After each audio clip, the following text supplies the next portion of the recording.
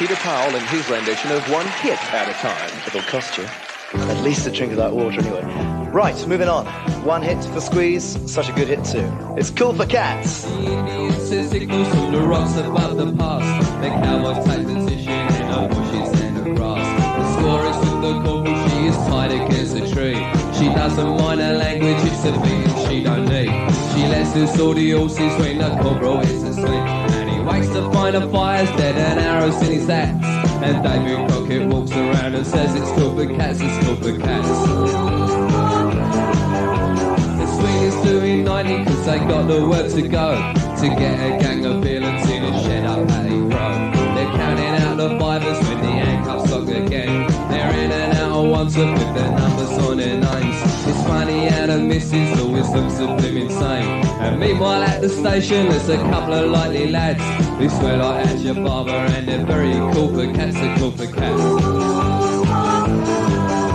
To change the mood a little, I've been posing down a pub. I'm seeing my reflection, I'm looking slightly rough. I fancy this, I fancy that, I wanna be so flash. I'll give a little muscle and I'll spend a little cash. But all I get is bitter and a nasty little rash. And by the time I'm sober I've forgotten what I've had. And everybody tells me it's cool to be a cat, it's cool to be cat.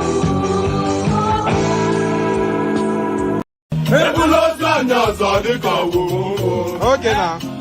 To person between my bed. I see. I see what the wedding forget me. Okay. Papa you look at you. And the Igaya. Mama say na wa be to go kwa. Aga na wa mu jelumba. O we butike. Aga ni lu de butilo wa nemo.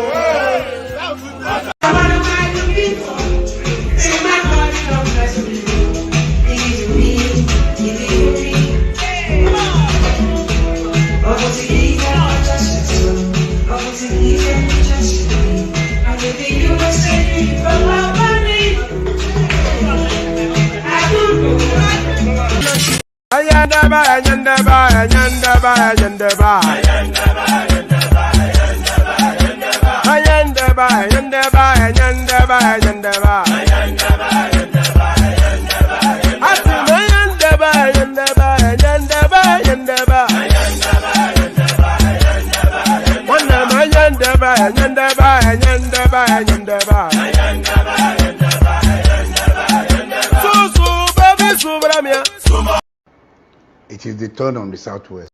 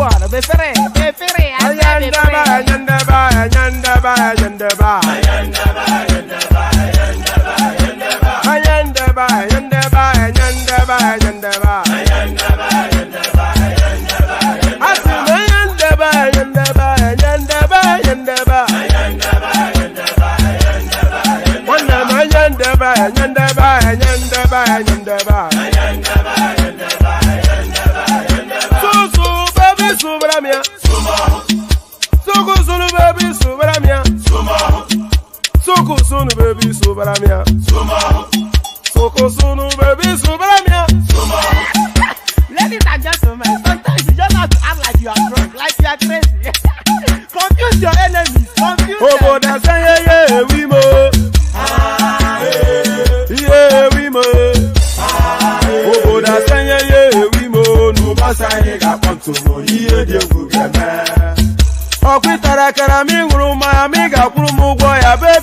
Ave Maria. How you feeling? Ayandaba, ayandaba, ayandaba, ayandaba. Ayandaba, ayandaba, ayandaba, ayandaba. Asima ayandaba, ayandaba, ayandaba, ayandaba. Wandaba, ayandaba, ayandaba, ayandaba, ayandaba. Susu, baby, subramia. Suku, sunu, baby, subramia. Suku, sunu, baby, subramia. Suku, sunu, baby, subramia. Asekwa nefo jabanye si akuna nyego bamukambasi ozo. Since I was born, but now I am getting youth. Akuna mota nwa akuna kogabu. And there it is right there. Since I was born and now that I am getting old, whatever comes next. So apologies first for the long and winding intro phase, that musical phase. Apologies for that. Earlier on in the day, I was subsumed by a burst of nostalgia. And then I was looking then at the music of that was the backdrop of my growing up days. And then that was what I came across. Those are the music that were popping into my head. So the Wura Fadaka, so I just remembered it. I didn't even hear it. It just popped into my head. And then I decided to go search it and then bring it to the platform. So that's the ad revenue gone, of course, because they are now going to claim this video.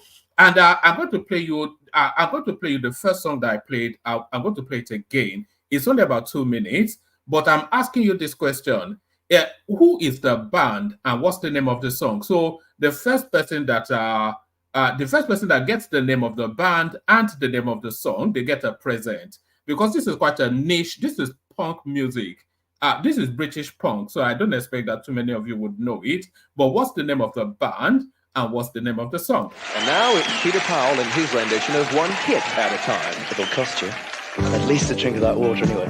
Right, moving on.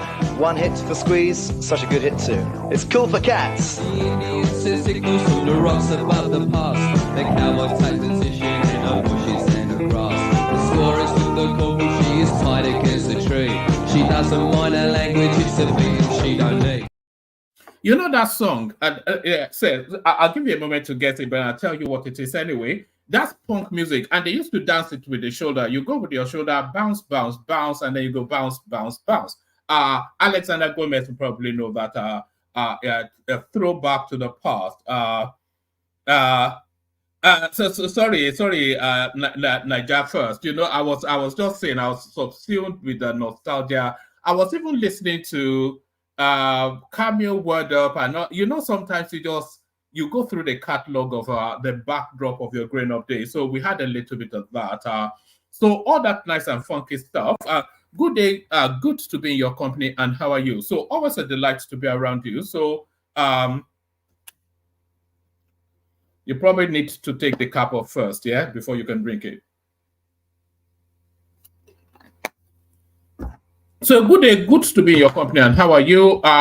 The usual protocol, click on the like button just as soon as you're coming in, subscribe if you haven't done that already.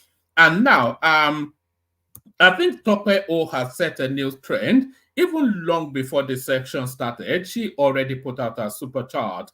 It says be thankful for life. So you should always be thankful for life. So that's Tope O right there. As soon as he comes in, Bosun joins her in that space. He has an appreciation of the music. I wonder which of the music you liked, Bosun, the Nigerian one or the British one. So follow that example. Use the dollar sign at the bottom of the screen. A super chart, the higher the super chart, the more round of applause you get. So we have a target of 5. We are 3 in already. So do all that nice and funky stuff. So click on like, click on subscribe, click on the hyperlink that says StreamYard. The studio needs to be populated, and it needs to be populated by new voices, because we are looking for new talent to expand, the space. So you be that new talent of the day, where we're always desperate for new voices for all of the reasons that I'm sure you recognize and understand. We need those new voices to continue to enrich the space. So yes. So all that stuff. Click on like, click on subscribe, click on the other link that says StreamYard. and use the dollar sign to super chat to the space. So all those nice and funky stuff. So it's going to be a mix of all sorts. This particular session is going to be a mix of all sorts. So we'll kick it off with, let me do this first. Have I got it? Oh, God. Give me 1 second. So it's going to be a mix of all sorts. We're going to kick it off with the headline on the screen, just as soon as I've done a little bit of. Yes, so a mix of all sorts, starting with the headline on the screen. So let's kick it off. All right. It's called "Cool for Cats" by a band called Squeeze. Let me send that in. "Cool for Cats," band called Squeeze. So. Oh, it's not letting me send it. I don't know why. But it's called "Cool for Cats," but COOL. For FOR Cats, CATS, and then the band is called Squeeze. So that's what it's called. Okay, so all that nice and funky stuff. Let's just launch straight into it, and let's kick it off with this. Eminent Northerners to Tinubu reject bid to cite U.S. French bases in Nigeria. So I'm somewhat conflicted with this one because there's an argument to have those sightings in Nigeria because it enhances somewhat the security, but then having those bases rather in Nigeria is a form of colonialization, as has been experienced by the Francophone space. But what is the argument being presented in this instance? Eminent Nigerians to Tinubu reject bid to cite U.S. French bases in Nigeria. So I think it may well be too late. I think the Americans are certainly coming, no doubt about that. Some eminent northern leaders, Okay, let's take it from here. In an open letter to President Bola Tinubu and the leadership of the National Assembly, let's take it from here. Some eminent northern leaders on Friday cautioned against allowing the United States and French government to relocate their military bases from the Sahel to Nigeria. So, of course, you are all aware that the Francophone spaces are kicking out the Western powers bases in their individual countries. The latest being Niger, and I think we had, in fact, all the Francophone countries seems to be repeating that as a policy position. So now those bases now have to park somewhere, and the nearest port of call, of course, Nigeria. But the Northerners are recoiling from that. Some eminent Northern leaders on Friday cautioned against allowing the United States and French governments to relocate their military bases from the Sahel to Nigeria. In an open letter to President Bola Tinubu and the leadership of the National Assembly, the leaders said the federal government should not succumb to such pressure. So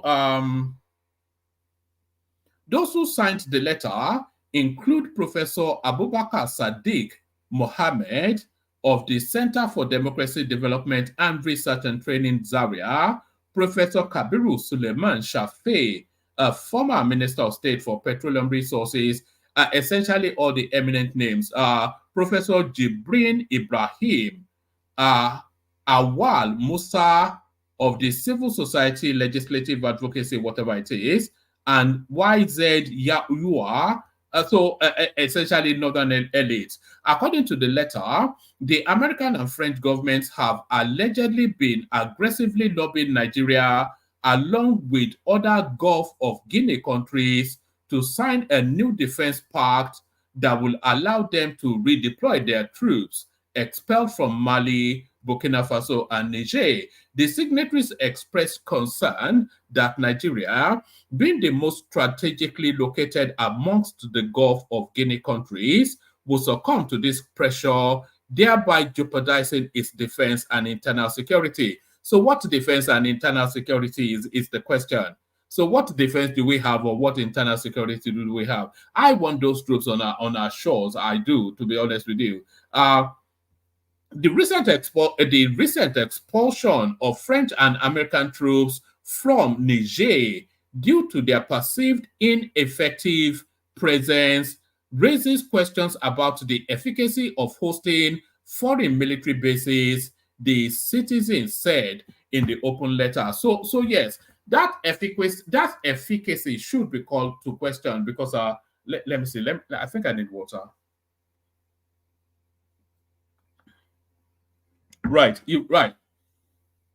that efficacy should be called to question because for all of those military bases that they've had in those francophone Sahel countries for decades on end, the insecurity there is the worst in the West African sub-region. So let's take it from the top again. Some eminent northern leaders on Friday cautioned against allowing the United States and French governments to relocate their military bases from the Sahel to Nigeria. In an open letter to President Bola Tinubu and the leadership of the National Assembly, the leaders said the federal government should not succumb to the pressure. So I'm not going to go through the list of names again. According to the letter, the American and French governments have allegedly been aggressively lobbying Nigeria along with other Gulf of Guinea countries to sign a new defense pact that would allow them redeploy their troops expelled from Mali, Burkina Faso, and Niger.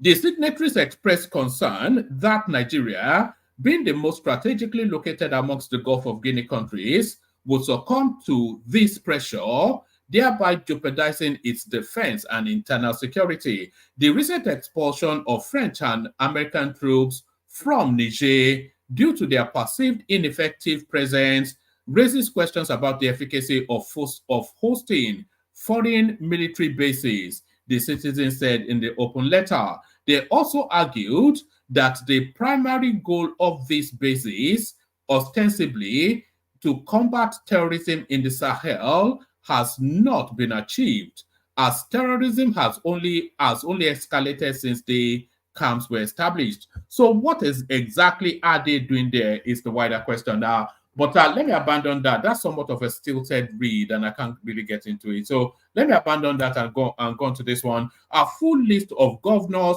who allegedly looted 2.187 trillion naira. So the rogue list. You know, the headline of this particular piece is that Peter Obi's name is not there. So that seems to be what the obedience and the usual suspects are celebrating. Full list of former governors who allegedly looted 2.187 trillion naira. So the rogue list. No fewer than 58 former governors have allegedly looted, embezzled, and laundered a total of 2.187 trillion naira in 25 years since democracy returned to Nigeria. Correspondents learned that the sum is based on the Economic and Financial Crimes Commission's EFCC's allegations against the former governors. The 2.187 trillion naira figure excludes properties seized worldwide and others currently under investigation worth billions of naira. According to Vanguard, the looted money is equivalent to the 2024 budget of Lagos State and the entire Southeast states. So let's just go through the rogue list. So the headline is that Peter Obi's name is not there. But Peter Obi's name is not there, not because he's not a looter, but because, of course, it's such a politically sensitive name that they're just better off not putting his name there. So there's Abubakar Audu of Kogi State, TAOG and Sons, Abia State, Yahaya Bello, of course, Chimaroke in Namani, Enugu State is there. Sullivan Chime, he's there. Kayode Fayemi, of course, a criminal. Ayo Fayoshe, we see how they are spending his money all over the world. In fact, all the names you'd expect. Aliu Wamako, Sule Lamido, Joshua Diraye, Temipre Silva, who was the petroleum minister under Buhari, minister for state, that is. So he looted even more from that space. Bello Matawale, there was actually a protest, I think as early as 2 days ago at the EFCC, when indigents were insisting that his case file must be reopened. Lucky Igbenedion, the Edo State guy, Rabiu Kwakwanso, a known criminal, Peter Odile. So it's just the usual suspects, really, isn't it? Godswill Akpabio, your Senate president. But God Almighty, Godswill Akpabio is the second highest looter on this list. Over 100 billion naira he allegedly looted, but not to be matched, or outmatched rather by Ali Modu Sharif of Borno State, who stole 300 billion. I'm a bit dubious of these figures because I'm not quite sure that there is 300 billion available to be looted in Borno State. We know what their internally generated revenue are, or all of them, and we all know what the federal allocation is. So I'm not quite sure that there is 300 billion naira available to be looted in Borno State. So quite how they came about that figure. Darius Ishaku, Taraba. So they just all stole anyway. What do I do? James Ibori, 40 billion naira. The usual suspect, really. Who else is what? Mutala Yako, 29 billion. Rashid Ladoja for your state, 47 billion.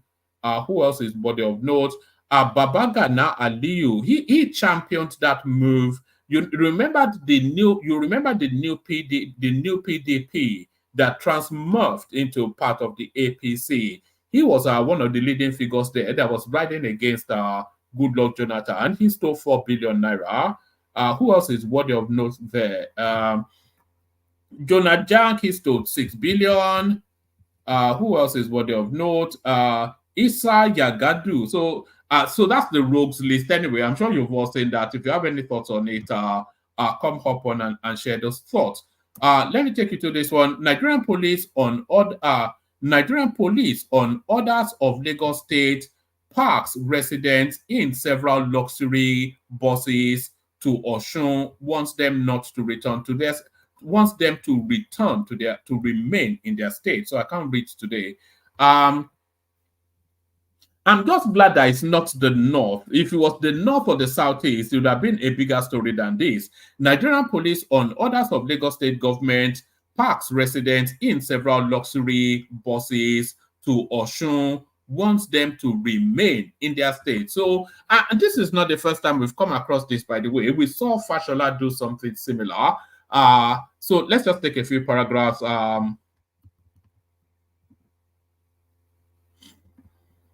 It says, facts have emerged about how the Nigerian police force, in conjunction with the Lagos State Task Force, parked hundreds of residents and young people from the streets of the state on Friday and dumped them in Osun State. One of the youths, who said he was taken away by the Nigerian police at his place of work on Friday afternoon, narrated this ordeal. He said the law enforcement agents parked young people from Ajah, TBS, and island areas of the state and gathered them inside an uncompleted building at the Makoko police station before moving them to a forest in Ilesha town in Osun State. He said there were about 5 luxury buses filled with youths that were taken to Osun State in the company of policemen. So I'm not quite sure what this even means. That sounds like fake news to me. I'm not quite sure. That sounds like fake news to me. No journalist has been detained under Tinubu's government. This is a grace for all of the news, because there's speculations and rumors being spread that they're being draconian towards free speech somewhat. So I think that is where this is coming from. Minister of Information and National Orientation, Mohammed Idris, has said no journalist has been incarcerated under the Bola Tinubu administration for practicing responsible journalism. So there's a caveat in there. Has any been arrested at all? Because I think there was this Agba Jalingo or somebody from Plateau State. I think there may well have been one incident. The Minister of Information and National Orientation, Mohammed Idris, has said no journalist has been incarcerated under the Bola Tinubu administration for practicing responsible journalism. Idris said this on Friday in Abuja whilst answering questions at a press conference organized by his ministry to commemorate this year's World Press Freedom Day. So that's so I think that's just to document that. So we just document that and we move on. And by the way, plenty of spaces in the. Oh yes, I think I'm going to play. I think I'm going to play you a clip of this girl later on. But let me go to this. Oh, all right, let me bring you this one. We are not Igbos. Rivers Ikwere blast Nwanyanwu Ohaneze. So that's that never-ending saga of being Igbo by force. I think that's still ongoing. Let me just give you a few paragraphs. I don't really want this to be the theme of the session, but somebody sent it in. The claims by Ohaneze Indigbo and its president, Chief Emmanuel Iwayanwu, that Ikwere is part of Igbo has drawn the ire of the Ikwere Social Cultural Group. I'm not going to attempt their name, so I'll give you their acronym, IPO. The membership of the IPO, led by Dr. Akachukwu. So how can you be called Akachukwu and claim that? You see, that's where the conflation is there. They call you Rotimi, Chi something Amechi, and you say you are not Igbo.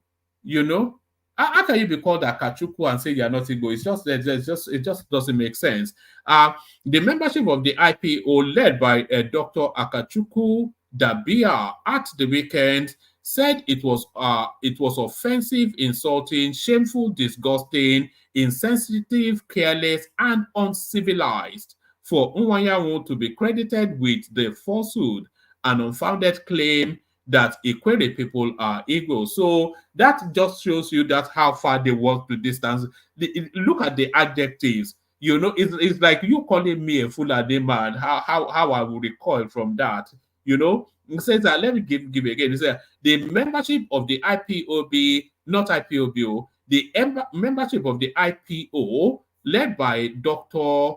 Akachukwu Dabia, at the weekend, said it was offensive, insulting, shameful, disgusting, insensitive, careless, and uncivilized for Nwanyanwu to be credited with the falsehood and unfounded claim that Ikwere people were Igbos. So if they are Igbos, they certainly don't want to be. I think that is clear. Whether they are Igbos or not, they don't want to be Igbos. It says for the avoidance of doubt, the Ikwere people are a distinct ethnic nation recognized in Nigeria and the United Nations. Ikwere language is one of the recognized languages in Nigeria and the United Nations. Whoever is in doubt can contact the appropriate government authorities in Nigeria and the United Nations. Whilst Ikwere is our political name, and then it goes on to say some funky. So this is I'm going to spell this rather than attempt to pronounce it. IWHNOUROHAHNA. So that is their native name, and both refer to the same people, Ikwere ethnicity. So they're just clarifying that the Ikweres are not Igbos. That's just what they want to get across.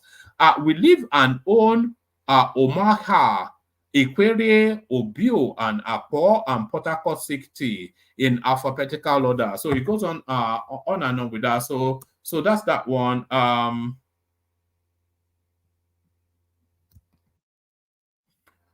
All right. Let me play you. Let me play you a couple of clips, and then I've only got one person in the studio. So if anybody wants to hop on, this will be the time. So I would need more than one person to be in the studio. So if you want to hop on, hop on. Let me play you. I'll play you a couple of clips.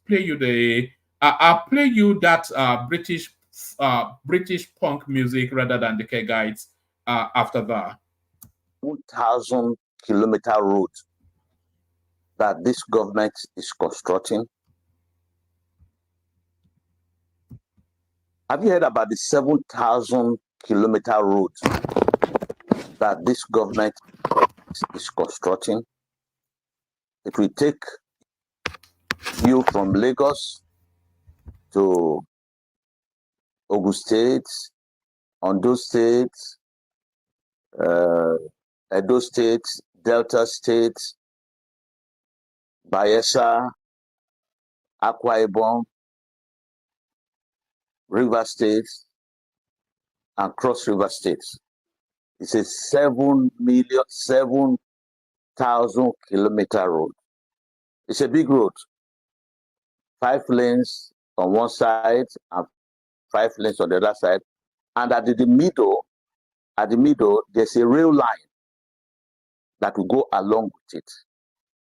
So anyway you are going along this route from all these places, you could either choose to go by road or go by rail. It's a very exciting route because many people that would have traveled by air, they prefer to go by the rail because rail is relatively cheaper, far cheaper compared to air, and safer than air and even road transport. I'm excited about it because it will improve the economy. It will help to increase trade. And where you normally spend 10 hours to, because like from Lagos to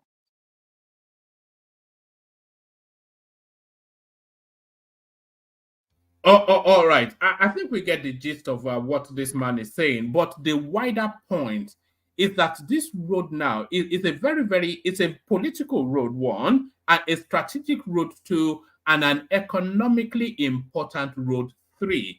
So let me read you the caption that this guy trailed it with. It says the rate at which South folks are coming out to endorse Lagos Calabar Coastal Highway is unprecedented or unprecedented. And I also saw yesterday all the South governors, they came out and endorsed that road.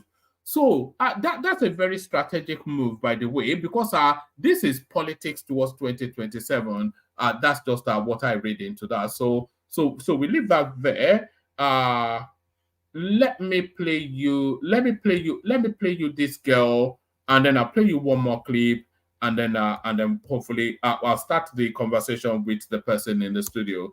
Let me play you this. They keep telling us that we're not exporting, but that's a lie. We are exporting. We're just exporting under the table. Who owns it? Who is funding it? Who truly is the person behind it? 2 Chinese individuals and 1 Nigerian have been arrested over illegal mining in Ogun State. There are so many things going on in this country. A cartel of illegal miners have been nabbed. Well, I can't even say it's a cartel because it's 2. EFCC arrested Yao Chao and Zhao Jing, who are working alongside Chiji Osuji. They were found transporting minerals such as marble, lepidolite, lithium, and some other minerals outside of the country. They have a personal mining site in Ogun State. Guys, from the pictures that these EFCC operatives sent, this is not a small operation. It's a massive one, because EFCC have said it was illegal mine. But you guys have to understand that when people are mining, you can't just go into a place and just start to dig the ground. It's actually not possible. They have information and knowledge from someone who told them that there were minerals and resources in a specific part of the land, and that information is not easily found. There's a mining ministry that's actually responsible for that specific action, and they're the ones that would tell the people who decide to come and mine there. So my real question is, how is it possible that this is an illegal mine? Guys, look at the magnitude of resources that were pulled out from the ground in this picture. And they want to call it illegal. The machinery that has been used and deployed to actually go ahead and excavate these minerals from the ground, it's not a small feat. These machines were brought in from other countries. They were shipped. All right. So that girl right there, she's making some points. We cannot continue to call it illegal mining because these are big, vast operations being carried out in open glare. And there was one clip that somebody sent a while ago. But when these trailers and trailers of these resources being harvested and moved from the middle belt. So now when they harvest all these things and they pack them on trailers, so they are not then taking it to, they take it to their warehouse, they bag it, but then they have to get it out of the country. So that means they get it via the port. So there's a lot of corruption, complicity all the way through that chain. And you cannot be mining at that industrial level and just there's complicity there, so it's a bit lazy just to call it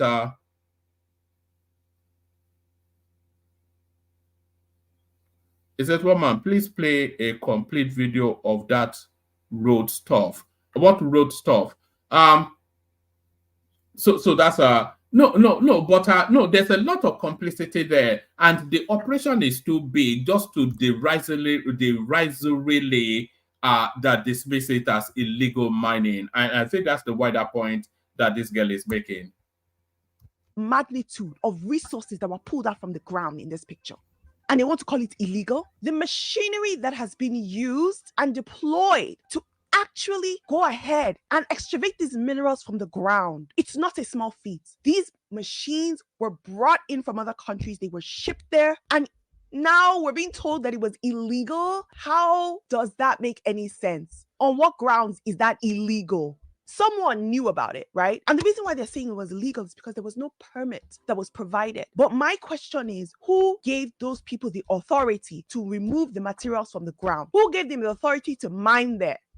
Now, what you guys need to understand is this is a very serious matter. Nigeria currently does not have dollar reserves. Our dollar reserves are depleting. The reason why the Naira continues to lose power is because we keep importing. And they keep telling us that we're not exporting. But that's a lie. We are exporting. We're just exporting under the table. And because we're exporting under the table, it does not benefit our economy. They keep telling us that, oh, we're only exporting oil. We're only exporting oil. It's a lie. So I want you to comment down below and let me know if you think Ogun State's government was aware or not. When I did social studies, when I was in primary school, when you draw a map of Nigeria and they ask you that you should fill out all the minerals and resources in the country, do you know how many minerals and resources you're going to fill out on the map? Nigeria is blessed. Blessed. Let me actually say, it's unfortunate that I can't expand this. I'm going to actually look for this map that this girl has put up there. A map of Nigeria dotting all the mineral resources state by state. Which first video? Okay. All right. If you want to say it, then I'll play it in full. I thought you may be bored of it, but we'll watch this to the end and then I'll play that for you as well, Prince. Blessed with resources, and yet, for some reason, we keep doing ourselves.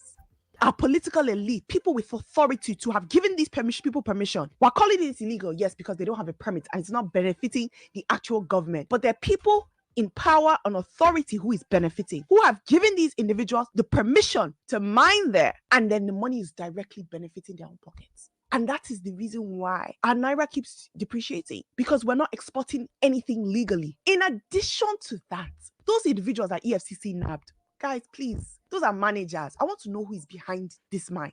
Who owns it? Who is funding it? Who truly is the person behind it? Who is the person that's giving them authority to be there? These small investigations that EFCC does, where it doesn't lead to any actual revelation of what's really happening and how this can be curbed, they're not good enough for me. And the reason why I'm so upset about this is because it's enough. Like, we're just doing ourselves over and over. And then when I say EFCC will now say that they've done work. Guys, your work is not complete. So your work is not complete until you have done proper investigation. Shady behavior like this actually costs lives. The Ibadan blast that happened, it was because there was dynamite placed in a residential area when it was not supposed to be there, and the dynamite was used for an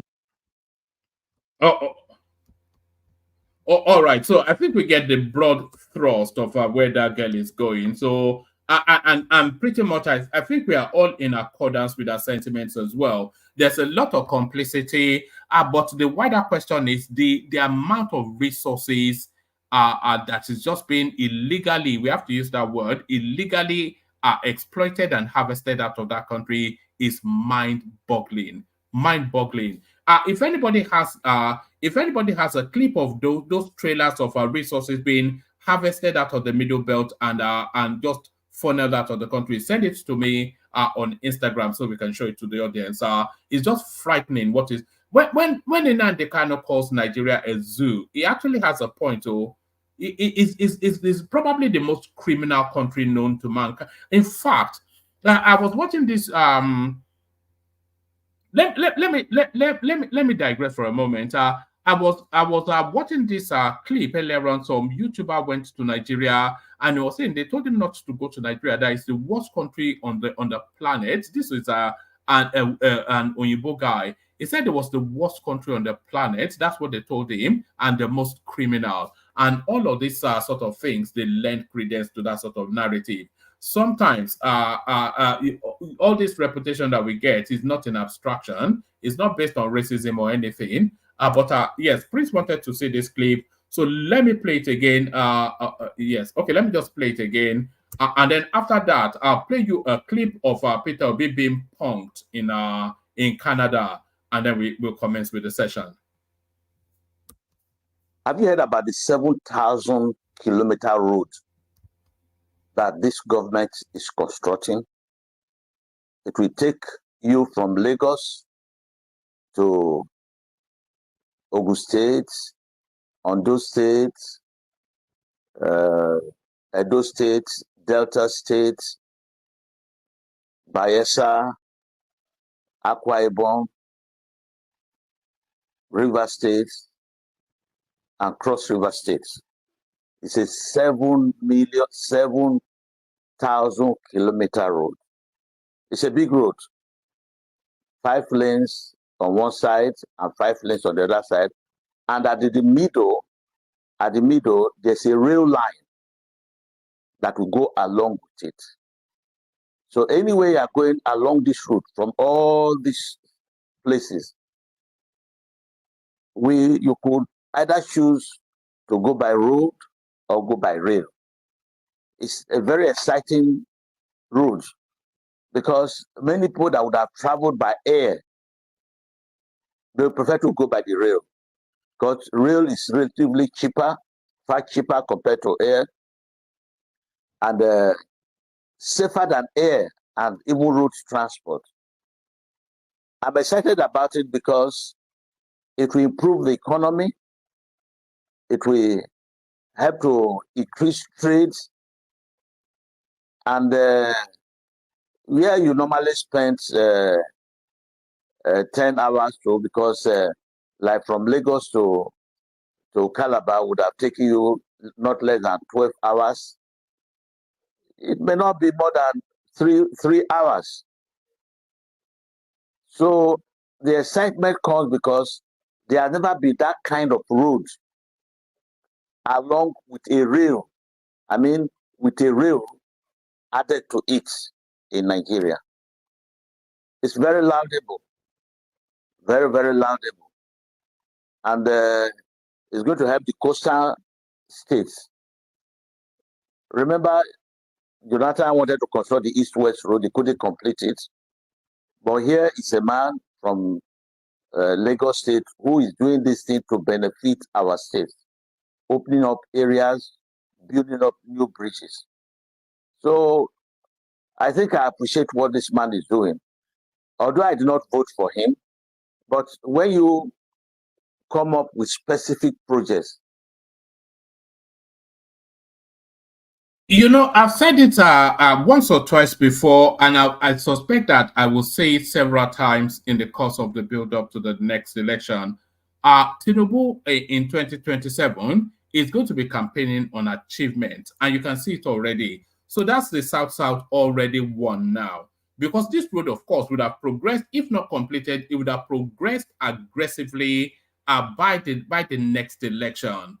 And you would not then tell all these people whose life has been abandoned for endless decades to now say that somebody that is opening up their life to brighter times should not carry on as president. So I'm saying it again, Tinubu in 2027 is going to be campaigning on achievements. And you will see, even before the end of this year, you will be seeing the pivoting of the Nigerian state as well, and you will struggle then to present an argument against him. This man now, he said he did not vote for him in the last election, but who do you think he will vote for in the next one? Oh, I think I appreciate what this man is doing. Although I did not vote for him, but when you come up with Imagine if you go up to this guy. Imagine if you go up to this guy and start to shout P2B, P2B. What if it will slap you? It will slap you. So I think I appreciate what this man is doing. Although I do not vote for him, but when you come up with specific projects that can change the lives of people, I think it's good to acknowledge them.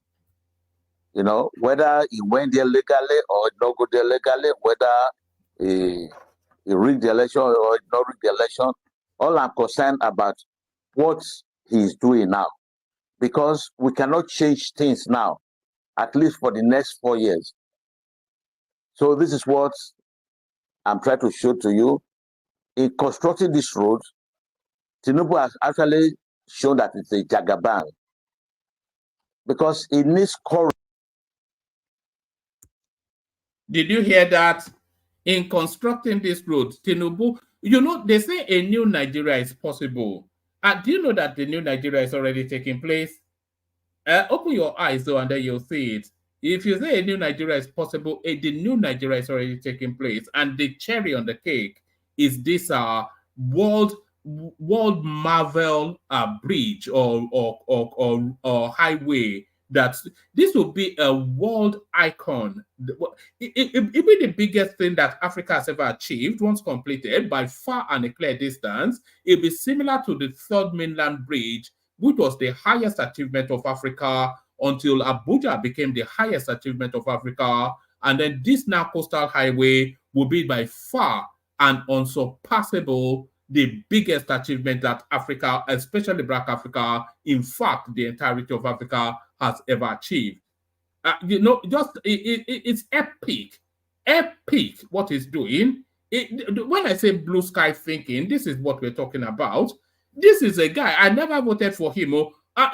Just suspend disbelief in your mind, suspend prejudices, and tell me who you think this guy is going to vote for in the next election.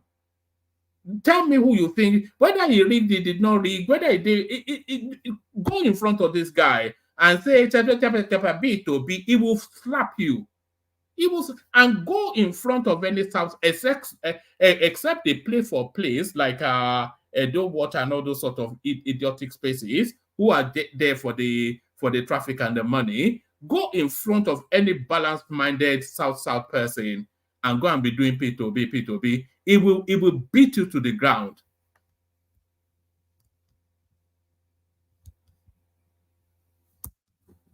And it's going to help the coastal states. Remember, Jonathan wanted to construct the east-west road. They couldn't complete it. But here is a man from Lagos State who is doing this thing to benefit our state, opening up areas, building up new bridges. So I think I appreciate what this man is doing. Although I do not vote for him, but when you come up with specific projects that can change the lives of people, I think it's good to acknowledge them. You know, whether he went there legally or not go there legally, whether he rigged the election or not rigged the election, all I'm concerned about what he's doing now. Because we cannot change things now, at least for the next 4 years. So this is what I'm trying to show to you. In constructing this road, Tinubu has actually shown that it's a jagaban. Because it needs courage to be able to commit so much money. It's going to run into trillions of naira. Well, somebody might say some of the money might be stolen, but that's not what we are talking about now. If the road was not constructed, the money could possibly have been stolen. But we are now emphasizing on the fact that this is what this man, the Jagaban of Africa, this is what he's doing. The Emiloko of Africa, this is what he's doing. The Bola Blue is town hall different from Bola Blue, Bar Blue. This is what he's doing. I want us to appreciate him, and I want the whole country to say this is a nice job. Thank you. So there it is right there. Without equivocation, there's no mixing words. There's no ambiguity in what he said. It's quite clear. You know, he didn't use any funky big grammar. He spoke it directly to you. The bulabu and the bulaba, yes, you've had all of your fun. You've done your agbado, but now we're back to serious business. So grown-up adults doing serious work is what he's saying to you. So clear the deck. So you've had all of your fun, but now grown-up adults doing serious stuff. So you did this, so now Tinubu is doing that.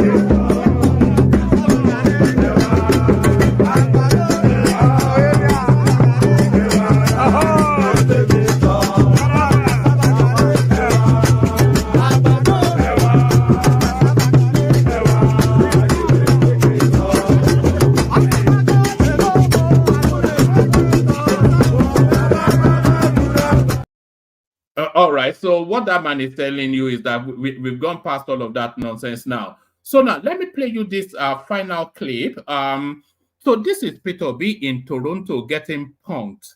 So you know Peter B, of course, is on a global tour in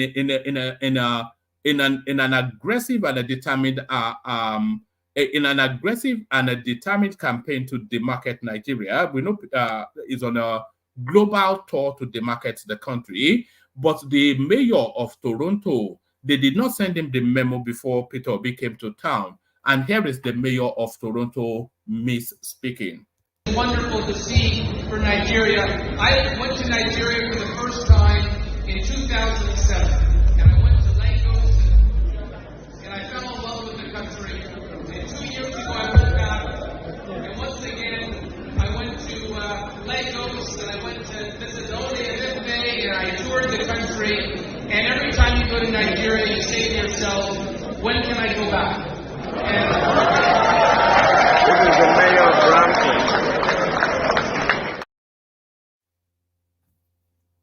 So there it is right there. So that was the mayor of Toronto welcoming Peter Obi to Toronto. Peter Obi, of course, on a global tour to demarket the country, as we all know. But as I said, that mayor did not get the memo. So that was the mayor then, thinking it was being diplomatically pushy towards Peter Obi, telling him then that the first time he visited Nigeria, he went to Lagos in 2007. And he enjoyed it so much that he was thinking to myself, when can I come back? Now, somebody remind me, who was the governor of Lagos State at that time?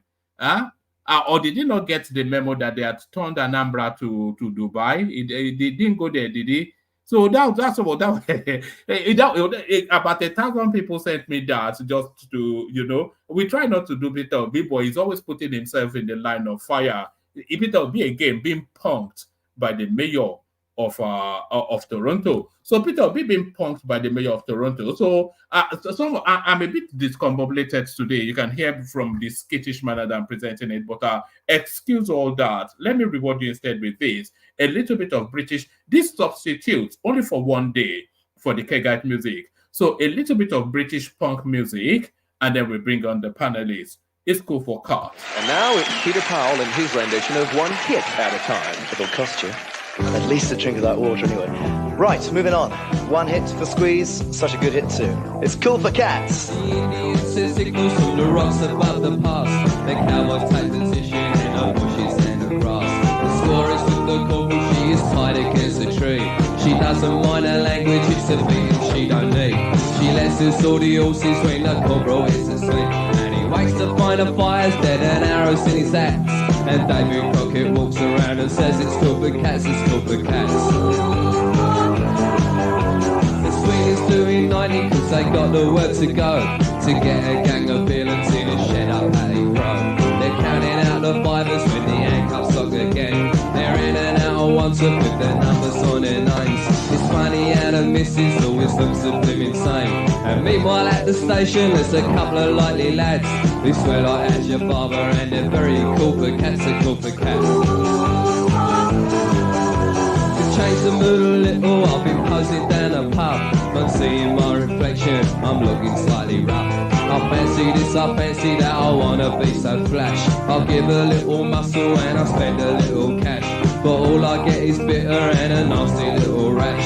And by the time I'm sober, I've forgotten what I've had. And everybody tells me it's called a bit of cat, it's called a cat.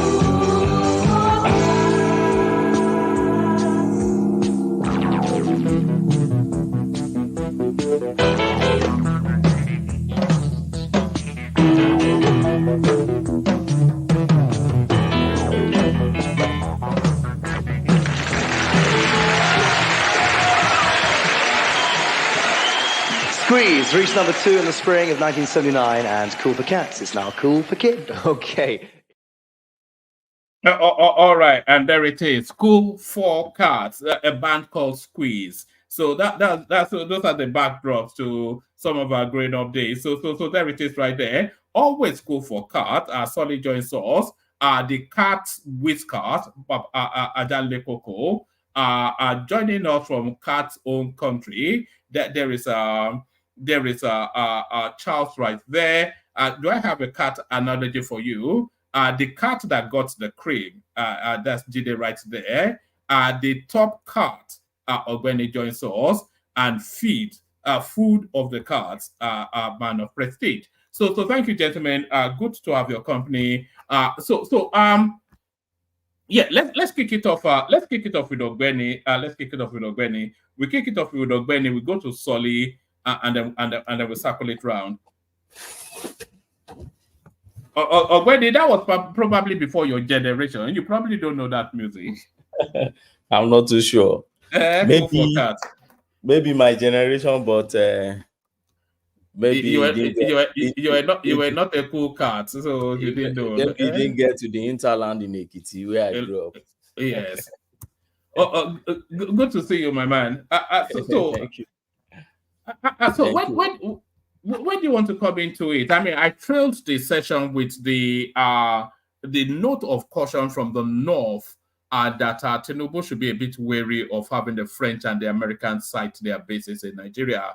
But I'm not sure that I am fully recoiling from that, given our state of insecurity. But you can start from there, or whatever interests you in the news. No, okay. Right, I don't know. I think I joined a bit late, but these days I realized that major news outlets are fond of picking their news from Twitter and Instagram and others. Sorry, Ogbeni. Sorry, let me reshuffle that order a little bit. Jide comes after Ogbeni, because I did promise him the last time because he waited so long. Carry on, Ogbeni. So I realized that recently, major news media that we're used to, you see them sourcing their news from social media, Twitter, Instagram, and others, where any person could just be there, sit in the comfort of their probably living room or bedroom and be tweeting things out, or maybe an infant sitting somewhere tweeting something out, or maybe somebody with mental issue or Down syndrome or something that, see, many people are in that space, Twitter, Instagram, and others. When they tweet out, unfortunately, I realized recently that our major news media go there to fetch news, particularly for when you see them, they want to play, this sensationalism thing. They come out, they put it out there, they embellish it, and they give it a major, a bold caption. So I'm wary of picking news these days and then running with it. Like this, you see them, okay, some eminent northern leaders. Who are they? Is it Sultan? We know the eminent northern leaders. When you want to pick them, it's either you pick them from the traditional leadership or political space, or you pick them from the religious space. It's always of these three spaces. When you go to all those group, sorry, there are some stellar names from academia there.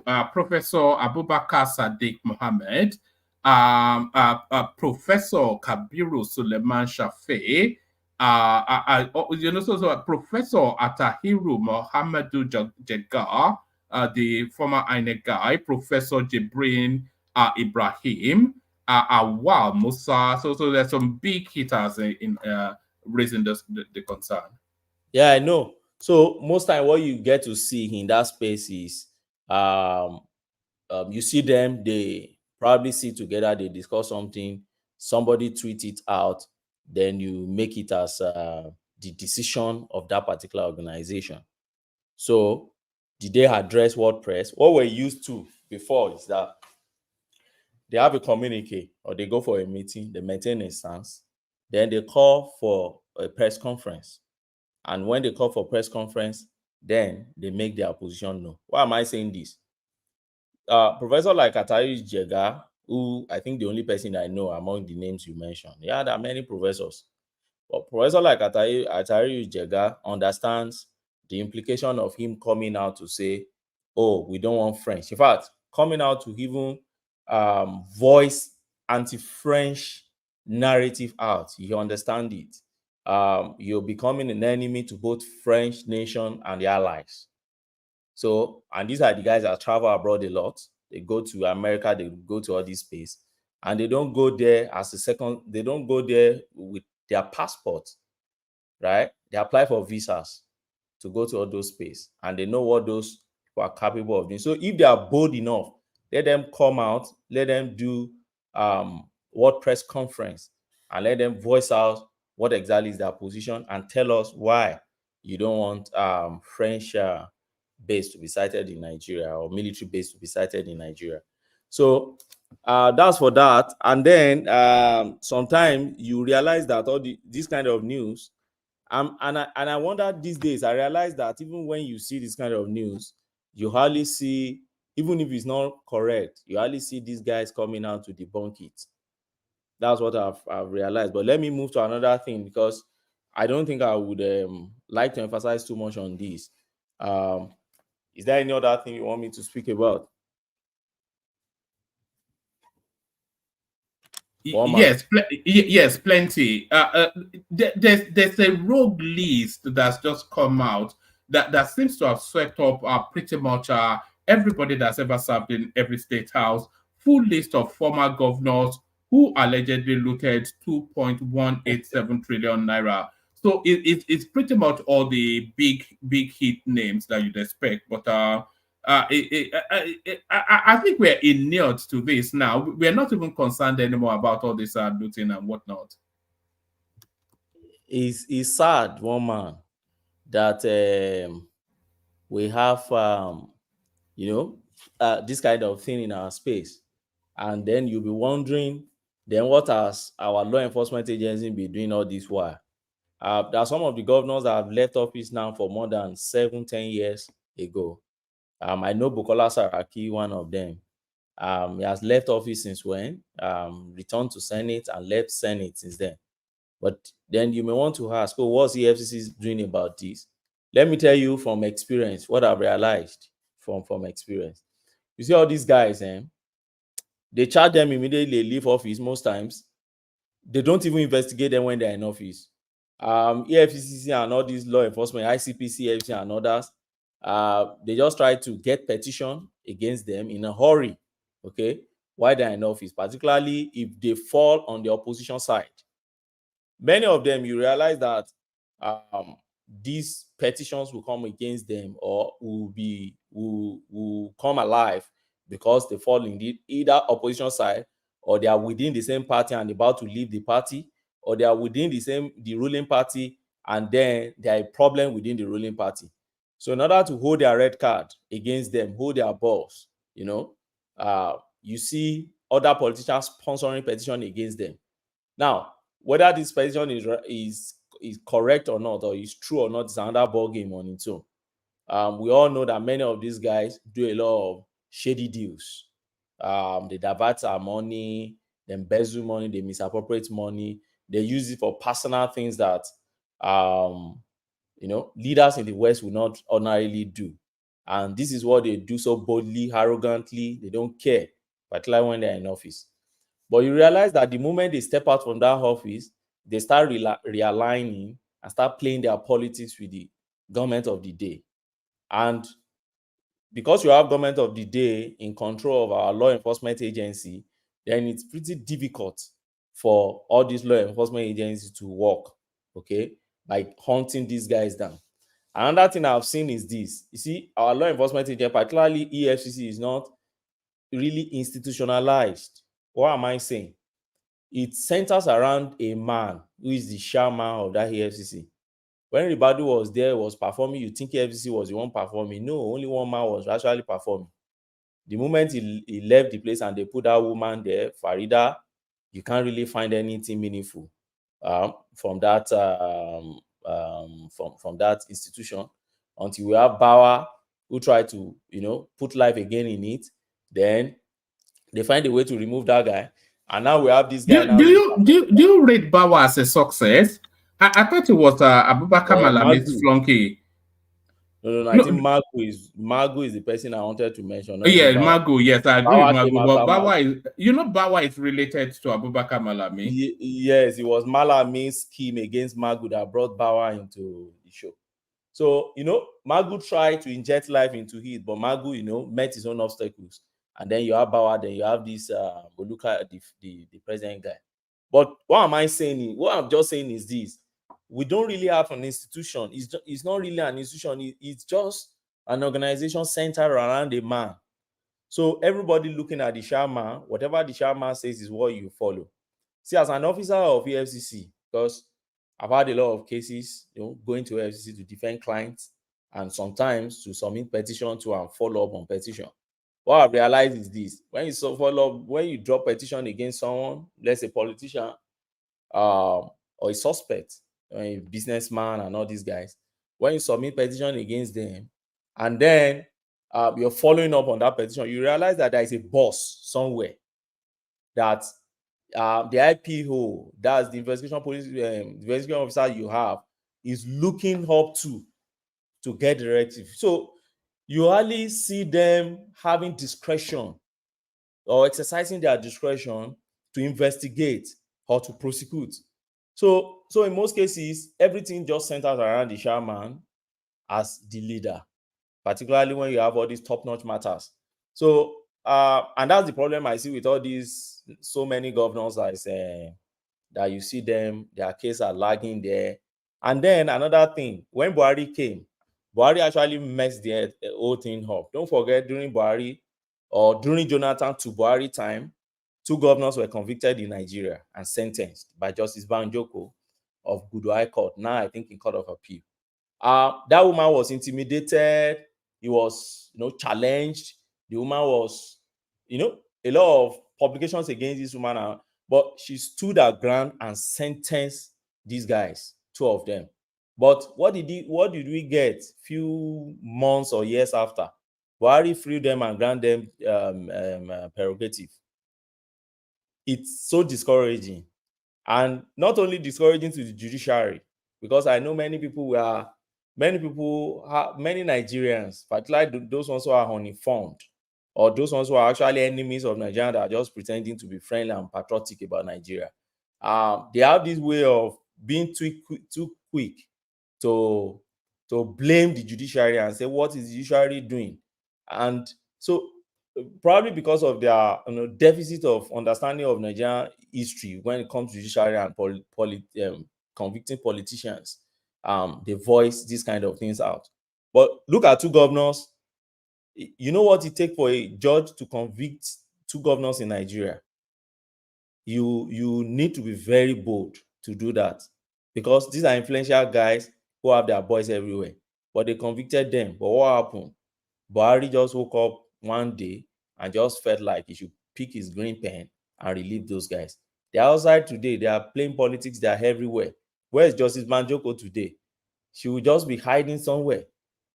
Because seeing somebody that you suffer so much and sweat so much to convict, and you see them still moving around everywhere, and their assets you seize from them, they've granted them mercy, they've acquired more assets and other assets outside there, and they are enjoying their life.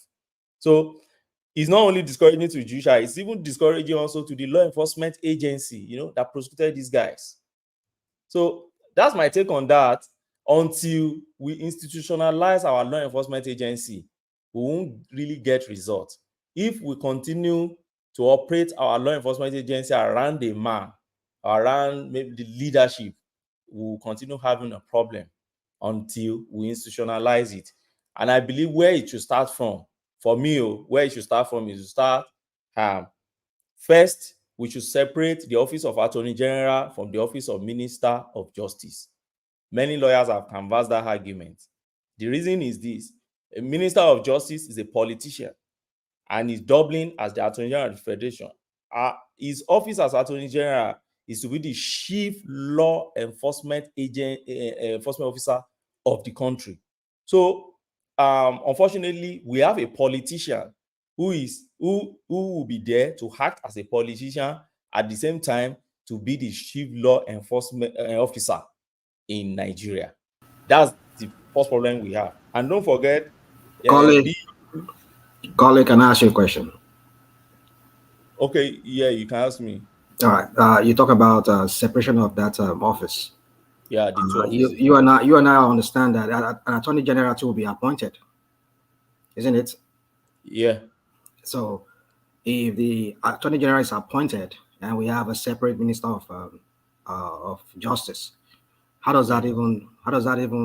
What difference does it make? Okay, so you look at the jurisdictions where they separate it. Sorry, when you tag this onto Rational Minds question, should the and I agree with you as well that it's one is a policymaker and one is an enforcer, but that Attorney General of the Federation should it be a lifetime appointment? Is it till retire? Should it be till retirement or till death? Sort of like rather than cycling around every administration. Okay, so we look at how it is, how you appoint Attorney General in some advanced jurisdictions, okay, and how you have Minister of Justice. Let me give you an instance of United States of America. United States of America, your Attorney General is a statutory member of the cabinet. The meaning of that is that your Attorney General is not the regular politician. In fact, it's not a politician. He's there as member of the cabinet by virtue of occupying a statutory office. I'll give you an instance of who can fit into that in Nigeria. That is, if we don't really want to shake our system too much. Because in Nigeria, we have this way of when you shake the system too much, politicians find their loopholes and they hide there and the system settles there. And then another 40 years, we don't have the system to shake again. So, for instance, you may want to ask yourself, how do we have DPP? DPP is the highest, what do you call it? The civil servants, the highest ranking civil servants in the Ministry of Justice. So you may want to ask me, so how do we have DPP? DPP is not a politician. By the way, DPP simply means Director of Public Prosecution. Prosecution. He's a Director of Public Prosecution. He's not a politician. He's a statutory member of that office, or statutory occupier of that office by virtue of being a civil servant, who through promotion as a civil servant rise through the ladder of you enter Ministry of Justice, you start as a counsel, you move to senior counsel, you move to principal counsel, you move to this, then eventually you become a director, then you become a PAMSEC, then you become a director of public prosecutor. And as you are moving, other people are coming next to you, just like that. So, Benny, can I say something you just mentioned a while ago about the Attorney General in America? Just let me land on this one. No, I'm just trying to correct you. Maybe you are not aware of it. Attorney General in America is elected. They are not appointed by the governor anymore. It's elected. Go and look at it. No, we're talking about we're talking about the federal Secretary of Justice. I mean, we don't have a Secretary of Justice. That's the point I want to draw to him. We do not have Secretary of Justice, but we have the Department of Justice. So it's the Attorney General that's appointed by Biden or whoever gets in there that heads the Department of Justice here in America, the federal Department of Justice. But state Attorney General are elected. We're not talking about, let's leave that. We're not talking about state, we're talking about the federal, for the federal government. Okay. Yeah. Now, what Biden does is this. Biden does not appoint the Attorney General in the United States. Biden only nominates the Attorney General in the United States. Come on. Appoint, nominate. What's the difference? It's different. So what's the difference? Tell us now. Okay, let me tell you the difference. So the difference is this. When you pick your Inspector General of Police in Nigeria, your Inspector General of Police is appointed by the president. Do you know why? Because your Inspector General of Police is answerable to the president. The president is his boss. Now, the president appoints, all right, and then the Senate approves. It's different from when I nominate and your Senate is the one that's appointing.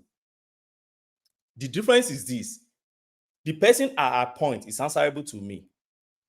Inspector General of Police should not do anything without submitting to the president. The chief, our service chiefs, all of them cannot do anything without submitting to the president because their president is their C-in-C. He gives command to them and they follow. All right? That is not the case you have in the US. Let me give you another example. Supreme Court justices in the US are nominated, isn't it? They are nominated by the president. But are they under the control of the president? The answer is no, because the president doesn't appoint them. Well, you are convoluting the whole thing now. Wait a minute. I think they are nominated, but the Senate, the Congress has to approve this. They have to confirm. They confirm. They have to confirm them. Yeah. Even though you appoint them, that is not an automatic. You can't go to the Supreme Court without them being confirmed. It's just a nomenclature here. I think it's all about just the. No, it's not. Hold on. Let me put this. Let me make clarification. Wait, so that you don't break my thought. The difference in the two, I've told you.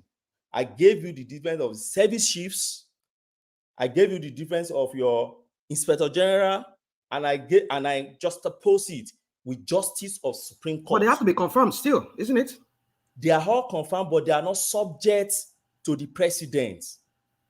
They don't take up that. That's what I'm saying. This is becoming confusing the way you are explaining it. So no, it's not. It's not. It's simple now. You said appoint.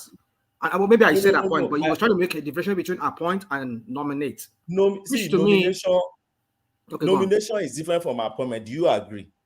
Well, if you want to go to the real meaning of both terms, there could be a difference in some ways. Yeah, but what I'm saying is that either it nominates, appoints, in any way you want to put it, but it has to be confirmed by the National House of Assembly. Of course. Same here in the United States.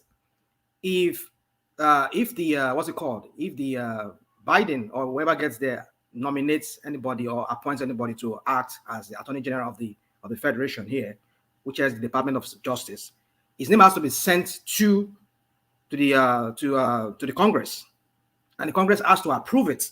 So it's the same pattern. But what I'm putting to you is this: we do not have a separate minister of. We don't have it here. We have a Secretary of Department of Justice here. We have the Secretary of Department of Defense, of States, and all of that. But we do not have Secretary of Department of Justice. We have an Attorney General who heads that department. So we don't have it separate. But yet it functions.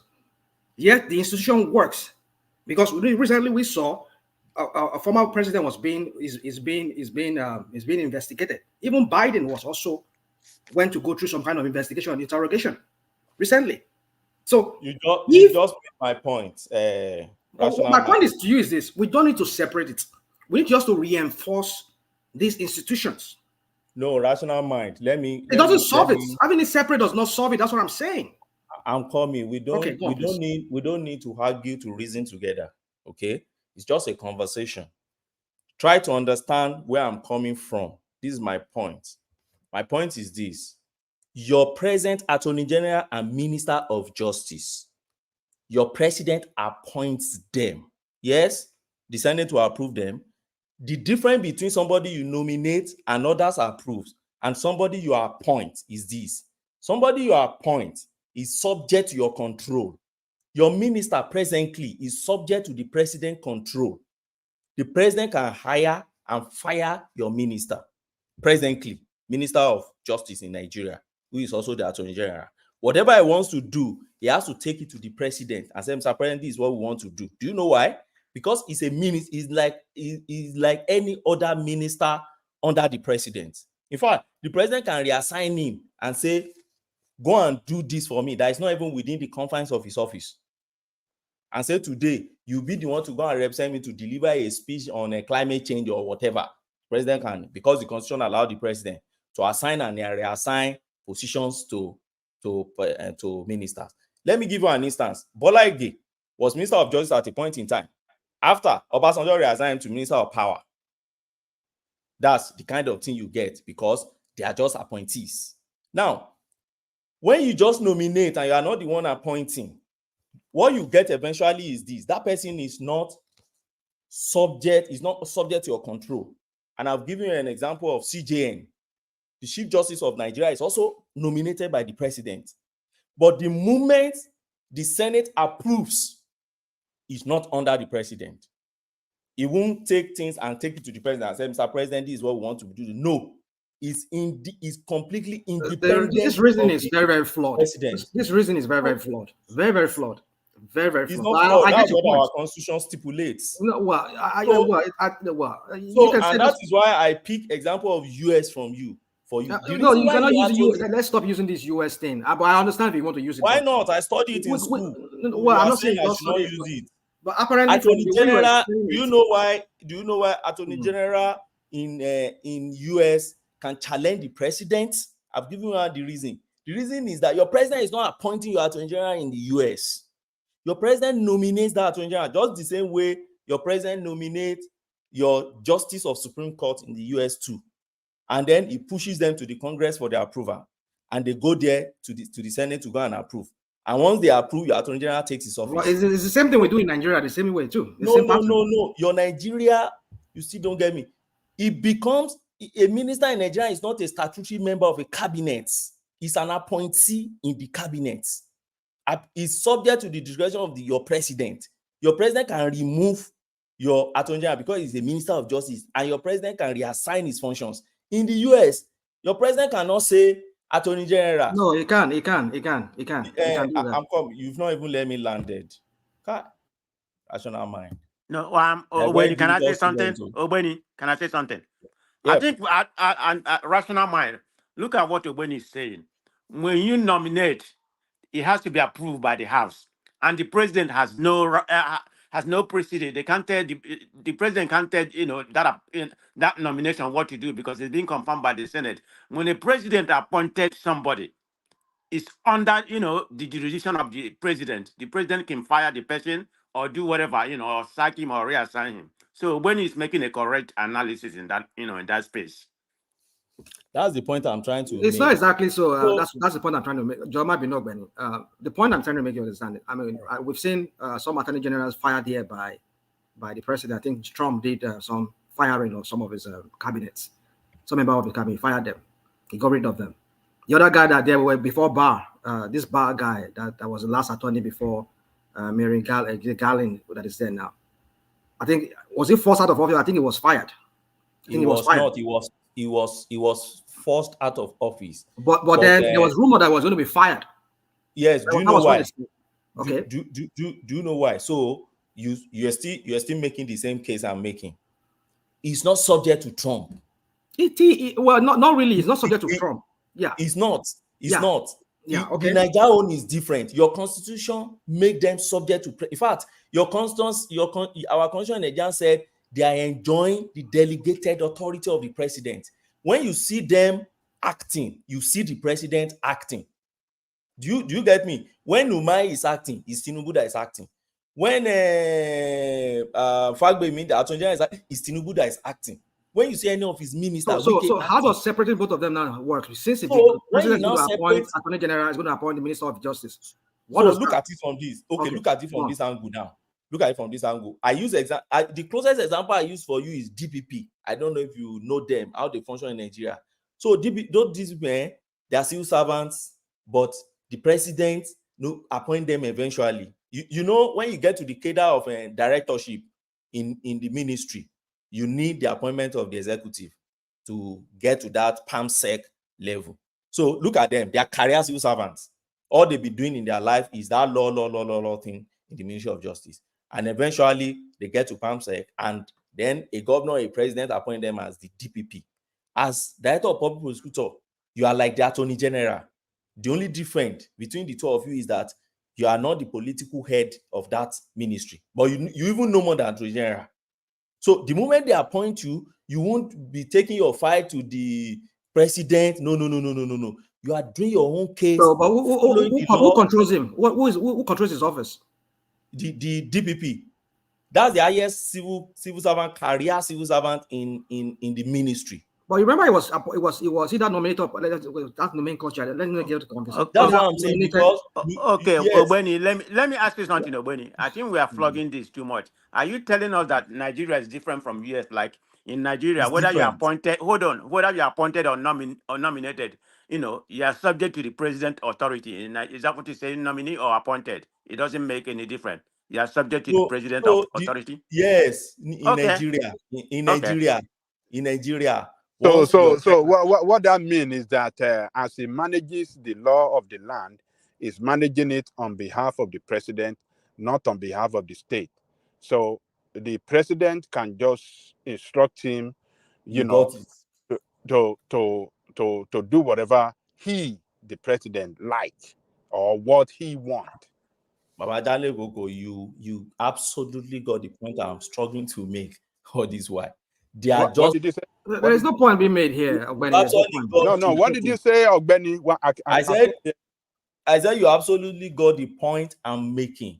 I'm trying to say the difference between Nigeria. I use example of US. I can use other spaces too to give that you that. Of the US is different completely. Yes, that's what I'm saying. It's different from the one we run in our place. In our I can sort a little bit so that we understand ourselves. Okay. Please. Okay. Now, my point is this: is that if we have to separate it, like you suggested, if it's going to work, I still see it's going to be corrupted, because even the way the present one we have currently right now, which is run almost parallel to the one we're doing here in America, in the sense we have one person heading that office, that Department of Justice or Minister of Justice, in the person of Fagbemi or whoever is there. So it's the same thing. Now, under the U.S. Attorney General, Federal Attorney General, there are also sub-attorney generals that are working in that Department of State, Department of Justice. These are the ones that can handle certain cases that if he wants to recuse himself, like maybe they are trying to investigate a member of they want to investigate Biden or whoever is the president or his family, then he will recuse himself. He will have to give it to somebody who is within the Department of Justice to do it. Now, if you don't want to use that want to compare that with Nigeria, I don't think we need to separate it. The one we just need to do, because you see, the Nigerian context is that they always find a way of corrupting our institutions, bringing them to, subjecting them under the executive. You just find a way, because it's almost similar. What we practice in Nigeria is almost similar to what we practice here in America. But the problem with Nigeria is that our kind of institution, over time, the politicians have found a way of eroding the power that they should have, thereby subjecting them under their control. So for me, I don't think separating it really works, because invariably the Attorney General is going to be appointed or either nominated by the president. The Minister of Justice is going to be then, and I'm sure that Attorney General is going to be placed under the Minister of Justice in Nigeria. So if the Minister of Justice is a politician under the control of the presidency, can it not be manipulated to fire the Attorney General if you overstep his bound? That's what I'm trying to tell you. They will still find a way of corrupting it. All we need to do is look at that constitution again. Make it look whereby if the president nominates or appoints whoever nomenclature want to use to qualify it, that person we have to designate, like you given a good example of the Minister of the Chief Justice of Justice of Nigeria. That's why it was appointed by the presidency. But let me tell you that even that one too, there is still an element of control there. But I'm just trying to say that is what we do not know. We don't have a fact to, but we could deduce that. But if we're to look at it, that the Chief Justice of Nigeria is a separate entity from the presidency. Something like that. That's what we should do. So maybe we should bring whoever that is appointed to come under a different body, a different maybe MBA or whatever body they want to call it, that it will be answerable directly to them, not to the president. If you understand what I'm trying to say. But trying to like separate them and still have a minister of justice that's still under the control of the presidency, and you would think he will not be used to manipulate the attorney general or fire him if he oversteps, if he, in their own way, they feel that he oversteps his boundary. Come on. I don't think that will solve it. We just need to reinforce this institution, strengthen them, separate them from the executives so that they can function properly. That's what I'm saying. What about if the Attorney General is under the supervision of the Supreme Court and the Bar Association? Maybe that too. We can do that too. We can do that too. We can do that, but Nigerians will always find a way of corrupting or just emasculating those institutions. You see, I won't suggest that. Do you know why I will not suggest that? It's a function of sharing of political power. Don't forget, you're talking about power here in every society. The first thing you must think of before you can establish law and order is power. And how do you share power? In Nigeria, you have 3 tiers or 3 organs that will share different powers. Okay? The only thing you need to do with all this is there must be check and balances, right? Multi-skill, separation of power. You have your executive, you have your legislature, and you have your judiciary. Now, you cannot pick power that are executive in nature and then lump it up with the judicial power. There will be abuse of power there. The reason is this. You want the Attorney General to be under the judiciary. Do you know the function of the Attorney General? The function of the Attorney General is to prosecute.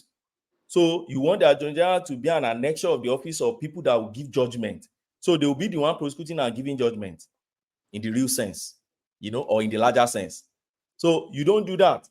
The function of the Attorney General is executive in nature, is enforcement of law that is made by the legislature and then being given direction or judgment by the judiciary. So the point is executive in nature. But what we are saying is this: the chief executive officer, who is Mr. President now, what is the level of control that officer should have on chief law officer who will be enforcing this law in your country? That is just the difference here. And let me tell you the problem with our constitution that we have. And that's why I said it's radically different from what you have in America. The difference is this. You see, when we got independent in 1960, we have our independent constitution. If you go back to that independent constitution, we didn't have all these wahala there. Why? Because we're running parliamentary constitution. All right? Obasanjo was the one who took us to the presidential constitution in 1979. By the time we got presidential constitution, we now had a mixture, a rack back, a mixture of some element of parliamentary, then we had some element of presidential. And unfortunately, military over time started polluting it until we got in 1999, they handed over to us, which had been polluted. Don't forget that 1979 has its own issue because there are elements of parliamentary infused with radical change, which is presidential. Then we now have issue over time, and they handed it over to us in 1999. So, and that's why I'm saying the function, which is purely executive in nature, is fine to be under as a department that has executive nature. But what I'm now saying is this: but to fuse 2 functions, which is your Attorney General with the Minister of Justice. Let me tell you what Minister of Justice should be doing ordinarily. It's a political office. It has nothing to do with Attorney General. Your Minister of Justice should be the one to be defending the government on any legal matters. Let me give you an instance. Recently, they asked Umar one matter about that lady in Arise, that fair lady in Arise, asked him about environmental impact assessment. The environmental impact assessment Act of 1992, and then was it 2002 or 992, and then whether the Lagos and Calabar coastal line follow that law. At a point in time, Rufai Hussein also asked him about our Public Procurement Act, whether they follow that public procurement. It's not the function of Umai to be answering all those questions. It's the function of the Minister of Justice to be answering all those questions. He's the politician that knows the law. He should be the one to come out and be defending those things and say, look, we follow all these things. We did this, we did this, we had this, we had this, we had this. Go and check the law. Section this say this, section this says this, and then hand it there. Now, if you now have issue, you still have further issue on that issue. Let's say you believe that it's breached, like that lady in Arise now has been shouting everywhere around that they are breaching the environmental impact of amendment. I've watched her again today saying it. Everywhere, Olodin shouting. Rora Nakole. Everywhere, Olodin shouting. Beside that first one. You didn't watch Arise TV today. The lady was, all right, go on. In fact, they even gave her a whole session now today about that environmental impact assessment act, and she was saying that the minister breached it because the minister said only partial. They brought Minister of State on works today too, and the lady was the one, to interrogate. And with this guy Suleiman, the guy that was in channels before, I think about 3 of them interrogated the Minister of State on works. And so where I'm going is this: is Attorney General that should be answering all those legal questions. Minister of Justice. So where does Attorney General comes in? Look at it. So if you now, as a citizen, you feel that there is still problem with that thing, you feel like, no, these people are breaching this constitution, you approach the office of Attorney General of the Federation. That's the Department of Justice. That's their work. So they'll be the one now to prosecute that thing. They can take the issue to court and say, okay, my lord, this is this issue. Decide it. If you want to sue the government, you sue the Attorney General, because he should be the one to know, he is the custodian of the law. He should be the one to protect the law, to ensure that the law is not breached in the country. But a minister is just like normal minister. Ministers are just like advisors and people you send on errand to go and work for you. Call it. You see, the only thing I agree with you from what you just said was the independent constitution that we had. I think that would have been the best, which is the parliamentary system. Because with that parliamentary system, we will see different parties aligning and realigning. So one party cannot dominate the whole cabinet. So they will have to make concession, like we saw when in 1961 or 62 election, when Awolowo had to make a concession with Zeke. They was asking for Zeke, okay, you will be the prime minister, and I'll be the minister of finance. That was what Awolowo was asking. That is what we're saying about. So that one party will not dominate the whole thing, and they can, act like God, and then they can do whatever. So I think for me, what you said there, when you said that, for me, I think that would be the best way to govern our country, whereby we can see that we will not see executive rascality and some kind of criminality in among the executives. Like we see that one party dominates and nominates the whole cabinet. And you see, for me, what I'm just saying is verbally, I'm trying to say is this: I don't see separating that in a perfect. Well, that was not here. It's not even perfect, but because they have a very strong institution here. They've had that culture of strong institution over time. That is why it's very difficult for one person to come in. Even Trump, when he was there, he found it very hard to even corrupt the institutions, even though most of his party members were on his side. I mean, we saw what happened. Let me not bore us with that story. Some of us know that story. So that is why it's very hard for one person to come and become a dictator here. I'm not saying it cannot happen in the future, but it's going to take a time for them to really erode those institutions to one man's whim and to his own whim. So my point is this: because of we've experimented this so far, and we've seen the ridiculousness of this kind of this system that we are practicing. That if one winner wins, takes it all, and it dominates your cabinet, and he appoints the minister, separating the office for me with this kind of system of governance we're running would not work. I think the best would be the parliamentary system, so that every party that comes in, they will fight, and they can make concession among themselves, so that they could gain the majority in the parliament, and they could appoint their prime minister. I think that's the best for us. And they can even appoint whoever going to be the head of the government among themselves. It will even cut down on cost of governance. So you see, I think for me, right there, I think you made that issue, that point you made there, and I'm in line with that point. Parliamentary system will be the best way to go. But first of all, we need to talk about it first. Review this constitution to allow to pave way for that. Not trying to fit it into this corrupted 1999 constitution. So for me, that minister of separating that thing, I don't think it's going to work, because we don't have that culture of strong institution. It's going to be eroded with time too. Oh, Benny, can I say something so you can take the two questions, me and Rational Mind, the point we are trying to make? Yeah, Yes, thank you for enlightening us on Nigerian law system. But my question is that Don't you think that 99 constitution should be amended or practically redefined or just eradicate and start from beginning, because that emancipated from the military? Is that not where we're having a problem from? So you see, that constitution has been amended more than, I think we should be on this 5th or 6th amended now.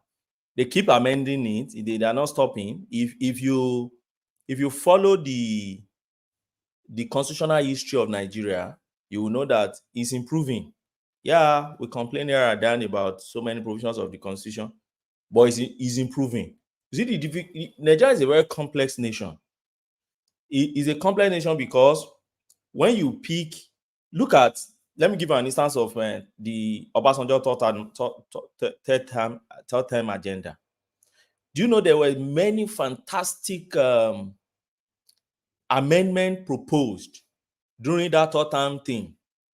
But because Obasanjo, from his greedy nature, ensured that he imputed third term agenda into that constitutional amendment, was why they threw away the baby and the water.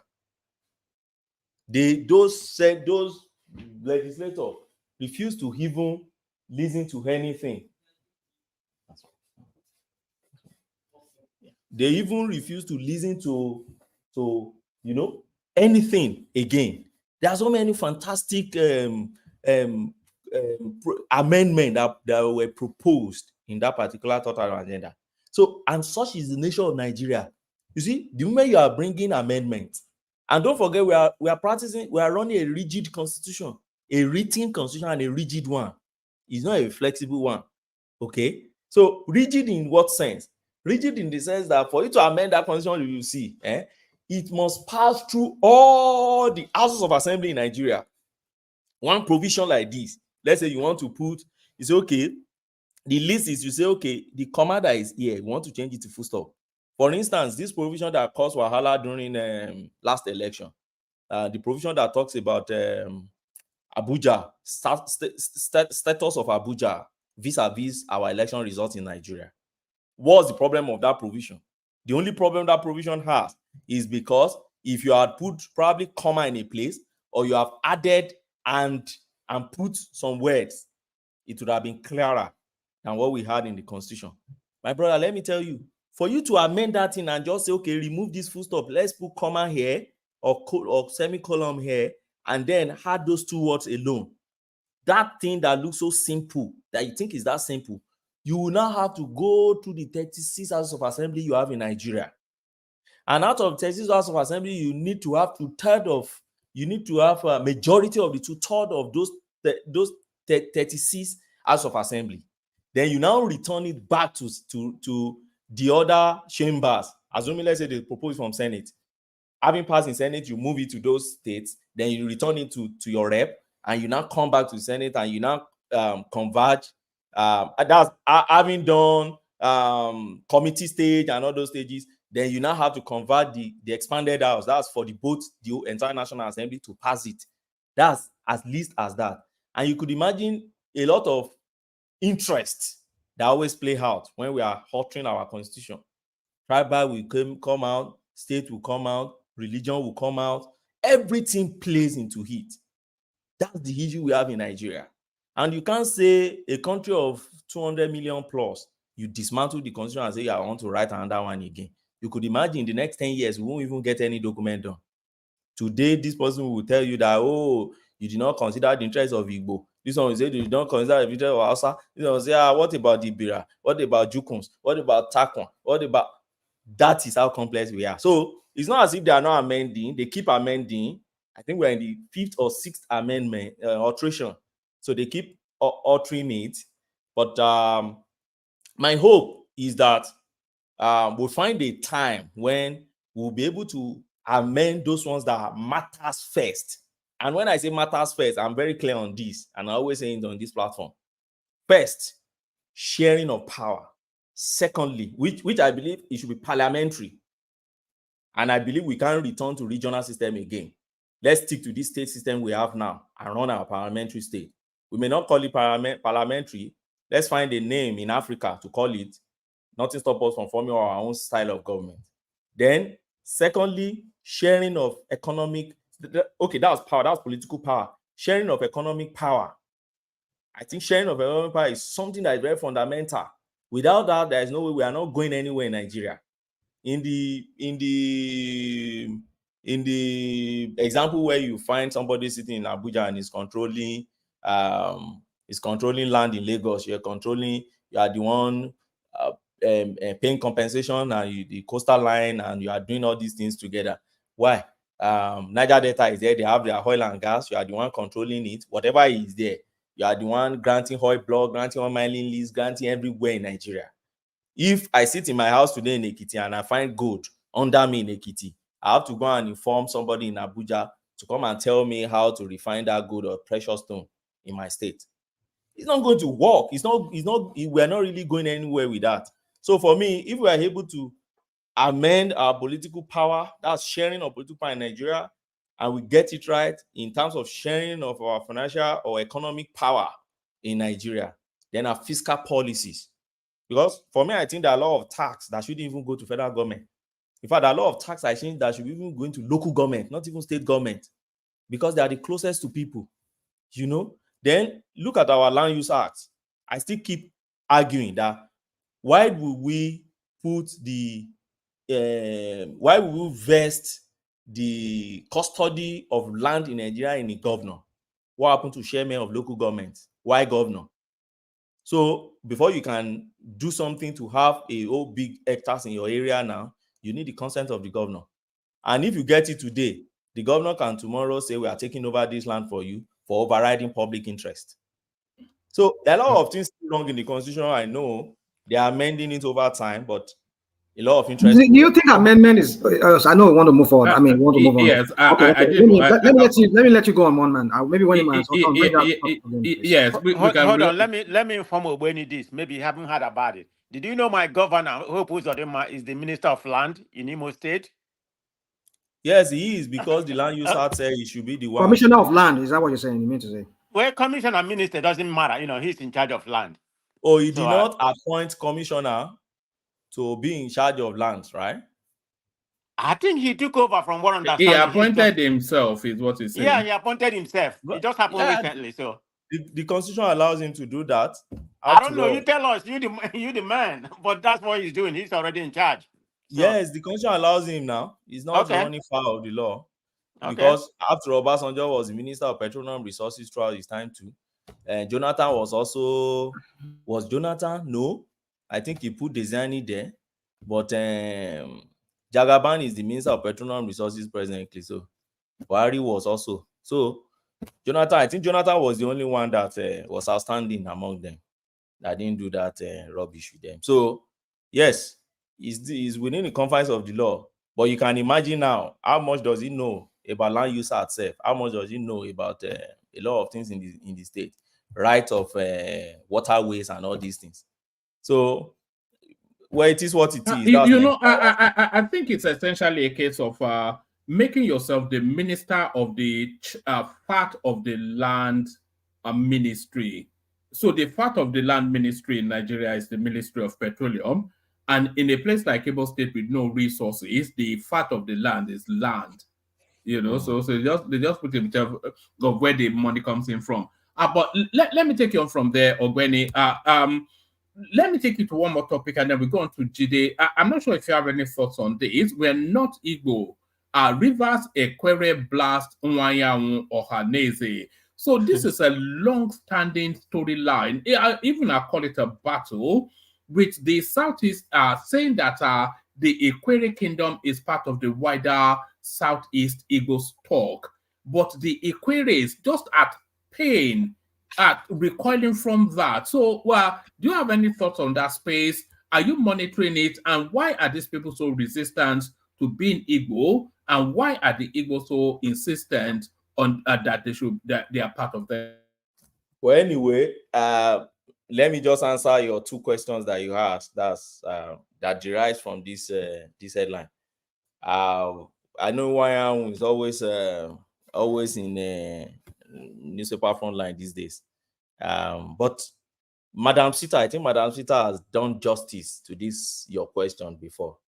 And what did she tell us? She told us about during Biafra War, and told us to go and check one book, which she has not sent to me anyway, that in that book, written by one Igbo, I think colonel also in that war, who fought that war, who was part of Biafra in that war, said the kind of treatment that the Igbos treated the Queries and those guys in Okija, not Okija, Ogoja, no Ogoja, the Rivers guys anyway,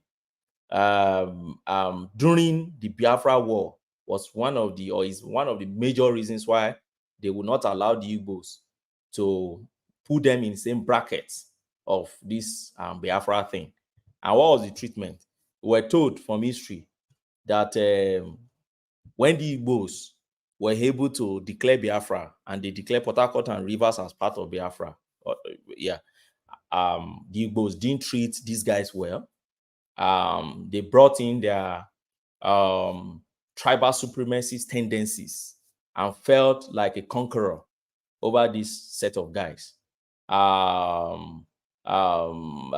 think she gave us an example of you see Igbo soldiers or Igbo trader or Igbo man coming to the stream, and if you find yourself as a query man or whatever you call yourself, you must excuse yourself out from that stream. That is the least of an explanation he gave us, and so many incidents of how they intimidated and dominated these guys during the Biafra. And then immediately after, Nigerian troops entered Port Harcourt and Rivers and chased the Biafra soldiers away. The Igbos fled Rivers, and many of them fled with their properties, leaving their properties, particularly landed properties and properties general and an asset. The Rivers guy took over these properties, and they swore never to have guys who had come to dominate them ever to come back to their space again to dominate them in that space. And ever since then, even after the war ended, for instance, the Igbos who were living in Lagos and left Lagos for the east returned to Lagos. I think we watched that clip here before. They all returned to Lagos and they gave them back their properties and some spaces too in the north, but not everywhere in the north. A very few spaces in the north that gave them back their property. I think Plateau and some few places. But for Rivers, they never released their property back to them. And ever since then, that has been a major issue of, you took our property, you did not return our property, you took our property, and those ones say, okay, you dominated us, you thought you conquered us during this thing. So for people who had such experience, to you now drumming the drum of war in their ears, and you want them to come back, to come and join you, to come and experience that kind of thing again, they will always form a resistance against it. So I think that answers your two questions of why is it? But that does not hold on. Can I chime in on this page, because I have a relative, a relative of mine, that's married to an Igbo person, and I do send them money. Okay, let me land. I just want to make a point. I have a relative which I do send. I'm coming. Sorry, I realized that. Yeah, let him land, then make that point after him. Yeah. That's a one leg of it. That answers one question, which is that why are the Ikwere resisting? Don't forget that the Ikwere, they always trace their history to the Igbos. They will today, if they tell you their history, they will still tell you that we migrated here. They trace their history to Igbos. So ordinarily, they should always want to relate and join them in that country they want to create as Biafra. But because of this experience, they won't like to join them. Same with the Ijaw too. Now, on the question of why is it that Igbo will always want them to be part of them, first and foremost, the Igbos believe that the Ikweres are part of them and they shared same history with them. Secondly, which is the larger reason, which is economical in nature, is this. If you pick the 5 states of Igbo land, or is it 4, 5, that we are presently, it's a landlocked state. It's going to be a very small country that is landlocked. They will have no coastal region. They will have no business with with the ocean. And then it's going to be a very difficult one. So the best way you can break out from that difficulty is to have at least one of these coastal states. And Rivers is the one that is closest to them when it comes to you have a larger portion of or larger part of people who you share the same heritage or lineage with. And that's why they keep mentioning, if you go to the space of Mazi Nnamdi Kanu, you will always mention this, although you always mention Bayelsa too, but it's focusing more on these rivers as part of their space when they are drawing this line, so that eventually they were able to also have a touch of the Atlantic. So that's my take on that anyway. Can I say something? All right, well put. Let our president go first, and then you have that say, and then we go on from that to Jide. Okay, that point, when you just narrated, yeah, there could be some fact to that. You know, you said Madam Zita presented it. I mean, I can see that to be part of the problem, or whatever they are denying for not being able. The reason why I'm making that statement, from my own point of view, I mean, what does them coming back to be an Igbo going to do for Igbo person? I mean, is it supposed to make them better people? You know, that to me, that's nonsense. I don't really care if you say you're Igbo or you're not Igbo. That's fine. I don't have any issue with that. But anyway, having said that, I have a relative, they live in Ogun State, you know, married to a relative of mine. I mean, not immediate relative, you know. I do send them money and they speak Igbo. They are from Ikwere. So from what I gathered from him, he told me that, you know, there's certain, at least what he told me, like I said, what Ogbeni said, there may be truth to that. But he said they don't want to be associated to the Igbos because of the way they feel like the Igbos are not treated fairly. So if they separate themselves as not part of Igbo, you know, they'll be recognized in the Nigerian space. That's just his personal opinion. There could be some, you know, validity to that. But I'm from Imo. You know, let me tell you, there's what we call Egbema. There's one Egbema, you know, that's part of the oil-rich area. They are divided into two. One Egbema is in Imo State, one Egbema is in is in River State. So we pretty much share the same border because from Owerri to from Owerri to Port Harcourt is like about 45 minutes. So it's very close. And if you go to the riverside, that's where this Egbema people is, which is very close to the Ikwere. They all speak the same dialect. If they want, you know, and if they don't want to be Igbo, I don't know why that's supposed to be an issue. People say they don't want to be Igbo. Okay, let them go. I don't know why people are just, you know, whether we're now, you know, making this a big shot. I don't see the reason why that should be. You know, Nwayawu is a right-wing wait a minute. You are now with a friend of my dad. They're in the same distance. All right. Okay. All right, but yeah, respect to him, but it's still it's very hawkish, and it's a rational mind. You wanted to. You see, woman, this history has been narrated in different ways. Sometimes it begs a lot of questions. You wonder who is telling these stories. What is their motive behind telling these stories and all of that? I'm not talking to you, Benny. I'm talking to whoever has said it in the past, whether it is true or not. But the point I'm trying to make here is this: is that it's a fact. Among the Ikwers, they have Igbo-sounding names: Amechi, Ezenwo, and all those kind of names. I can give you other names, even Obi. Hold on. Even the guy, rational mind. Even the guy making this complaint, his name is Okachuku. The one saying that they are not Igbo, he said it's Okachuku. So how can you be Okachuku and not be Igbo? Woman. The present day Ondo State today, up to some part of Benin, the Benin Kingdom, like southern part of Benin, they are very close to the Ore area there, towards the Owena River there, river basin there. You hear names like Ojo, and these are Benins. You see, in the 70s, when I went back, when I went to my mom's place, that area where they had their cocoa farm, there are many people from Osun State, from Oyo. They migrated towards that area for farming, and they intermarried among themselves. I'm just giving you an example of that.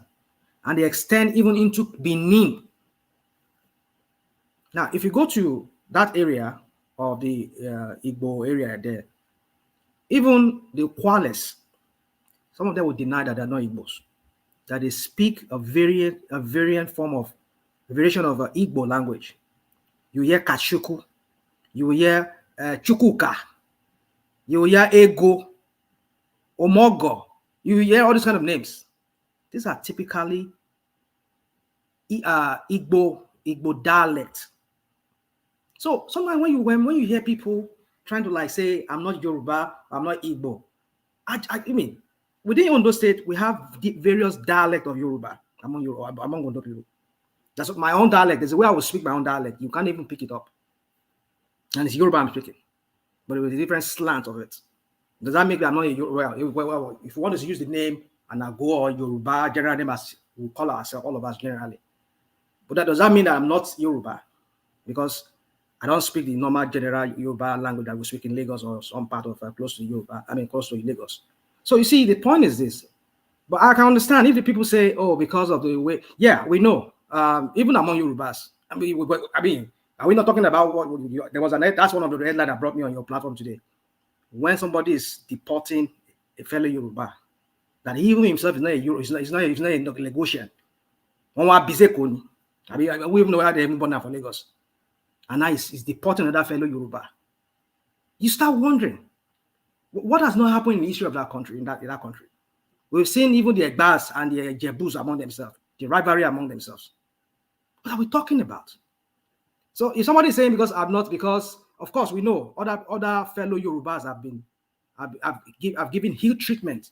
I mean, there was a time when the Ekiti, when Ondo State was won, when the Ekiti were part of Ondo State, was part of the Ekiti were dominating the other part of the other Ondo people were making noise.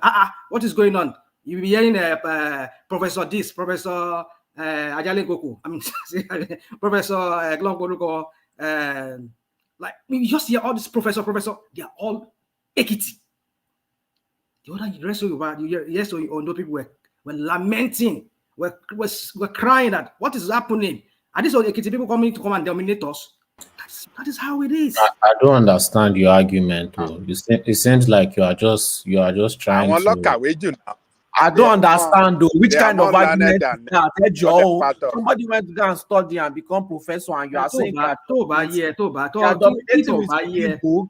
You are just bigger than it is. Your argument, you are pulling at straws. No, I'm not pulling any straw. You start pulling at straws. I mean, my wife. That was your worst argument. Slowly, what are you doing now? You don't listen. You don't even want to listen to what he's saying. Listen to what he's saying now. Do they grant professorship? Maybe I'm just finding out about that. No, I'm not saying it's wrong to have. No, don't get it wrong. I mean, is it not something that you study? Will you listen? Oh, yeah, I'm listening. Rational man is telling you what you don't know. Just listen. Listen, I'm telling you. I'm not saying it's bad. I'm not saying it's bad to be a professor. That's not what I'm saying. I'm talking about the domination, the tyranny that when one tyranny. Hold on. That's not an argument. You don't know. So, this dude, come. I know you are not up to the age to even understand what I'm talking about. Which tyranny? You don't know. Go look history. Go ask your dad. Go ask your parents. Which tyranny? Not to speak condescendingly on you to you. Go ask your parents. I don't need to be having this conversation. Which tyranny? Sorry. I don't need to be having this conversation with you because I don't think you are old enough to understand. Then back up your arguments. That's not an argument. Come on. Can you guys give me like a minute? No, you can't say because somebody studied more than the other. No, that's not what I'm saying. But you understand. I'm not saying because they studied. I'm saying that. Can you spare me a minute from your time? I really appreciate it. Hey, is man of prestige on this show? Yes, I'm here. Oh, okay. How you doing, brother? I'm good. Good. I purposely called you out. Reason being is this. I love you and I respect you. Earlier this morning on Dr. Damage's show, you heard a gentleman cussing out people, not just cussing them, cussing their names, their mother. And you were smiling. I wonder why, if somebody said that to you, why didn't you respond to that individual? Why didn't you? I mean, I expect you something like, you will correct him, but you didn't. Okay. Thank you very much. I mean, it's not everything it's not that I was smiling. I was just wondering why he's making that comment. But were you on that platform? There's somebody that was making a derogatory statement about other tribes. Didn't you hear me come here and say, it's not a platform for us to, say where you're from, different tribe. If you listen to that, I mean, I didn't comment to you. I think it was Mazi Prince. I didn't comment to him, but I was just shaking my head. I mean, other people commented. So about 2 or 3 people has commented against him. So what do you have to comment? But you had me commented on somebody who was making tribe. I think was saying something about you, the born that tribe. And, and I was very annoyed. Did you hear me on that? I don't know which one you listened. Kulata was there at that time, so Kulata can testify to that. I don't play that sectionalism. I hate it. I mean, you can talk about anything, but when you try to destabilize Nigeria, I don't like it. Yeah, I didn't comment on that one. That was Mazi Prince or whatever. But a lot of people condemn him already, so that's why I didn't tell you, my brother. All right. Let me just wrap up, please, guys. Sorry, just a few seconds to wrap that side up. I promise I won't take much of your time. I didn't call Man of Prestige out, but I think I owe you to bring this up. These people were not I there. understand. But the fact, the reason why someone like me doesn't frequent that show anymore was because of something like that. If that happens on this show, and I've seen cases where people are going after each other's throats on this show, and we corrected it and we spoke against it. On this show, because I also frequent this show, this particular platform, and anybody that trying to be sound despicable or trying to sound or call people in a derogatory way, we condemn it. And I was kind of stunned that a lot of people did not call this gentleman out. And that was No. the reason why. Some people even I think about 2 or 3 people said it on that channel. I don't know if you listen, but they wasn't as emphatic. I watched it. Yeah, they did. One guy was Is that even not praising Mazi, it. the one from California, right? Yeah. And I remember I was there. Like I said, I didn't comment on that line for whatever it is, but I was just taking my head. It's not that I was laughing, enjoying what he was saying. No, that's not where I'm coming from. I don't take that. I don't know. Like I was saying, Thank you, somebody Russian. made a comment in regard to that, and I condemned the person drastically. Like Kulata was there, at the shop by that time. Maybe he can confirm what I'm saying. No, I don't. That's not good here or anywhere. That's beside the conversation. We shouldn't be doing that to Nigerians. All right, let me just conclude. One more thing before Rational Mind continues. Come on. Let me just go. I don't want to lose my thoughts so that one man can go. Solely. I said I'm not going. If it's the same topic I'm talking about, I'm not going to entertain that topic. When Lagos State sent apparently you do not know. You don't know this. I know. You are intentionally removing out information. Don't let me start. You are intentionally removing out information to spin a narrative. The last time Lagos was sending away people, they were not sending away people. They were telling them, come and collect money and go back to your state. It was an option. And during this case, I've not gone deep into it, but Rational Mind is trying to play it like there was some type of war going on or some type of fight going on. Nobody was forcing anybody to do anything. Nobody was having any battle. Solely leave Rational Mind. Rational Mind is not from Ondo. Rational Mind is from Southeast. We all know that. So let him continue. Let him continue. Stop that bullshit. No, bro, don't tell me to stop it. Don't tell me to stop it. Don't tell me to stop it. It's okay. Let me take the floor, please. I know one man wants to go move forward. So you see, my point is, general point I'm trying to make here is I've not concluded my. I know. Let me just say this. What I'm just trying to say is, you see, this issue of even within tribes, the way they denigrate their fellow tribes, maybe because one tribe seems to be the dominating one. Within the same tribe, within the same Igbo, within the same Yoruba, even among the Hausas, there are some of them. I mean, we're talking about the Fulanis trying to dominate the other Hausas people, even though they call themselves Hausas. So you see, I don't think the equerry should look at that as, I know there are some horrors of those civil war, of how they maltreated some people from that river state back then. But the point is this, that the equerries, they are, culturally, linguistically, they are Igbos. Either they want to accept it or not. But if they are saying because of what happened to them, the way they got maltreated, we have Yorubas that have, we don't know people say because the way Ekiti people were dominating them, they filled up with civil service way back then. Because of that, they will resent them forever and say they're not part of Yoruba anymore, they're not their brothers anymore. No, we will not do that. We will not do that. So that's why I'm appealing to them, so that they should understand that that Igbos do not have access to the sea. They do have access to the sea, but we know what the Nigerian contraption has done to that. So Woman, I just want to say this: those history that we hear, we're not making any justice to this situation by trying to open old wounds. I mean, you don't want to have to open you old said wounds. they have Heal. access to the sea. You said what? You said they have access. They to do. the sea. They do have access to the sea. Where? I don't want to open that. I don't want to open that topic. It's another topic. If you and I want us to debate that, we can debate that maybe later if we have the time here. What are we debating? Move on. So They don't have access to the sea okay, now. fine. Like No problem. I'll take that from you right now. I won't say I agree with you. I'll take that from you right when we have the time to debate it. So my point is this, one man, is that let's not retell stories of what. You concluded your point now, rational mind. Yeah. Go on, please. Yeah, I want to go and sleep. I want to just... All right, sorry, everybody. Just to round off. So I don't know if one mind is there. So yes, I've listened to, I think, Man of Prestige and Rational Mind on this point. But let me tell you, you see, when it comes to ethno-cultural identity, it's a little bit complex. You can't be that simplistic about it and think, oh, because Ikwere, they bear Ikeshuku, they bear Shukuma, they bear Shoma, therefore their roots must actually, in fact, they must actually be Igbos. No. Ethno-cultural, or how do you put it, issues are not as that simple. Let me give you an instance. Within the space of Yoruba land, the Akokos, by their language, will not tell you that they are actually Yorubas. The Akokos will tell you we are Akokos. They bear Olakunle, they bear Yoruba names, but tell them to speak, they don't speak Yorubas, right?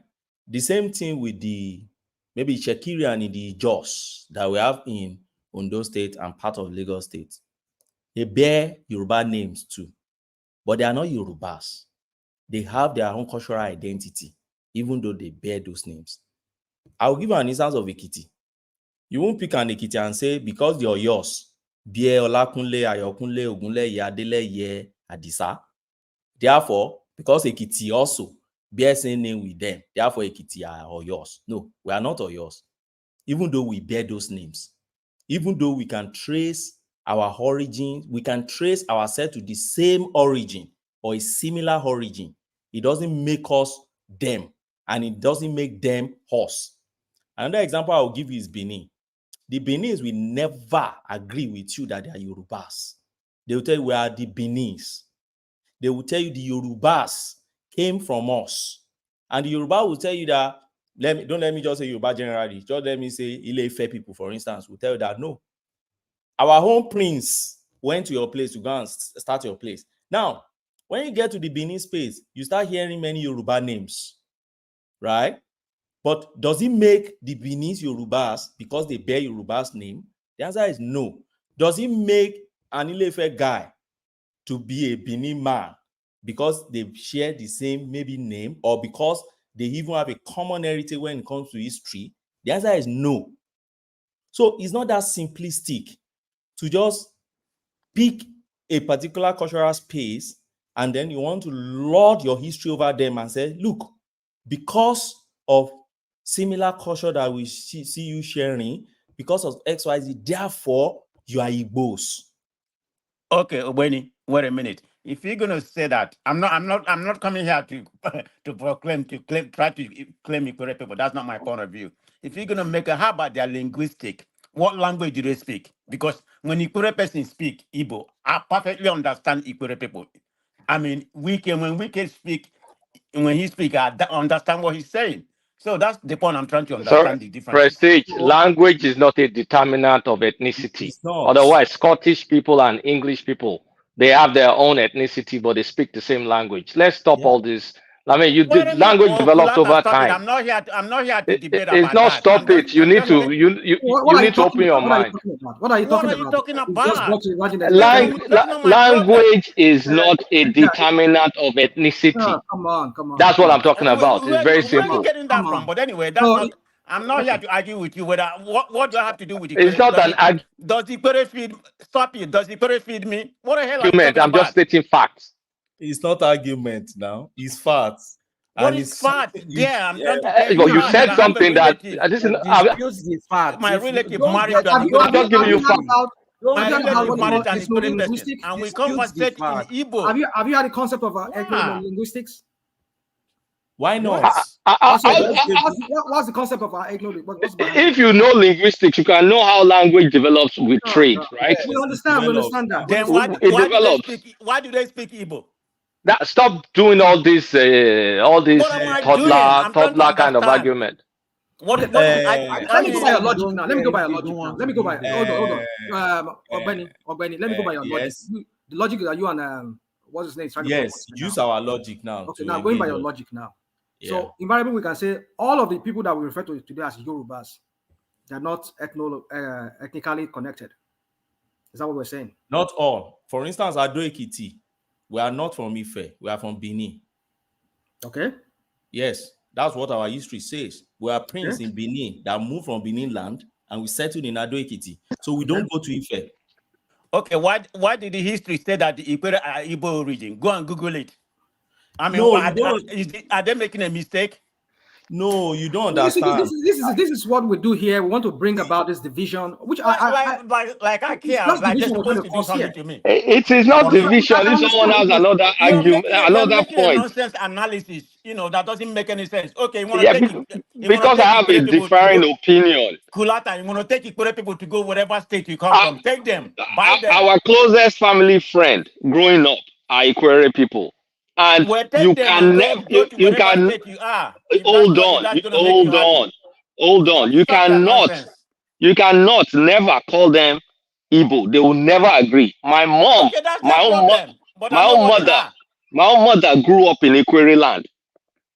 She speaks their language, probably maybe even better than Yoruba. They claim some Edo origin. Some, like any migration pattern, you will have some people that migrated from maybe current the state, Imo State. Some people migrated from Edo, but as a group, they decide to identify with the Edo origin, and they decide to also identify as an independent ethnic group. It's the same way Elijah and Ishekiri are so close, but we will not go and tell Ishekiri people that you are Yoruba people. Because they have. Don't you go by history? Even historically, Ishekiri come from present day Ijebu migrants and some people from Rational Mines area and some people from Igala, and then their royalties from Benin. But do we call them Yoruba? Hell no. You respect what they want to be. Pulata, God bless you. That's the example I gave. It's just my example. Simple. They are Akokos. Pulata, I don't know if you have listened to Akoko speak before. They don't speak I've heard Akoko speak. They don't speak Yoruba now. Go to the Yoruba is very one kind. But they have the cultural similarity with the Yorubas. So what does Ikpere speak? You see, What does Ikpere people speak? creator Igbo. Do you know why I say the Igbo? Nigerian government forced them not to be Igbo. That's what happened. Nigerian forced them not to be Igbo. They are Igbo. They have the same culture. They are Igbo. They are same language, same culture. I think culture similar to Igbo. Don't lord. Okay, guys, let's move on. I don't know what we're supposed to benefit from this dialogue. It's just to enlighten ourselves now. Yeah, but everybody's having their own opinion, like their opinion and then superior to other. You can have your opinion, but you cannot have the facts. The facts are the facts now. No, there's no fact. Nobody's bringing the data to support the fact here. Everybody's just narrating on the opinion. You see, this conversation, I think, is important. I'm enjoying it, okay? Forget about my voice. I'm enjoying it. And if this conversation is going to get to one year, I would really love it. It should stop this. Should stop this. Leave Iwanyangu out of this, okay? You know who Iwanyangu is? He's a philanthropy. He used to own Iwanyangu National. That man, he used to own Champion. So he has done a lot.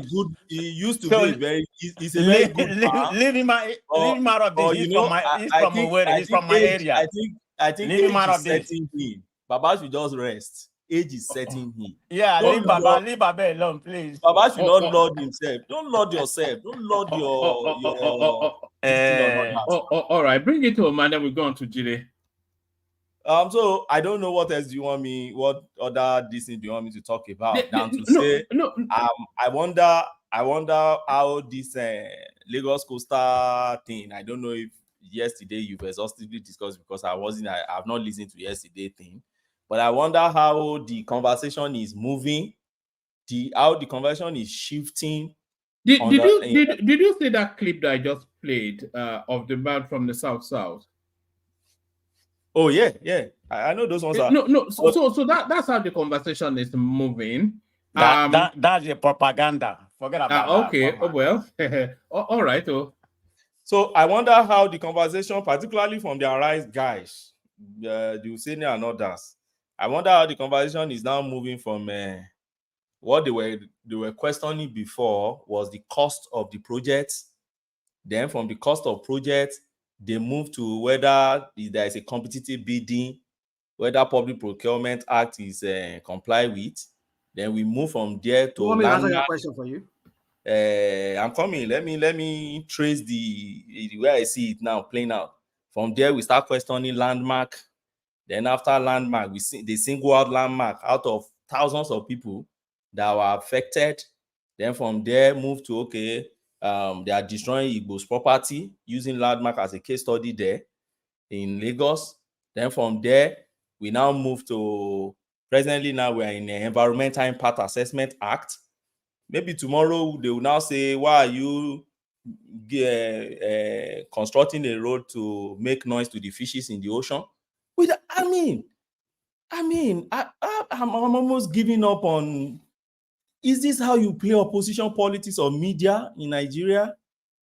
Look for better issues. It's a desperate space, isn't it? Look for better issue to discuss. And that was the same way they distracted us throughout the election. Issues that we should be engaging on, they will pick somebody. So what are they doing? What are they doing? Blah blah blue is come on. You guys just want somebody who will not question you. Just want everybody. I tell you, if you guys have your way, you will just silence everybody in that country. This is the same thing Soli will do to you, and you won't like it. Let me land now. You just want to silence everybody in that country. Look at how you just land. He just wants to land, and you're accusing him of silencing the whole country. I've not said Arise TV should keep quiet. After all, he has people that's. But you want to tell them what to talk about. That's what you're trying to do. No, I'm saying that there are better issues they should be bringing. You see, Arise TV is becoming global. Even though they broadcast negative news most times and they don't show professionalism.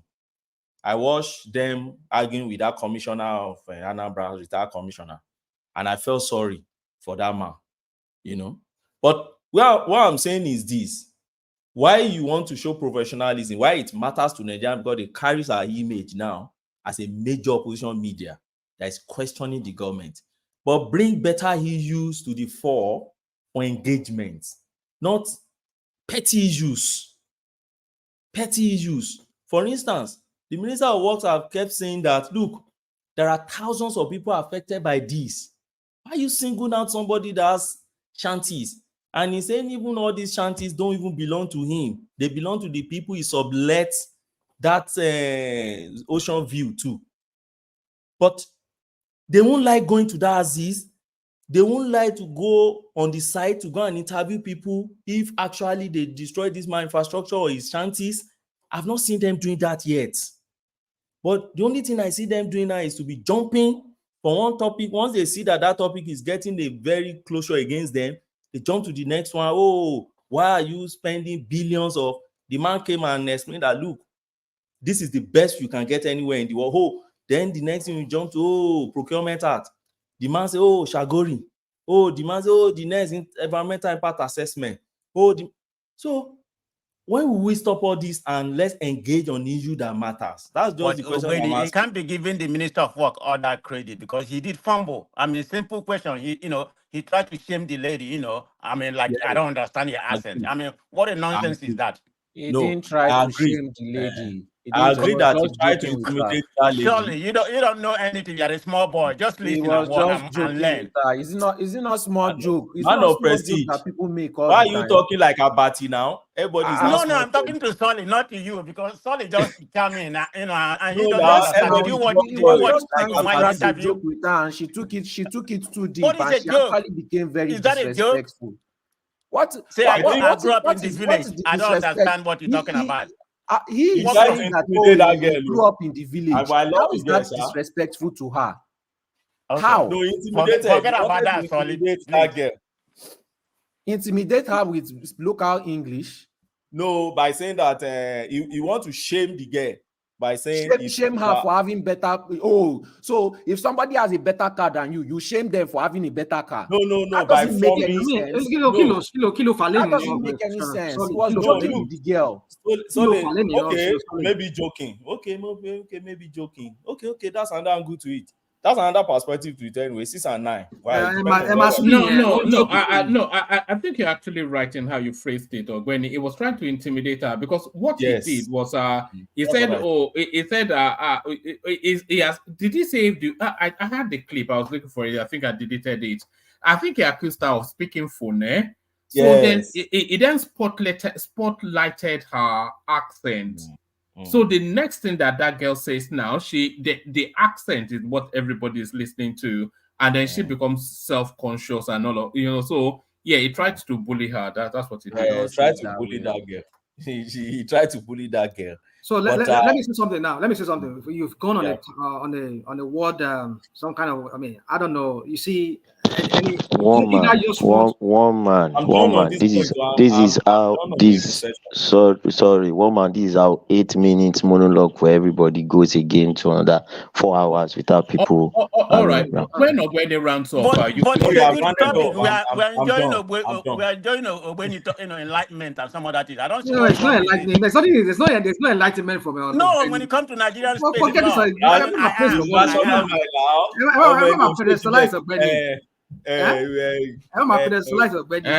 you jealous? Are you jealous? Rational mind is jealous. Rational mind is just we enjoy you too. Rational mind. So don't buy. And Bulaba.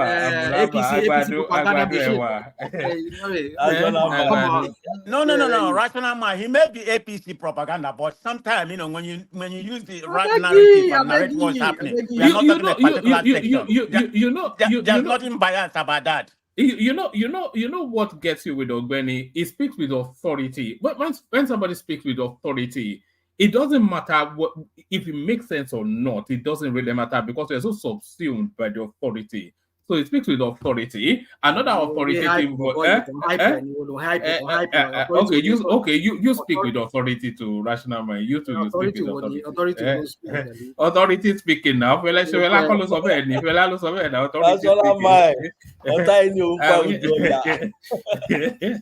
All right, thank you. When they stay with us for as long as we can, because I wanted your thoughts on this. These people being deported from Lagos as well. But Jide lives in Lagos, so maybe he gets the first dibs there. So Jide, you're up next. Okay, woman. Morning, everyone. Jide, settle in one. There's a heavy rattling noise coming. Yeah. Okay, how is it now? Yeah, I think that's better. Carry on. Okay. Abadan Lekoko, special greetings. Ogbeni and Soli, special greetings to you. Woman, where do you want me to start from? Okay, this Lagos thing, I think we don't like telling ourselves the truth. And the truth is, Lagos is congested. I live in Lagos. When the diasporans, I feel I'm beginning to see like the diasporans are even contributing more problem to the country these days on social media than they are helping out the country. When you come to Lagos, you have people sleeping on pedestrian bridges, or these Fulani all these people that sing Babiala. You have them plenty. If you are walking on pedestrian bridge in Lagos, you are small kids, 3 years, 4 years will be holding you, Baba, please give me this, give me that. And these guys sleep on different corridors, sleep on the rail track, sleep everywhere. It was here on One Man Show showed them the people living in that apartment that they created for themselves under the bridge. Okay, now this has contributed to even waste management in Lagos. These people will wake up early in the morning. You see people sweeping the street early in the morning, and before you say Jack Robinson, the whole place is dirty. You have open defecation. You have all these things in Lagos. And Rational Mind used to use one word, which I want to quote. He will say, is that a city? That place that is a slum. Now, if the basic amenities in a state is not enough for the number of people in that state, what do you think will happen? Can I ask you a question? Adwale, go ahead. You said people are sleeping in shanties. People are, littering the place. Are you telling me that when the population was less, that wasn't happening? Let me point out to you, there was never a time in Nigerian history that Lagos population was less. What was the population 10 years ago? No. Don't pivot the conversation. Lagos has always been overpopulated. Is the wider, but let him have a flow. Let him. Okay. The less populated other states in Nigeria, is this kind of activity not going on there also? Not to the same degree. Don't hold him down to minutia. Let him just flow. Let him flow. No, this argument doesn't stand still. Well, if you live in Lagos, you will know what I'm saying. One man, if you are going towards Alakbere side, you know that dump side. If you are going towards the Ilepo side, you know those dump side. I don't know how people live in that environment. And every day you see these waste management, Lagos waste management, more vehicles moving, trashes, doing everything. The cycle continues every day. If you go into every Lagos drainage, you'll find out that it is littered with sachet of gin, pure water, everything, littering the whole place and blocking all these drains. Lagos is congested. That is the fact. You might disagree. Okay? You might disagree. He has no basis to this. Anyway, carry on. I have basis to disagree. No, you have no basis. Lagos is one of the. Okay, all right. Just let it. You don't know the facts of this thing sometimes. Me that lived in Lagos. Don't worry about wherever it is that you lived. Lagos is over congested. Lagos is a small population. It's a small geographical space with over 20 million people there. Lagos is a mega city, which is not a positive, it's a negative. One man, I'm telling you, if they do the census today, you will be shocked. Is it not the same Lagos that we have people coming in trailers, that they coming from the north in trailers, full loaded trucks? Is it not the same Lagos that we are talking about here? If you walk on the street of Lagos, tell me, if you walk in those areas, tell me that you're breathing quality air. If you are not perceiving urine, you're perceiving something horrible from another end. Just stay. Don't go too far. Stay around Ikeja along. Just stay. Ikeja is even a very decent place. Stay there. All these bus stops, you see the place stinking. That is just the problem of Lagos. And this deportation of people, if it is true that the government did it, because yes, the government have not come out to either refute or claim that they did it. But this is not the first time. Fashola did it. Fashola sent people back to their places. When The whole the whole street was constituting, the whole place was constituting nuisance. Do you know what Oyo State government is doing? Every roundabout, they start forming things like concrete cones, not cones now, prism. Sharp one point, and they will now paint it different colors because they don't want people to use that space as a sleeping or start building shanties on roundabouts. Before Tomiland Bridge was repaired, one man, the divider, that pavement that divides the two roads, you see small shanties, nylon bag, nofiko, and they hit it together and tie it to the street lights, and people are living there, sleeping there overnight. So sorry, if I'm talking about Lagos, I live in Lagos. I work in Lagos. I know what is happening. So if they are deporting people based on I'm telling you, for me, I would have preferred somebody like a Wike becomes the governor of Lagos, because there are some people that need to go. I don't care the tribe. Okay? If you have nothing doing in Lagos, you should not be in Lagos. You sure you don't get the tribe? You sure you don't get the tribe? The congestion is more than Northerners, is it not? Hold on. You sure you don't get the tribe? You sure? I don't. Listen to me. Let us tell ourselves the truth. Let's tell ourselves the truth. We have Agberos too in Lagos that will just sleep anywhere. It's not just one tribe. I know what I'm saying. I live in Lagos. So if the people that have been moved out now, are they not majorly Yorubas and some Hausas? Because I saw the videos and they were speaking Yorubas, all of them. Okay, have I come here now to say it is bad because they are Yorubas? But the fact remains that Lagos is suffering. Lagos is choking. We just need to tell ourselves the truth. You know, if Lagos was half the population that they present, it will still be over congested. Lagos is not built for the geographical space. Is not more than 7 million people there. It's over congested. One man. When is, I'm sorry, I didn't mean to be there. Is Ajagun a part of Lagos State? Yes, Ajegule is a border of Lagos State and Ogun State. Now, one man, let me tell you something. Look at Agege, this rail track. You see people in their hundreds on the rail track selling things. When the train is coming, you see them they will start moving. They will make way for the train to move. Some of them will even leave those ones selling shoes. They will leave it. The train will glide over it and go. Once the train goes, they move back again in mass and rearrange their stuff again. That is what you are facing in Lagos.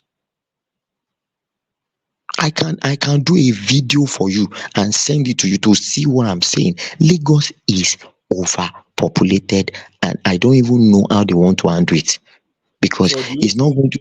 You cannot get visa to come to Lagos. It's not possible. Do you think deportation of residents of Lagos should be the answer, or building of low-cost housing? No, not building of low-cost housing. No. Sorry, where's the land? Where's the land to even build the low-cost housing? The infrastructure does not support even. Are you saying that Lagos is fully developed when it comes to housing? There is no more land to build in Lagos? This is my own. Ogbeni. If you are talking of mainland Lagos, there's no space. I tell you the fact. Okay?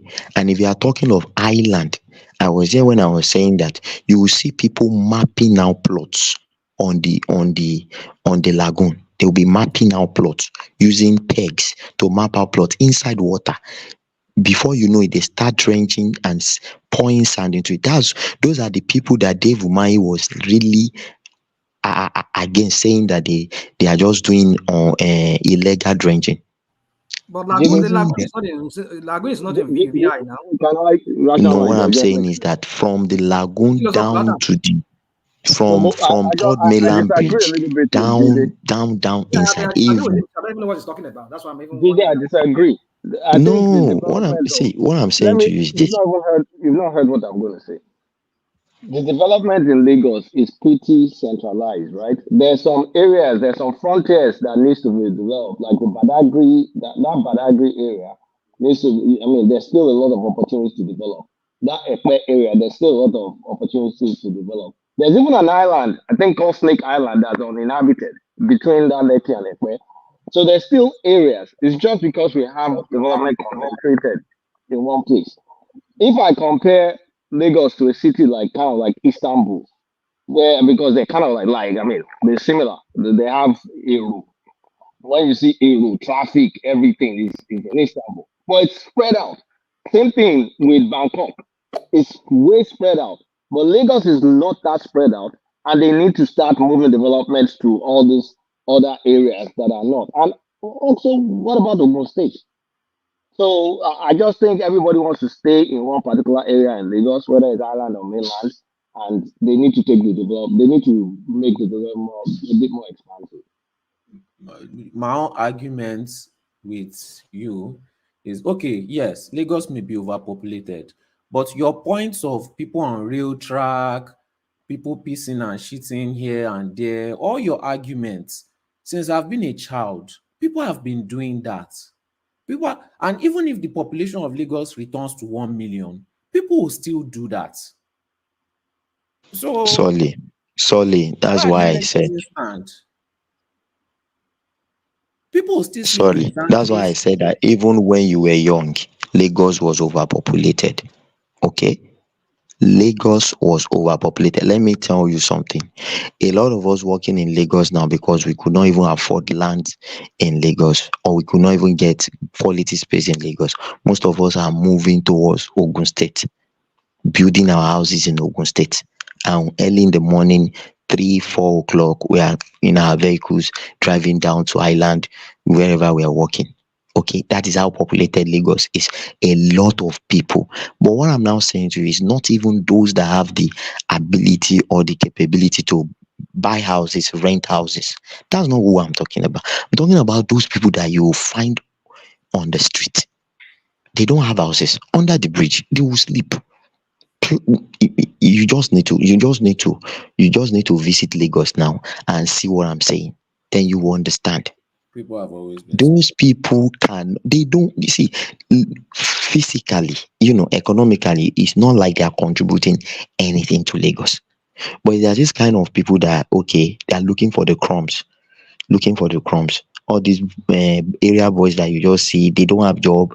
They will just be, babao, toilet. They don't have anywhere to sleep in the night. They hang everywhere.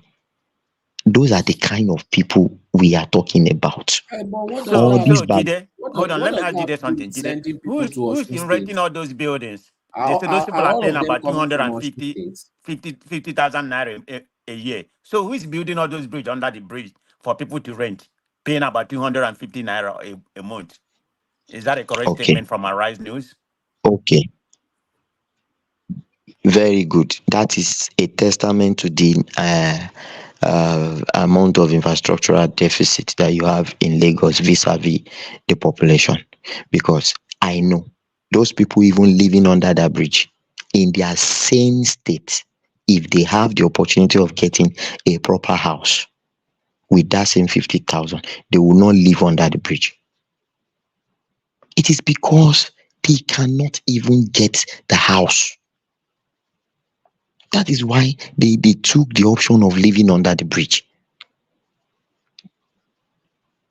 Do you understand what I'm saying? Hold on, Jide. Do you know that those guys living on that bridge, they pay a lot of money for that, even for that place they live. Some people were saying they pay about $200,000. I said dollars. 200,000 naira yearly. Yeah, 250. Some of them 250,000. Listen, hold on now. 250. Okay, go ahead. Some of them were even saying, I heard somebody said you almost pay 500,000 naira to stay there. So I don't know. I mean, you see, on the mainland, there are houses that you can rent to, apartments that you can rent for 500K a year. From where in the mainland? Where in mainland, brother? Kilo ó ti pẹ́ tó ti kúrò nílé. Sọ́ọ̀lì ó ti pẹ́ tó ti kúrò nílé. Okay, ó ti pẹ́ tó ti kúrò nílé. So you see, Jide. National mind. But with 250,000 on so, if government can provide low cost housing for them, they will have good accommodation to live. I still blame government for all this, and I don't think the solution is to start deporting them. Well, I think I'm not going to criticize it, but a bit more way. You see, I want you to bring this topic up. Well, I don't know, maybe I'm going to be able to wait till that time. That's why I want to steal some of this time, other people's time to speak about this matter, because I don't know how long I'm going to stay. I have to go very soon. National mind. Let me just. Okay, you wanted to say something? Yeah, I wanted to say something. Okay. You see, I understand that what's his name? Lagos State government, they're just starting with something. There's something much more sinister than what we just seen. I know if they started with other people from other tribe, then we know what the whole rhetoric will all be from social media and all of that. That was why they started with their own fellow Yoruba people. I know there's still more to come. What I'm just seeing, just reading between the line, what I'm seeing what just happened. More is still coming. So that when they start deporting other people from other tribe, then they will not say, oh, after all, we deported them. This is APC. Let me not go into that. So, but the point I'm trying to make is this. Rational mind. Yeah. I know them. You see this? Me and these people don't. You know them. Then what's the problem?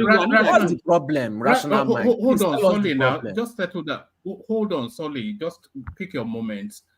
Rational mind. I broadly agree with what you just said there. I think it's a red herring. They've just sent it forward. They really want to clear the northerners and the easterners, really. Exactly. But they are starting with this is just the beginning. Why did you say northerners? You know what you wanted to say. One man should be ashamed of himself for bringing that up. He just wants to stroke. That's one man you're playing a dangerous game here. You know why? I don't know why one man is one man. That was. I'm sorry to say, one man. That was an irresponsible take from you. How do you mean? How do you mean? Because excuse me. Hold on. Yeah. Because just look at it from a state government's perspective. Okay. So guys, just give me a minute. If they start providing houses for people that are homeless on the streets, we are all Nigerians. People will start moving to Lagos in droves because guess what? They are providing houses to people that are living on the street. Lagos cannot bear the burden of other states at that rate. What I have always proposed is that at this rate, Lagos, like the earlier speaker was talking about the housing crisis where there's no more lands to build. Make use of neighboring states. You can use a train system where people can live in Ifo, for instance, for cheap and work in VI or Ibadan. You can increase the speed line. I don't know what the speed rate is for that. So you will make the neighboring state that still have lands. You can build at a very cheap. You can collaborate. Lagos can collaborate with Ogun, Ibadan, or your state, for instance, where they still have lands where you can build for cheap. You can collaborate with them. You can work out the tax rate or whatever you want to work out with them. Where you can build all this cheaper two-story buildings. They used to be back in the days. This federal housing they used to build in Egbaland back. This Elega, if you know where Elega is in Abeokuta back in the day, they used to build all these two-story, two-bedroom houses for the workers back in the days. Very affordable, but you can build them out there, run train lines to those places. And people can live there for cheap, make a lot of money on the highland or in Lagos, then go back to their state. But the idea that Lagos will cater for everybody that sleep on the street does not make any sense. And if they have to deport people, using that word loosely, deport, just make laws that make it very difficult for people to sleep on the street. If you don't have any place to sleep to stay in Lagos when coming, then don't come at all. Discourage that. But the idea that Lagos has to then build houses for everybody on the street is ridiculous. Everybody else. That is Adewale. No, this is BT actually. This is not Adewale. This is BT. Oh, okay. Sorry, BT. I wanted to say, how many millions of houses would the government even build? Do you know the number of people on the street? And to one man and rational mind, the truth of the matter is, the more we continue to give this thing why was one man stroking ethnic tension. Why Yes, did yes. The more we continue to give that was it, not a responsible take. yeah, I mean, that's what. No, That's what. because I read that undertone as well. No, that there was no Fashola, undertone. when I saw the headline, So I when read that Fashola did undertone. One man that, played. when Fashola did One that, man played. The discussion I was thinking for a while. Please, Solly, one when man somebody played. else is so why didn't they do that plan then? Solly, when somebody else is speaking, you can't just Hold on now. One man, because I was thinking for a while. The argument was the poor people on the street. How can, but nobody on such a mind brought the idea of the going towards. We know what he's really trying to say. But why would you bring that up? You're the host of the platform. Don't do that. Well, he didn't bring it up. I brought it up. Yeah, but why did he have to have? No. But he should have put that up. It's a ridiculous. That now, one man. Why are you trying to? So when it comes to president singing kumbaya of Tinubu, you can do that, right? No. You can no. You can bring it up, but he is the host of the platform. He should have cut that off. Come on now, one man. When Fashola did that years back, why didn't he do his so-called, as according to Rational Mind, sinister plan? Why, when Fashola did that years ago, why didn't they do their so-called sinister plan? Sorry, don't mind Rational Mind. If they talk about Lagos, I'm going to tell you, if it was even a sinister move, the tribe that is going to affect the most is the Hausa tribe or the Fulanis, because they're the ones that do this Babiala thing on the street. Okay, Igbos that are in Lagos, most of them, if they don't have a house, they have a shop, and they have somewhere to sleep overnight. Yes. So how is that tribe? Most of them. How would they deport Igbos or Fulani? You don't have house. Everybody. One man. It's vagrancy laws now. Vagrancy laws. But why? No. But I'm saying that don't they have homeless Yoruba people that live in Lagos that will also be affected too? It's for people that don't. Exactly my point. Some kind of anti-Igbo, anti-Fulani rhetoric. Why are you doing that? Can I elaborate? Can I elaborate on that a little bit if you don't There's mind? no need to elaborate. Rational man, don't elaborate. Don't elaborate.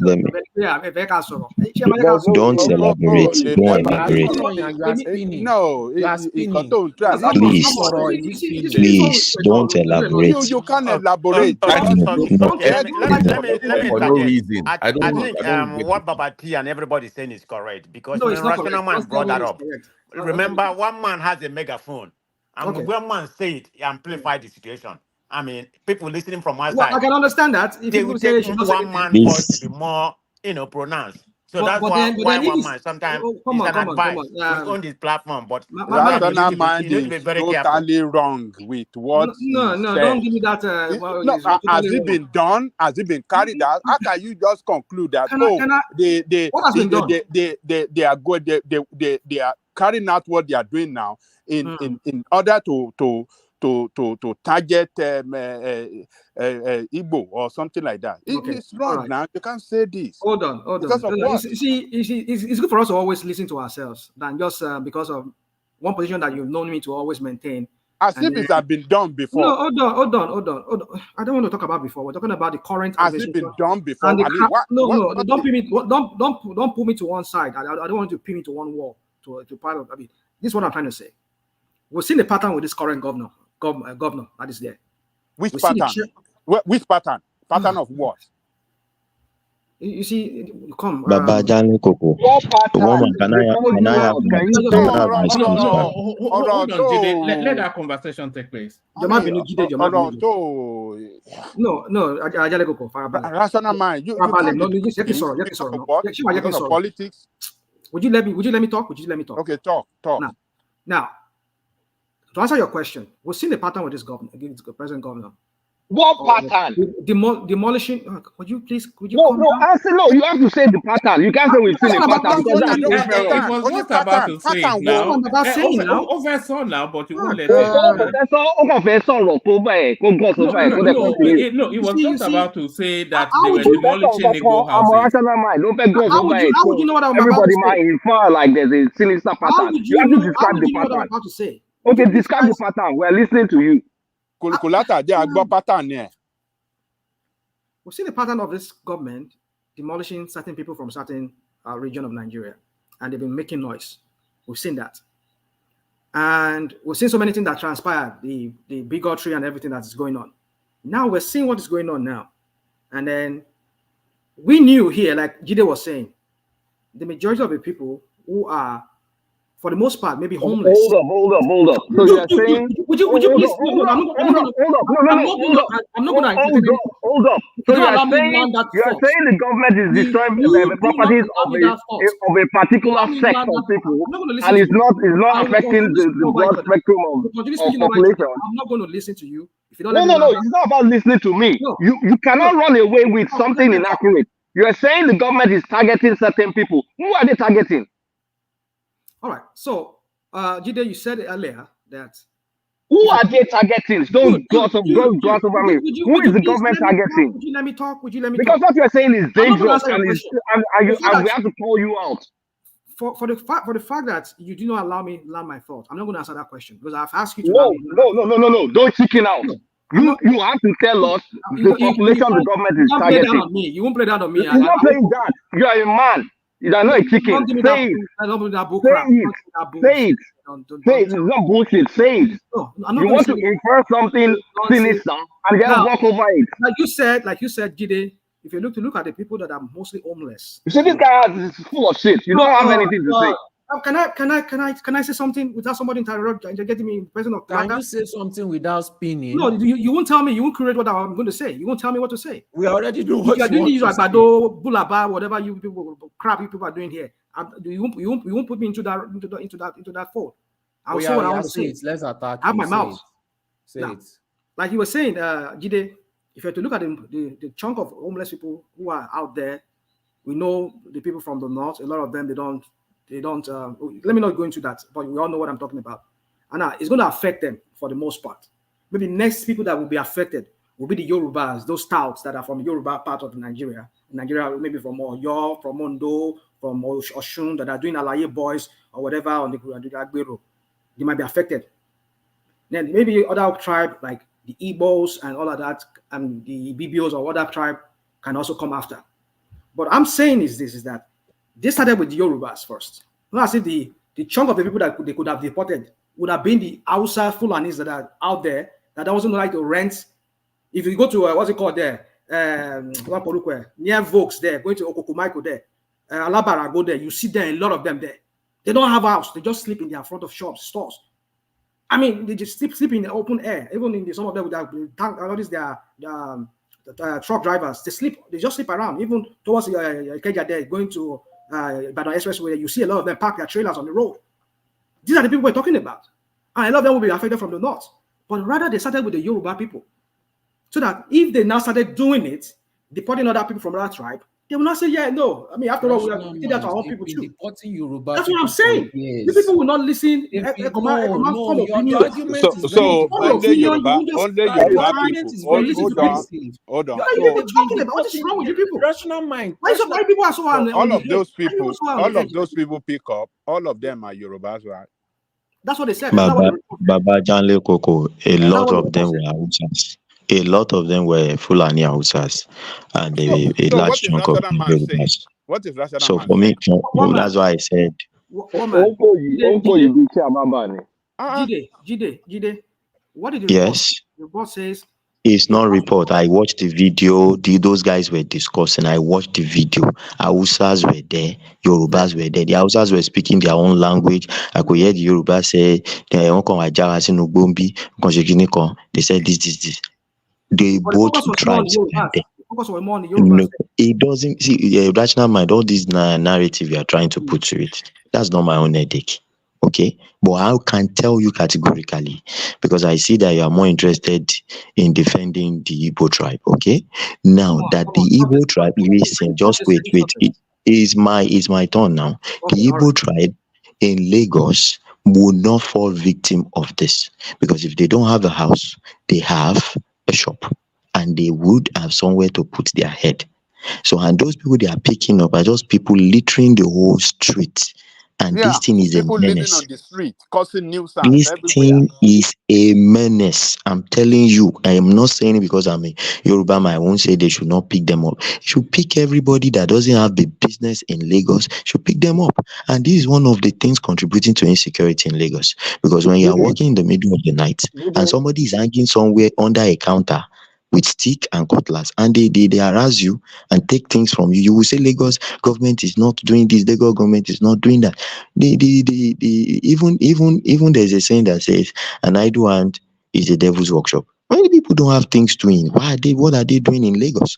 And I strongly believe that the government cannot build 10 million houses for people just because they want to get them off the street. Quick one. Rational Mind alluded that the government is targeting one tribe. Are you aware of any of such? That based on their past actions. Kolata, no. Wait a minute. Is Lagos not a sanctuary city? Sanctuary as in. That Americans don't. Is Lagos an American city? Is Lagos a Democrat city? Democratic city? Like San Diego? I just want people to discuss that. I just chimed in, okay? So do you think this inference that Rational Minds want everybody to do is kind of like doing it in a sinister way? He doesn't want to call anything out. He doesn't want to say something. So everybody will infer that then this and then stretch it out with this narrative. Then he chickened out. He couldn't even mention it again. But Jide answered my question. Thank you. Kolata, let me explain to you. Even this landmark thing, the demolition that is going, majority of the people affected there are Yorubas. Majority are Yorubas. So, and the only person that is making noise is Landmark. And the Rational Mind comes on this show and pick up Landmark case and make it look like it is only Landmark that owns all the coastal line of Nigeria. Okay, this is the narrative they want to put out there. I am telling you that on the street of Lagos, what you find outside on the street. Why you just painting me like that? I come here. That is what you painted yourself to be. When was the last time I had a debate with you? That is what you did. When was the last time I had a debate with you on this platform? If you don't like it, then don't do it. Solid, settle down. You have to let Rational Mind have free expression. I've never.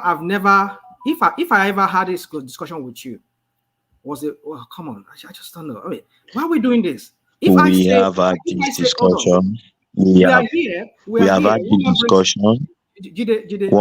We have had the discussion during after show, and I remember that day it led to a big quarrel that Mike had to put you out of the, or you angrily left. I think you were the person that was talking that very day. Yeah, I remember. Okay. So and you just came in and we were discussing on the coastal highway, and you came in and you started saying billions of people losing their job, Lamarck this and Mike. Come on. You see, you go. What I'm trying to say. You see, this is what you people do. This is what you people do. This is not what I do. You said it tonight. Listen. I'm grateful that one man has a tape here. I've watched it many times. Just to see what I did wrong. I came in because was it you and what's his name? Let me not go to this topic, but I just want to say this. I came in when you were having this back and forth with what's his name, Joel of Nashville, and he was talking about Tinubu being a druggie or whatever, all this kind of a thing. And then the next thing, you guys went off tangents and you were talking about, he turned it to Igbo because he was criticizing Tinubu. Now you turned it to an Igbo matter, and that was what brought me in. I said, why would you be? I was about even saying that when the idiot says, he was referring to his own father as Olori Bruku. I was like, what is Kilofa? What is Kilofa? I mean, I've not even said anything out of my mouth. And now here you are here right now telling me that I said what I did not even. I've not even said anything much. Well, Rational Mind. Let's just abandon all that. I'm not. You see, this is what you people do here. Let's not drag it. I don't know why you're. Is it because? Let's not drag it too much. Can we one more, please? Can I wrap this up by saying that the future of Lagos, the way it's going, is going to be for the rich and the middle class. That is the reality. The question now is, how can the poor or the people coming up in that class benefit from what Lagos is going to become is by making sure that they enjoy the benefit of the wages that they will benefit from working in Lagos, while at the same time living in other places, coming into working in Lagos. That is the future. You know, anybody, Babati, that's the system they have in Monaco. Like in New York too. Like in New York, that's the way it is. In Monaco, the workers work outside of the they actually call it a principality. Now imagine the workers work outside of the principal. They live outside of the principality. Right. They come in and then they go back outside of it because it's too expensive for them anyway. Now imagine not saying that Monaco now has to provide houses for poor people because they're just showing up for no reason. Does that make any sense? No, you cannot just show up and say because you want to live there, you on the beach, they should provide housing for you. No, the reality is you're going to make that money in that zone, Lagos, Island, all those areas for that zone. But how can others benefit from it? Then you start collaborating with other states, the outskirts of Lagos. That is the way you should build. That is where you should focus on. Move some things over to those places. But I didn't want to go into those details because we're already discussing housing. Because you can move. Let's say, for instance, now people go to the island to go and watch movies at Silverbird, for instance, right? They have all these big screens.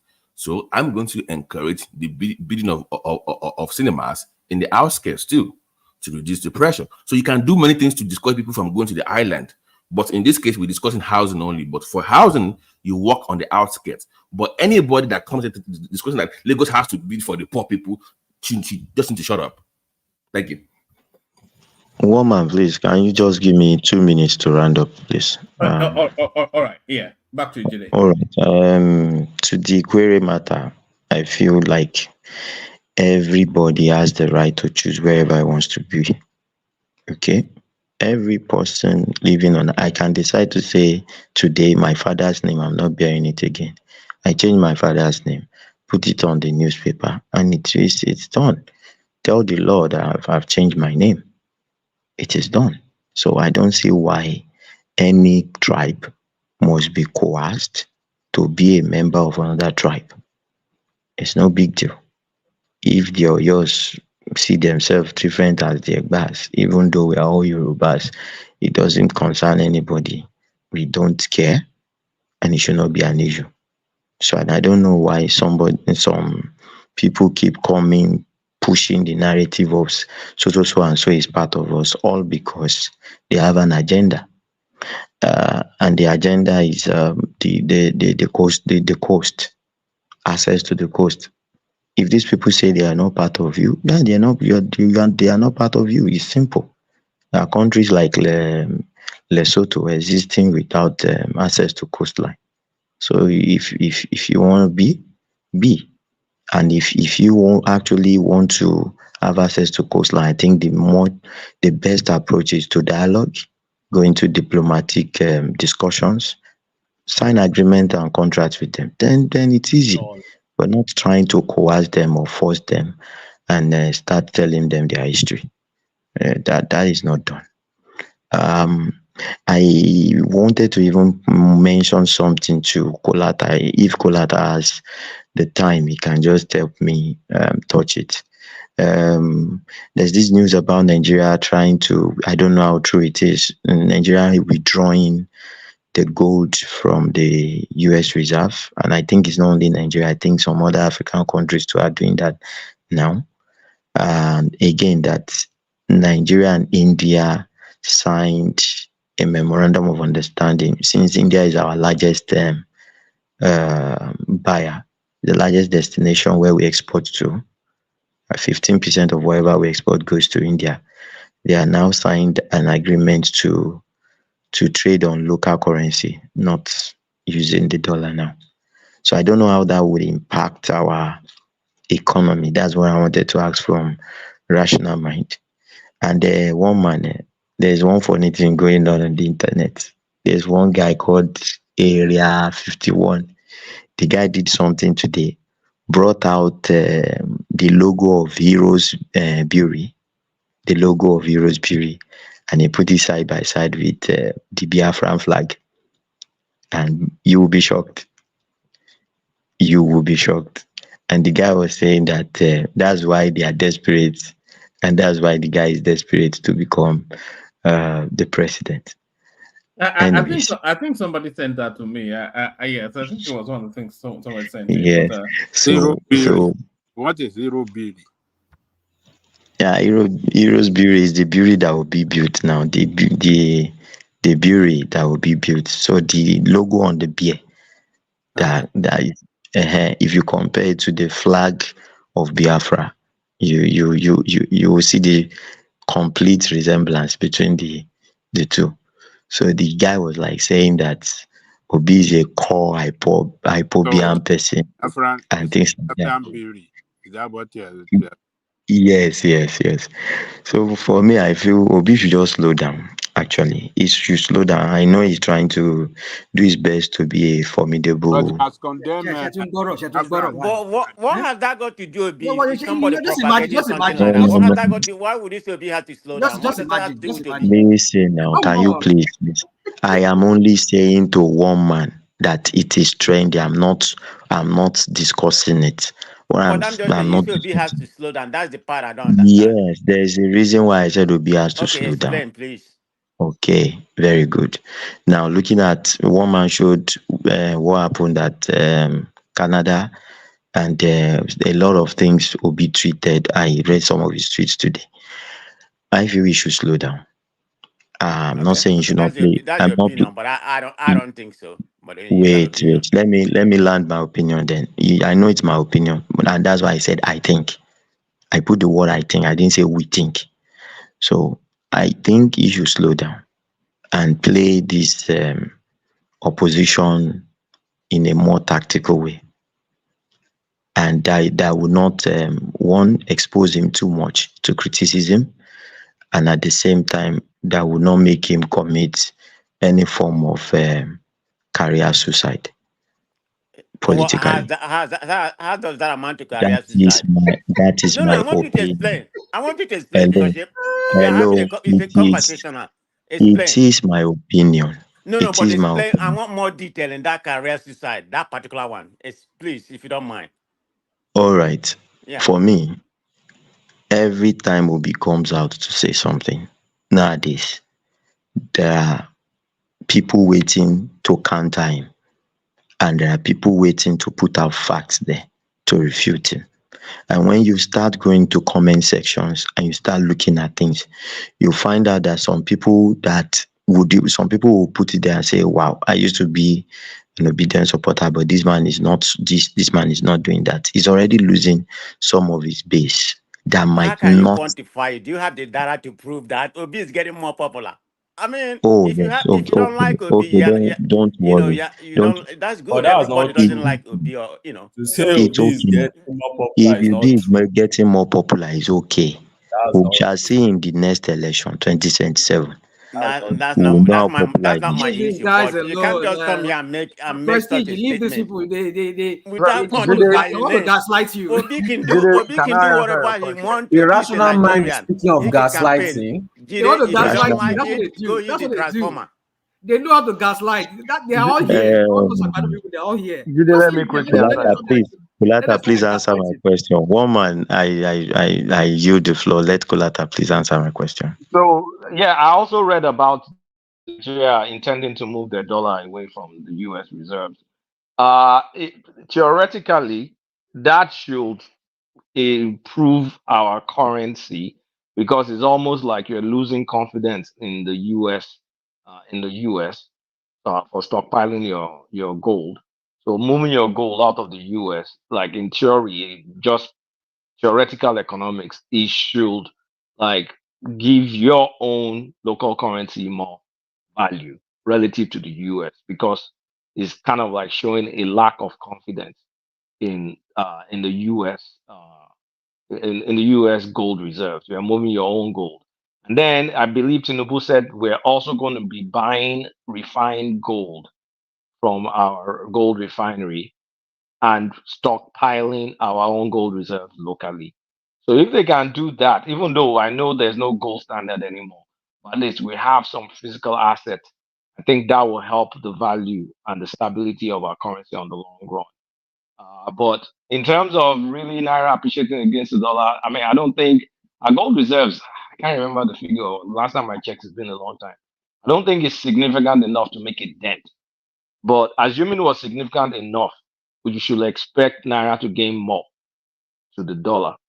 And if we now start buying our own refined gold, I think that will pay us on the long run. At least we have some physical assets kind of like back our currency up. But I mean, we know the gold standard.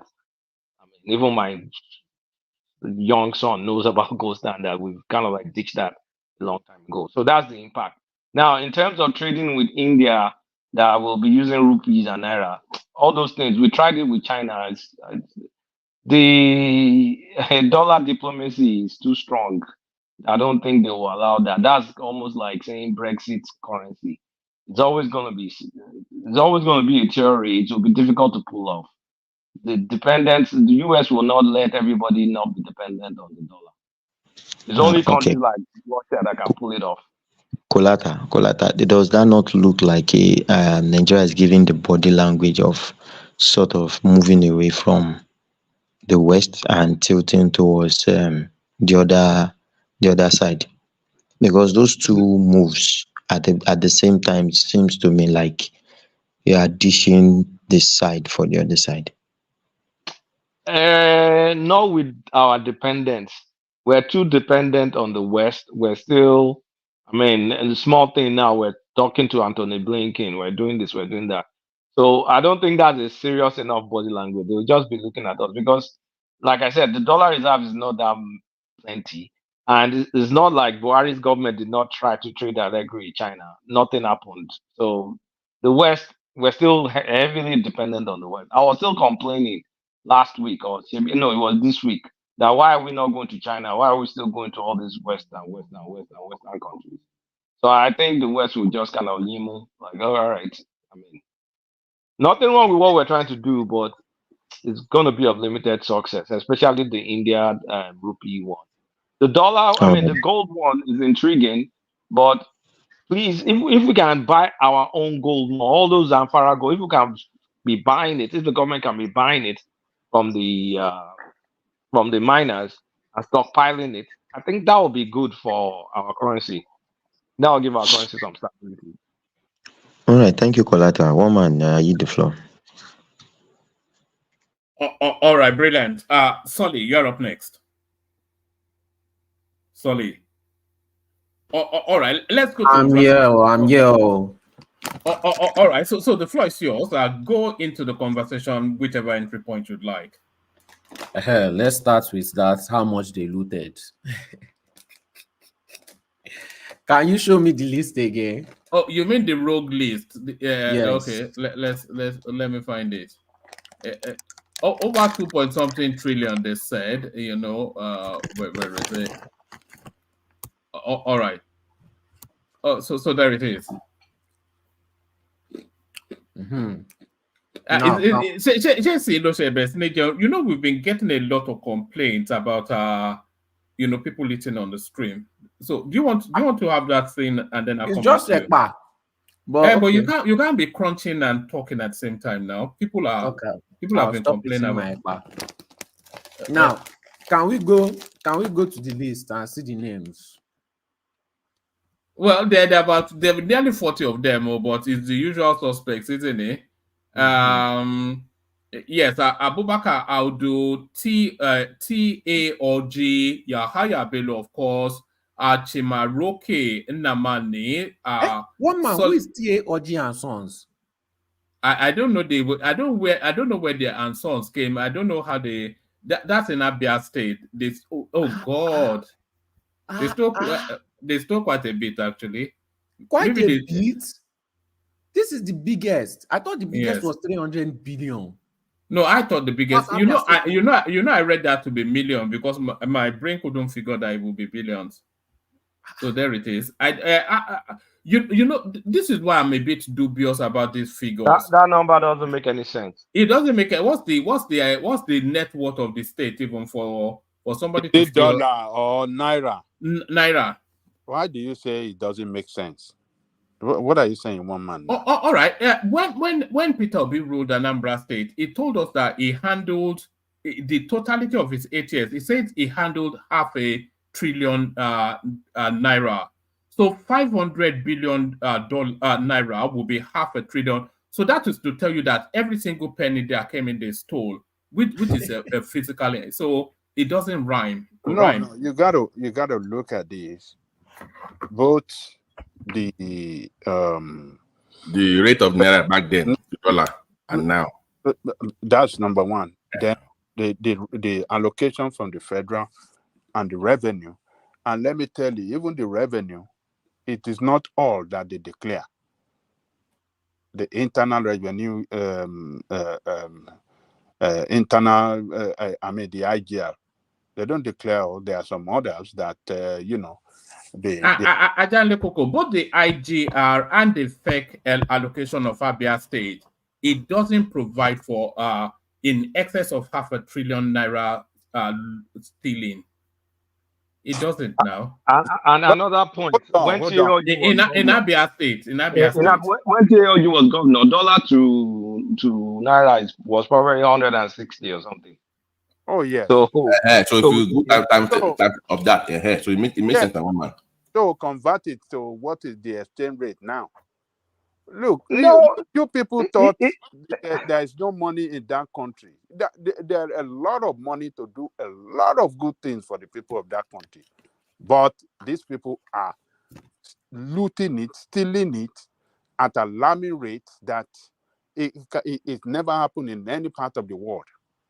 One man, I think what Ajali Koko is saying, they convert that what they stole at that time to the current rate, what we have in naira right now. So and no, that's not what they did. It's naira that they stole. So if you convert that to dollar, back in then, that means they stole like $3.3 billion. That's not possible. Okay, No, I thought they converted to, I think they stole in dollars and it's just converted to currency of naira. But now. did they write that? They didn't say that. Yeah, but I mean, we can think about maybe that's what they did for them to write that. That's the only sensible thing. Right. That's the only way we can take it. Nobody's in that country keeps the money in naira now. Once they see the money in naira, they find the foreign currency to change it to, right? But it's naira that they will steal and then change it to dollars. So they're kid, they're saying that when they stole the money, a direct back then at 200 naira, whatever, that money was changed to the dollar, right? Is that what they wrote? Because no. All I can see is just, naira, because Nigeria is still a naira economy. So I believe they wrote how much they stole in naira. Back then? Yes. Oh, wow. No, that was too high then. Because I'm thinking that maybe they are basing on the current rate. Maybe that's other guys, that maybe when they stole the funds at 200 back then, they changed the money to dollars, right? So they're not calculating the money that they stole at direct back then back to what is it right now in naira. Yeah, that's what I'm thinking. That's what I'm thinking. That's for that to make sense, you have to apply it to everyone else on the table. So it doesn't make sense. Doesn't make sense. It's naira that they stole in naira that they are saying, not okay.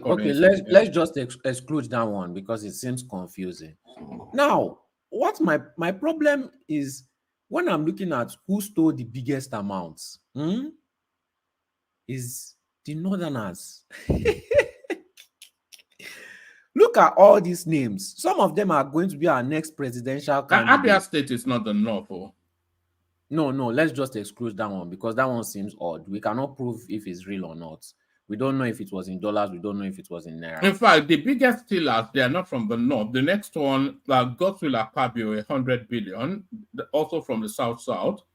But if you look at Bono, and you go down, you will see 300 billion. You see more 300 billion. No, there's only one 300 billion. No, go down more. Okay, I thought I saw 300 billion. No. I think the biggest looters are in the South because that's where the most money is. These are allegations. One man is Tinubu's name and Lagos Kakos too. Is their name there? Tinubu's name is not there, but the headline really is that Peter Obi's name is not there. That's how they've been headlining it online. One man is not, that list is not complete. Tinubu's name should be there. Obi's name should be there. Everybody is a But how are thief. you going to say those two names should be there? You can prove it. I mean, is any one of them being convicted? We are just Okay, basing by if I had, William if I Van had, stealing And these money. are cases with the FCC, by the way. So Yeah, Tinubu but none doesn't of have them, a case. these two names you mentioned, none of them are with EFCC. So you Yeah, can't okay, base your that's decision okay. it. on. Yes. Woman, I thought they are just putting there. They've done research to put out The names only of. case Tinubu had after he left office was with this place that they The alphabeta. this place that removed the CJN or not getting from office. He had EU, but he was able to clear that EU. This tribunal. Is it ICPC? ICPC, No, whatever. no. The one that removes the ICJ. There are places somewhere in that Jabi area. With Dan Ladi, that was the judge back then. I've forgotten this tribunal. That was the only place he had EU, and then they cleared it. So I think this list is actually the list of those ones that they are probing, they've investigated, and they are still investigating over years. Okay, it's clearer then. It's making sense then. If it's those that are invested. So, anyway, Okay, Code of Conduct Tribunal. Looking at this list, from what I can see is that these people have no business plan. They have no plan at all. Their own goal is to just enter there, look at the coffers, look at the safe, and steal everything that is inside there. What Tinubu is going to do with this regime, after these 8 years, we are going to return it back to people that have no business plan and just want to continue to steal. So, is there any future for that country? You know, like Kulata said, what we have right now is a benevolent. Is Ganduje's name there? Is Ganduje's name there? Ganduje? Yeah. No, I don't think he's there. He's not there. This is Akuru. This is a rubbish Kwakwanso's list. name is there, though. Kwakwanso's name is there. Ní Kwakwanso name ṣe máa wà ń bẹ̀ tí orúkọ Ganduje ò lè sí ń bẹ̀. Baba Janle Koko, I think is àwọn tó investigate ni wọ́n máa sọ pé wọn kò síbẹ̀. Bóyá àwọn tó ti ní case pẹ̀lú wọn. Those that already have case with them. But for me, if they are to populate list, I think all governors, including Tinubu, should be there. Obi should be there. If Obi now clears his name with EFCC, then the rest too should clear their name. Let me give you these 2 paragraphs. It says, no fewer than 58 former governors have allegedly looted, embezzled, and laundered a total of 2.187 trillion in the 25 years since democracy returned to Nigeria. So correspondents learned that the sum is based on EFCC's allegations against the former governor. So I think the people with the case files with EFCCs.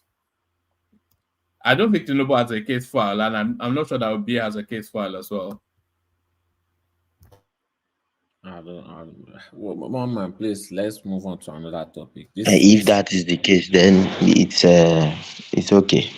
But for me, if they were to populate, I see everybody should be there. I'm not surprised. I'm not surprised that Tinubu's name is not there because, I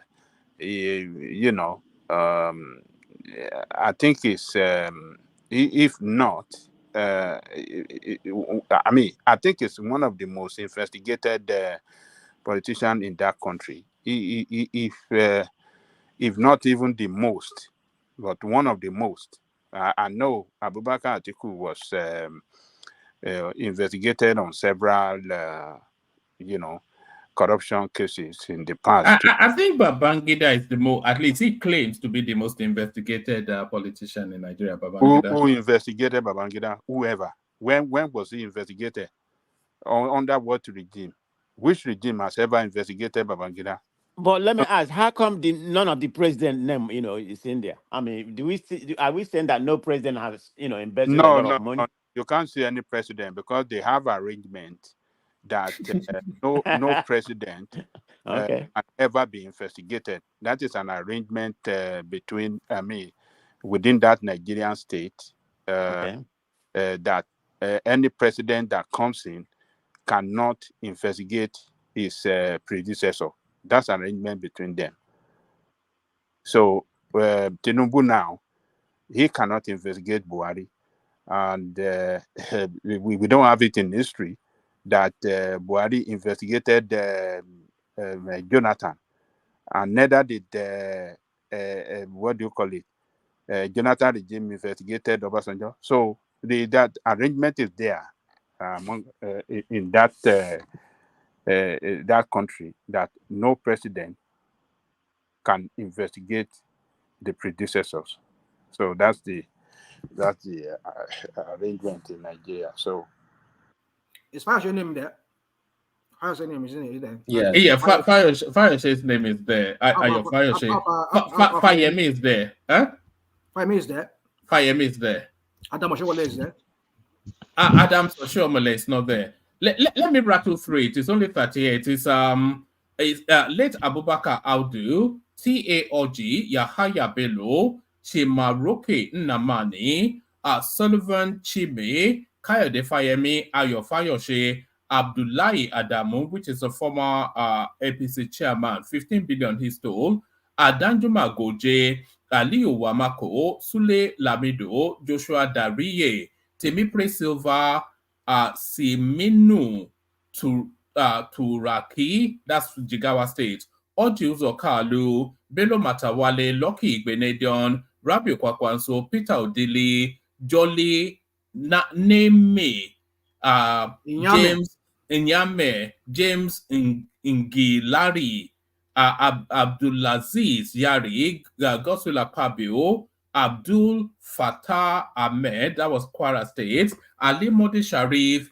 Willie Obiano, Ibrahim Dan Kwambo, he's from Gombe State, and Ramalan Yero, that's Kaduna State, Rota Sokorota, James Ibori, some guy from Bayelsa, Gabriel Swaswam, Samuel Otom, the one that is 107 billion, Samuel Otom, for all of that crying. He cried on the screens, but laughed all the way to the bank. Muritala Yako. Wait a minute, Samuel Otom in the list? Yeah, wow. 107 billion. Could you imagine? That crying baby. Yes, but he wasn't crying when he went to his bank. Oh, he laughed all the way there. Is Wicked there? No, Wicked is not there. On my quick question, I'm surprised this guy is not there. The guy from Donald Duke. Donald Duke is not there. Wow, really? Okay. Jonah Jang, Aliu Doma, No, Donald Duke is not there. So why are you expecting Duke to be there? Imoke is not there. Imoke. Why are you expecting Duke? From which state? From Akwa Ibom. I mean, Cross River. He was one that succeeded Duke now. No. What of that governor that speak grammar, science, in always tag his budget with? Limpotic something. Ben Ayade, something Ayade, Limpotic. What about this? Is his name there, one man? No, it's not there. Augustin governor. This guy, what's his name? Amosun Agbenga Daniel. No. Maybe not Amosun, but that Agbenga Daniel, there's no way his name should not be there. Exactly, Agbenga Daniel. Agbenga Daniel is not there. You have to remember that these are people with cases with the FCC. Rí àwọn tọ́wọ́ látẹ̀gbá yẹn wọ́n sọ wípé okay, Amosun not be about that Agbenga Daniel can be there. No, that's not the point. I'm just saying that Agbenga Daniel was very come on now. Everybody they are covering their own. Nobody's covering him. Their own corrupt. By the way, they also put that their own son who was a looter. No.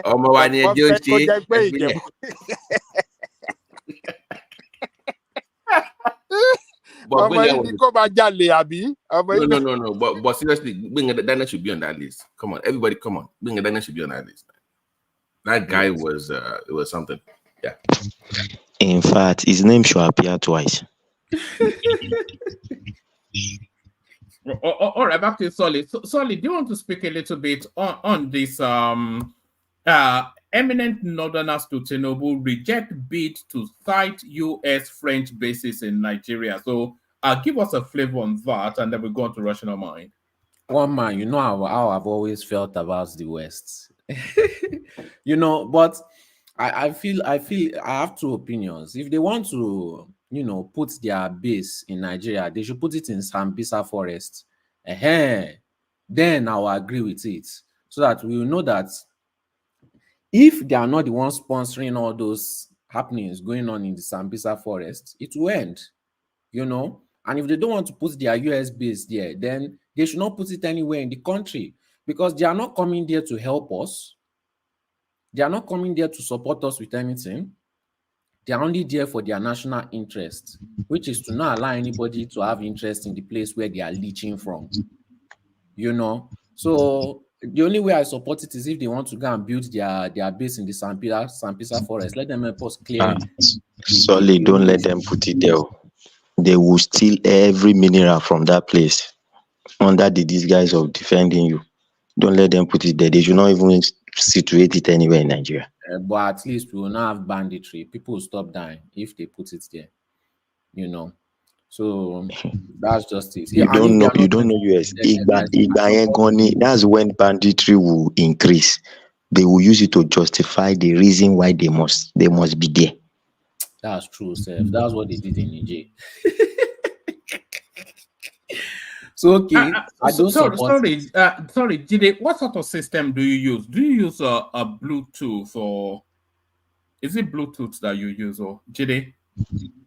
No, I'm not using a Bluetooth now. I've removed the Bluetooth since the network around my area is somehow. All right, because there's always maybe I'm the only one hearing it, but there's always an under woofing sound when you're mute. Sorry about that. No. It's not anything that it's just something I observed. But back to you, Solly. So, and if you look at all these bandits, they always have more and better weapons than, even what the Nigerian military has. And where are they getting it from? These are Western weapons. So what is their reason for wanting to put a base here? How is it benefiting us in any way? It's not benefiting us. So it's a very, very, very insulting request in the first place. And for the first time, I support this northern elites, even though they are doing it because of religious beliefs, But I support them in this push too.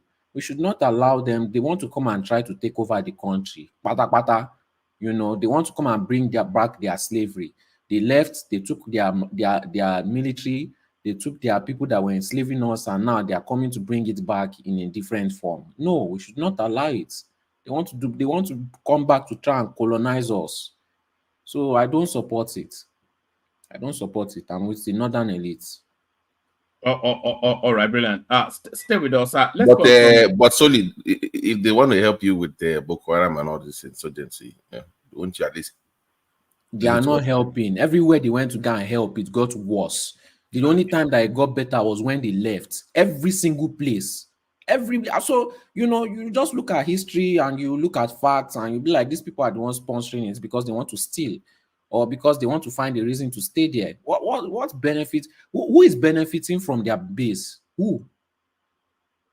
The only people benefiting from it are people that they caused the problem in the first place. Any military base that anybody is benefiting from, they are the ones that caused the problem in the first place. They gave you disease and they are telling you that they will come and cure it. What kind of nonsense is that? So, no, they are not coming to come and benefit anybody. They are not even benefiting themselves. Are you saying that the cause of the Boko Haram in Nigeria, is that what? Who is giving them weapons? It's not Western weapons that they are using. Yeah, but how does the weapon escape to your territory? Is it the fault of the country producing it, or the fault of who is making it and who is selling it? Yes, now the point is this: people make laptop in the UK and US, for instance. It enters your territory. You don't want the laptop. Is it the problem of the person making laptop in US? Or so are you telling me that if they want to stop it from reaching those bandits, they can't stop it? how can they stop it when they have not even but they can put sanction on Russia. No, but they can put sanction on Russia and stop their things from reaching Russia, but they cannot sanction it from reaching and their bandits and things. Boko Haram. And who told you that their things don't get to Russia today? Does it get there easily? Yeah, the same way guns and others doesn't get there easily. Those things are getting there for a very inflated price. If you inflate it so high, it is only elites that will have access to it. Same with arms. Are you telling me that bandits Nigeria are now elites? Bandits they are elites. sponsored by elites. They are sponsored by your elites. Bandits are sponsored by your elites. Boko Haram are sponsored by your elites. So the elites are ready to pay 1,000% more for the same weapons. The elites so why don't they just buy weapons from poorer countries like North Korea and Iran?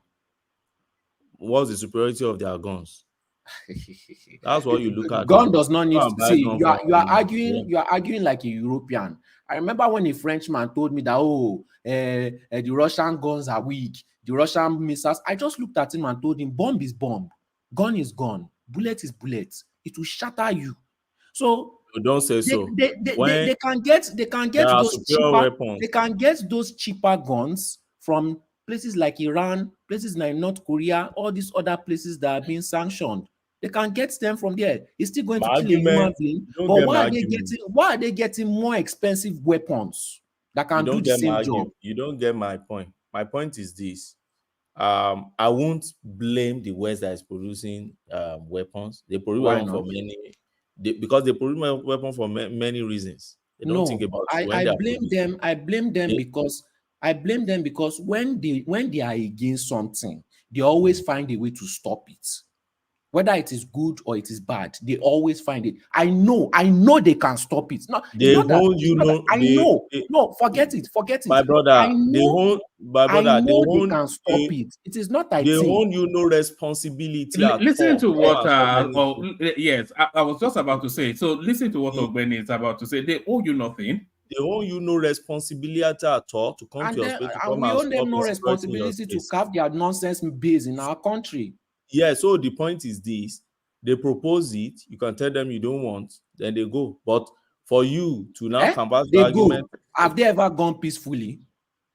They've never had any base in Nigeria since our independence. Have they ever offered somebody something and they do have base in Nigeria? They don't. Since have they ever offered anybody something and they go peacefully? Sorry, let me just. Do they take no likely? Yes, since our independence, they've not been able to have base in our country. Even during Jonathan, they proposed all these things. Jonathan said no.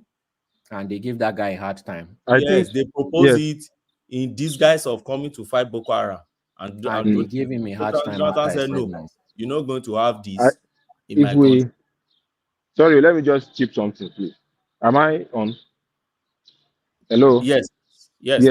I think if you look at Middle East, if you look at most relatively stable countries in the Middle East, UAE, Qatar, Saudi Arabia, those countries, they have military American base there. Because they are protecting the oil that they are using. And this is the same thing you are saying. You are saying everywhere they go, they cause destruction. So I don't think it's, in fact, I think they feel as if they are protecting them more in those relatively stable countries. They have respect for those people. They don't have respect for black man. Yes. Even that region is a volatile region. But those countries are still relatively immune to all those attack and fighting. Because they have respect for them. They don't have respect for black man. If you say no, they make sure that more weapons enter Boko Haram. Yes, now it's the same continent that we have Afghanistan. Now let's stop pretending like we don't know. You still blame our leadership. Why is it that they don't have respect for us? But respect for them, yes, that's the point. Because we are black. What is the bargaining chip? What is the bargaining chip that they are using? It's not leadership. They just don't respect us because we are black. All right, bring it on solid. It is. It's not because you are black. They respect Indians. Are Indians white? Which Indians do they respect? Which Indian do they respect? Americans respect India. You think they don't respect India? They respect India too. Unless you don't understand global politics. Describe it how you want to. Whether they use them, but I think they respect India. Let me give you an instance of what no country will not respect Indians. No country will not respect India. That's the more like the fastest growing economy when it comes to tech and medical in the world. Now. Yeah. So if you try, don't respect them. Tech, medical, even military. So that's the point. So Yeah. my own is leadership. Ben, You look at your when leader. they start respecting India, because India, what, 30 years ago, so one, even the poorest country in the world, poor in every way possible. 30 years ago. Maybe, look, let me tell about you, maybe a little bit longer. They don't respect Indians because when you look at this, wait now, let me give you a simple example. Can I tell you why? Can I tell you why? Tell and me, I'll use tell me why you think there's so. this Tell vote that they always have when it comes to veto votes. India has always tried to get there. All of them always take turns to deny India. Every single time when India has the support of 4 people, then one of them will deny for some crazy reason, some reason that doesn't make any sense. They are always taking turns to deny India. They are forming respect, but they don't really respect them. But that's part of let me say, they do respect India, okay, because India has improved itself as a nation. They become they become more integrated into the world economy. They are producers. Okay, they're important. Give me one sign of them when it comes to pharmaceuticals, they're a big shot in the world pharmaceutical with China. So it's because they've improved themselves. That's why they've gained respect internationally. Right. So not because I'm not saying that.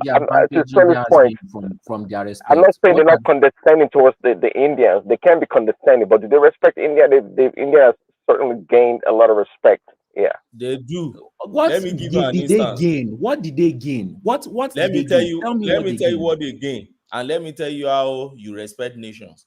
You see, presently in the world, 3 major key things that will make any Western world or any superpower to start respecting you. Number 1, they think about now is, do you have nuclear power? What is your nuclear power program? Okay. India, as it stands today, has a very large indigenous market, indigenous nuclear power program, and a very ambitious plan. Okay. Because of that capacity alone, India is gaining significance. Now, the reason why you see them, they won't want India to join their Security Council is still part of the fear for India's significance and dominance. I agree with you, absolutely. I agree with you. Secondly, they know quite all right that putting boots on ground to fight war is going out of extinction gradually. What you will be seeing in years to come to fight any war now will become, apart from nuclear, which is extreme, is IT, cyber war, technology, cyber war, drone fight, and others, robot, AI, and others. And when you go to that space, you find India so visible in that space. Many IT firms in the UK, for instance, are occupied by Indians. They are occupying that space. There's hardly any mobile company or anything that wants to call you here in UK. You see them with the Indian accents. They occupy that space and they are taking over. Now, even when you go to all the Middle East. And the third one is this. They know when you are fighting war. See, world power is all about fighting to expand territories. Now, they know that when you are fighting war, you need food security, you need medical care for your people. India is not found wanted at all in that aspect. Yeah. Medical and pharmaceuticals. They are relatively peaceful. Also, let me give you an instance. Very recently, WHO was talking about malaria vaccine, and they are saying don't mass produce it yet, and don't inject anybody yet because they are still going through and over. You know what India did? India is already mass producing and sending it out. I think Ghana and some African countries are already sourcing it from India. The same thing with COVID vaccine, if you remember. The COVID vaccine they were given in UK and they refused to take out. India started producing and mass producing and taking it to Africa. So they respect India. Don't put India and African countries in same bracket. The same, and when I said African countries, I'm talking of West Africa, Egypt, and all those Morocco. They still respect those ones, though. But I'm talking about the Black Africa, the West Africa, right? those ones, we don't have that respect at all. And that's why I said you still take it back to our leadership. Like somebody said, 30 Well, years yeah, ago, well, okay. No, where we was don't, well, India? we ourselves, but yeah, by the way, has a lot of the same problems that Nigeria has, actually. They suffer from poverty, they suffer from, you know. Prince, you are breaking up. It's breaking up. It's not audible. So, but like what Prince said, where was India 30 years ago? India was almost nowhere 30 years ago. Poverty capital of the world, right? They have the law of suburb and all sorts 30 years ago. But over time, they started getting it right, and they started focusing on emphasizing on their strengths. Let me give you an instance of what I've seen. Now that I said, if I become a public officer in Nigeria today at the federal level, and then I find myself in a position of authority where I can make policies and decisions, one of the things I will cancel in Nigeria is this: if you want to get my scholarship or any scholarship within my space to go and study abroad, there must be some courses you can study. Don't take my PTDF scholarship to go and study business administration. Don't take it to go and study whatever anyhow courses. There are courses you must go and study. Yeah. There must be courses that the country focuses on their strengths. For instance, IT, technology, agriculture. IT, there are courses that we know with this, you are going to imagine economy in future. I'll pump you there. And like so many Chinese friends that I had there during my PhD, their country sponsored them, but do you know their country dictated their topic to them? You won't take Chinese money to go and study just anyhow course in the UK, because they have the areas of their focus. So your research must fall in that area of focus. And then you sign a bond before you are going. You must return to your country. See, many of them, as they are concluding their study like this, they pick their bags, they return, because they tell you it's a criminal offense if they don't return to their country. They returned to go and, take the knowledge back to their country, and they must work for their nation. See our own. You see, thousands of Nigerians that have gained Commonwealth scholarship, PTDF scholarship, ETF scholarship. There are a lot of scholarships from Nigeria coming to this place. They all stay back. They won't return to Nigeria. They will tell you, oh, Nigeria is bad. In fact, they are the one that complain about the Nigerian most. Despite the fact that they are enjoying the Nigerian money here to gain knowledge. And by the time they finish, they start looking for a way to hang around. They don't take that knowledge back home. And when you mention Nigeria to them, Nigeria is hellfire as far as they are concerned.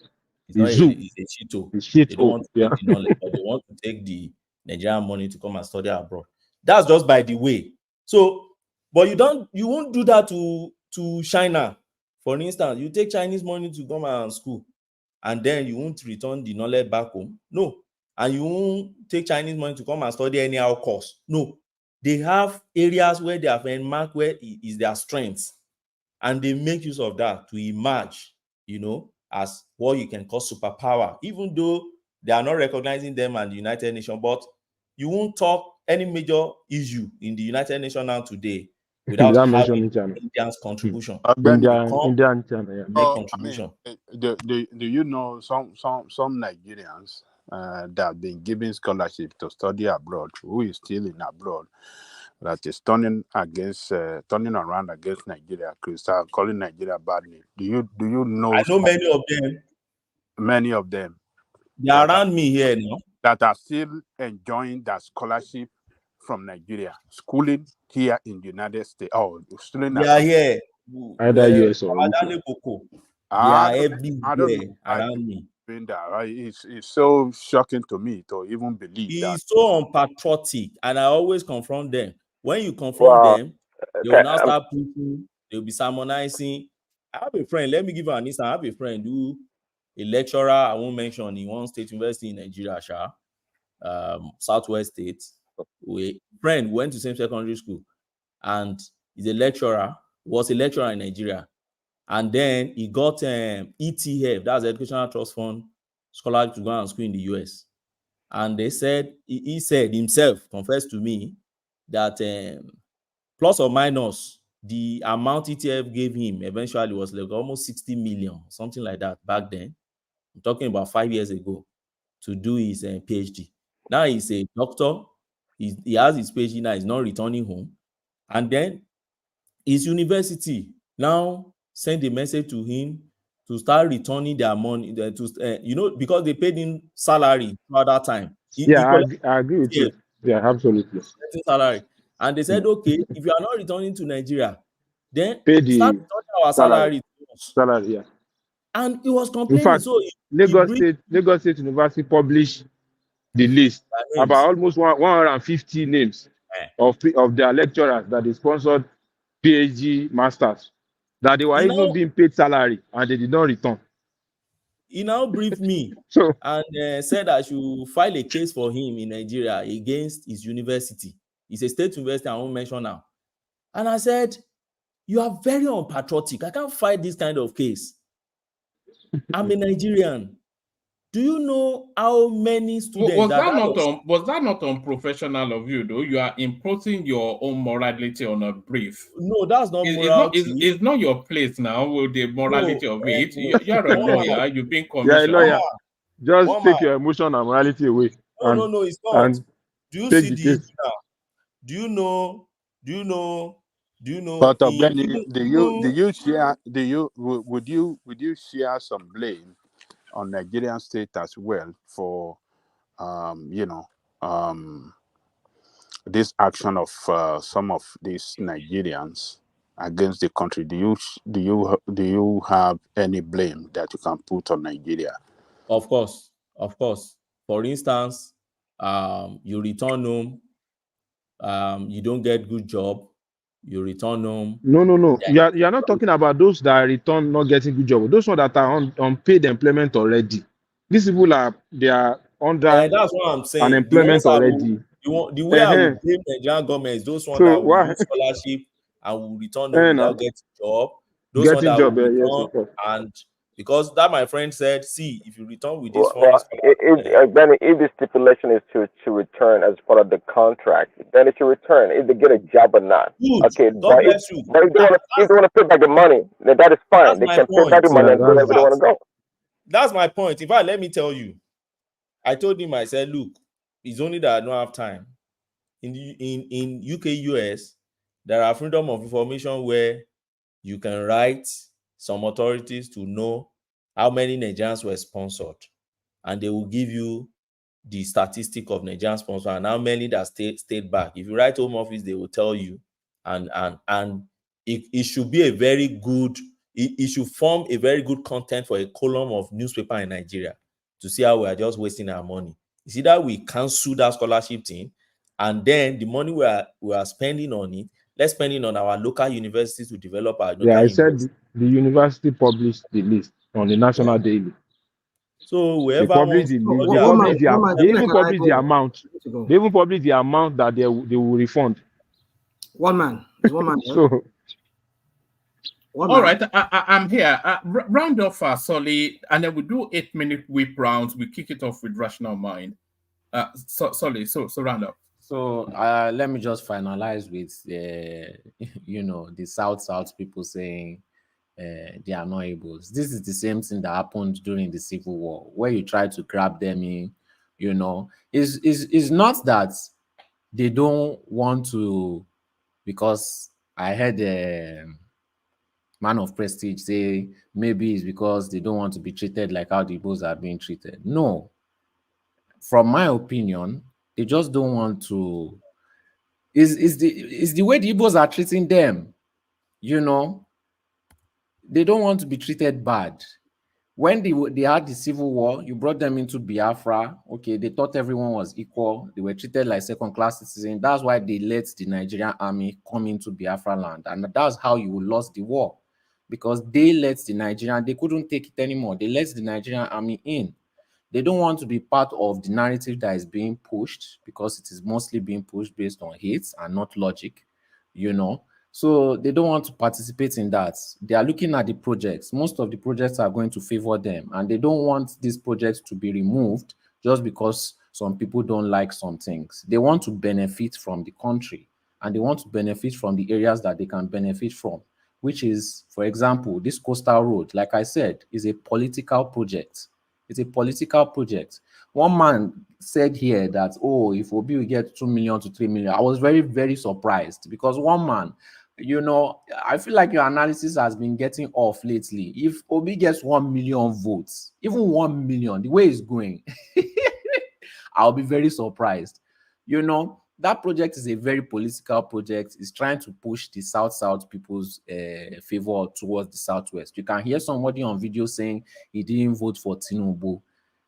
But I promise you, even if they don't finish that project, even if that project takes 10 to 20 years, even if it takes 50 years, they will still vote for Tinubu because, like I said, you are dealing with human beings. You are not dealing with emotions. You can have all the emotion in the world, but when you see something with your two kuru eyes, you see projects. They are even saying that they should start the project from Calabar. So that means you are seeing the projects from the south, and you are seeing the project from the southwest. That is second term secured. No matter what allegations you want to bring, no matter how bad the economy is, even if dollar goes to 2.5, that project that they are seeing with their two kuru eyes, they are trapped in success. Basically, they are suffering from success because they will not want to let that thing go because there is nothing better that is coming for them. And that's the truth. They will not see anything better coming from them. Their governors have failed them. Everybody has failed them. They have a light at the end of the tunnel, and that is going to work. That is what is going to work for them. And this guy, from my opinion and my analysis, and based on how he used to run his politics, if they are going to do another project, I feel like he's going to exclude the Southeast again. Not that they are going to come out and say, oh, we're not doing it because it's in the Southeast. They are just going to find a way to loop it that is not going to be part of the Southeast because they don't believe, these people go based on facts, not emotion. They would have done their analysis before the election on how many they will get from the Southeast. Now that they've done first election, they know how many they got. So they are not expecting more to come, you know? So they are going to focus all their power, all their energy, all their finance on where they got small amount of votes, and they are going to try to increase it. Not just because of Tinubu's re-election, but because of the promise that they are going to bring that presidency back to the North. So he has to do a good enough work, not just for himself, but for the North also, because they want to bring it back to the North in APC. When I said PDP is gone, some people were arguing with me, PDP will not smell presidency again. They are done. They are finished. That was the same way PDP was saying it then when they were in power. That they will be there for 30 years. But so the same thing that happens then can happen to APC too. Yes, but why did PDP crash out? All right. Try and wrap it up, Solid, so we can move it around. There are people waiting. Yes, why did PDP crash out? PDP crashed out because of tribalism. The Northerner did not want to give it to the Southerner, even though they are the ones that started rotation, you know, and the Southerner did not have enough power to stay there to battle for his position, so he went to another party because he lacked patience. That does not happen in APC.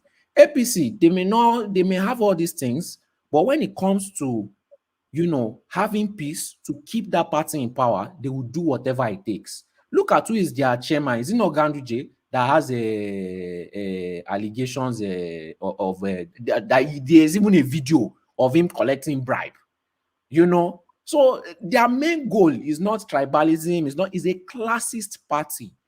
And you can't beat classists. You can't, no matter what. They thrive, whether it's based on religion, whether it's based on tribe. All right, start to wrap it up, Solly. But when his rational mind and he's giving his rational decision, you want to hear his opinion. Let me just wrap it quite up a few people. So that's my opinion. That's my Solly, he's favoring you now. He's not favoring me. No, because he wants to leave and it's been here for a while, so it'd be a shame for him to leave. You know how long you've been here? I've been waiting for you patiently here. Sorry, I've been here. Me too. I've been here patiently now. Me too. I've been here. I waited like 3 hours, almost 4 hours too. So, okay, yes, that's my final thoughts. PDP is gone, APC is returning, and they are returning more with Northerners. APC for the next, I would say 7 + 8, at least next 15 years. That's my final thoughts. All right, brilliant. Thank you, Solly. Rational, you're up next, but before you come on, let me just signpost people in the direction of Dupsy session, which comes back on stream later on today. So that's the thumbnail for it on the screen right there. And what I'm sending into the comment section is the link to Dupsy session. So go and bookmark it. It's 3:45 p.m. UK time. Dupsy, of course, you know, strong opinions on anything. This is the topic she's taken on this time around. Reject poor men.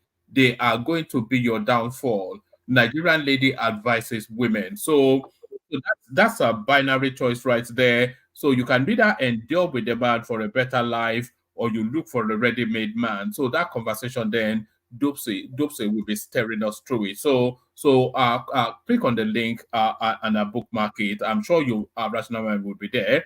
Rational Mind, you're up next. Yeah, woman, thank you.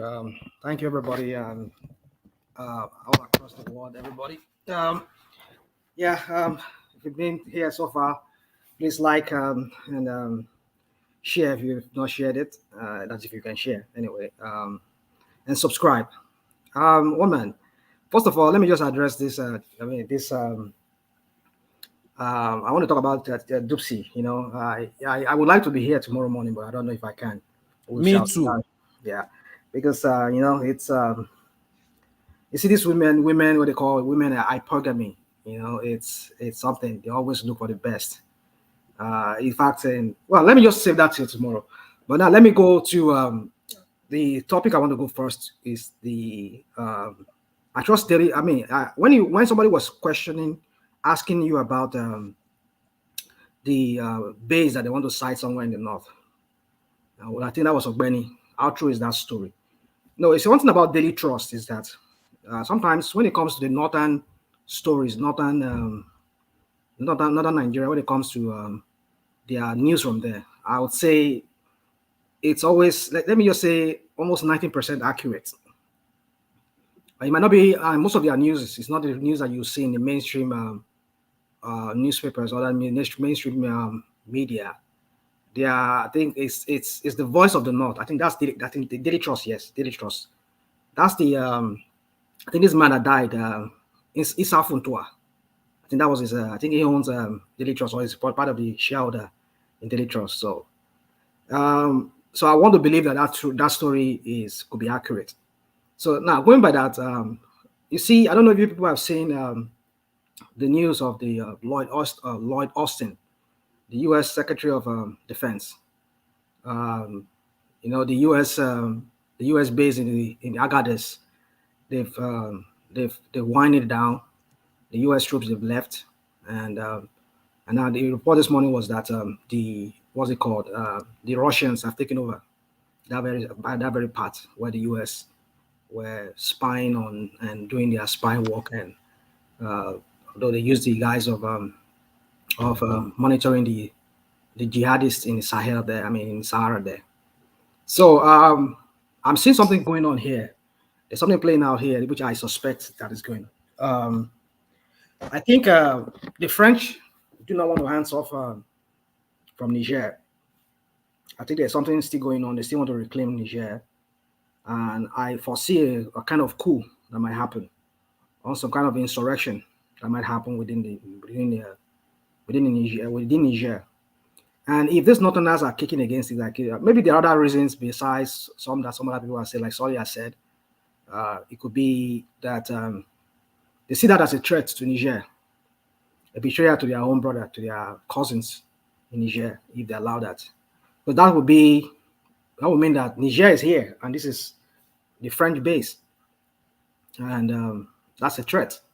It's some kind of a threat, even though it's sited in Nigerian territory. But they could still spy. They could still, plan some kind of coup from there, or some kind of invasion, or some kind of orchestration from there, just to topple the present rulers, or junta, they call them.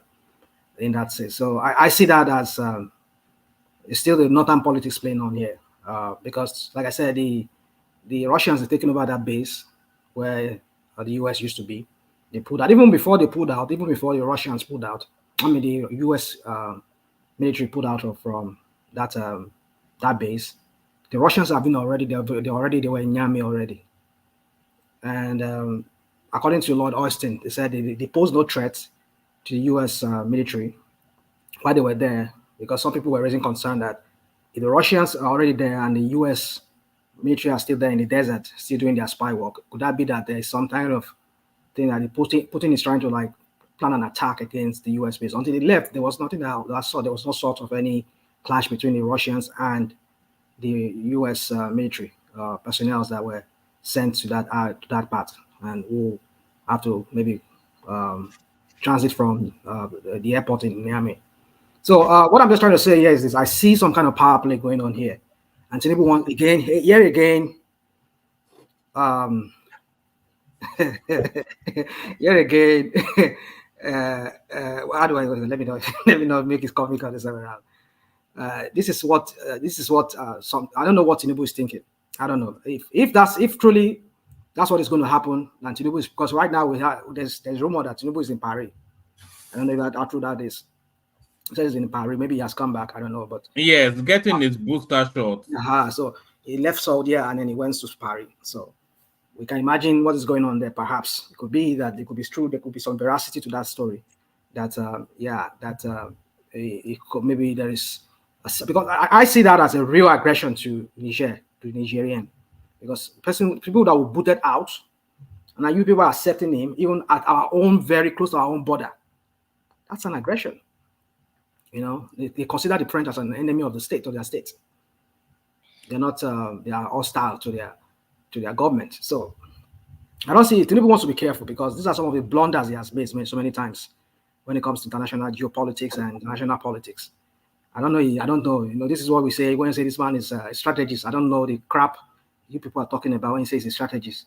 Strategist in how to do this crookedry kind of politics. That's all you know about. You know, you people can laud him and praise him for. But when it comes to governance, real governance, what were we saying? So, rational mind. Has he allowed them in? What is what's the rationale? Come on. What's the hold on now? What's the rationale behind this your attack? Come on. Has he allowed them? You know me. Do you have evidence to show that he has agreed to let these people in to set up their rational, about 2 minutes left. You people counting this for the other people? I beg you, let me borrow 2 minutes call. So what is the rationale behind this? The rationale behind this is this. I said, if we were to go by Daily Trust, I know Daily Trust, most of their stories, when it comes to the Northern story, I'm not talking about that story, but story that has to do with North, because it's more of a Northern, I think they're based in Kaduna. I don't know if that's where their head office. They usually get most of their story about Kaduna, about North. It's almost 90% accurate. So I'm going by what they say, what was reported. I'm not going. You see, that's what we do here. That's why I've been trying to avoid trying to. Well, what did alone? No, I've been trying to avoid to talk much on matters, because sometimes when we read stories like this and the next day find out that it's a lie, and then some of us start looking like we're so stupid for even discussing it in the first place. You know, that's why. But I'm just saying, assuming that everything is correct, everything is right, what we're hearing is what was being planned that they're going to do. They want to allow the French to site their base in the northern part of Nigeria, so thereby being very close, the proximity to what's it called, to Niger. That's an aggression. That's some kind of aggression towards and that could backfire, like the whole issue of Tinubu, the way he just jumped into the fray and then started talking about after the coup, and he was threatening them. He could have maybe handled it in a different way. That's what I'm trying. That's what I'm critiquing here. So I'm just saying, assuming that what we're seeing here is what is here, and if that's what it is, so we're saying is that all these policymakers, whoever is listening to us, they need to factor in so many things, because you don't want to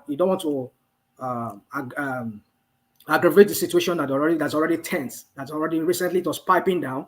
It was like kind of like everything was was kind of like going down a little bit. Now you want to go and allow them. I'm just saying that if it's true that that's what is going to happen, so that they know that they need to weigh it very well. It's not just about the French, about your neighbor, your the people there in Niger. You have to factor so many things in. So I'm just going by. Wrap it up, Rex. Time is up. Really, it is 9 minutes now. Come on. Let me. So what other topic you have, one man? Let me see. The other topic I wanted to attend to, but let's just see.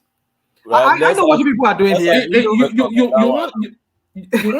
You wanted to speak on the deportations from Lagos. I think. Yeah, that's true. I mean, yeah, quickly.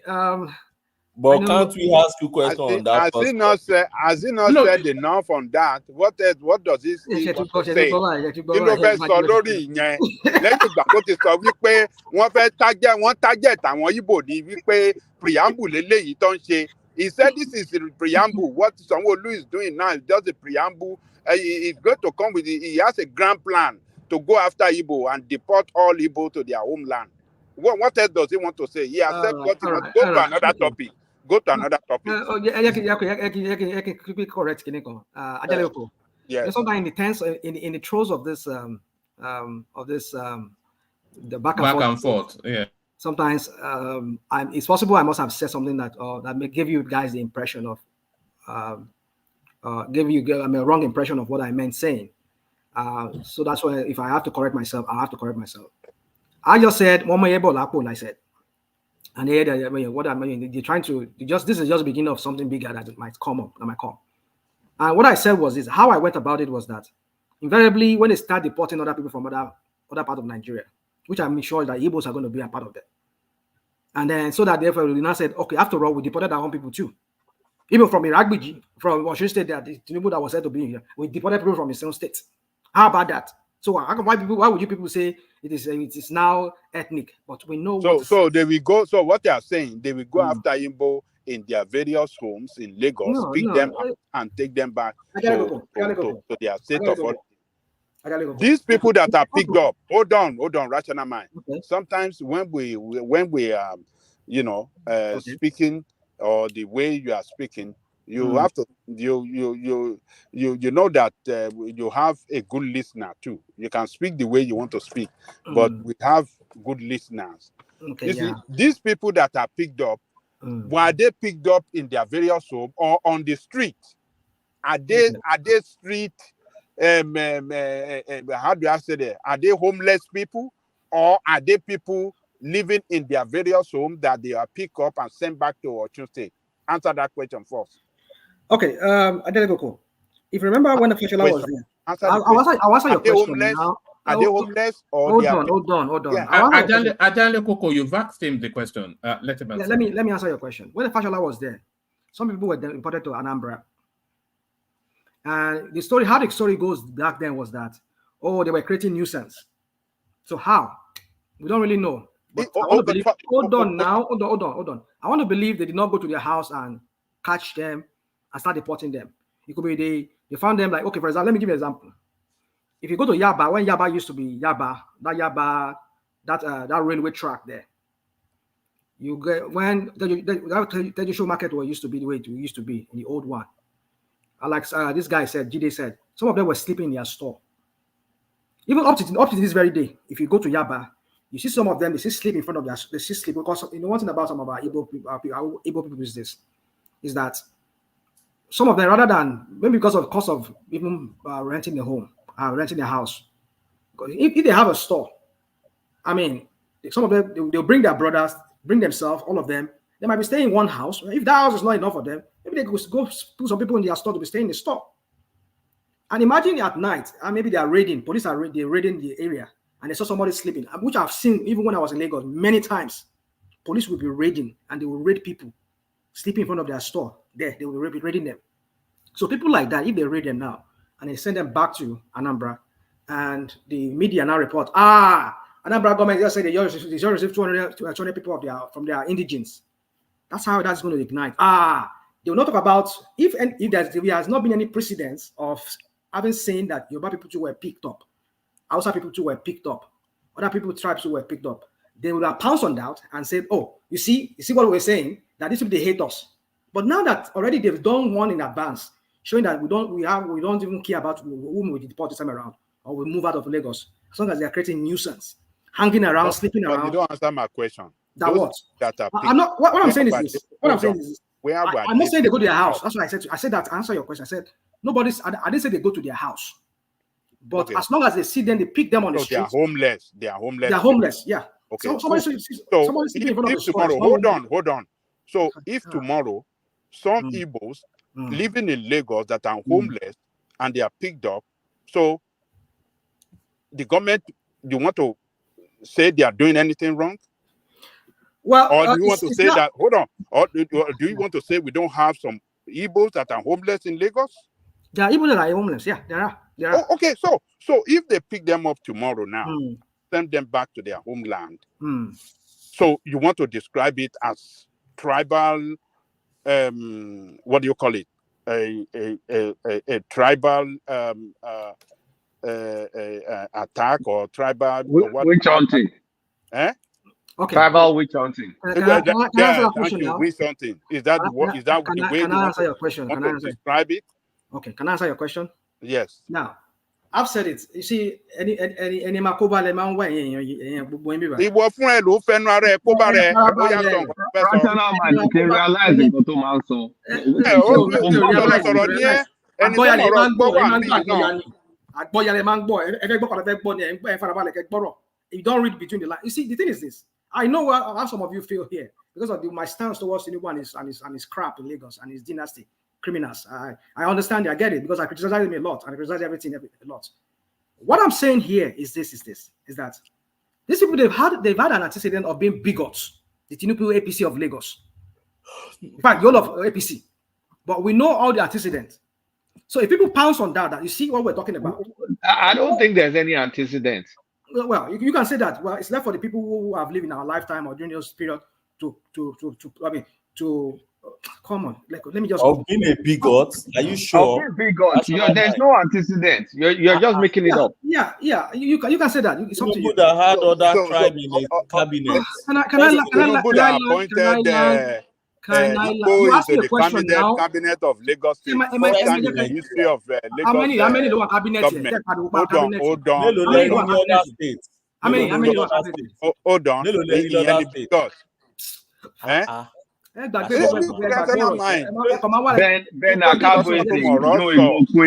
There's so many non-Yoruba people in this cabinet. So many. But you can land. First in Nigeria. First. Okay, fine.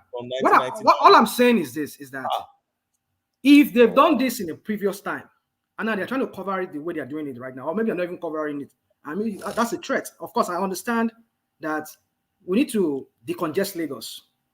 I've said it many times here on this platform. We need to decongest Lagos. But the ways and manner in which Lagos State is going about it sometimes, it gives people more reason to have that to be cynical about it, to have that suspicion that suggest how it should be done. How it should be done. That will be acceptable to you. All right. Let me go straight to that. Let me go straight to that now. Let's not dwell on this now. You see, one man, I remember, and I'm grateful that Kolata is here. I remember one of the sessions we did many months ago. In fact, I think Tinubu just was newly sworn in.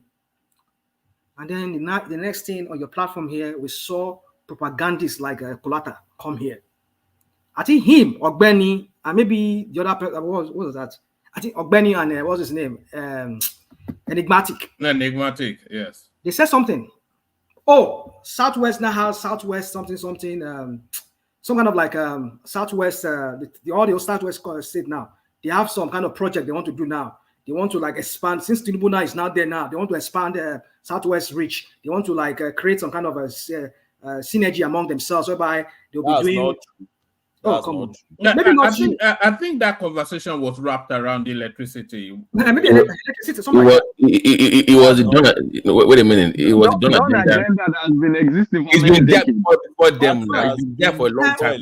I'm not saying it's not there. That's not what I said. I'm not arguing it. I'm not arguing that. I said that my name, I'm convinced now. I'm fully convinced. That's not true now. What is okay? Maybe I didn't put it. Maybe you were not part of them, but I know Kolata is one of the Rig leaders of the people that were talking about it here. That was championing that. Oh, Tinubu is not there. Let them not. they were promoting like Tinubu is some kind of like messiah, some kind of messiah. No, excuse me, Mr. Safia, please. It was because please let's clarify this very no, because you made an error. Let me correct that. So what's the error? They've had it done agenda for decades. I'm not saying. No, hold on now. They came back. Hold on, please. They came back together once Buhari changed those laws in regards to the train network and electricity. It wasn't the Tinubu thing. So, Kilo, I never said it's Tinubu. You see, this is what I'm saying. Do we listen to each other? Tinubu had not been elected when we were discussing before they that made the meeting now. Before the election. I said that is the reason why me as a person is supporting someone like Tinubu, because it was part of his project in Lagos 99. That was what led me to that conversation. Not Tinubu one, I started rejoicing, Yoruba will do this. No. Okay, all right. I know our listeners go and listen to one of those previous times. The first few weeks that Tinubu was sworn in. I know people like Kolata. I remember Kolata very, very well. But in fact, his voice is still spinning in my head when I was hearing him talking about it here. Let's leave that. But my point is this: is that why I'm alluding to that, or I was referencing that thing is that you see, where Lagos State is right now, it's going to be it's an Herculean task for them to decongest Lagos. But the only way, I've said it in passing some few weeks ago here on this platform, is that some time ago there was this the commissioner of rural planning and whatever. He went to somewhere in Naija and he was demolishing because the way they built that Jack on the estate somewhere in Naija there. So people were now erecting illegal structures where they were not supposed, because they bought those lands or those houses. They believe that, just like what we're talking about, this guy in Lekki there, who has that landmark that some people said he bought this point, he did not buy up to this point. That was what was happening in Aja. Some people were, even in front of their house, their flats that they bought from Japan, they were erecting, they were attaching, what's it called, shops and all of that there. I think that was what took that guy there, and they were demolishing it. Then he said something. He said, people should start writing and sending in how to, they want to make a Lagos State code, building code. Which I said that's a good way. Now the only way you can bring sanity, like you see, New York used to be like Lagos, San Francisco, LA used to be like Lagos. But how they come about bringing law and order when it comes to urbanization and other thing is through code. What they call in building code is what they call existing buildings and newer buildings. Now, existing buildings, you leave them like that. You don't enforce any code on them. But any new building that has to be built going forward, this is the code on it. This is what you have to observe. This is what you have to follow. If you don't follow it, we're not going to issue you permits. If they start with that, I tell you, if a developer takes a lot of money to build his house or to buy a property and develop that property, and people that will have to buy that property from him or rent that property from him, if they have to pay high premium, I tell you, it takes a time, it takes a while before those old buildings there, they start selling off. A lot of them will start selling off. Because if the cost of living is so high, people will start running out of that place. But then while they are doing that, they need to also work in concert. You see, that's one thing about our leaders are very short-sighted. That was why I bring up this Southwest, something that they said Tulata was championing here some few months ago, making noise about it.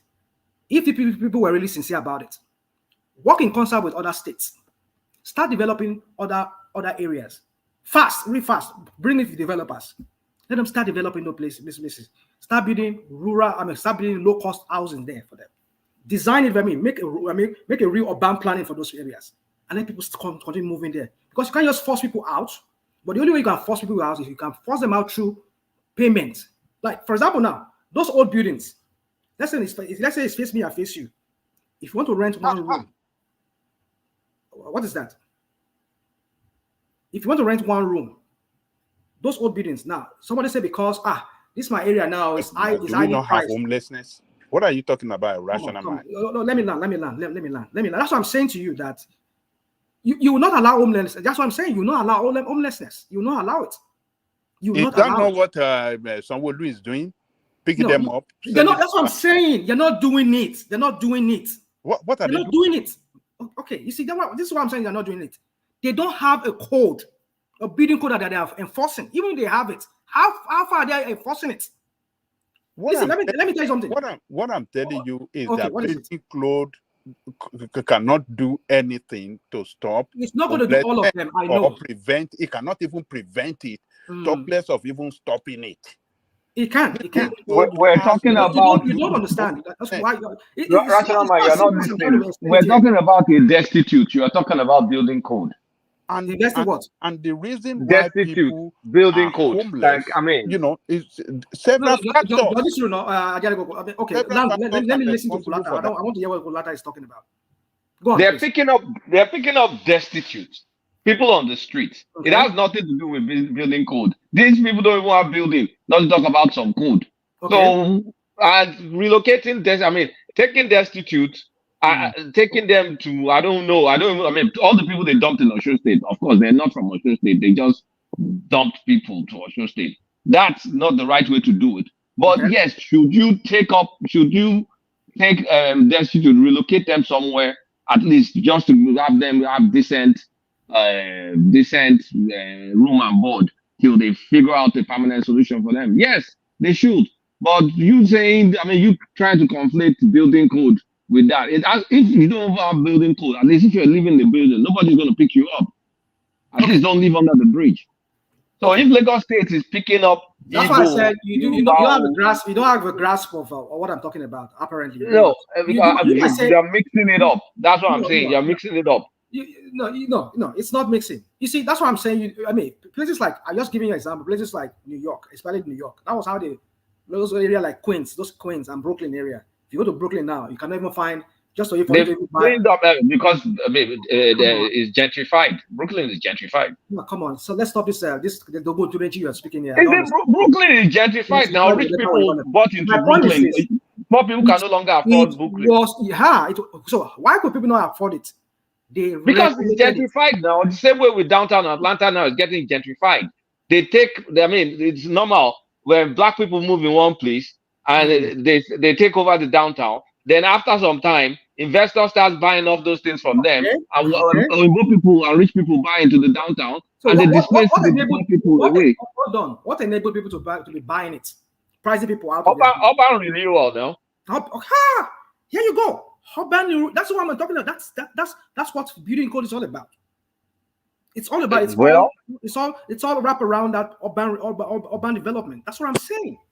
No, urban renewal. They need to focus on Lagos. They need to redesign Lagos and enforce some kind of building code or some. Sorry, 1 second. Rational man, I think Prince wants to come in. Prince, did you want to come in? Prince. Well, okay. Let's make a comment.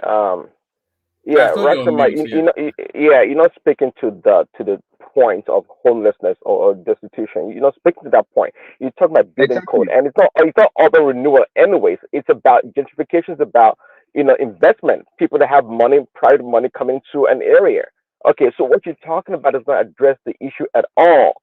Because just like Kulata said, people don't have houses. You're talking about code. Code on what? Okay, they have problem with homelessness, not building code.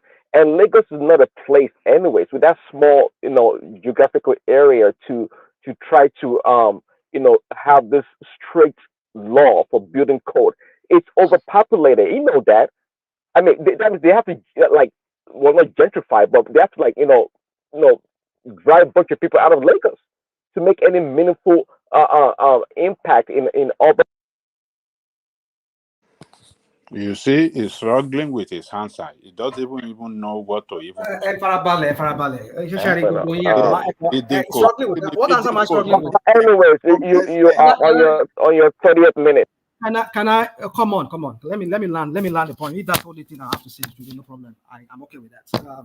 I have to speak to every topic, but this very topic, it's at my very heart because I believe I've seen it work in many cities. How they turn around things. Like I gave you an example.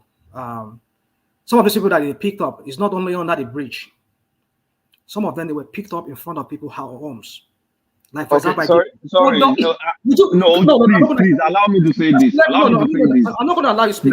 Does San Francisco have building code or not? San Francisco, and LA. Do they have? I don't want to lose that thought. I don't want to lose that thought. And then they have homelessness. Anyway, continue. You were asking me. Come on. I mean, it's getting late here. My voice is getting high, and I don't want to. Now, my point is this: is that so if you've been to places like Ojolegba there, go to Ojolegba at night. When most men or women they lock down their store, some people they will erect even some part they will erect some kind of shanties around there, and they will be sleeping in there. That is what the building code regulates. You cannot erect any structure anyhow anywhere. If you are like 0.2 miles away, you'll be able to see a structure in front of you without having to see any obstruction. There will be sanity. It will be easy for police to come and raid. I know somebody jumping from one fence to another fence. You see, what I'm trying to say here is this. The reason people could loiter around is because they found areas they can hang themselves there because somebody built a little bit of shanty crap there and they are sleeping there. But when you enforce, if you have code enforcers that goes around and don't allow people, landlords. Wait, so are you saying the current laws is permissible of shanties? Is that what you're saying? I don't even think they have it. If they even have it, so what are you talking about?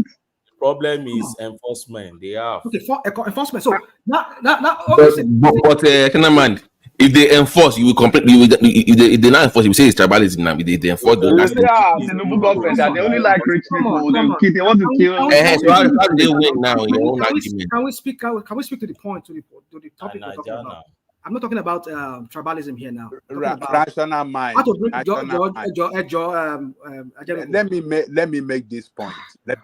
You will continue. Look, in every city in the world that have large population, like Lagos, New York, London, San Francisco, problem of homelessness is always present there.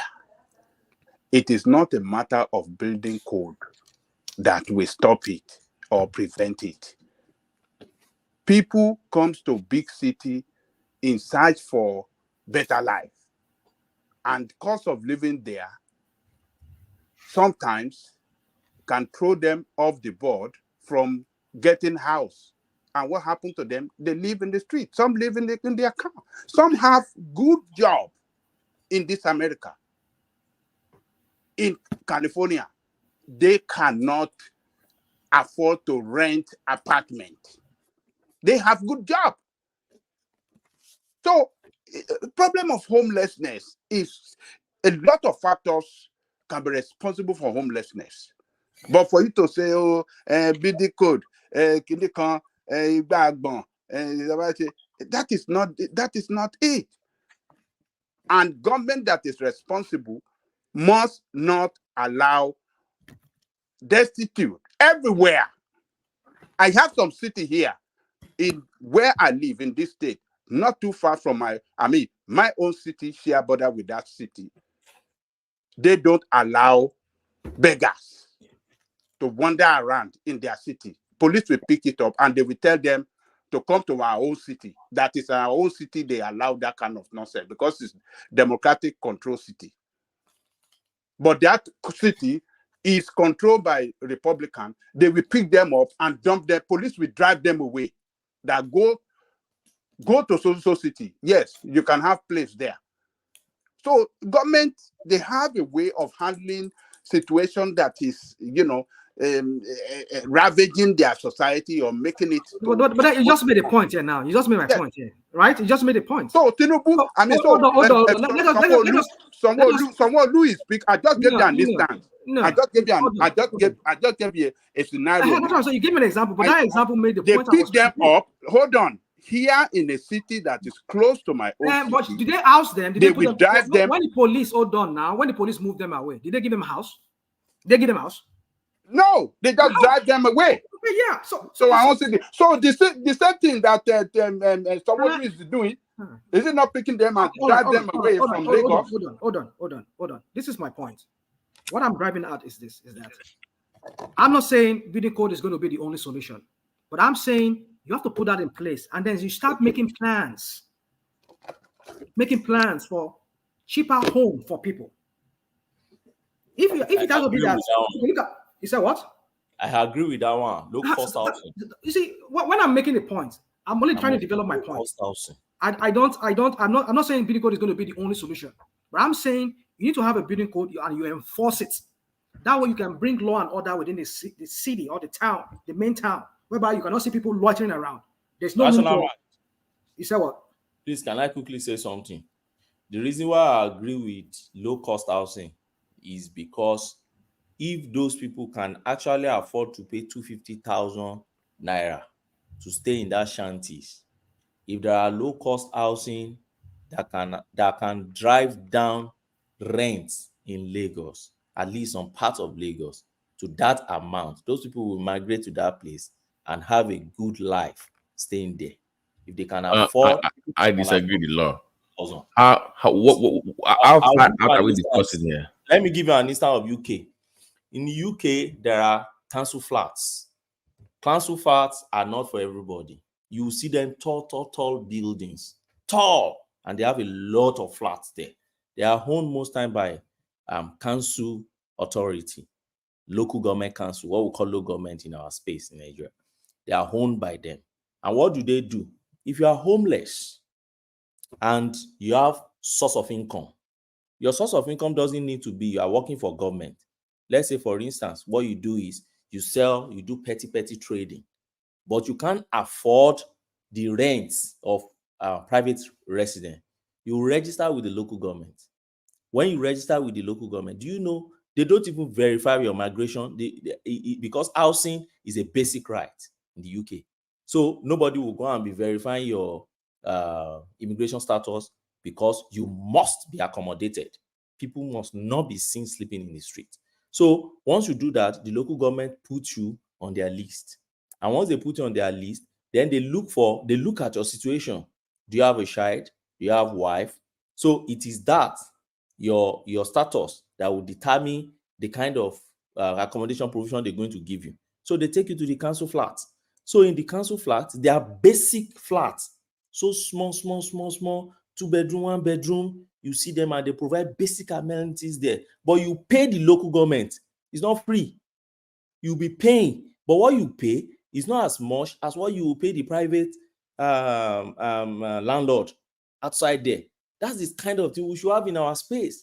Don't let us be indulging our leaders always. You see, Albany, if you understand the concept of 1004, you know 1004 in VI. No, I don't know much. Okay, when Lagos was becoming federal capital city, and a lot of civil servants were all moving, and they were working in Ikoyi, and a lot of them they were having housing issues because Ikoyi was mostly more like the federal seat where the dumb barracks and the secretariat, that's how they are. So they made that 1004. The way they built that 1004 was to create some kind of low cost. Now, I mean, in fact, right now, it's even 1004 now is even like it's another how do I say, very expensive property now. If you want just to get a flat there. So what I'm trying to say is that something like that, if the government could look for somewhere like say like Badagry, and they allow developers to come, give them, cut them tax. Don't tax them for some time. Okay, build your house for 30 years. Have this structure here. Collect your rent, low cost rent. Those tax that were supposed to tax you, we won't tax you for that. Just build it there. It is, you see, this thing is not rocket science. It's when you have government that understands. Can you add the issue? No, to your Lekki point. Why do people choose to live under the bridge when they can go? Because you must also discuss transportation to move from where you want to move them to and where they make their money. It's the part of it. It's the part of what I'm trying to say. So you cannot just say everybody move down, it's cheaper, but where they are making money, how do you connect those two jobs? That's what I'm saying. That's what I'm saying. You see, most of these things you're saying that some of these big countries that you see today, they allow developers to come and they won't tax them. You just come, acquire this land, develop the properties there for so X amount of years. Will not tax. That's what they do here in America. If you want to go and develop some park, they will even some city council will say, okay, come, just come develop it, and they will say, okay, we'll give you a tax break for so X amount of years. After that, we'll start taxing you. Because they know that invariably they're going to house people there. It will propel the local economy within that area. Already they have infrastructure on ground. there's a road network that leads from there to maybe a kind of like some kind of tram. I mean, I say tram, some kind of like light rail that takes people, convey people from that place to the inner city, and like that. It's all about, you see, it's all about when you have government that understands their role as government. And another thing again is this: is like I've criticized the Lagos State. Of course, I always criticize Lagos because Lagos State has what it takes to be that pace setter for the rest of the state. Is that let local government work. All these things that you have to centralize everything to allow every time. It doesn't, it's inefficient. You don't run government like that. It creates a lot of bottleneck. That everybody has to go to allow before the guy obtain a permit. What concerns a state with permit? It should be when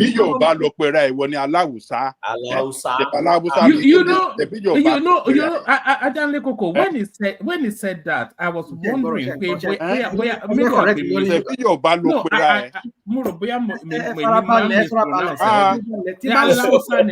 Guys,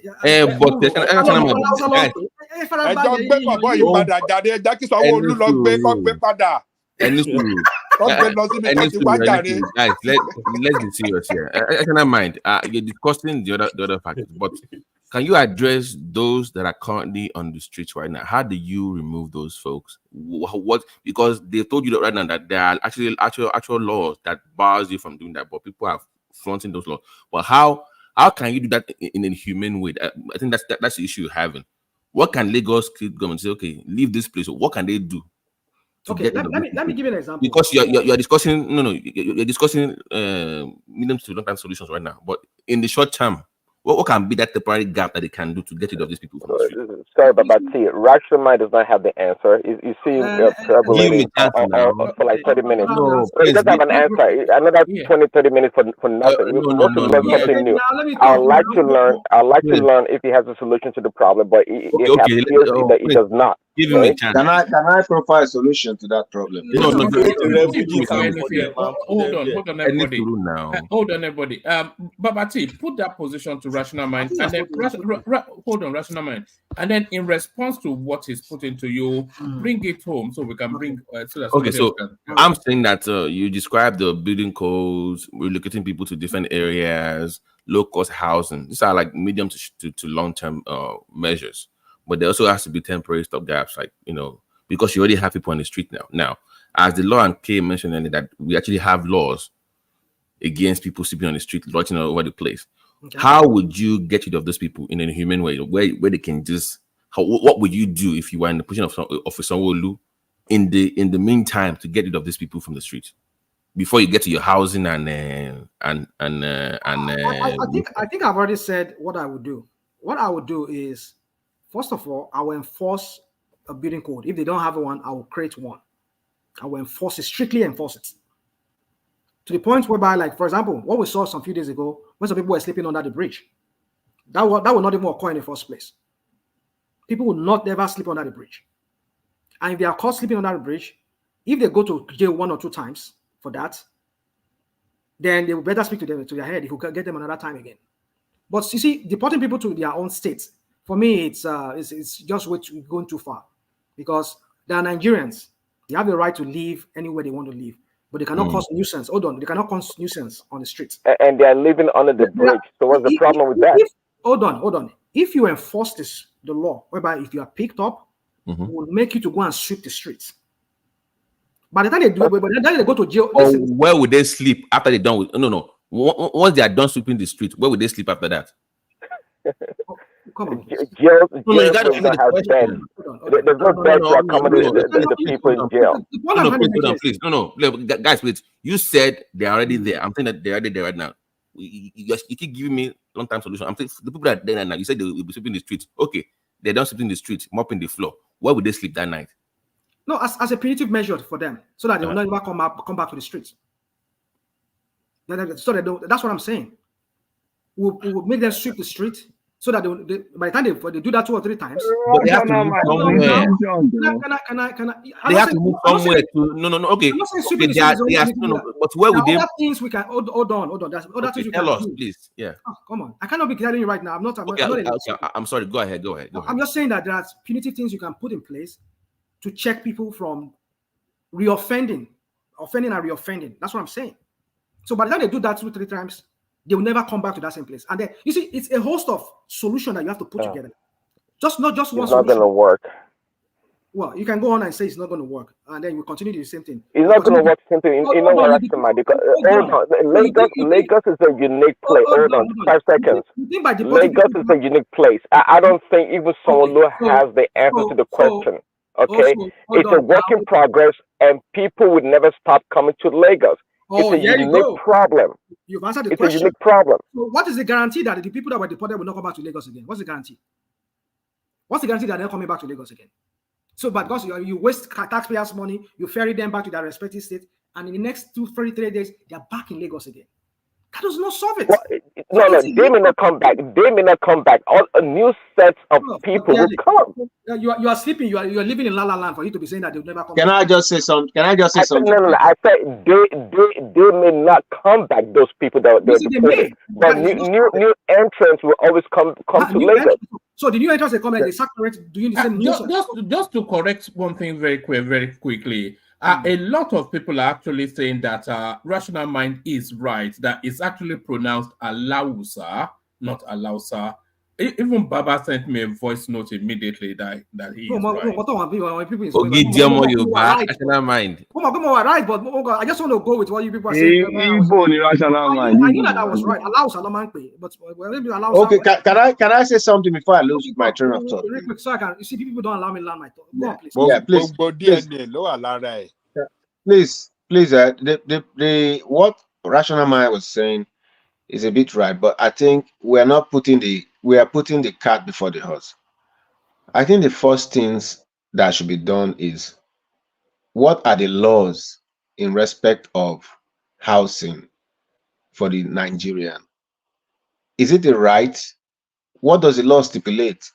For you to be able to get a housing right, the laws will first say that every Nigerian should have a living space registered to his local government, which means it's with the government. If everyone has that right, then before moving from any place in Nigeria, you've already gotten an accommodation in another destination. You cannot just move. Otherwise, if you move and go into empty space, then you are loitering. You have to move to an address. That means every address has to be registered with the government. If you do that, then everybody knows that if you are moving from one state to the other, then you're moving into an address. That address is what's going to be registered to the tax office. Because don't forget that every citizen has to be productive.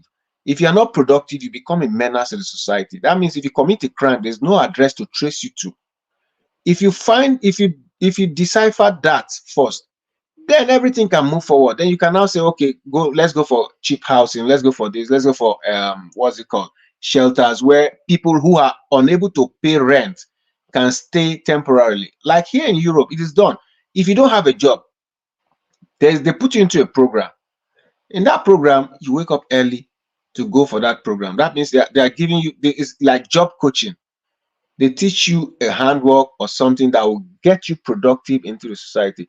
By the time you wake up early for like 3 months going to that program, you yourself will be looking for a job. You will start looking for a job so that you can get out of that program.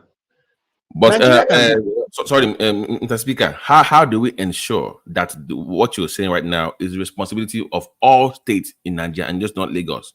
Because what I'm saying, why was federal?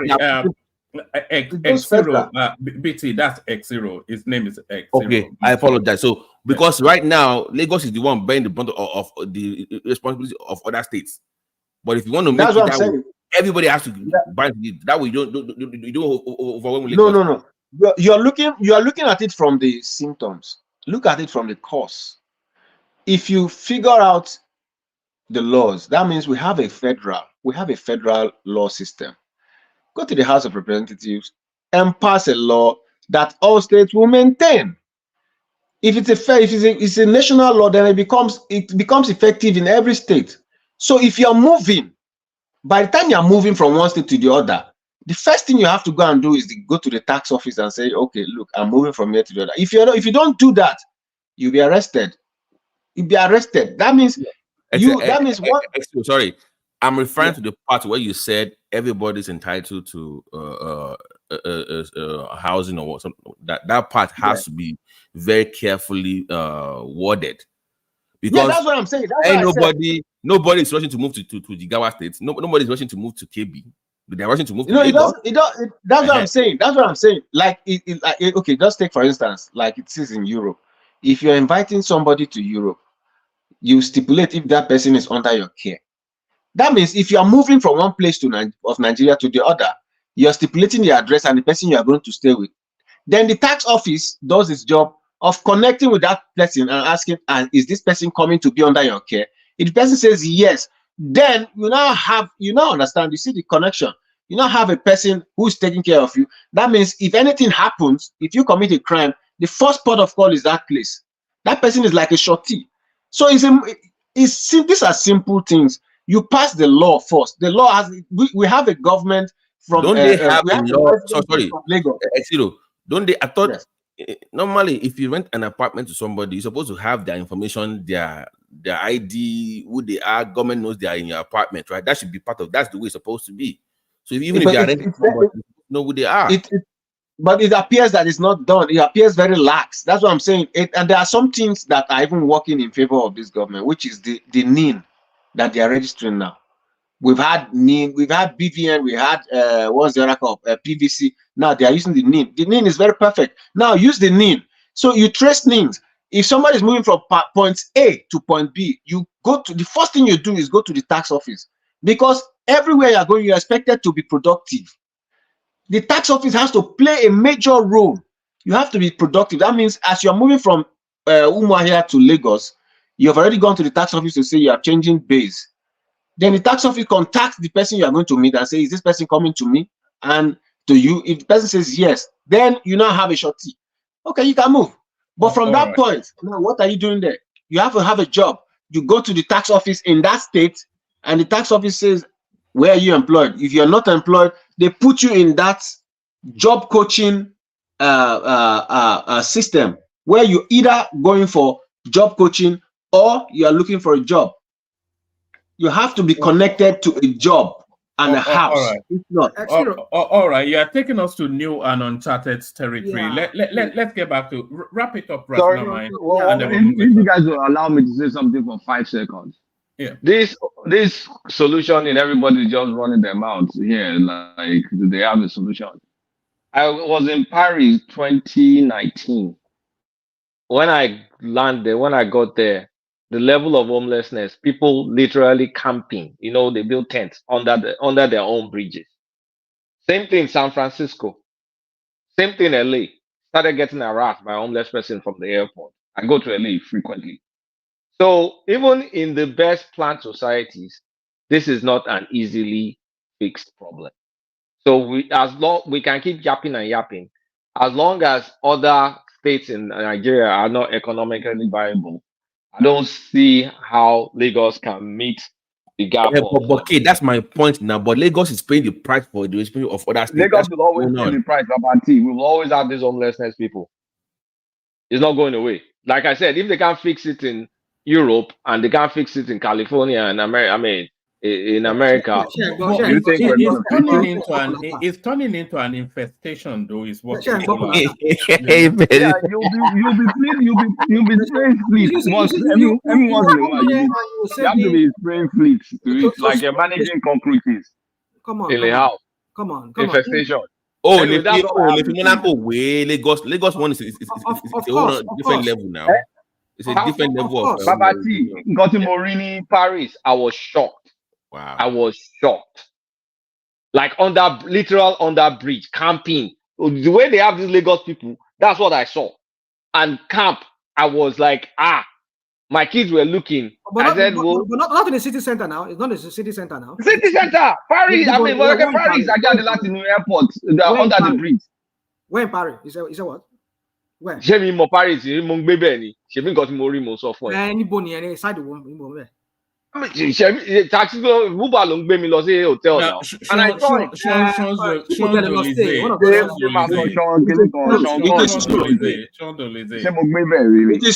is true. There are homeless everywhere. But they still report to the job centers. I agree. Because their situation is being looked at. We have homeless here too. We have a lot of them here. It's not an easy problem to fix. Hold on. You see, you come here, you want to like call these people a slack. This is your God, this is your clueless government that are there that doesn't do anything. All they want to do all they just want to do is just to make money for themselves and recycle themselves every time. You see, when you have government that doesn't have any plans for the people, these countries you're talking about, even though despite they have homeless crisis here too, they have laws in place which they enforce to bring about, at least to a large degree, some kind of sanity within the system, the urbanization. Because I tell you, one of the city here where I live, because of the opioid crisis and the drug crisis, they had to move people away from the city center, and they look for a land for them, and they allow them to go and put all their tents there. That's what they even did in LA. Was it LA or San Francisco? So what are we talking about? That is government that are proactive. They didn't just move. I mean, some of them they came from Utah. Some of them they came from even from back east. Some of them they come all across from the US because they felt that all these dem states, blue states, they are as in they accept anything.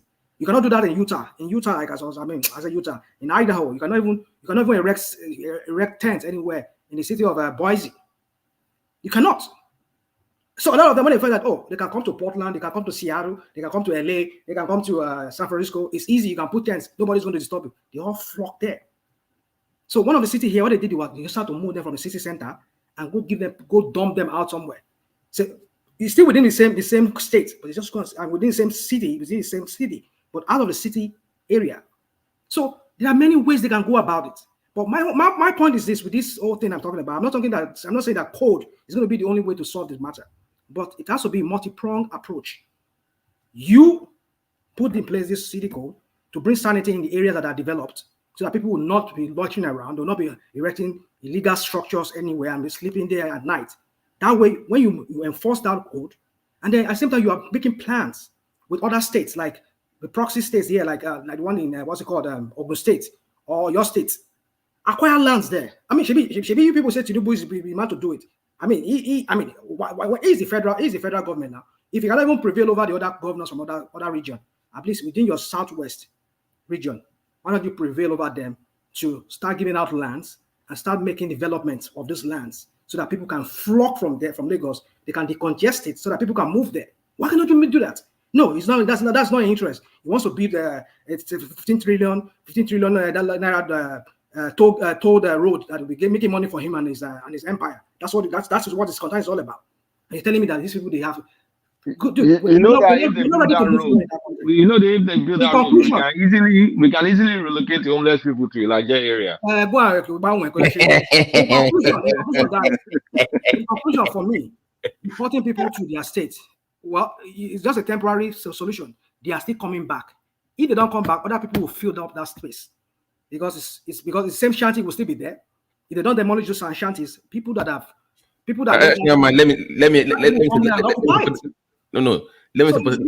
me agree with you on one. Code is not important. Code is important. Let me agree with you on one thing here. Why do we always wait for those shanties to grow bigger and bigger without destroying them? That's the problem. That's what I'm saying. You wait for years, decades for them to become monsters. Look at that Makoko thing now. Look at all this. Why do you wait for them to go for years? Try to destroy them early. So that's what I'm saying. You need to enforce code in the first place so that those code will prevent anybody from even erecting shanties that will allow people to be staying and loitering around. That's what I'm saying. You people don't get it. People say, the code is not. I'm not saying it's the only solution, but it's part of what will be one of the very basis of it, very core of it. That you will build other things on it, other multi-pronged approach that you're going to use to solving it. You can develop other area, also enforce that code there, but make it a cheaper home that people can build, and let it be like illegal goro, like all this tall high-rise building for people. Don't tax them. I apologize. Before we move on, one last question for you. People in that Makoko area, what would you do if you were the governor of Lagos or the president? What would you do about their situation? You clear them out. You clear them out. Wow. Okay. I know it is painful, but Lagos should have That place is becoming embarrassing globally now. It's becoming a global. If they clear them out, rational mind will say, they're clearing them out, so Tinubu and his boys can buy the land and build for the Actually, that's another angle to it. Do you know what? Wait, actually, is right because in front of that Makoko, they are building their next Eco Atlantic. They already something that place again. They want to build like a one. So you'll be right on that one. So, these people don't care about the environment. They don't care. Niwa once on build that third mainland bridge there towards what's it called? It's like Babati said. Yeah, now Lagos is going to be for the rich and the middle. I've already told you that's what it is for. It's not for poor people for the next 10 20 man, I'm for it. I'm for it. Let it be for the rich. But the point is this: develop and the middle class. Yes. Please, let's document this. Let's document what rational mind said, so it doesn't come out. Make it a world class city. Develop it, urbanize it. People that are not fit to live there, if they cannot pay the rent or whatever, let them move out. Let them move out. Let them. But while you are doing that, try and also encourage other proxy states. Tell them to open their space up. Bring developers there. Create road system, drainage system there, and bring. Ask developer that are all these idiots that are moving their money to Dubai. National Mike, can I ask you a question? They can go. Hold on. They can go there. They can go there and just erect like high-rise building and make it so. Don't tax them for like the next 10 years, so that they can make their money back and pay back to the bank or whoever give them money. So that after 10 years, then you can start taxing them. But you're running the by taxing, so that they can use it to campaign for the next election and steal and move to Dubai. And you see, Nigeria, we have problem. We don't have leaders that have. Can I ask a question? Go on, please, real quick. That's the last. So that you're saying make Lagos a world-class city and then chase out people who cannot afford it. Yeah. I don't understand. Are you trying to say that the government should take over all the lands in the state? Are there no areas? Because hold on. Because the rent that some of those people living in the shanties were paying is almost the same thing as people living in Ajegule are paying, or some people living in some other. So can they be resettled in those places? Why must they leave the states? Because of the urgency. Because they don't have the resources. Because they don't have the resources to start building homes for them or building shelters for them. Allow investors. Hold on. Allow investors to come. Open up spaces for them. If you don't have enough space within Lagos, if Badagry is already filled up, other parts of Lagos, ask Abiodun or whatever the idiot from from Ogun State. Ask the one in Oyo State. Free up space for us. Give us space. And this Tinubu you people call him strategist now. Why is his brain not thinking towards that? No, his brain is. My last question to you. Okay. My last question to you. How can you make Lagos a world-class city when there are Ajegule and the likes of them? Are you meaning that the government should chase people out? Let me say this. Let me say this. I know 1 minute. I understand. Let me say this real quick because I have to go myself. Okay. You see, the thing is this. I've said it that all enforcement will be the basis by which they will chase people out of that place. Because when you start enforcing, but let me give you an example. Here, according to international code, when you buy a certain number of plot of property, there's a size of house you can put on that property. You must have egress. You must have what they call setbacks. So say you buy a 2 square. Let's say you buy like a 3,000 square feet of land. You can only use like 25% of that, and 25% of that 3,000 square feet maybe will be like 700 something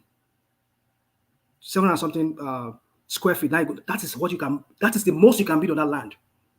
Hereby you are creating space.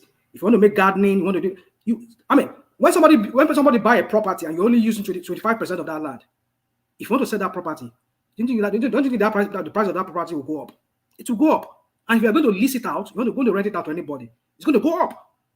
That's how you make an area very viable, economically viable. Because when people are moving there, to be high class people of high caliber, because you're buying a property and you only use 25% of it, you are using the rest to do garden and everything, so that people will come there, they will rent it, and you jack the price up. That is how to that and other old existing buildings. When they say this guy usually is 25%, they do face me and face you, and they say they collect 2,000 naira, 3,000 naira for my. Sorry, I can sell this property and I can make millions on it. He will sell it and are you talking about the island? Because I know Lagos a lot. Everywhere, but we can start with mainland. Everywhere. Are you going to chase people who already own their buildings in Oshodi? You're not listening. I didn't say you're going to chase anybody out. I'm saying. But they already built on those lands. You want them to rebuild or what? That's what I'm saying. Hold on. You see, you're not. I don't. You see, it's very different. All right. Wrap it up in about two minutes now, thereabout, and then we'll go to Kulata, then Ajanle Koko. Zero. There are lands that people are still selling, like within that mainland. There are no lands anymore. People will buy property. If it's old building that is there, whoever owns it, like in the international code, it's what they call existing building, it's what they call new building. Any new building that has to be built to according to the code, the present prevailing code. Now, if the code says that you buy a plot of land, you can only 25% of that plot of land. It means that land, if you're building any house you're building on top of it, it's going to be a very expensive price home. And whoever you're going to sell it to, you will jack the price up because you know how much you bought that house. I mean, that cost you to build that house. So gradually, other landlords there, when they see that guy sold his house for like 25 M, 2.5, quarter a million naira, and they look at their face, me and face you, and you look at it only, and they have maybe 10 tenants there, they're collecting 2,000 to 3,000 naira. They'll be forced to want to sell the house. They'll be forced to want to sell it because they feel that they can get more money for that house and go move somewhere else and go and build. That's what we see Californians doing. They are moving from California to here, to Oregon, to to Washington State, and even to Idaho, even to Texas. It's cheaper for them to buy home there. They'll sell their $1 million home in California and they'll move to Texas and go and buy that same house with smaller money. That's how they do it. So this is, you see, they need to call in, bring in. They will never think about that. All they think about is how to make money. And woman, I just leave it at that. It's okay. I just leave it at that. Woman, are you there? I am here. Brilliant, excellent. So yeah, Kulata, you're up next. I really came to fight with you. Yes, I knew you came to troll Rational Mind. I could see Rational Mind came to troll, and also my after people, they're always abusing coffee. And when I'm listening to them after, I'm like, I can't react.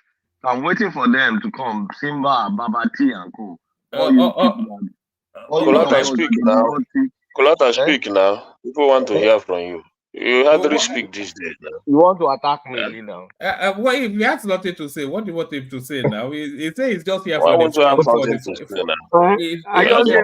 fun and games. He just here for the fun and games. You are the one supposed to be speaking to us in this country now. So speak.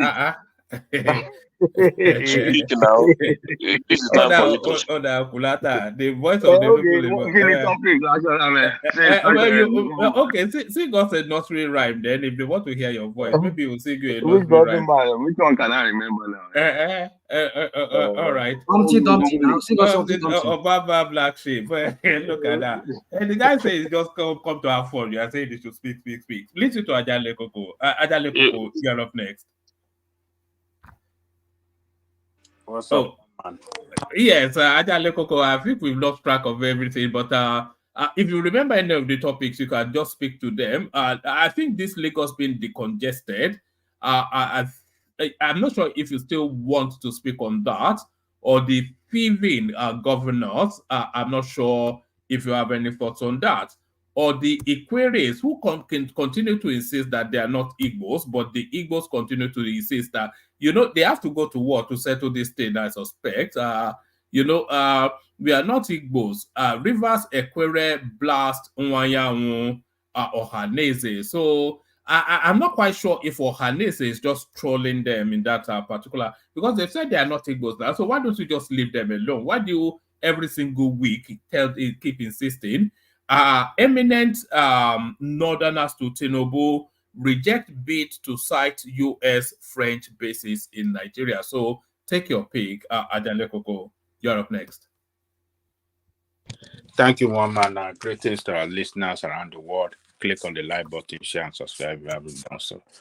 You see, the issue of Lagos, I don't think what they are doing is the solution to the problem. It looks like they are trying to what they are doing. It appears that they are solving problem. They want to take people out of the street, but I bet you. I tell you, one man, those people that are dumb in the Osun State, they already find their way back to Lagos. As long as we have free movement in Nigeria, nobody can stop anybody from going to any part of the country to live in. You see, the insecurity in Nigeria, particularly in the north, that has ravaged the north for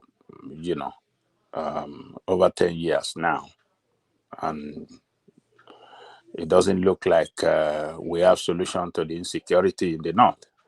As long as people are displaced, they will always find their way to where it's peaceful. And in Nigeria today, Lagos is the most peaceful place, most secured in the country. And the economic opportunity there, we always attract people to come and live there. Even if to sleep on the street, they will do it as long as they can get their daily bread during the daytime. So the daily bread that they've been denied in their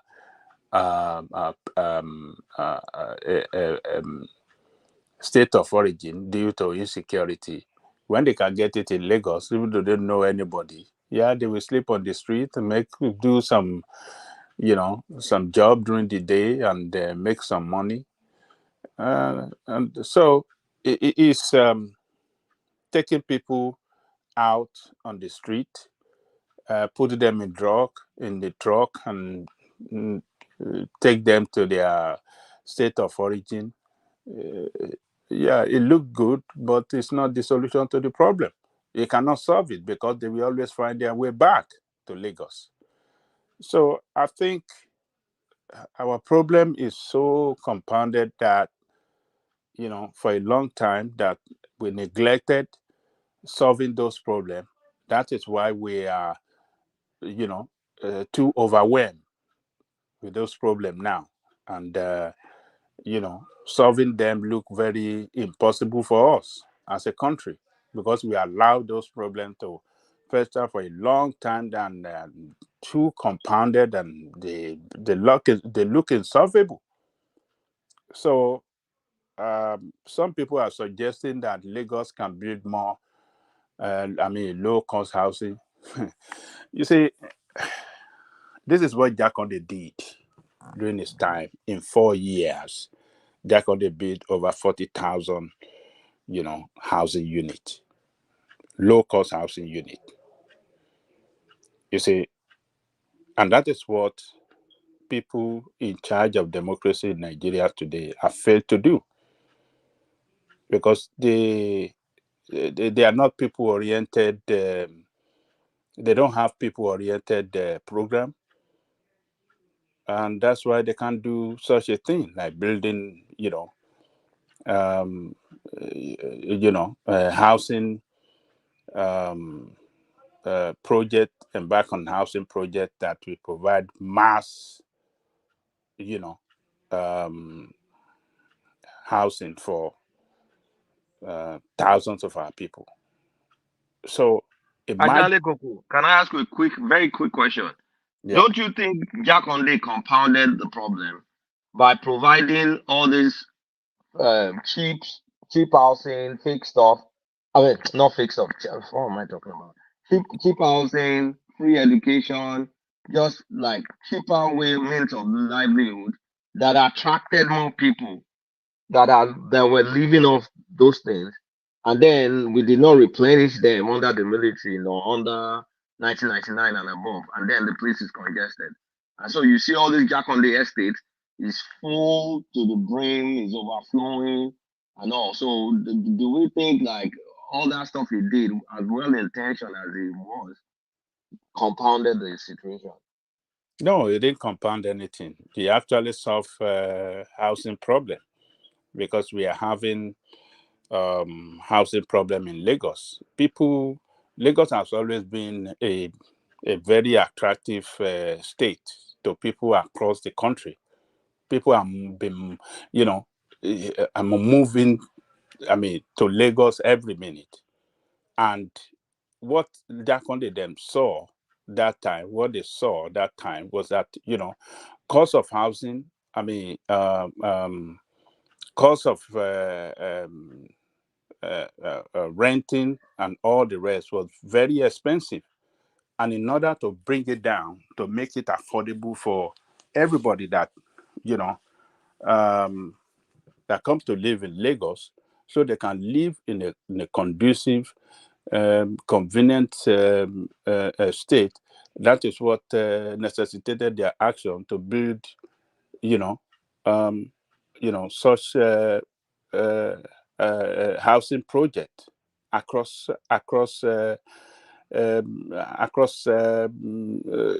every city in Lagos. So it was a problem-solving, project, housing project. It's not, they didn't compound anything, but because we don't have responsible government after Jakonde up to today, they're supposed to follow up with such, people's-oriented housing project, and that is why we are having this kind of homelessness in Lagos. If they had continued, to continue to build more houses in Lagos at such, in such large scale, a lot of housing issue wouldn't have been having this issue that is confronting us today in that state that has put a lot of people in a state of homelessness. So I don't know if they can. I think that is one of the solutions. It has to be massive. They have to embark on housing, low-cost housing scheme and project to provide housing. How many units are we looking at here? How many units do we think? Do we have the projections, Kulata? How many units do you think Lagos has? The needs. I'm sorry. I told you that keep up the population. Sorry. Hold on. I told you that. Sorry, Ajale Koko. Ola, can you check the private chart? Sorry, carry on. I told you that within 4 years, they're going to build over 400,000 housing. And I'm saying for now, like, do you know how many units we need for today's population? Obviously, compared to that back then, it wasn't a lot. But how many units do we need right now? Do we have the figures, Kulata? I don't know the figures, and I don't know how much people will be able to pay because it's expensive property. It's going to be expensive. You can't actually. It's going to be expensive too now. You guys will just stop this crap. There's nothing expensive. That's it. When you have government that is responsible, they must provide welfare, the welfare of the people. Exactly. We agree with you on that one. Nobody's saying that they should not provide welfare. But the question is, even if they build this local housing, 2-bedroom or whatever, can it cost?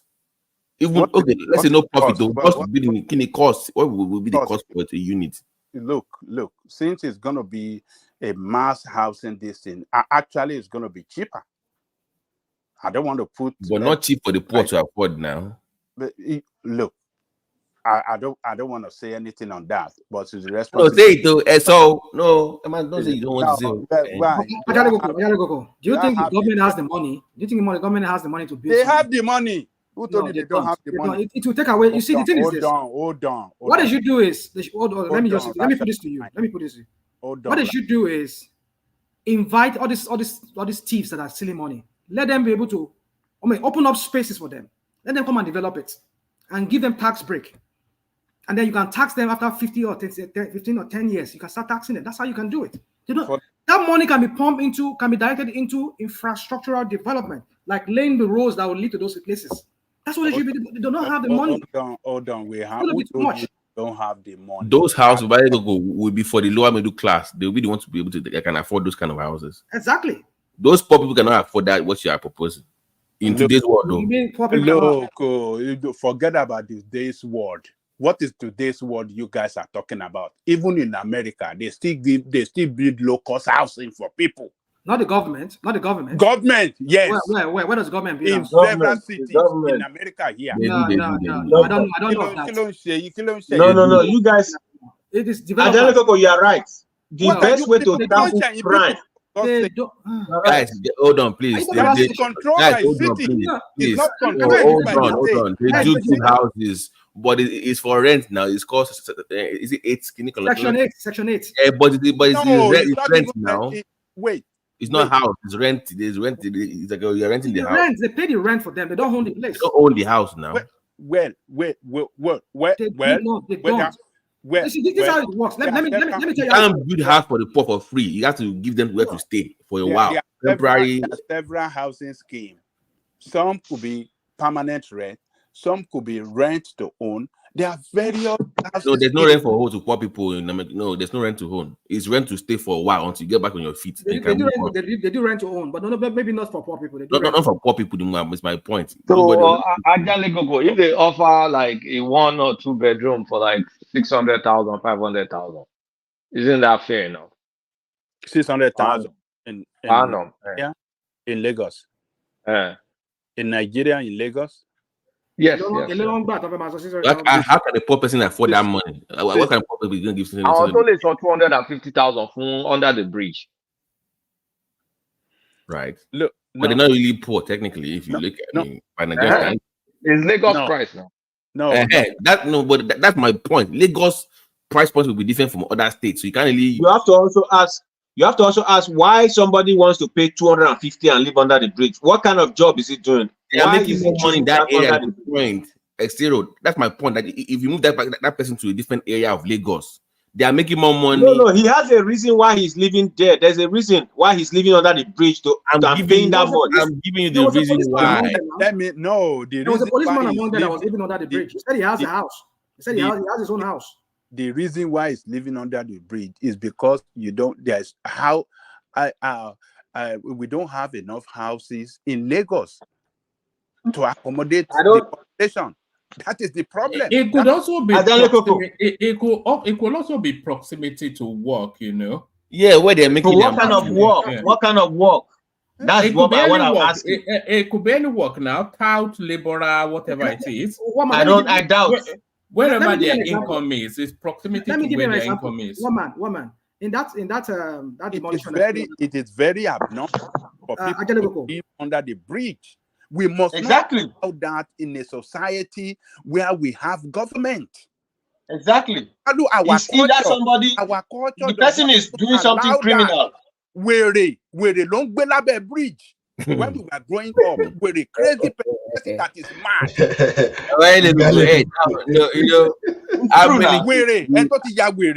We know. I'm on 250. I'm going that bridge. That bridge. On top 250,000. How can you are not a thief? No, I think the problem we have, and our leaders are not paying attention to, is one, we don't have to look at even what they are doing in New York. We don't even have to look at what they are doing in Canada or somewhere else. We have to look at what we can do. See, someone said the other time that, okay, we have money in Nigeria. In this regard, I mean, in this in this context, I will agree, because in general, we may say we don't have money, but we have money in the sense that the little we have some people that are being fed with that money. When we used to get our politics right, not our lawmakers, our politicians, they were not too far from the regular civil servant in what they are earning. Just imagine them when the like of Baba Jasin and Co. will not even have a special car. They were even using, some of them were using their old like 404, 504 they brought to the government office. Some of them, they had the house they were living, or maybe they gave some of them some like a mortgage to buy house there. But today, we have the senators, we have the leaders that share almost a very significant part of our budget, just to feed them for wasteful, just for something that is not profitable for the country. in a situation like this, we can't put the burden of housing on Lagos. Let's just be sincere. We have to look at why are people coming to Lagos. And all destitute in Lagos are not all necessarily Nigerians too. So a lot of things we have to be done. How do I mean in this situation? Like this government flat we are talking about now. There's a problem in Canada now that the federal government under this Trudeau-led government, they are trying to build several housing units across different provinces in the country because we have housing deficiency in Canada as we speak today. Because when they open the border to so many students, some greedy universities, colleges, they were taking students without even thinking of where they are going to live, to the point that the international students, they became homeless. Not only that, even as I speak today, there are so many Canadians today that they don't have place to say that they are squatting around just because of the wrong things. They are competing with Airbnb. There are some people, they can just go and rent like 10 apartments and be using that thing to do Airbnb. And government is allowing all those things just because of the greed of taxation. So all those things just boomerang. And you now see a situation, the housing, in terms of the cost of even getting rent in Canada now is crazy.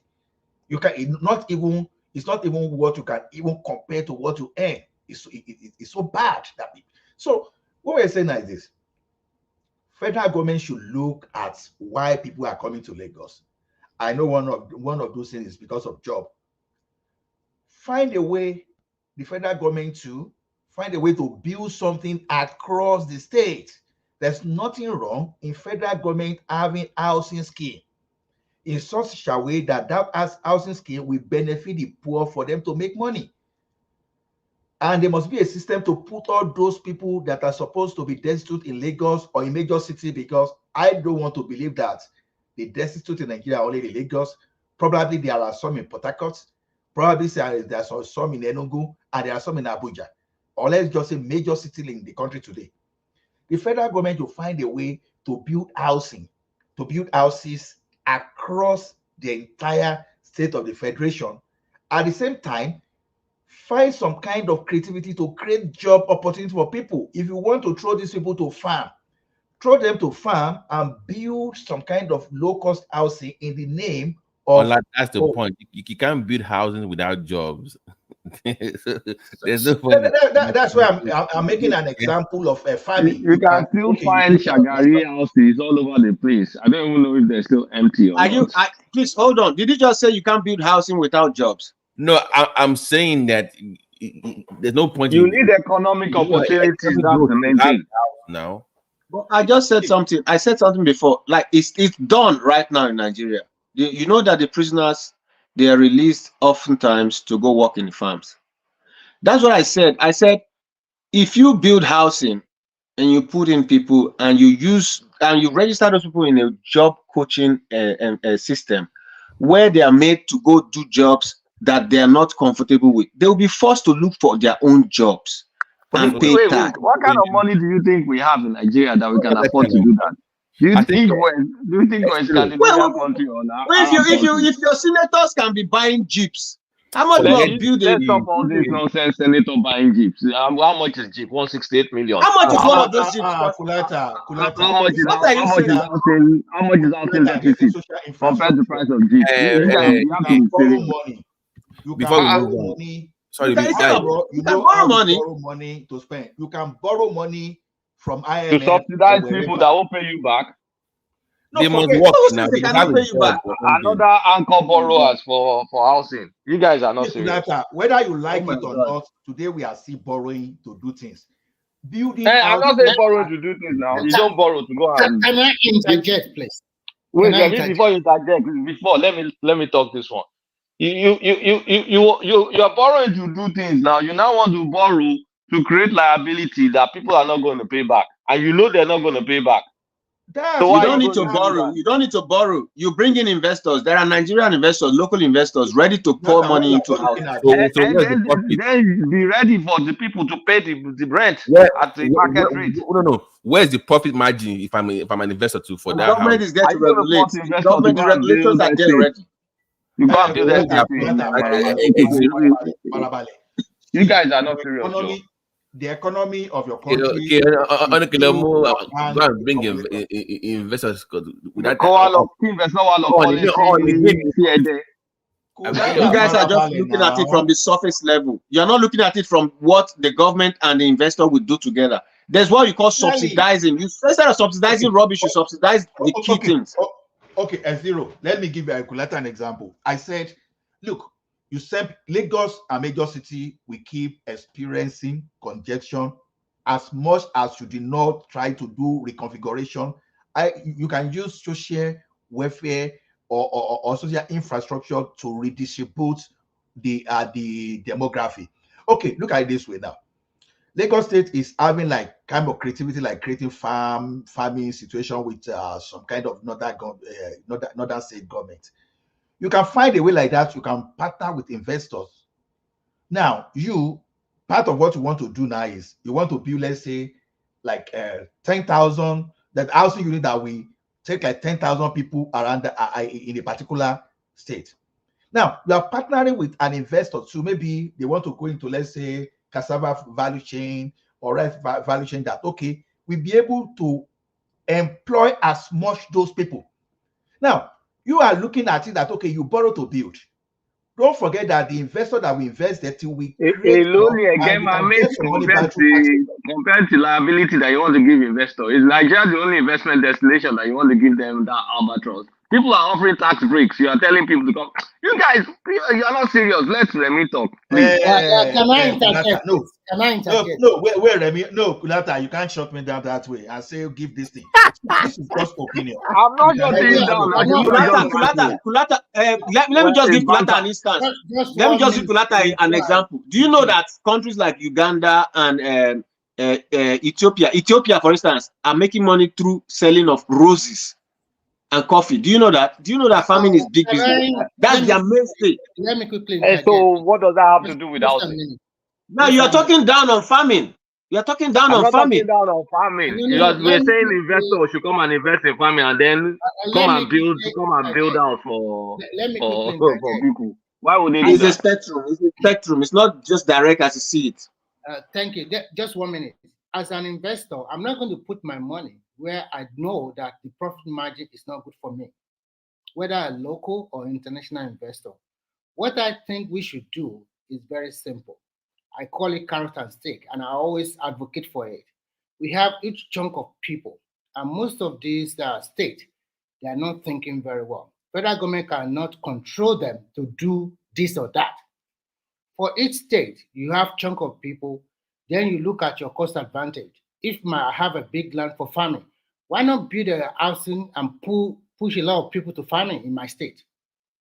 Everybody cannot go to Lagos because it's becoming a nuisance. Not only Lagos, you guys are just talking about Lagos. Go to all the southwestern states. They are congested more than before.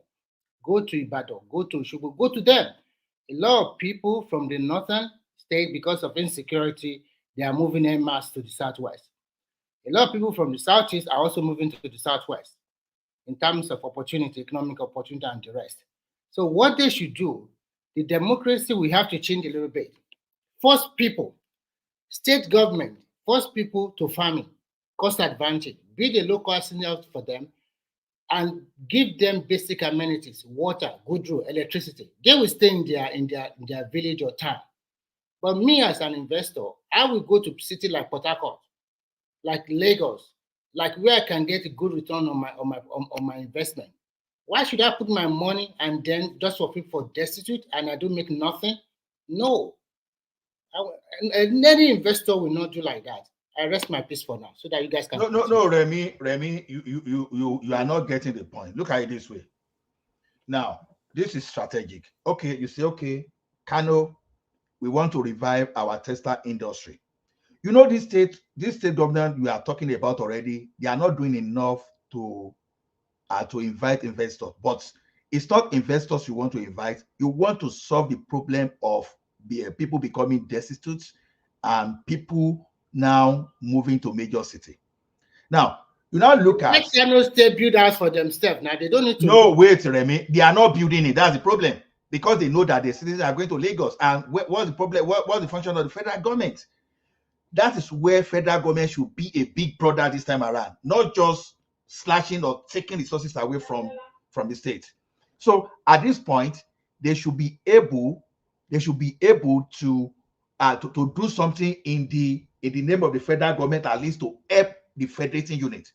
Now, you now say, okay, every state, give me resources, give me land. I want to build, because that is what I'm telling you, that is what is happening in Canada as I speak to you now. The federal government is partnering with the provinces just to build some houses, just to solve the housing problem in Canada. Now, you say, okay, federal government, I want to go to those states and build, like, say, 10,000 units. But the same federal government too should look at, okay, if I'm going to those states, I won't keep 10,000 people there.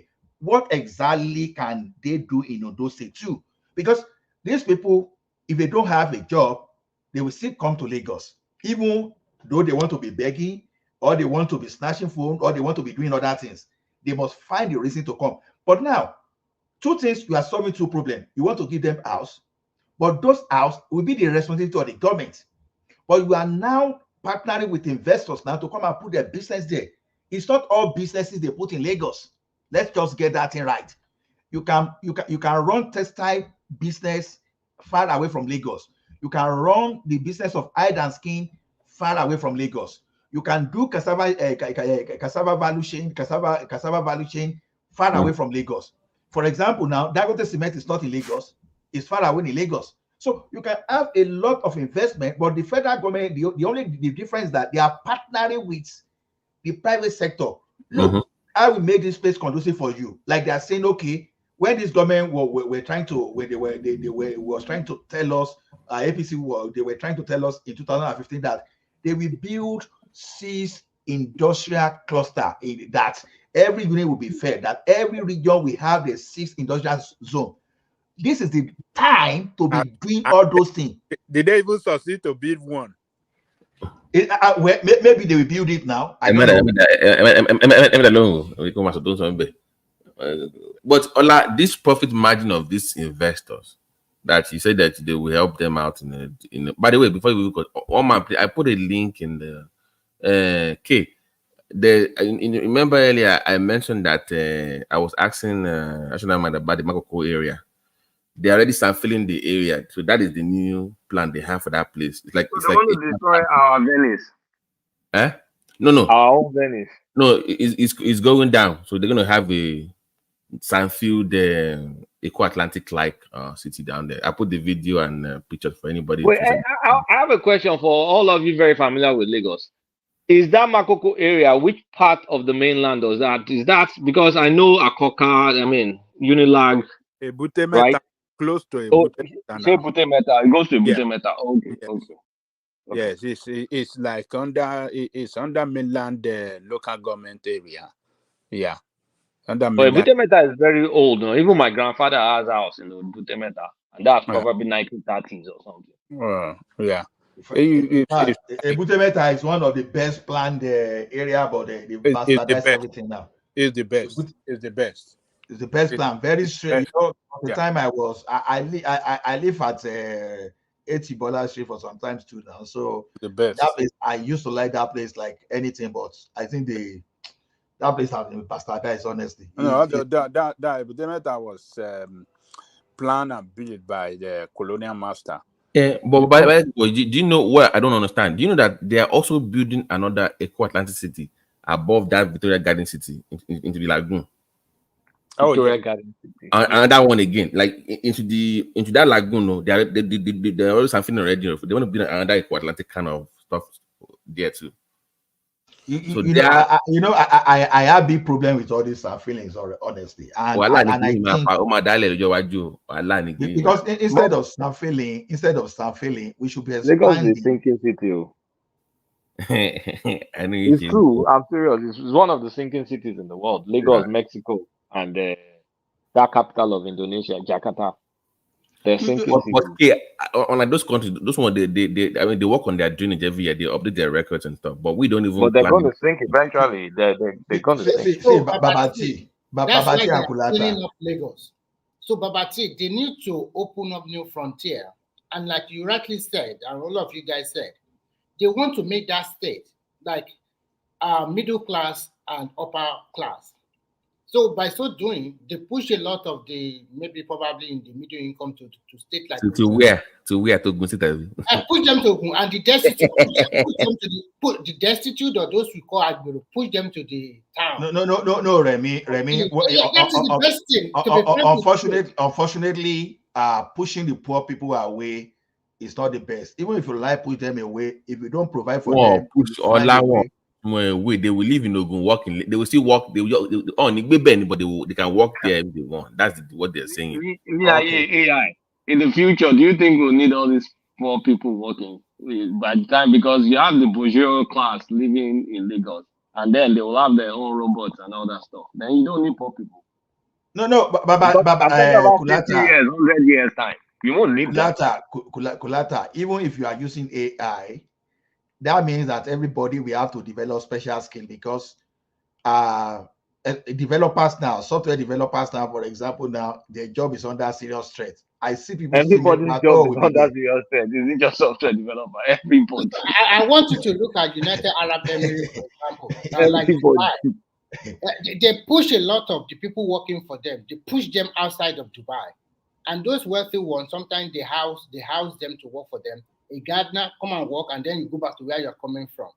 I think Lagos is panning towards that angle. There's no the idea of local housing in Lagos. I don't know why that. No, you can't find it anymore. It's not what is wrong with you people? It's not about what is wrong with people. What is wrong with you people? What is wrong with you? See, Babati. Àwọn èèyàn lé wọn, àwọn tó bá ti kọ́ lé wọn dànù. Kòbókò. Lọ sínú igbó. Kòbókò.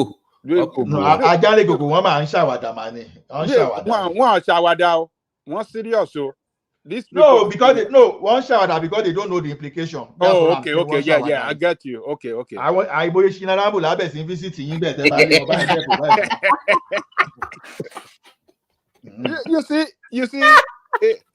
You see the way we want to model our own society after the West. I think we are getting it wrong. We can't get it right like that. What we are going to see happening is we're going to see a sharp division among ourselves, and that is not going to help, the unity and the harmony, among the people. It's going to be serious segregation, and that is not good. People should be able to live in any place. The poor and the rich, they should be able to mingle together. So, but they should be able to what I see is now. What I see is sorry, Ola. I just want to have a quick question. You live in America. Are there no segregation in America of the highest order? What do you mean? Segregation is not good, irrespective of the way you see. Whether it's in America, it doesn't know any of these countries, you will find it. Where do you I think you're right. Los Angeles. Where do you see segregation in America? Remy. You know how class of people live, they live differently. Guys, the way this conversation is going, I'm beginning to be scared of living in Nigeria. Are you guys even Nigerians? Are you guys Nigerians? Anyone hear me? What is you say everything you see in America and Europe, and you are still discussing Nigeria like this? Can anyone hear me? It's like someone. Yeah. One man. What's going on? Oh yes. I was going to shut it down from the front end, but I think Mike is here now. So if Mike is there, then I'll take my leave and just let you guys carry on. Mike, I'm not sure if you're fully there or not, but BT is still not spoken. Prince Daddy not spoken. Ekene is there as well. So still quite a bit of conversations to be had. The super chatters, Tope O, Bosun, as we always mention, Ayo as well, of course, and Kulata as well before you join the screen. So thank you, everyone. See you tomorrow. Let me build. Mike is there. Yeah, let me, guys, hold on. No, hold on. Hold on, I just got here. You're telling me to hold on. Calm down. Not you. I was making the point before you came in. Hold on. Yeah, I know. Before you make that point, there's no country in the world where the poor and the rich are living together. The rich want to get away from the poor. That's why this guy, you are always talking out of point. I'm taking my leave, though. Which kind is take your leave now? Who wants you here? Who wants your? I mean, listen, your low IQ. Your point, your whole man has been so low IQ. Even my primary six son wouldn't make those kind of low IQ points you've been making all night. So I really don't want you here anyway. When we get to heaven, the poor and the rich will live together. Manhattan is not for poor people now. You can't say everybody should live in Manhattan. They're land now. The rich want to get away from the poor, so they don't have to deal with armed robbery and getting that thing stolen. So that's why people, developers, developers, they'll create some area, they'll make it expensive, so that way the rich, they know what the rich wants. It's not that the rich cannot get the same house around the poor people cheaper, but they rather go to that place because they don't want to be around poor, because the poor will steal from them. So rich people want to run away from poor. Even me, when I go to Nigeria, I don't want to be around poor people because they will be a liability in my life. So every country you go, they create area for the rich, man. I'm sorry. Okay, thank you. Go ahead, BT. Okay. I need to I need to very go. Okay. To me, this is very clear. So 4 days ago or 5 days ago, just to buttress the point Mike was making, if you are following what is going on in Louisiana right now, you can follow the story in Louisiana. In Louisiana right now, they want to gentrify the city because I want to know that they want to have their own saints, whatever, where they will just gentrify it for the rich. Because that's just the reality. When you have money, you want to live with other rich people. Because number one, the value of your property goes up. If you start mingling people that are with poor people, I'm sorry to say, but the value of your stuff will come down. Even for evaluation for even your car insurance, it will go up. The value of businesses will go down if you mingle people together like that. So just follow the story of Louisiana for, I think it's been around for about 4 or 5 days now. They want to divide that place into two. For the rich and for that's just the way it works. Another way to look at this issue is this. You don't need segregation, but you can create a kind of economy that can make, because some of us, we graduated from poor backgrounds to moderately middle class. If you start creating this kind of situation, maybe some of us will never have that opportunity, because I know many people will come from humble background, and myself here, that suddenly when they get to that position of affluence, they forgot where they are coming from. They now look down on those people they left behind. Our society should not work that way. Let's look at it this way now. Today, we have some IT people, white collar job, probably they earn like 70K a year, 100K a year. And we have some people that they are just truck drivers, they are junk removers, that they even earn more than that. Maybe some even make like 130. But just because they are carrying junk, for example, how will you classify all those people?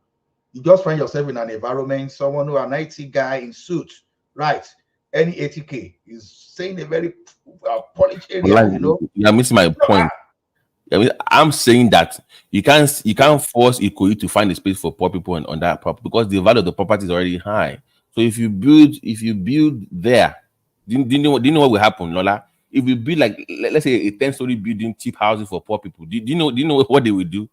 They will sell those properties to the rich people and they will go away with that money, because the value of that will go up. Okay, Babati, you don't. What we are saying now, when we say we should drive away from Lagos, that's the problem. Anytime they bring a developer in my area, and the developer is saying, I want to build apartment complex or whatever, we will carry pitchfork and go to the council that is trying to zone it. What you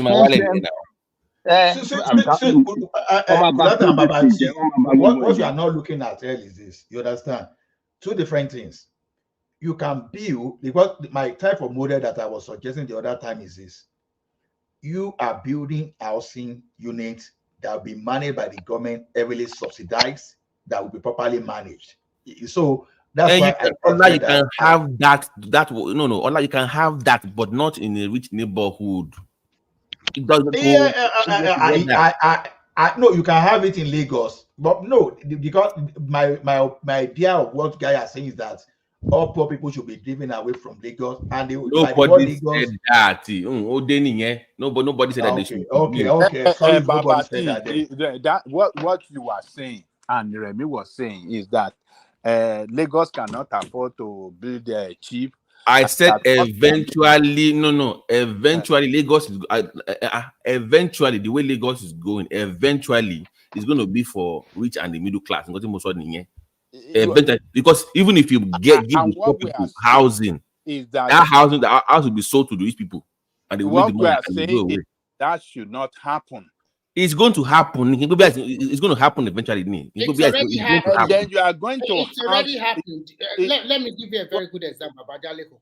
Yeah. Even the so-called planned area that we have in Lagos, how many people live in a two-bedroom apartment?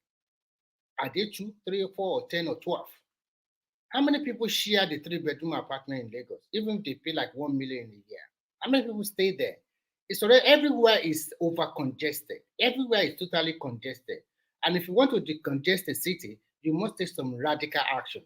But if you are preaching this kind of morality and this kind of helping the poor people, I think there's a lot of opportunity in every state. Some people just come to Lagos without no plan, and they find themselves sitting under the bridge, and they are paying 250,000, 500,000. That's a lie. Why can't you go and find the 2-bedroom? Remy, do you know what you are doing is that you are excusing the failure of the government? I'm not excusing any failure here. I'm trying to say as a human being. Hold on, Remy. Hold on. Listen. Now look at it this way. Every government strives to reduce poverty in their country. Even as poor as we have high number of people in Canada today, the statistics put the number of poor people at 7.4%. And it used to be like almost times 5 of that in like 3 to 4 decades ago. Right. What the government is striving at is to bridge the gap between the poor and the rich. What do? When you do your job, they subsidize housing for you to still do your job and still live to have your, you say the mental state of someone himself can even push someone to graduate from being a poor person to becoming a middle class or a rich person. And you'll be surprised that even some of us that we think that we are even rich just because we are middle class, even the upper class of those people, they see us as just poor people too. That the same way we in the middle class will be looking at some people as poor, those people in the political class and upper class, the same way they are looking at you as middle class, as miserable people as well. So, Ola, I want you to continue your line. But when you say government subsidize this like Canada, how much is the ratio or percentage? Let's use percentage of those kind of subsidies that you'll pay, for example, in Kebbi State, where everybody is poor.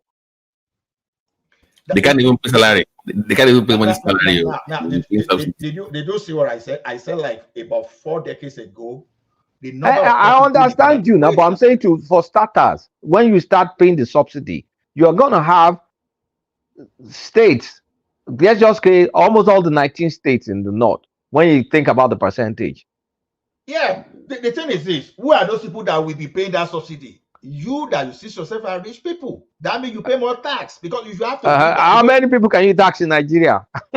How many people are middle class in Nigeria? Middle class are shrunken since Jonathan time. Sorry, K, but no. By the way, when the tax K and his friends, it will pass that tax on to the poor people again. Abi, that's the way it works. He's not going to pay it. I'm going to have the poor people paying that. And they'll be almost 65. because they're poor. We should Let me subsidize give them. an example of what I mean. Kulata, are they not giving them some kind of child care? How do we call it, child benefit? Are they not giving Do them? you want the child benefit? How much are they giving them? Which child benefit are they giving them right now? They are not giving nothing in Nigeria. See what they do with the taxes they give you. At least in Canada, from your elementary school to high school, right? You know, the education is almost free, or let me say heavily subsidized. That's part of the benefit. Where are they coming from? The taxes they get from you guys. Because already, if you put those kind of things in monetary value, if you monetize it and give to the poor people, already you are bridging the gap already. Then, when the rent is like, okay, have you rent a Calgary now for 2-bedroom apartment? I put it at 2,000. But there are some government houses whereby they allow you to pay 400 according to your. It's not even 400 by flat.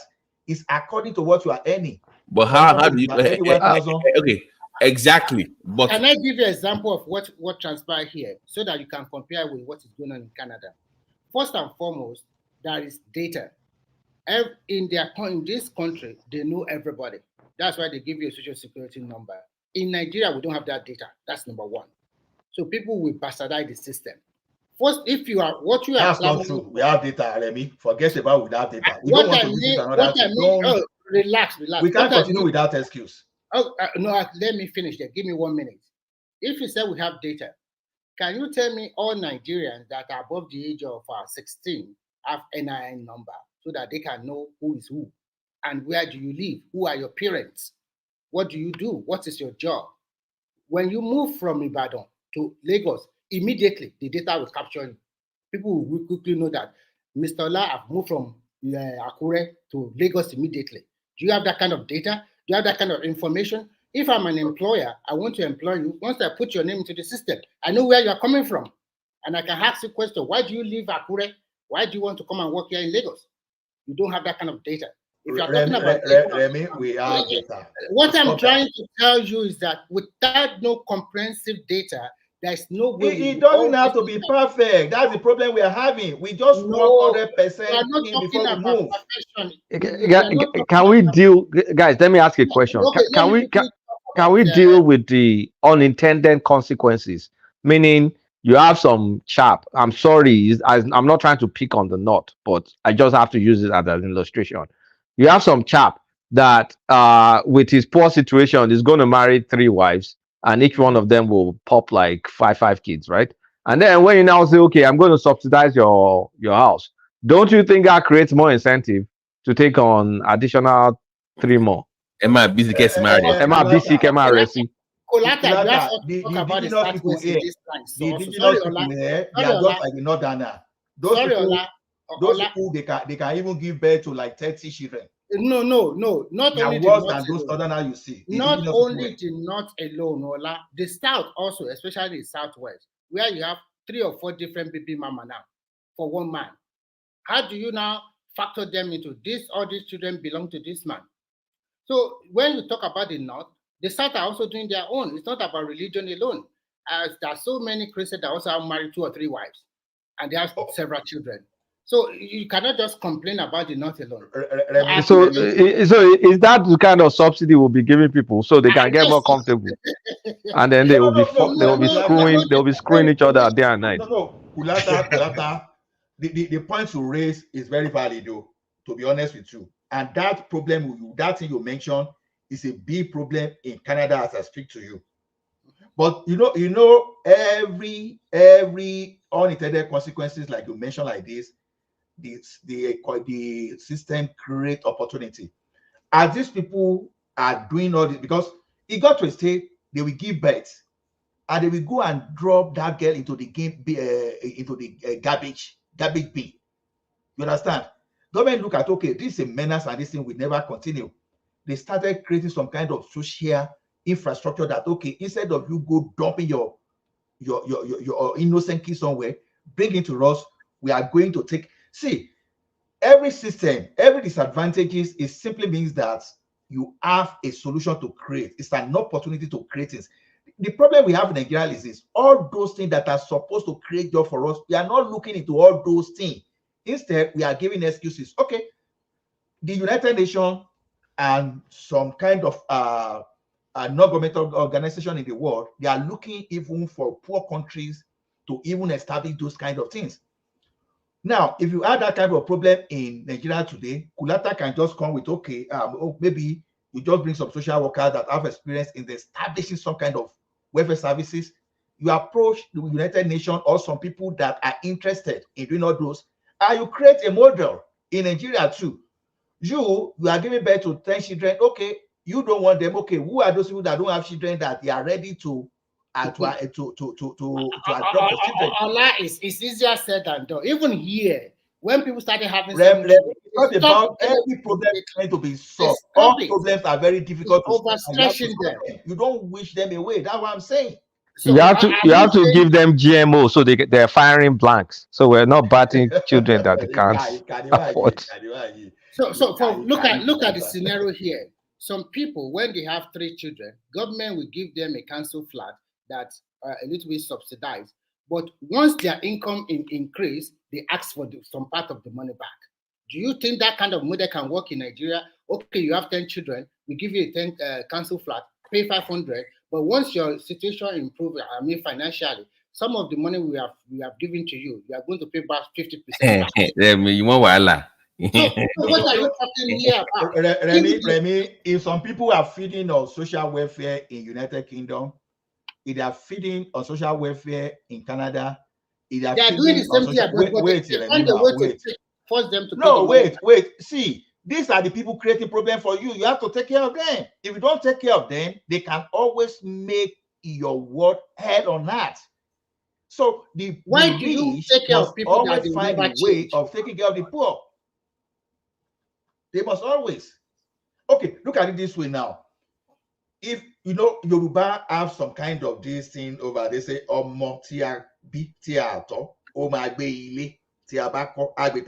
see, every children that are nowhere to do, that are not well positioned in the society, if you don't find a way to look after them from that your comfort, they won't allow you to enjoy your money.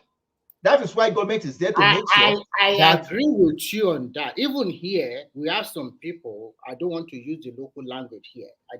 I'm not very good at the language yet. Every day, they will go to the bank. Instead of giving them monthly benefit they get as unemployment support, they slide the money to daily allowances for them. Because at the end of the day, if they give them the old money for 1 month, they'll use the money to go and drink, and they get drunk, and they foment trouble every day. So they split the money into like 30 days, or no, 20 days. So they give them a little stipend, because at the end of the day, the money still ends up for drinking. Why they give them low-cost housing to stay? Sometimes I know what you are trying to say, that, okay, let's help these people. But in a country like Nigeria, where everything is not totally organized, where most of your governors, what they are interested in is siphoning the money. So how do you now, you can't force them, because we have checks and it's a democracy. You cannot just say, okay, I'll just give me 100 acres of land. If they say we don't have land, what are you going to do? Are you going to force them as the president? So some of them, even when they talk about, when Buhari was talking about ranching the other time, asking for land, he has not even said it. A lot of them already said, no, we don't have land for that. We don't have land for that. No, Remy, forget. No, there's a difference between land grab. See, look, there's no comparison. Don't even compare Ruga. It's the same thing. When you provide land, government bring the money. No. Who bring the financial? Who bring the money to feed you want to favor? Wait, no. You want to favor a particular ethnic group, and you know what these people are after. No, I'm not talking about that. I'm talking about do that. Let's talk about what this one we are saying. Whether you are any tribe you belong to, you are going to benefit. And so it's like this. You are giving all the money to the state, and we are not expecting now Lagos state government to solve the problem of destitute. No, because even if Lagos state government let them go and build 1 million housing units, people will still rush from other states. So you want to discourage it. Instead of state doing that, you now make it. What's the federal government there? Because that's a unifying factor. The federal government that like collecting money and be sharing to the senator. Okay, now you now put that type of responsibility for them to do. is social welfare. It should be part, because social welfare is part of the national security. And the number one major function of government in the country is security. So what you're now saying is this: that house you do not have in Kano that is pushing you to Lagos, we want to give you in Kano, stay in Kano. That job you don't have in Kano that you pushing you are okay, we want to create that job for you in Kano, stay there. The problem I see with this model is this: even if you do like this, a lot of people will still flock to those rich states like Rivers, like Lagos. See, you cannot solve the problem 100%. That one cannot be an excuse. The problem is this: you want to reduce this problem over time, because the way you are looking at it is no. Can you answer this? Can you? I want to ask you 100%. No, it may even take 30 years to solve. I want to ask you a question.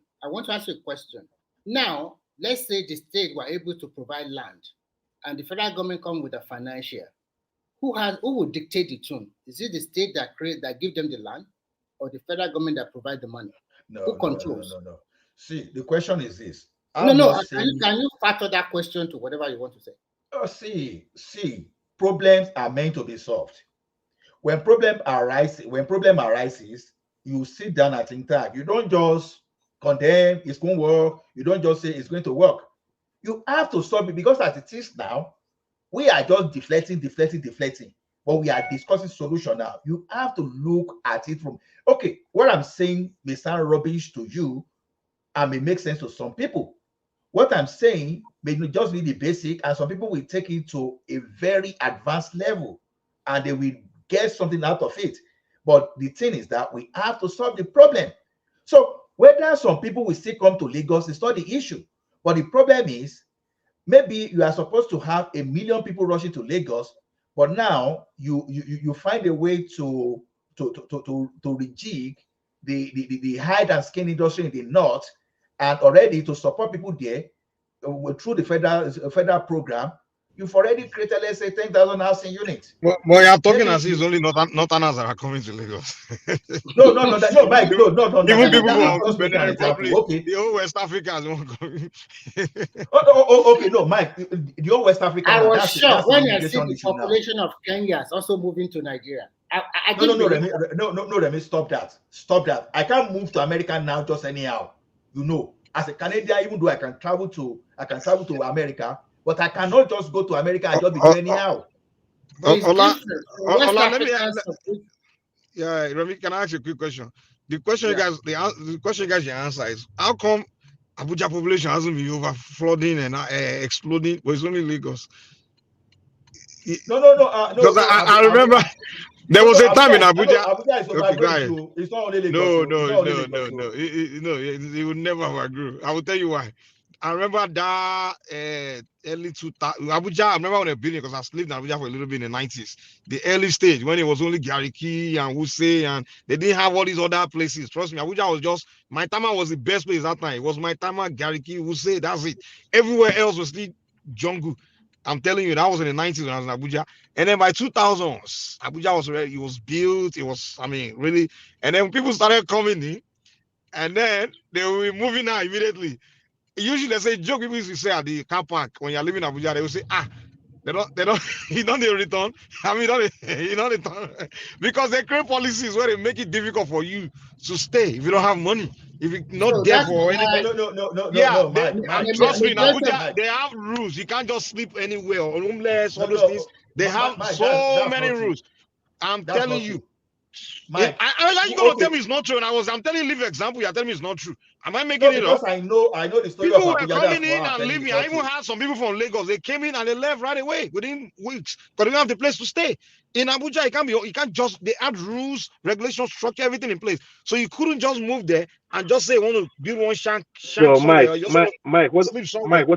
what about today? What about today? What do you mean? In Abuja? Are they still doing the same? Yeah, in Abuja, they still do the same thing in Abuja. Yeah, it's still rules now. You can't just say want to enter Abuja and go and build one thing under one bridge or one. You can't do that. You cannot do that. Abuja is strictly regulated. That's why the population is not growing. Mike, calm down. The issue is this. No, I'm not fighting. I'm just sometimes we have to look at these things from the perspective of our constitution. You cannot just deport people from anywhere. There was a time I came on this show and I spoke about a Are you planning. going against? That's not my argument, though. You know that, right? That's not what I'm saying. I'm just saying, like, Abuja made that regulation where you can't just set up anyhow. There's a structure. Most of the people that Hold on. work There's a in plan. Yes, Sorotona. There's a city plan, and they have everything in place. So they already have they already know that your people are going to come like Lagos. So they already said it. They already prepared for it. So the moment you come in, the rules and regulation will make you will know that I can't settle here because I can't afford you. You yourself will turn around. Mike, let me tell you, when you went to Abuja, right? When you went to Yeah. Abuja, you only had Gaki, maybe Asokoro and other those places, right? Those few places. Now Abuja has expanded.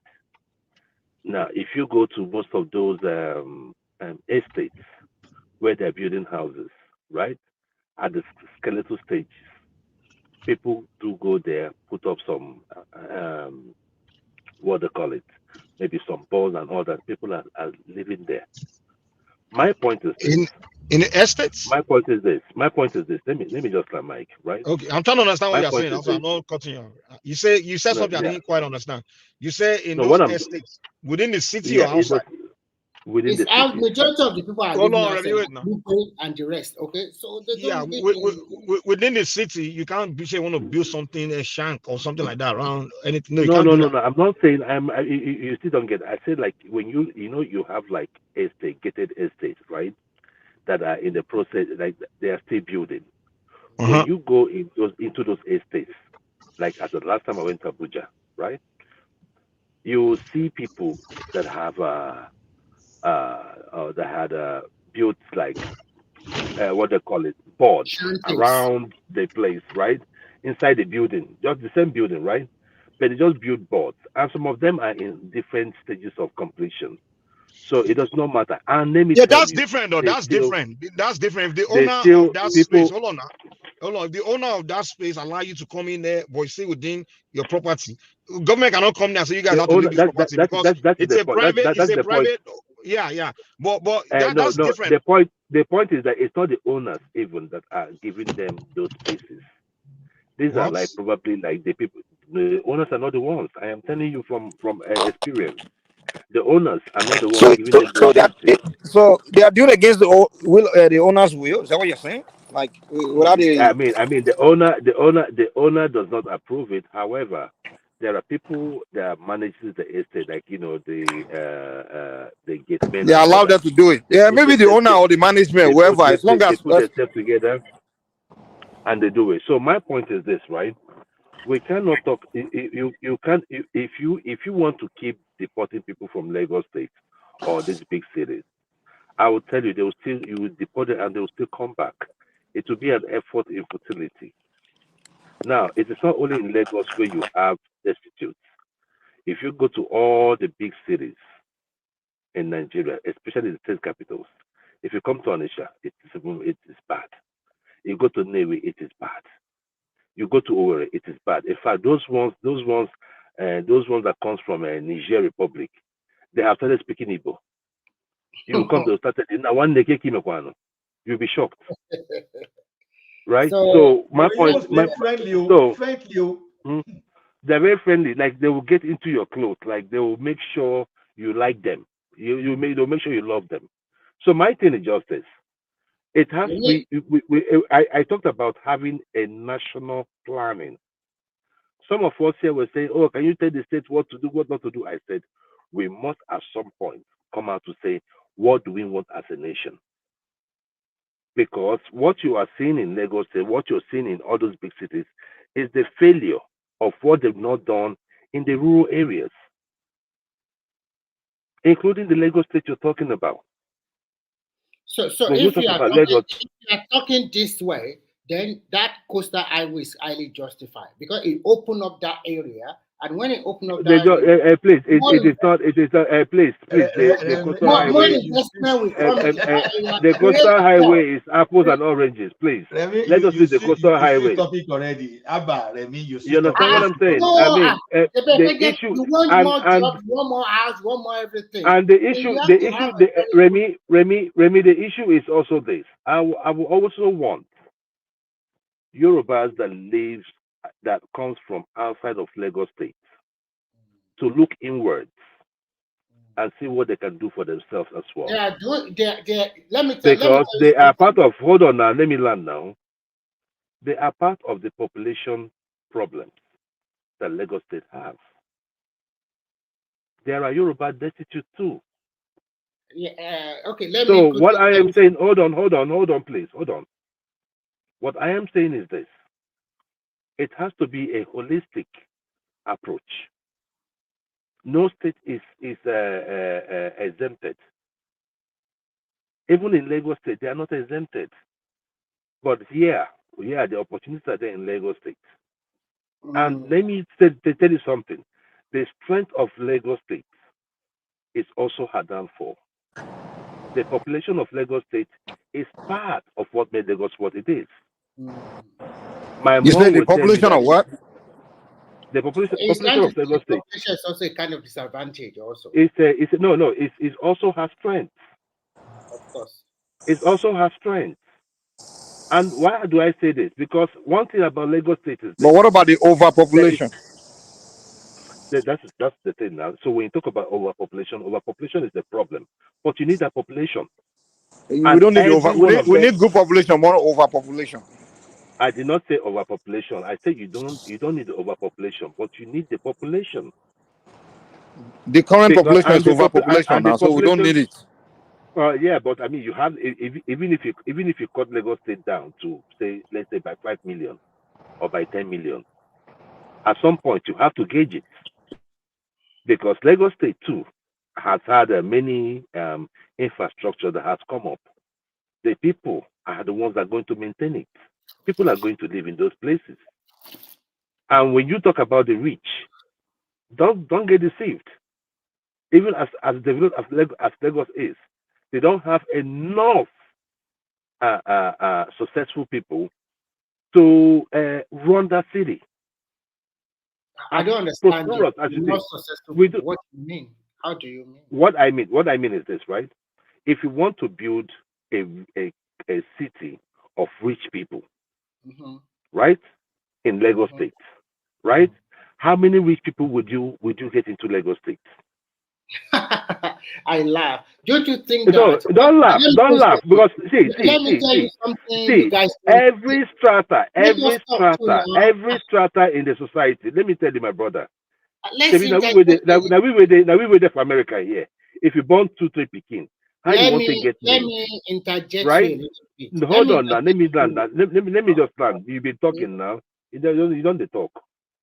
You're still going to need every strata of the population for your society to grow. You're going to need the poor. You're going to need the middle class. You're going to need the rich. When you create a society which I've never seen, even in the places like New York, you still have those people that are not really, really well to do.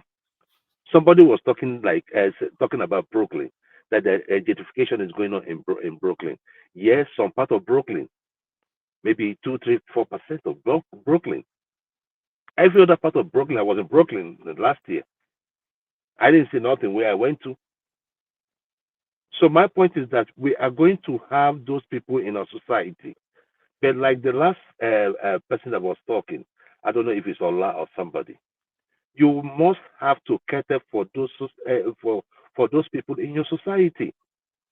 I see no reason why Lagos shouldn't be building high-rise building. You don't have land. Why do we have the bungalows? It's a part of planning. Instead of building those bungalows, then you start building high-rise buildings. Yeah, okay, that way, you are able to accommodate a lot of people within a particular site. Then you have more land to do some other things that you want to do. But when you get into Lagos State and see the way Lagos State is structured, it's pathetic. Let me just like in every other state too. Let me quickly comment and then you can continue. Unfortunately, Lagos is not Abuja.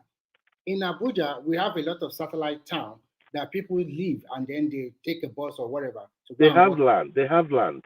And they also have land. So adjoining states to Lagos State like Ogun and the rest is also a little bit congested. And we have a lot of people in Lagos that are not doing nothing, just roaming about the street or not, and we have huge unemployment. So what we are just canvassing is very simple. We are not saying they cannot live there if they have a place where they can put their egg. Even there, like I gave a very good example. In most Nigerian flats, we have more than enough people living in a two-bedroom flat. Instead of maybe a family of 6, at the end of the day, you have cousin, friend, son, friend, daughter, probably 12 or 13 people living in a simple room, two-bedroom. So what we can do is very simple. We cannot force the state, but maybe the state that adjoin to Lagos and we improve our transportation system, then people can live in Ogun or Ibadan and go and work in Lagos if we have a very fast light rail, which that is what China did that really helped them a lot. When I was working in China, I remember like I traveled more than an hour. Or you will continue, but what's this thing you mean by we cannot force the state? Okay, why? Thank you. Why can't we force the state? Okay. The reason why I say we cannot force the state because we have a constitution, and there's limitation to the power of a president.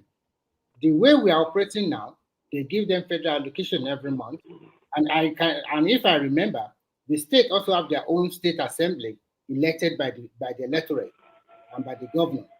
So the federal government cannot just say, "This is my policy.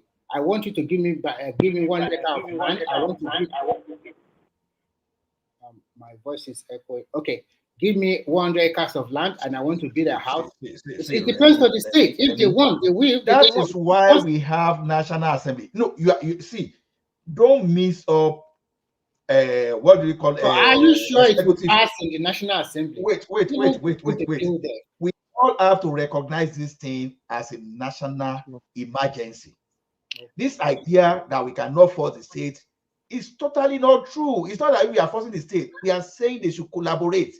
That is different. What the executive you say is different from force. When there's no state today that want to do housing projects in a state that we kick against it. Even if they will kick against it, they will be minority because they know the implication of housing infrastructure. They know it's investment. That's why I'm saying when you are comparing it to Ruga, don't use Ruga as I'm not talking about Ruga here. Who mentioned Ruga? No, you said I just talk about ranching. I will never mention Ruga. Ranching the other time. And ranching is Ruga. Don't forget about the beautiful English name.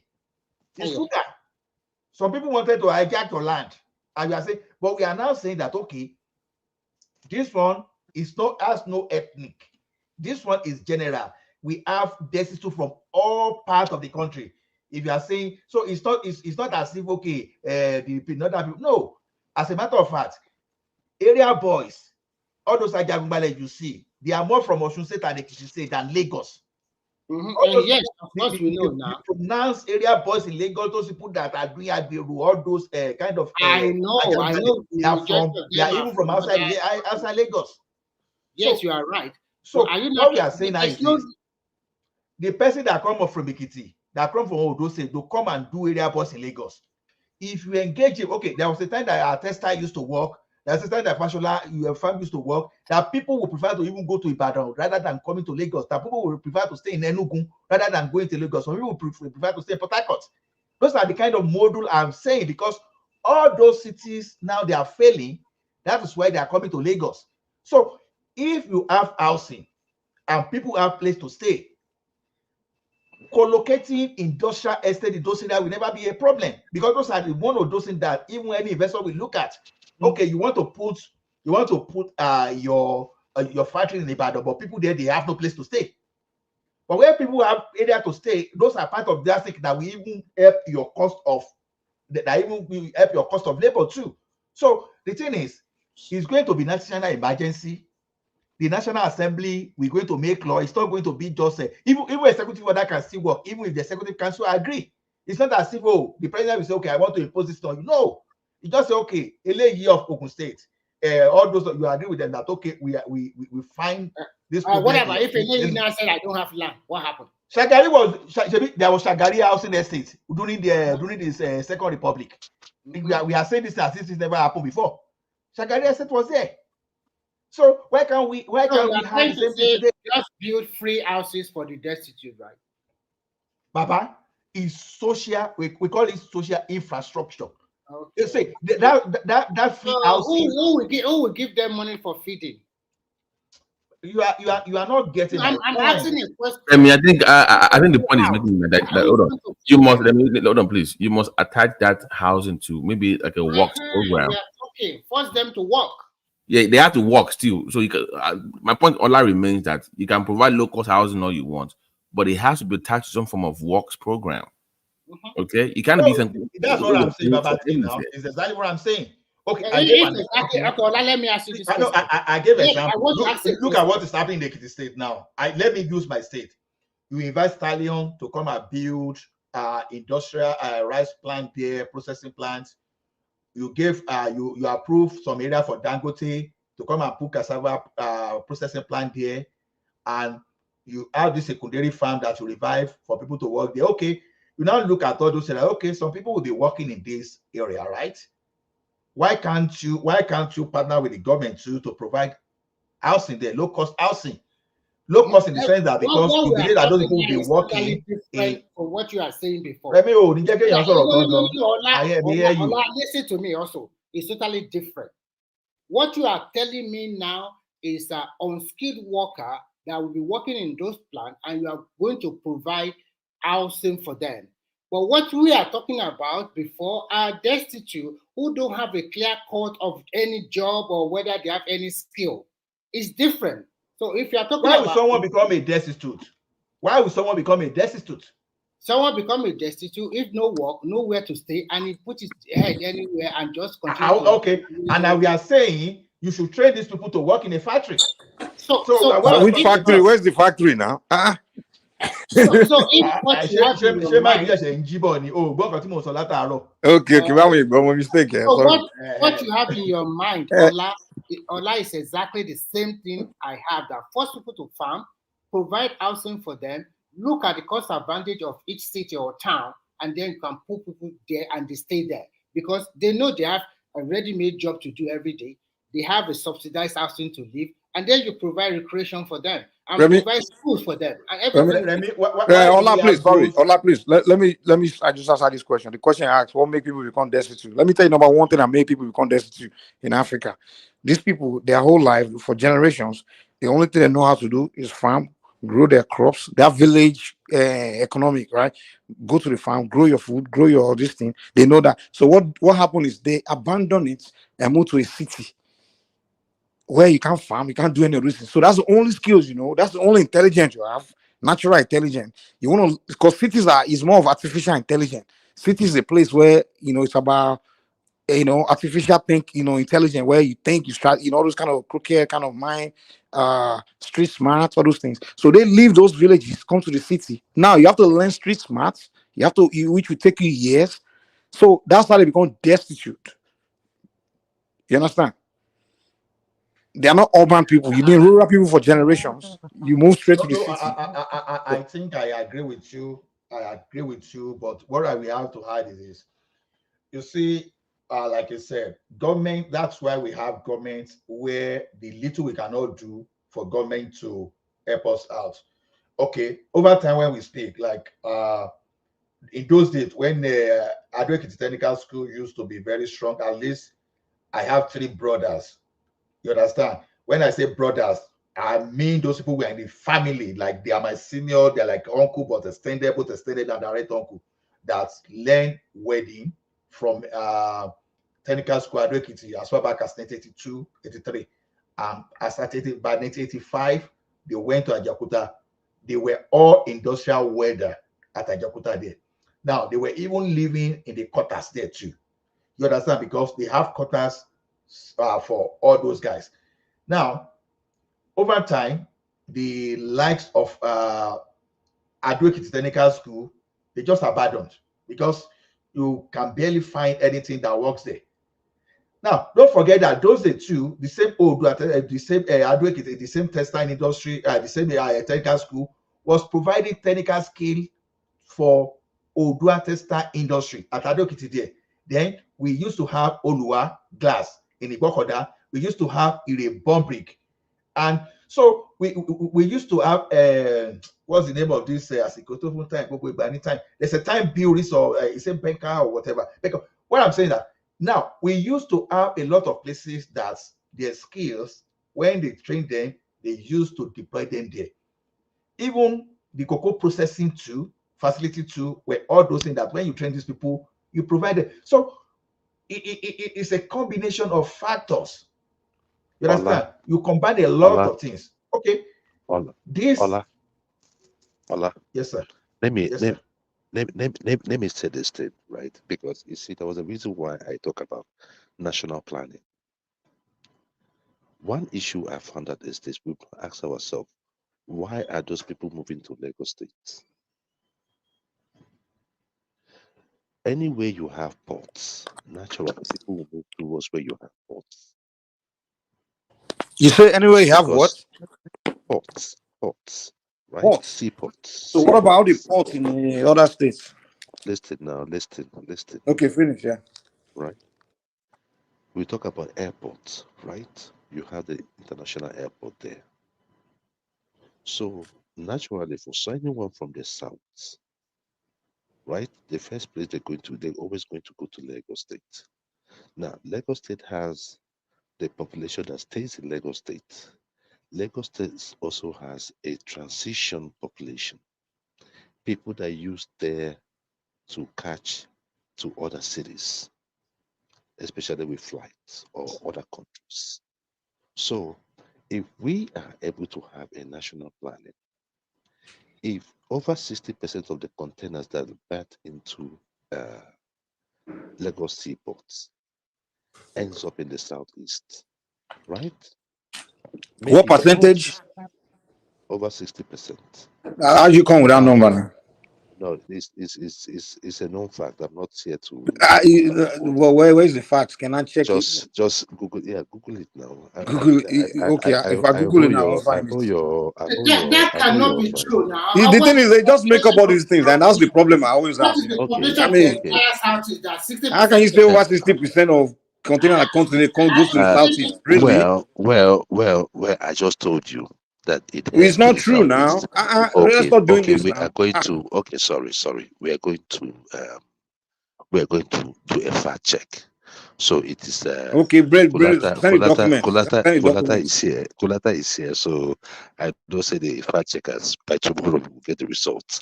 But my it's a lie because I know it's a lie. Right? Well, go ahead, Sean. Okay. So let's just do that basis, right? My point is, can we have a situation where we start developing the ports in these other areas? Decentralization. If we centralize opportunities, the end of the international. I think you're breaking up, or is it me? Remy, is it breaking up? Can you guys hear Joe? You're hearing me? Are you guys hearing Joe well? Because I'm not. No, it's breaking up. It's breaking up. Yeah. Am I? Okay. I think you're better now. But what I'm saying is, are you hearing me now? Yeah, you're better now. So what I'm saying is this. All right. So what I'm saying is this. Right? We do centralize. We have so much centralization in our system. But we decentralize, the people who go where opportunities are. The port needs to be decentralized. What NPC is doing now, picking up people from different airports, that will help. These are the things we're talking about. But hold on, Joe, I got to stop you there. Hold on. Hold on. I got to check. I got to fact check you. I'm sorry.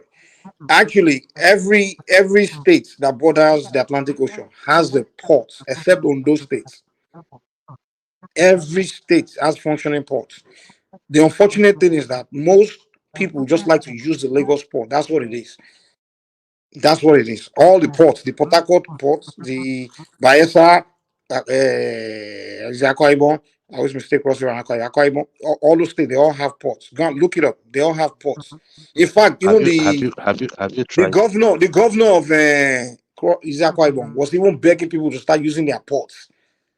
People don't use it. And another thing is Nigeria, we don't have a shipping line. That's our problem because we use the international foreign shipping line. and those shipping companies, they prefer and they charge cheaper to use Lagos because the Lagos seaport is very close to the next three neighboring countries, which is Benin, Togo, and Ghana. If you look at your map, if you think I'm lying, just look at all the ports So on the you West African. have Wait, answered now let me land this point. Let me land this point. Give me a second. If you look at the ports on the coast of West Africa, you see that the ports in Ghana is closer to the port in Lagos than the port in Lagos to the one in Calabar, even to the one in Port Harcourt, because the distance. So those shipping company prefer to use Lagos because they can easily just take goods that's going to both Ghana, Togo, Benin, and Nigeria at the same time. So it's cheaper. That's why those shipping lines use Lagos. Those shipping companies, which are international. So if you guys, so it's not really anybody's. It's not anybody. It's what does not that any tell you? Nigerian government or anybody. The other ports are open. So what does that tell you? You said that when you bring it into Lagos, it's cheaper. Now, No. Not by the terminals of Nigerian states, by the shipping companies, which are not owned by Nigeria. That's what I'm saying now. Yeah, we don't have our own shipping line. Now. Those shipping lines, they will charge you less if you are want to ship something to Lagos, than they will charge you than Port Harcourt. So what does that tell you? So that's the it tells you it's not our fault. It's not Nigerian government's fault. But if you don't, listen. So what that tells you is this: that if you bring in goods into Lagos, right, it is cheaper. If you bring in through Port Harcourt, you have added costs. So as a businessman, where do you think I will go and cite my business? It's in Lagos. So that's the point. We're not talking about who's fault or who's not, who's at fault, who's not at fault. No, you guys always blame the government because everybody uses Lagos. No, but it's the government. It's the government. How is it the government? No, so because if as a government, 60% of the container are going to be sorted. Listen now. Let me finish, I beg. So we have said that we're going to fast check it. Remy, I'm not here for back and forth. I'm just talking about you lie about that one, we're talking about the real situations, right?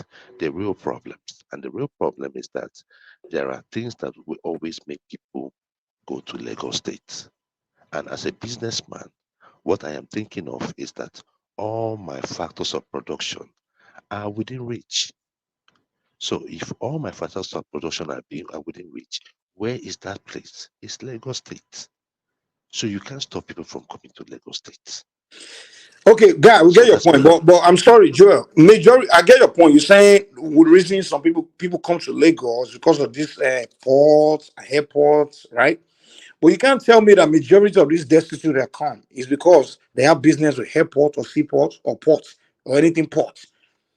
You can't tell me that. If you're telling me the businessmen and the elites or the travelers and those people who are coming to Lagos for that reason, I will buy it. But you can't tell me the destitutes, they are trekking straight to Lagos with nothing in their pockets. They are coming because of airports. Are you kidding me? Joel, let's just say opportunity. Joel, opportunity. That's what I'm saying. No, he's trying to tell us because of airport now. No. See. This is you're not getting it. Look, if I come into Lagos State, if I am a business owner and I come into Lagos State because of the business, I am going to need workers. Right? That's the point. So if I have a business, I need workers. What does it mean for the? But why do you have to do your business in Lagos? Okay. I just explained it to you. Let me give you. Get your port now. Your shipping store and ship it to your place. See, what I was suggesting a model at that time. Let me give you an example of two cities in Canada. There's a Vancouver. Vancouver is in BC, British Columbia, where they have seaports. Then there's a Calgary.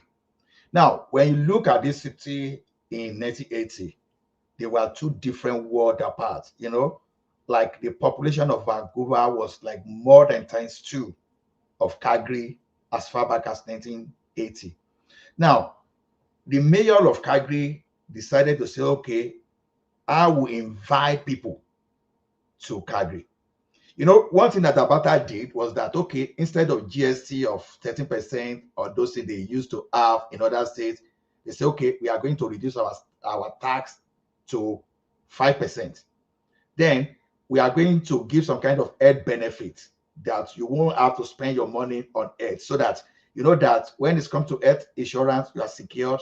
When it comes to you paying land tax, you are secured. That they didn't stop on at that. They started massive construction projects.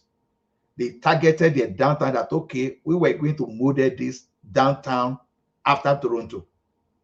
And they started building, doing some kind of expansion, giving people some kind of subsidy, inviting investors to come. Today, gradually, the population of the population of Calgary, as I speak today, is at 1.7.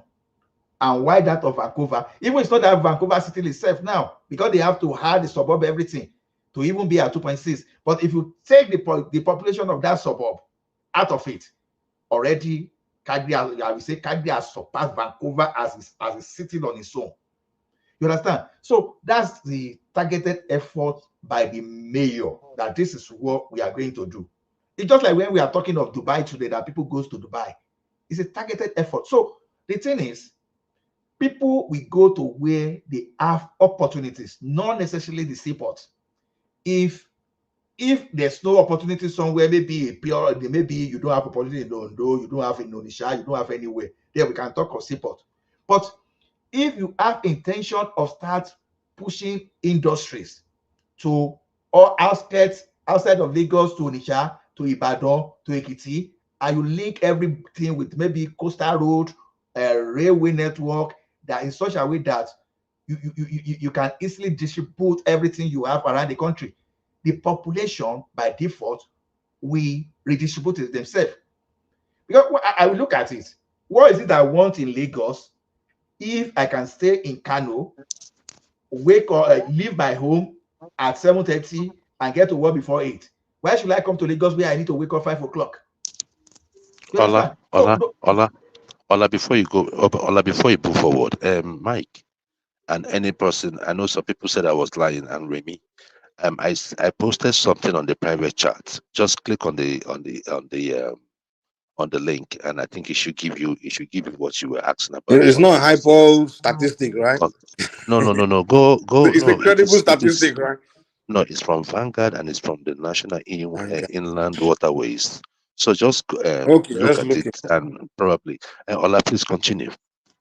Oh, Chief Ola. So, I was looking at the rail network. I think I mentioned earlier, the red line that they are building right now.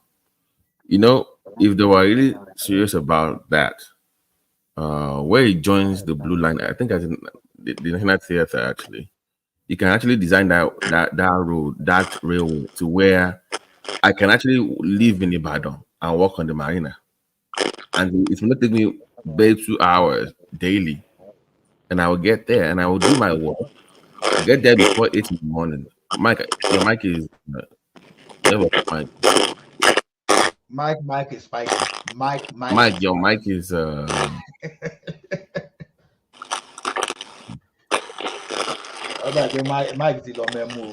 Mike, which your okay. But my point is, Ola, hold on. Give me a second. Yeah. Okay. Is he okay? Yes. So sorry. I went to trying to look at this post. That's why I started clicking. So I should have made them. I think okay. The information I said, George posted I probably all those IPOB journalists. Just type something. No credible source. No credible statistics. Hold on. Listen, it's not different from when Rufai Hosseini was agreeing with that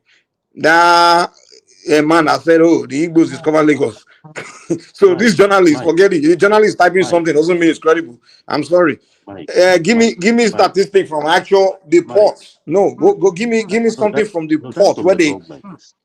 First of all, no. First of you okay? Who should it come from? It's not even from the government. No, I'm not saying from the government. I'm saying go to the port. No, where but the article container that came in there, where they are going. That's the only way you can know where containers are going. You go to the port. Hold on. Hold on.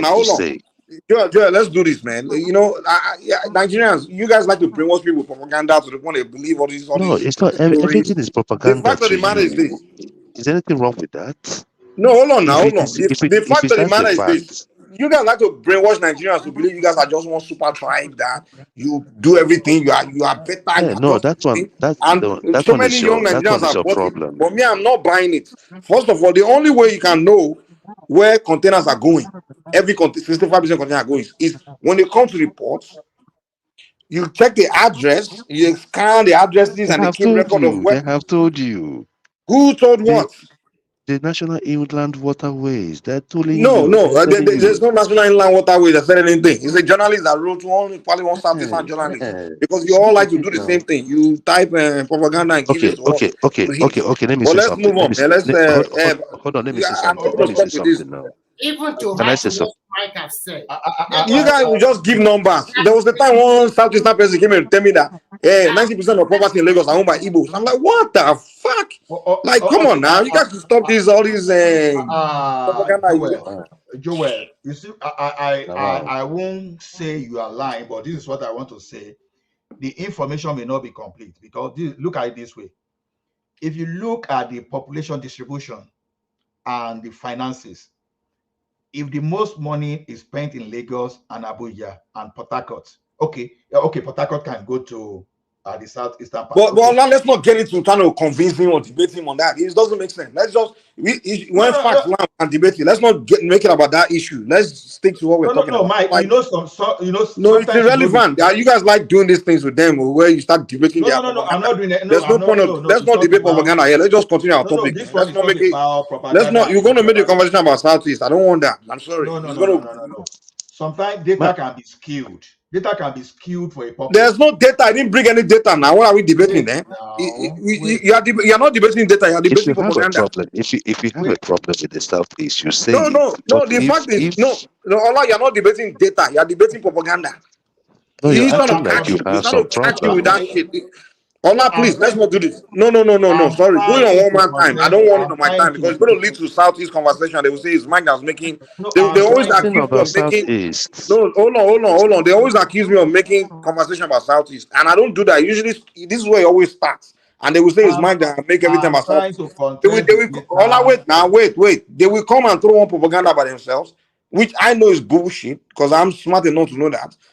And then we become a discussion, and they start to bring more lie and trying to twist more propaganda, and I get annoyed. And it leads to conversation about Southeast. They will say, Mike, why are you always talking about the Southeast? Because they always start that stuff now, bringing some kind of propaganda, lying about themselves. I don't want to deal with that. We are trying to But let's continue what we're saying. I don't want to. No, let's not forget the container conversation. Move on from container. Let's continue what we're talking. Let's even correct the logic. Honestly. No, forget the logic, man. Let's stick to the content. He's going to reply and we'll continue. Let's just continue with Lagos, the conversation we're having, please. Okay. So where were we? So where we are just saying, we are I've lost in thought anyway. So, but the thing is this, whether we like it or not, I was talking of here now. No, when you look at the population of Calgary and Vancouver today, Calgary is growing and Calgary has no seaport. But what happened in Calgary is just because they created economic activities. Now, how do we deal with importation in Calgary? Now, this is it. There's what they call Canada Pacific Railway. You know, when you see that Pacific Railway they were talking about, it can be, I don't know the length, but this is just my assumption. You can see as long as 2 kilometers in length. You will see a lot of containers.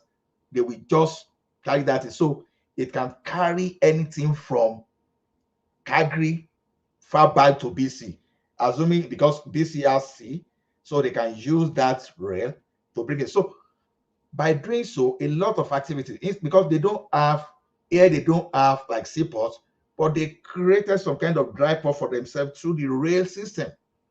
So you may still not have sea, you may still not have Atlantic Ocean in some region, but if the governors within those areas are brilliant enough, they can create economic activities. I like, whether we like it or not today, like the like of Innocent Motor in Unewi, or maybe I don't know where it is in the southeast.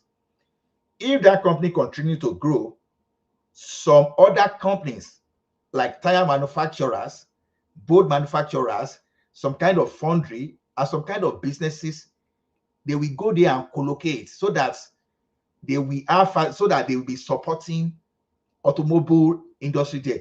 And you know one funny thing about some kind of industry like this, if that region is known for car manufacturing, before you know, Pocho may go to that place that I want to go and compete directly. Another factory may want to. How do we get to this car manufacturing stuff? How do we get to this, man? We are talking of. I'm just using car manufacturing as an example. Mike, what's your problem, sir? What will be your problem? What will be your problem? It's your problem about the Southeast. I don't want us to go to Southeastern conversation tonight, man. No, like one man doesn't want me to be doing that. That's no, hold on, Joel. Joel, it's not me. Okay, the fact of the matter is, it's not only one man, and many people feel like I always take conversation to the Southeast, and I'm trying to tell them that I don't do that. It's just someone will take it there. But I provided you with facts. And you're still lying. Do you get what I'm saying? You are still worked up about it. What's the problem? What am I worked up about? First of all, you didn't provide me any facts. No, that was a fact. Look, you provide me with someone's opinion. You provide me with somebody's opinion. That's not fact. No, it's not. The only fact is the record of where containers are going. Hold on. You didn't provide me the fact of where containers are going. It says the National Inland Waterways Authority, NIWA, on Thursday said that over 65% of cargo coming into Nigeria through Lagos. Who's quoting who? National Inland Waterways of Nigeria, and that comes through Lagos Port, ends up in Onitsha. He said the managing director. Hold on now. The managing director, NIWA, right, disclosed this when he. What are you reading? Hold on. Let me read along before you read bullshit. Okay. 52nd session of the State House briefing organized by the Presidential Communications team at the State House Abuja. At the State House Abuja. So if you cannot take something comes from. Dude, you're full of. What the hell are you talking about, man? No, but read it now. Are you blind? Mike, let me respond to him. Are you blind? Look at it there. Are you dumb? No, are you dumb? That's the question. Sorry. But this is from Vanguard. No, you answer the question. Are you dumb? Okay, I'm not dumb. Okay, you're acting dumb. All right, okay, I'm acting dumb, but I'm just saying, like, both between me and you, I provided you with an article. Remy, you read that article and you could not say anything. Let's move anyway, on. Do. Let's move on. No, but is the article there? The article is there. You're not going to die because of gosh, shit, man. No, but the issue is this. The issue is this. Sometimes we come on this show and we talk so glowingly. We talk like it's all gloomy. Not a fact. It's not statistic. An article is not statistic. No, I just told you Rufai was saying he provides different articles, and we all know it's bullshit. Sources from the presidential committee, not you. That is hiding in America. Article quoting. It is not from you, dude. That is hiding in America. This is from the presidential committee. The presidential committee. Come on now. The presidential committee wrote the article. Or a Southeastern and Igbo guy wrote the article. Nigeria is sickly. Who wrote the article? It's sickly the way. Sometimes you just act like you have insecurity. The presidential committee wrote article it's from the presidential committee.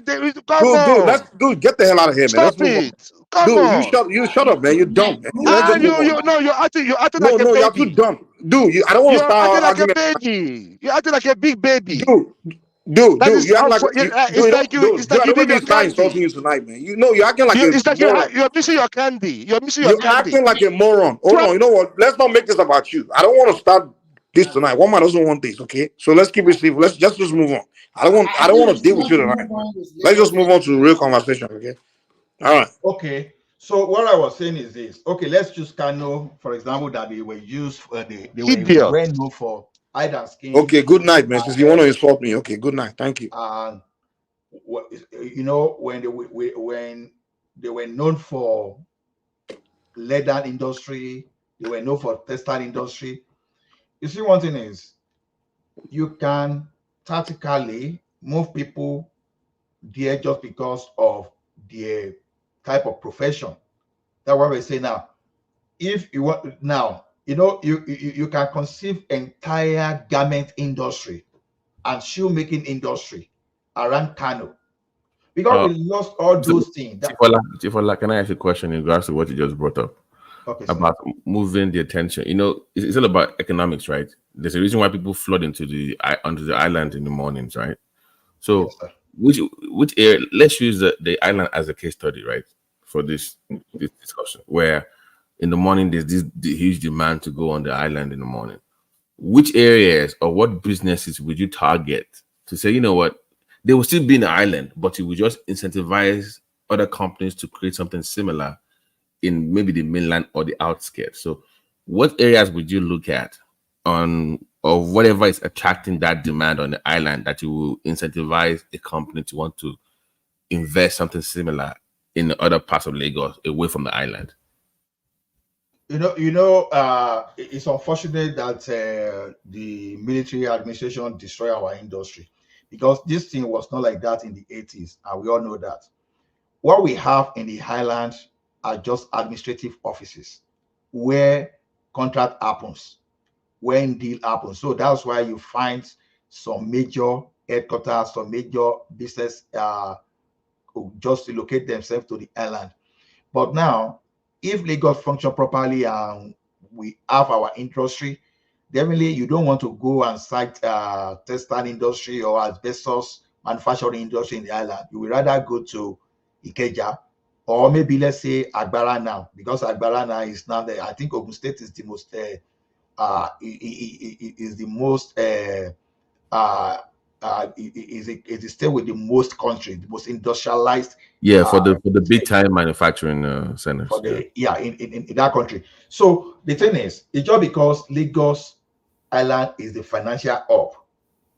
It's where the finance and the headquarters of businesses are on the island. That's why island is like that. Yeah, but what areas of that finance can you like earlier? Maybe you were not here. I was giving an idea, so you know where I'm coming from. People go to the island on the weekends to watch movies. They have a lot of movie theaters, right? Like Silverbirds and stuff.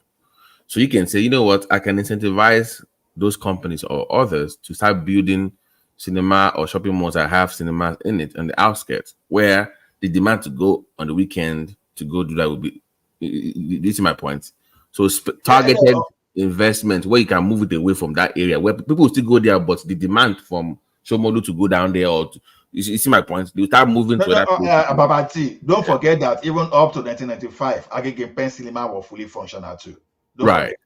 We used to have all those cinema across, but why those cinema and those infrastructure died? Because when Dunlop started laying people off, when Tower Aluminium was no longer performing like before, when Nigerian cable wired and cable was no longer at full capacity, NTM, Cocoa, all these people that produce Ovaltine, you know how heavy that Ikeja area and all that used to be there. That even when you witness that thing, we have NTM. Okay, NTM is Nigerian textile, yeah, that I know. So Guinness, all those say that when all those areas used to bubble, believe me, Pen Cinema will be the first place you want to look at. And there are some other small cinema there too that you want to visit. Or when you want to enjoy your weekend, we will now go to National Theatre when major event will be happening there. Which they are refurbishing, by the way. Yeah. They are refurbishing the whole thing. The idea of this island only really became so well pronounced after maybe around 1995. Because the reason I brought that up is because I worry for Lagos that the only reason why people on the island still care about the mainland is because of the airport. Once they get their airport in Lekki, they will forget the mainland because they have everything now. Babati, see, it's not as if Lagos mainland is not bubbling, but you just need to improve. It is, but you need that economic integration. I feel like the energy is too far towards the island, to the detriment of the mainland. You have to. I know. Yeah, it's not. Well, when I was in Lagos now, when I was in Nigeria, King Size along Oregun, Ikeja was my area.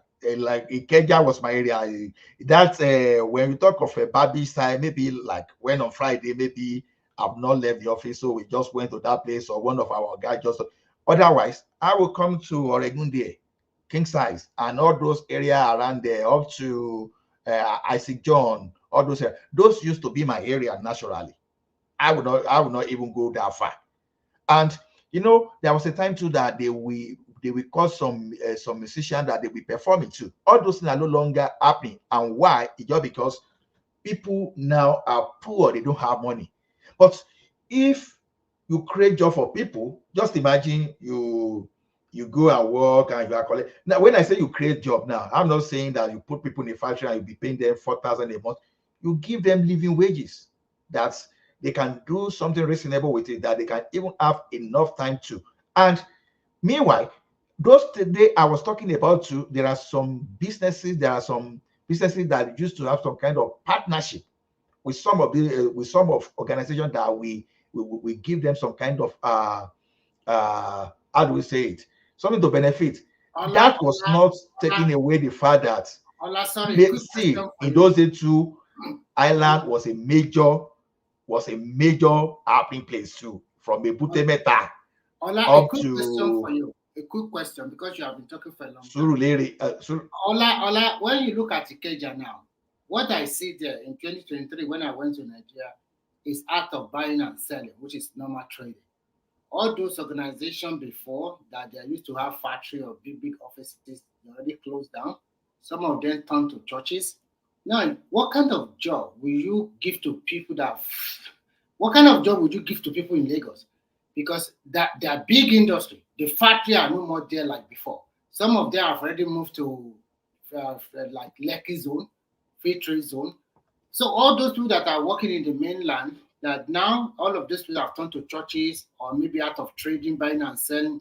In fact, oh my God, should we have laws? The question is like all those industrial zones where laws changed. So like when Remy talked about them changing manufacturing sites to churches now, did they change the laws to enable that happen, or those were just done because the person sold the building structure to the church? Because I know in most industrial zones, for you to use it for something else apart from what it was designed for. Pansa, hold on. You see what Pansa is saying? Pansa, you see, this is who you are, man. So read your own comments. I hope everybody can read it. You two-faced idiots. You come here lying. Now, I'm exposing you now, okay? This is your comments. All right, thank you. You guys continue, Aaron. Okay, my point is it that, you know, in most countries, if you buy a site and that place was designed for A, if you want to use it for B, you must then take a permission from the government to change that. You know, you get my point. But I don't understand that those so-called manufacturing areas that we had in Ikeja, but all these places that I've been to churches and all these places, was it that the government did not give them permission to change those building permits, or that person just sold it to them and that they used it for whatever they wanted? Okay, from the little I know, I think government used to grant them that because, you know, those churches you see, they don't do, I would say for some, I won't say for all, they don't do anything illegal. And you can be rest assured that they will get all the papers, because those people that will do all those papers, you find that some of them attend those churches too. So the thing that is the failure of the government in this situation. So, but I believe that if you want to do something differently, if you still negotiate with all those churches that you approve, as a religious organization, I think they will obey the law as long as they know that it's something meant for the development. Because I don't so you know, by the way, FYI, your pastor built on the manufacturing side. I hope you know that. Don't let us go there. It's not no. You know, you walked into it now. You walked now. Your own pastor bought a manufacturing site. So okay. You said it. So is he going to leave that multi-billion-dollar edifice for the good of? Let me tell you something. Church and mosque, they should be part of the building all those people that will promote development in a country. But if they really don't. want to, if they want to propose, they don't. During my church going days, one of the best sermons I ever went to, like a seminar I ever went to, was organized by that church. I mean, they have business meetings. They really invested in their people. Like, they wanted to learn about how money works beyond whatever they were preaching. So those ones really get it. But how many churches in Nigeria actually invest in their people in terms of like the knowledge base to expand their business? How many of them do it? I can tell you, they start for sure. Maybe that's one of out of how many. Yeah, that's CCG you are talking about. It's part of the scheme too. So it's not. I can tell you of CCG. I can tell you of Daystar, even Christ Embassy. So that's why I'm saying sometimes if you are not working with those churches, sometimes you won't know. Like while in the banking now, for example, I work with a Christ Embassy on some projects. I know a guy see, those churches, they do a lot. They do a lot because we don't work closely with them. We think it's all about money. Yeah, there are some truly that are bastardizing. Sorry, if that, I don't know if that word is permitted there, that are using religion for wrong purpose. Some people, they are using religion for wrong purpose. And there are some, just name it. In Nigeria, they are using it for wrong purpose. It's not only in Nigeria. If you think it's only in Nigeria, then you are not facing reality. Mostly in Nigeria, okay? Let me tell you one thing. Religious is one of those things they use to forget story. Some people are using religion for the wrong purpose, and some people, they are using it to change life. I tell you today, Daystar, give Daystar the star. You understand? CCG, they are doing it. Christ Embassy, they are not lucky. You understand? So that's why sometimes I do. But no. What about those other Catholics and CAC? They are not helping. A church took over, but it's a manufacturing zone. Okay? I got that. I don't care what they're providing. It's for manufacturing. The question you want to ask now is this: all those things, those areas are under Lagos state governments. Yeah, who gave the approval to that place into a church when you know it's supposed to be a manufacturing area? That's what I'm saying. You blame the you blame the government for that, because sometimes government are just after money. That's the problem. Because all those approval, they approved, they inspected, they gave them they gave them all the necessary paper. Then you ask yourself questions. When you know that place is proposed for industrial estate, why will you do that? So in the same way, if government still want to use those places for the purpose it's meant for, if you speak with these churches, if you arrange with them, and you compensate them adequately because you allowed it to happen before, trust me, trust them rather, they will cooperate with the government. You understand? They will, because I don't see any religion organization will always obey the government. They will always respect the government, because religion, to start with, is meant for people development, at least for the development of people's soul. Government. Allowed on. I beg of you, please. One Nigeria. I mean, let's stop the jokes. You know, we can. What evil am I supporting? I mean, I have a different opinion from yours. So if I disagree with you, then my opinion is evil. I'm very practical about economics and what really works. So if you have a different opinion from mine, get your ass up here and make the point. Be a man. Don't be a bitch. Come up here and make your position. We can have a debate. But don't be a bitch in the comment section and type in numbers. Get your punk ass here like a man and debate me. I'll go ahead. I know. You know what thing is, when you talk about religion, because people are scared, people think they are against God when you talk against religion. See, my brothers and sisters, you are not against God if you are talking about how religion is supposed to be practiced. Religion is not supposed to enslave people mentally. But when religion starts enslaving you, then it's no longer something that is good. Religion is actually supposed to free your mind, to make your mind purer, to make you a responsible citizen. But if religion doesn't scare you, because I know one thing that people talk about is that once you start talking about pastor, they think you are talking about they are not. It's not like that. Every Christian, for example, once you call yourself a born again or you believe you are born again, you are anointed of God. You don't have to be a pastor. So as a Christian, if anybody fight against you and you are a true child of God, he's touching the anointed of God. So see, as a Christian, you have to be a role model. You have to lead by the right example. You are not supposed to be found where you are in a civil disobedience.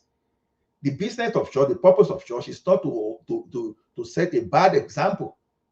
So that's why I'm so confident, because that's the Christianity is the constituent that is my constituency. I believe that if you want to repurpose a city, if you work with the churches and you compensate them because you were the one that gave them approval to go ahead to do all those things, churches will work with you. Ola, I agree with you on that part, because I remember government. If the government tells you to go and work in a remote village, you will not go. But if your pastor said that God told you to go, you will go. They will go now. And I've seen that done before. They will use their pastors to send all those, back in the day, those NYSC, they didn't want to go to all this Abule to go and teach, but they will not get their pastors or imam that, hey, it's for the good of God, whatever. So in that aspect, you can actually, they can help, especially for the rural areas. If you want people to come, like for farming now or agriculture now, you want the youth to come back to come to those areas, then you incentivize the place. Let the church help you with that movement as well. You can establish a branch somewhere, and they can be preaching their thing and they are farming there. So it's a collaborative effort. I get your position. They can. Okay, Babati, now look at my old school now. They are, if the state government returned those schools to the original owners, my school belonged to Catholic Church.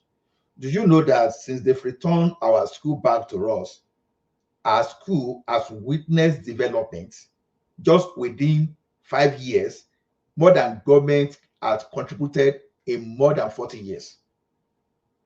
Because what happened, Papa, we've renovated our chapel. Papa, we've renovated our dining hall. Papa, we've added to our hostel. Papa, we've fenced the school. Papa, we've rebuilt the battery, the library. Papa, we provided the ICT center just within 5 years.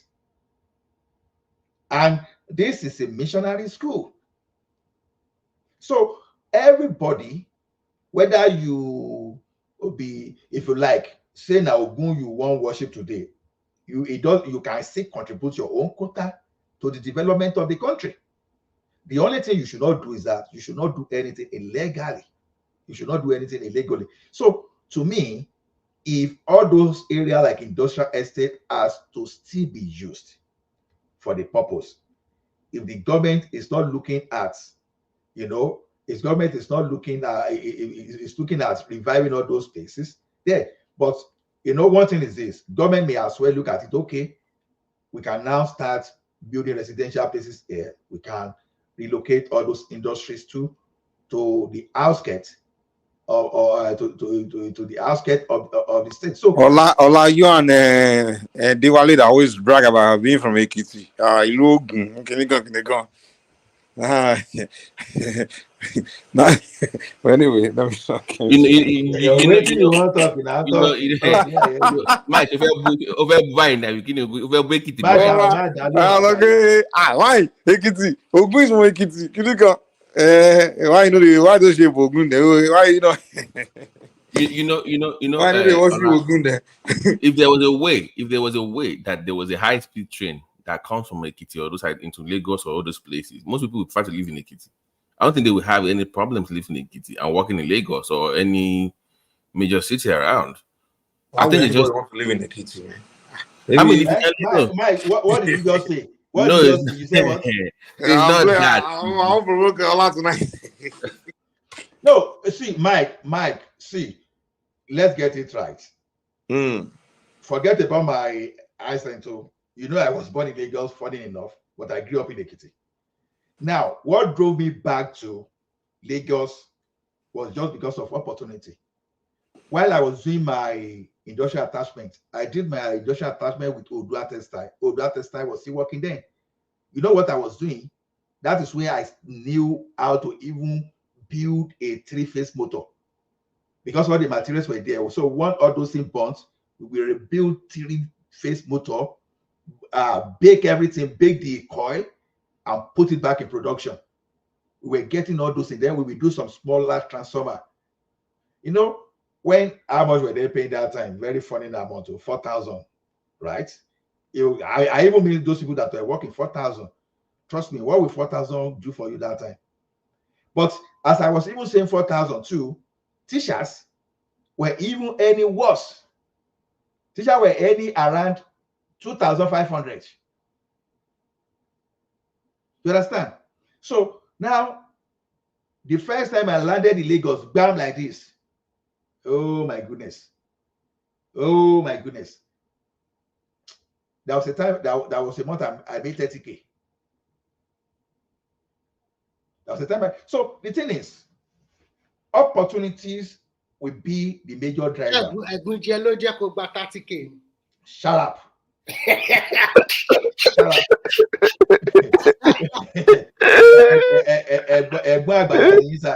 It's not because of Egunje. Let me tell you what I was doing. You see, I was, there when you were in NEPA, you will be exposed to so many customers, especially those people in the industry. So they will have some kind of problem. Instead of calling electrician outside, just because they know you and they know you work with NEPA. So your office was giving you that leverage. It's just like if you go to Harvard today now, you may not necessarily be more brilliant than someone from let's say Kitty State University. But when people hear the word Harvard, they are comfortable because they are synonymous with some kind of big brand that, okay, because you are from Harvard, you automatically must be brilliant to some people. So that's just the way it is. Even if they see Remy as a better technician, they will prefer me just because I've been dealing with them. Because look at it this way now. They know I was dealing with 33 kV. They know I was dealing with 11 kV. And I was dealing with a transformer already. I could work on the cable. I could work on the bus bar. I know everything about the network. So it is normal to them to say, okay, this is a trusted and tested guy. Let us give it. So that's how the contract was coming. Mind you, the same thing that they will give me that I will make 30,000, for example, if they gave that into my manager, they'll be quoting like 300,000, 400,000. So they will be looking at this small boy. Let us give them something and let them work. That's how we're making it. So you took a good jet then. You took a good jet, Mr. Ola. So shut up. I was doing. You may call it conflict of interest anyway, because that's what Ola, I want to tap your brain on this. Just on Saturday. How will you tap my brain? Because now, the TCN was breaking into two. So what do you think about that? The Transmission Company of Nigeria, they break it into two. One, they name it NISO, National, blah, blah, blah, blah, like that. So one of them is going to... blah, blah, blah, blah, blah, blah. Explain more, Remy. I can't remember, but Allah we know. Remy, you can't blind your way out of that kind of explanation. I can't remember the whole meaning. But finish here. What is their duty? What's the function? It's like they're trying to, one would be about corporation and system process, or system process, something like that. And the other? And the other one would be just only for the transmission. And who owns both? Yeah, I think they are going to, one of the new one is going to be a private limited license under the corporate. No, both of them. Both of them. I think that's the new thing. It's a way of government remaining behind the scenes. Oh, people, you're serious. If you just you don't need to break anything into two, it should be private entirely. Forget all the breaking into two, breaking into four. It's a way of government staying on the corporate side and kind of controlling the operations. So basically, they're going to hold the paperwork and have the private company running the operations of the whole thing. Hey, you're not serious. Babati, sorry to interject you, but I would like the government to to have their own say in it also, even though it's 20 to 30%, then 60 to 70% is owned by the private sector. That would be good also. Now, at least not that the private will be monetizing everything, but if we have the government like 30 to 40%, the rest for the private is okay. What do you think about that? About it? No, look at something. Right now, We don't want government involved at all. They can regulate. We don't want them in anything. They should stay away. Okay, exactly. Look at something, Mr. Trump. You should first of all look at your system. Like our system now is heavily ethnicized. We love ethnicity. There's no way I won't mention this thing because I want to, as much as possible, for my future discussion to stay away from ethnicity. So at least for me to be able to push through my arguments. Look at it this way. Someone mentioned something that I supported in. If you go to Dangote today, you will see that no Northerners are working in that organization just because Dangote owns his own and is after the interests of his own company. So it's not national cake. He wants his own business to work. But then you see now when we have some region, although it's happening it's almost region, almost every region is guilty of that, not particular region. But where the thing differ is the different situation is some will go to that place for the purpose of looting, and some will still get to that place and they still push for some element of development. That's different. Look at how when Soludo was our CBN governor, look at how that guy repositioned our CBN. Look at how he repositioned our financial institution. Everything was working perfectly. But now look at when another guy got to that place. Look at how he messed up the entire CBN. Look at how some people messed up the entire fund. That to the point that okay, they want to relocate some offices of that to Lagos, and some people started kicking because they are seeing that in as national cake. In as much you still allow government to get to that place, at their own time, they will see that as national cake and they see that entitlement. So they don't think they are responsible to the citizen of the country. It's all about what they can benefit during their time. We need to stop that mentality. So I will not come back to this TCN and all this jargon they are talking about. Now, in my own country, where I have another citizenship. Which one? Nigeria or Canada? Be anyway, specific. The one you know. That's why I say when I have another citizenship, you know, when I say another, you know, my natural citizen, my own, where the head. We don't know. Because something, by natural selection. By natural selection, I mean something is going on in Spain now that you can hold a house with $1. Do you know that? With $1. Buy a house in Spain with $1. But the devil is in the details now. Yes, the details are you have to renovate the house by yourself. Okay, it's about 22 kilometers from Madrid. So sometimes those things are great gifts. Because let me tell you something today. Because Canada, for example, we ask you to come to this place. Maybe remiss your name now. Maybe you by mistake put O. You now say Romy. They will keep quiet now. I'm giving an example. They will keep it now, but maybe your brother applies tomorrow and spell your name right. Canada cannot come to you maybe after 20 years. Okay, you represented. Come and go back to wait now. Come and go back to where you are coming from. So where is not your place to start with, it's not your place. So the place of your birth cannot reject you. Well, place where you are naturalized, they can still find a way of expelling you. So that's what I'm just saying. So going back to our TCN, you see this TCN of thing we are talking about is this.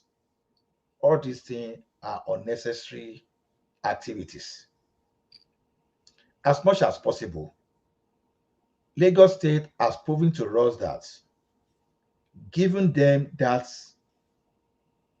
power of liberalization or total deregulation of that electricity sector, that things can work.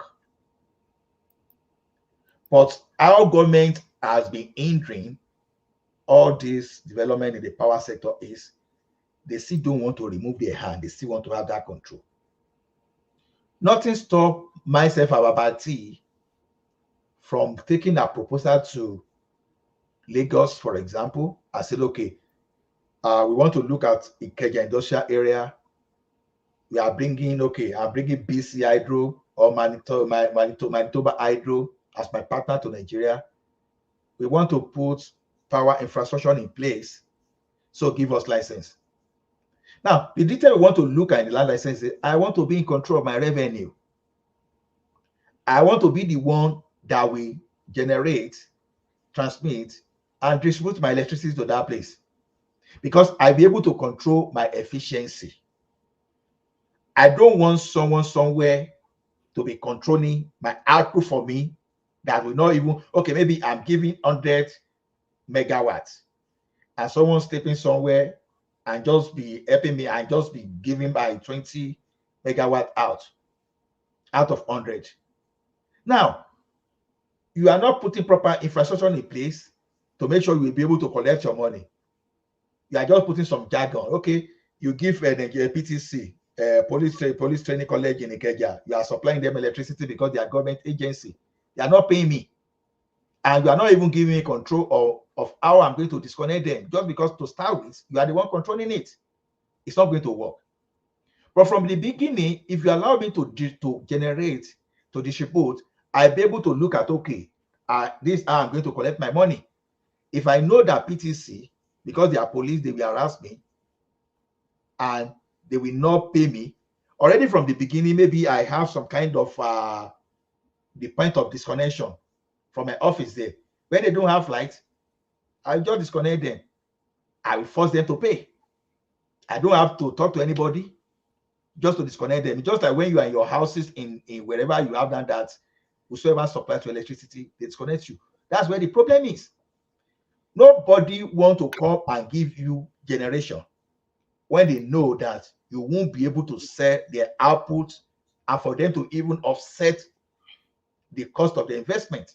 So all those things and all those kind of things, as far as I'm concerned today, except I'm able to see better in the future, is jargon. They don't need that. Deregulate, allow everybody. Mr. La, can I come in here? One thing that you know that in every organization, there's always good, bad, and the ugly. You know that very well. So sometimes where you are working today, there's some people that are just there just to make salary, and there's some people that want to just to improve the way you are working. So it is everywhere. So you can't change people, but you do your own and leave the rest. That's what I used to tell people. You understand? It is left for you. You understand? Like now, in a certain part in Europe, if I say France, people say I don't come again with my France. Yeah, anywhere you are, they can disconnect you through internet. You will not have light. I can because they're not changing the old meters everywhere. So that's it. I'm sorry for my voice because of I don't know what happened to me for the past Maybe you 48 should hours. take I lost more. my voice. Okay, I lost Mr. my Trump, what voice. we are saying is this. I lost my voice. I lost my voice. Just Mr. Trump, this Triumph. one we are saying. No, Remy, just give me a minute. Let me round up because you asked the question. Now, if Dangote can generate electricity to power his factory, if Dangote has excesses, they should allow Dangote to sell to who he want to sell to. Yes, you're Don't right. sell I to the agree with government. Wait, don't sell to the government that we owe you money. Give that thing. It's just like today now, Dangote can set the price of his own cement, can distribute the cement the way he wants. Just like all these mobile telecommunication too, they can set their price, they can transmit the way they like. Government is not transmitting on behalf. Just imagine if our national, if Ignited is the only national operator we have today, probably some of us today won't be able to connect to I want to Nigeria say something, Ola. Just the experience I have here. What they do here is very simple. Here, you cannot see the meter into your apartment. I don't know where they hide it. Then in your bathroom, there's a big box locked by the distribution company. So if there's anything, so they can read your meter by themselves. They hide it in the apartment complex. but nobody have access to it. They are the only one that have access to it. This about apartment. Maybe house is different if you have your personal house. So in a short, so there's no way somebody can tamper with the meter or tamper with the electricity equipment like we do in Nigeria. Or somebody go to the wire and then remove the wire and this is green light, this is light. No, you can't have access to that. I think Nigerians regulator, they should go around the world and see the best system that will fit that country. In as much as we continue to meter people and people have access directly to the meter, they will continue to distort it and they will continue to cheat them one way or the other. Don't worry, many things are changing now. Remy, do you know the solution to that thing is actually, even as it is today in Nigeria, you can still give people, you can still find a way to make sure people will not have access. Ask me how, I will tell you. Yeah, How? Say it, Mr. When NEPA want to disconnect your lights, they used to climb the pole, right? And they know where your cable is. So ask me the question. Why don't they put that meter up there? You understand? Why don't they put them there? The Nigerian will climb up that meter. Forget so it's not that it's not that straightforward. But you guys are allowed Tryon to talk too now. It's like you guys are stuffing. You guys are not allowing Tryon to say anything. No, I'm not talking. No, my voice. I have problem. Mike, you want to laugh at me? You want to laugh? What have you been doing, Tryon? You lost your voice, man. What's going on in France? He has got with his voice. Don't mind him. Is there that much party in France? What's going on? No. It's the I don't know what happened Maybe to the me. weather. Not the weather. I just want other people to talk to because it's like you just Remy and Let them talk. Babati, are you there? Let them talk. Let them talk. I'm Let here. them talk. I'm Let listening. them talk. Let them talk. Let them talk. Let me Okay, if you got something, Babati got something. I mean, you guys want to come, you guys are coming too, so the conversation Yeah, can. you can come in. Not it's all that is monopolized. In fact, let's go for Cosmic. Cosmic is there, maybe. Yeah. Okay, yeah. So what are you guys talking about? Because my gosh. You guys are talking about electricity, Nigeria, and all those things. But for me, is I feel like we are jumping to step 3, step 4. Without finishing step 1, none of the things we are trying to implement or trying to do or develop is going to work. And that's Talili, introduce yourself, please. I don't know you. Yes, introduce yourself. I don't know you. My name is Adekeji Sholanke, aka Cosmic Chaos. Okay, you're welcome. I am a Yoruba man. No, let's not go that far. Okay. From your name, you already know now. Yeah, but Cosmic, nice to meet you. This is it's an exam. Cosmic, are you 100% Yoruba or you are mixed? Mike, let me see my friend exam man. No, why now? Why? Why Kitty? Ẹgbàrewa. Báwa. Remy, Cosmic, you grew up in Lagos, have you? Ọmọ Èkó ni mí, Abẹ́sán Estate, Ìpájà. You know, in Lagos, people are Mike, people are mixed. Stop claiming what is not yours. Senegal man, they want to go by little long. Stop claiming what is not yours. I'm not claiming anybody. Cosmic, don't be rational mind now. That's what I'm trying to say now. I'm trying to say, you know. Babati didn't get that, you know. A rational mind is full all just aside. Everywhere. Cosmic, you said that we are skipping the first step. So what is this first step? Leadership. The set of leadership we have in Nigeria has to go. Until we change that, nothing will ever change. We have the wrong people at the right places. So we need. I don't know how we are going to do it. So who are the right leaders? Every one of them. Every one of them. So Cosmic, we've been changing leaders now. We're voting new ones. Who are the right leaders? Who are the good leaders? So now, the question is no. Let me allow him to. Let's give him time. I'm just asking you a question. Let me ask. I know, but you know, just. The question to ask is not who is the right leader. The question is how do we train and develop the right leader? So it's not how do we choose. We have to start training and developing the kind of leaders we want. So So, it will require us to build institutions. So a quick question for you. If you are to build the right leader, where would you start from? Is it from the generation yet unborn, or the generation that 10 years old, or the generation that 20, or generation that 50? Okay, so now what we are talking about now, we are entering the realm of sociology. Yes. Now, how do you develop minds, present, past, future? It starts with institution.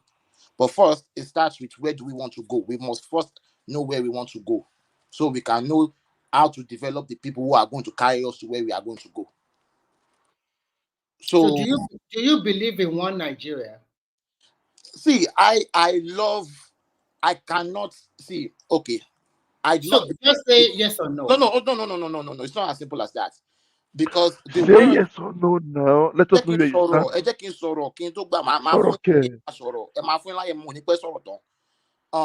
Me, when I hear Nigeria is just a name that was given to us by British.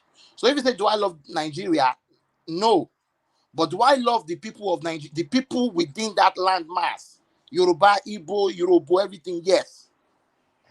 I don't know Fulani and Hausa. Do you like this one too? Let me say this now. Go. I believe we can work together, but on our own terms. Nigeria is not the terms of we the people. It's the terms of the foreigner. But do I believe in us as a culture, as African people, as Bantu people? Yes. So don't you think if you start from that base, it's already a problem? Because if you start from that base that we want to let us have a term, sit down, let's dictate the term first, because you are talking about having the right leader and you want good institution, and you're also talking about let's come together again, let's have a meeting, let's talk about how we are going to live together. Is that what you are saying? No. Okay, so you asked me a question and I answered you. I answered your question. Now you did not ask what is my own opinion. That's what I'm asking now. So Okay. why do you say I believe in Omo Dudua Republic, me. You get what I'm saying? I believe that maybe in the future, the people of so-called Nigeria might come together. But I believe right now we need to separate so we can get our shit together. Because No. I disagree with you, Cosmic. because if you look at it like this, Kilo we are a so country of many nations. Kilo so I disagree with you Okay. Cosmic, you see, Triumph is from South. It's a Biafran, so, and he's agreeing with you. He's from he's from South. He's disagreeing with you. Triumph, go ahead. No. One thing is that I know that some people in the southeast wants to leave, while some wants to stay. But what about the other places in the country? Nigeria is so big. They have 6 regional zones. You people must think about the others. Like some people will call some people minorities. That's one I disagree with them. One thing that we're all one. We have to reason as one. Can You I said reply to something. that? There's one thing you said earlier that I love. You said that the leadership, we are we are getting there. Before we start talking about leadership or the institution, let's think about the people first. The people controls the country. When the people are okay, then start saying, then let us start. You cannot tell an hungry man what he wants to hear. Huh? It belongs banoni. It will not listen to you. You understand? You have to give them first of all, put food on their table. That's what we are all here Let me reply trying to to that. do. Let me reply Okay, to that, talk. please. I'm listening. I'm listening. See, my grandfather, Tanimo Owo Oladeyin Desholanke, he did not give me anything, but he gave me one thing, and it was a proverb. He said, Biola, he said, to every problem, there is a solution, and to every solution, there are alternatives. You see, Okay. I that like this adage. Okay, continue. that adage has carried me. I live in Los Angeles right now. It has helped me in so many situations in my life. So what I'm trying to say is that when we say that we want to unite or we want to secede, it does not always have to be physically. For example, now, if we have the right leadership, right, we don't even have to worry about making noise or living. We can do it economically. Imagine if a group of Oduduwas who agree that we are going to be an Oduduwa nation, so we are going to be a nation within a nation. Okay, we are going to take our money together. Then we will go to Biafra land. Oh yeah, you Biafra land. Oh yeah, what do you have? We will start. Wait. Let me ask you. No, let him land. Let him okay, finish. Okay. So we will not have a two-state economy whereby we are able to do business with each other, whereby we are making money with each other, to the point that we are able to harness so much profit that we are now building institutions. And once people start seeing that, people will start coming in. I'm just saying that's just one way. That's just one way. Cosme, is what you are saying is that Remy, hold on. Remy, hold on. Sorry, but what you say? Are you not already doing that? Are we not already doing business with ourselves? Well, it's not structured. It's not organized. It's not towards the purpose. So I think what Cosme is trying to say is that every region have their own republic under a country. Oduduwa Republic, Biafra Republic, Arewa Republic, South Republic, whatever republic. I don't support that narrative. I don't support that narrative. We get that. It's not about whether you support or not. Let's just debate it. So what you are trying to say is that every region will now develop at their own pace, right? Yes. So does it give any free movement from people from Arewa to move en masse to your Oduduwa? So does it give listen. Does it give people of Oduduwa to move en masse to Biafra land? No, this is not about moving en masse. This is not about moving en masse. This is about creating. No, I'm just asking a direct question. I'm trying to talk about free flow of people. Are they free to say, okay, well, I'm tired of Oduduwa, though I'm an Oduduwa boy, but I want to go to Biafra land and I can move tomorrow, and nobody will stop me in Biafra land for doing. Because you have to understand that there has to be something that binds us together, like a constitution. That's why we have to be easy. It's not going to be easy to move around. Hold on. Let me finish. That's why I'm saying that one of the first steps is, okay, we have to create our own laws, our own rules, our own Magna Carta, our own constitution between those sides that agree to it. Then the next step is, okay, here's the problem now. Okay, we already finished first step. We already agreed that this is what we want to do. Okay, here is problem number one. Problem number one is that, okay, we want to be moving among each other. So how do we solve this solution? Do we start putting people in the politics of Nigeria? But you are not asking this question. He's asking that in that system, will people be able to move to each other's region freely without passport? If we want that, what I'm trying to say is question. Just answer that one before you go into your. What I'm trying to say is that if we want that, then we will have to build a bridge. Do you want that? Would that be? Is that the part of the one you want? Yes. So this is already Nigeria already. So that means no more Nigeria anymore then? No, he said yes now, so that's Nigeria. He's talking about what we already have. He said, thank you, Mr. Michael. Thank you, Mr. Mike. Thank you, Mr. Mike. We have it already. You want another Nigeria in a different form? I mean, I don't understand. A different. I mean, what he's trying to say. We are not going to be running away from each other.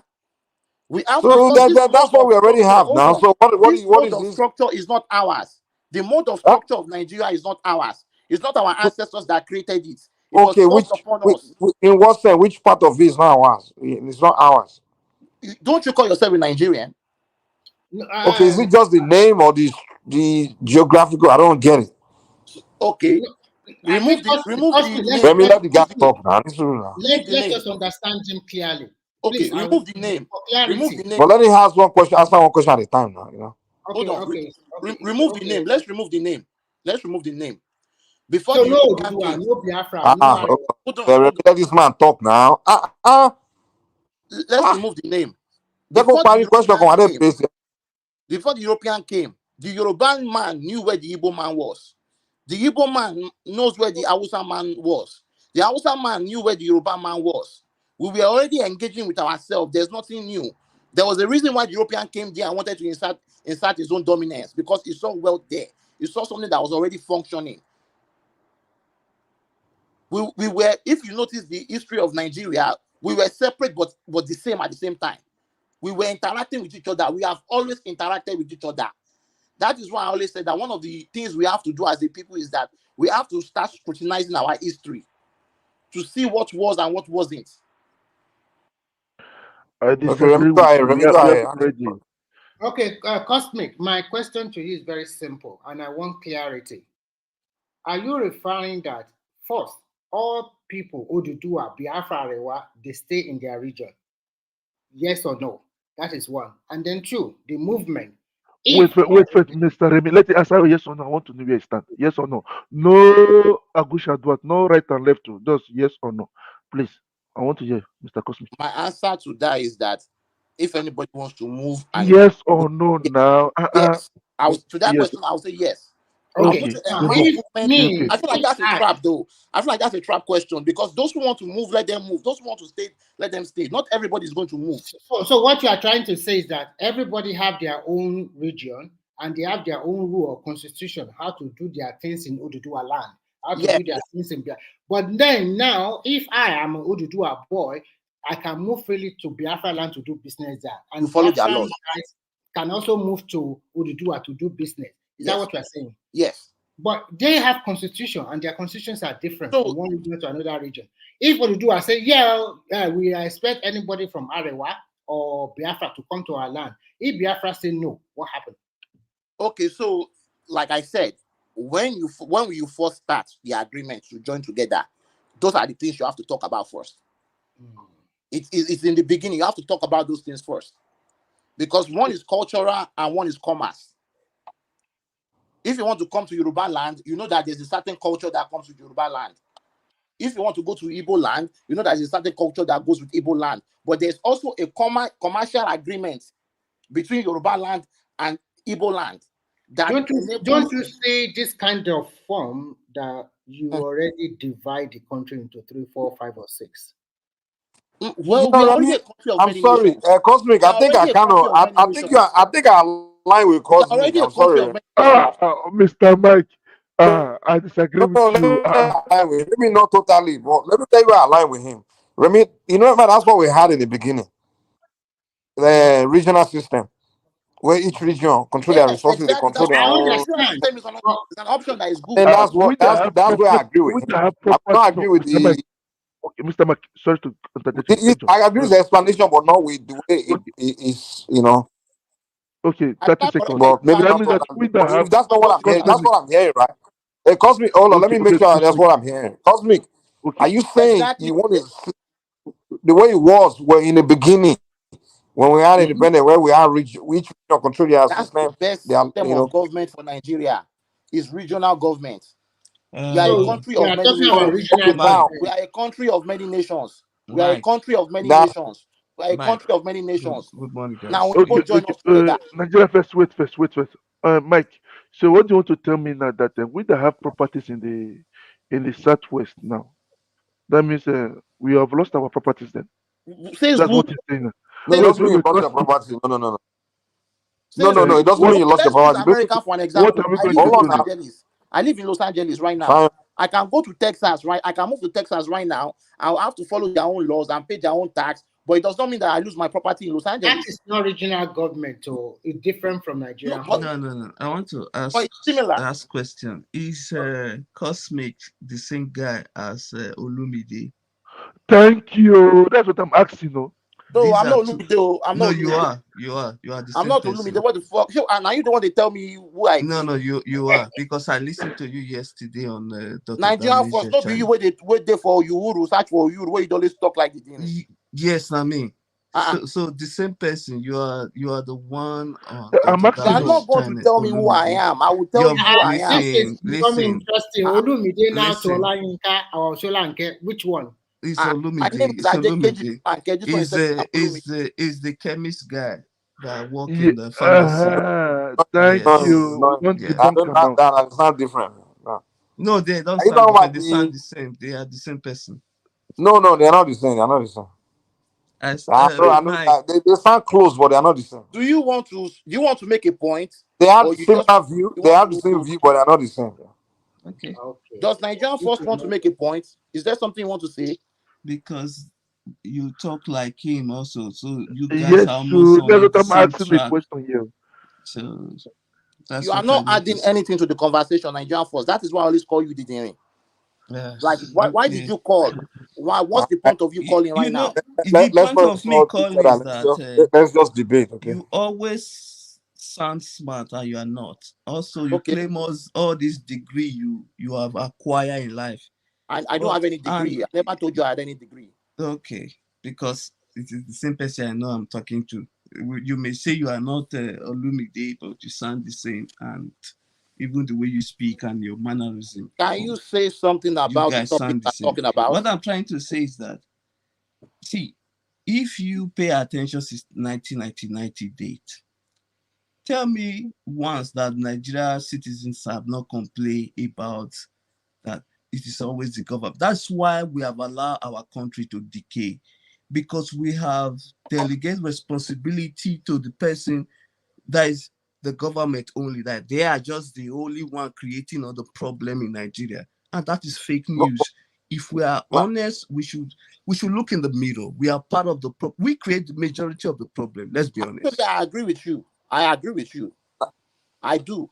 But we are talking on the concept of, okay, let's say we are to, create a nation. How would we create a nation? That's on the aspect we are talking about. Cosney, what you should say now is that what is your opinion? No matter, let me quickly reply that. No matter the system you create, if Nigerians don't change, like me and you change our behavior, the way we do things, nothing is going to change. Even if you bring, one, we like to cut corners. We don't follow instructions. We don't want to do things in the right manner. Then we complain. We blame government. Even for people to wait for traffic stop, they would rather beat traffic and just drive. Some of them would throw trash from their car on the street. These are part of the things.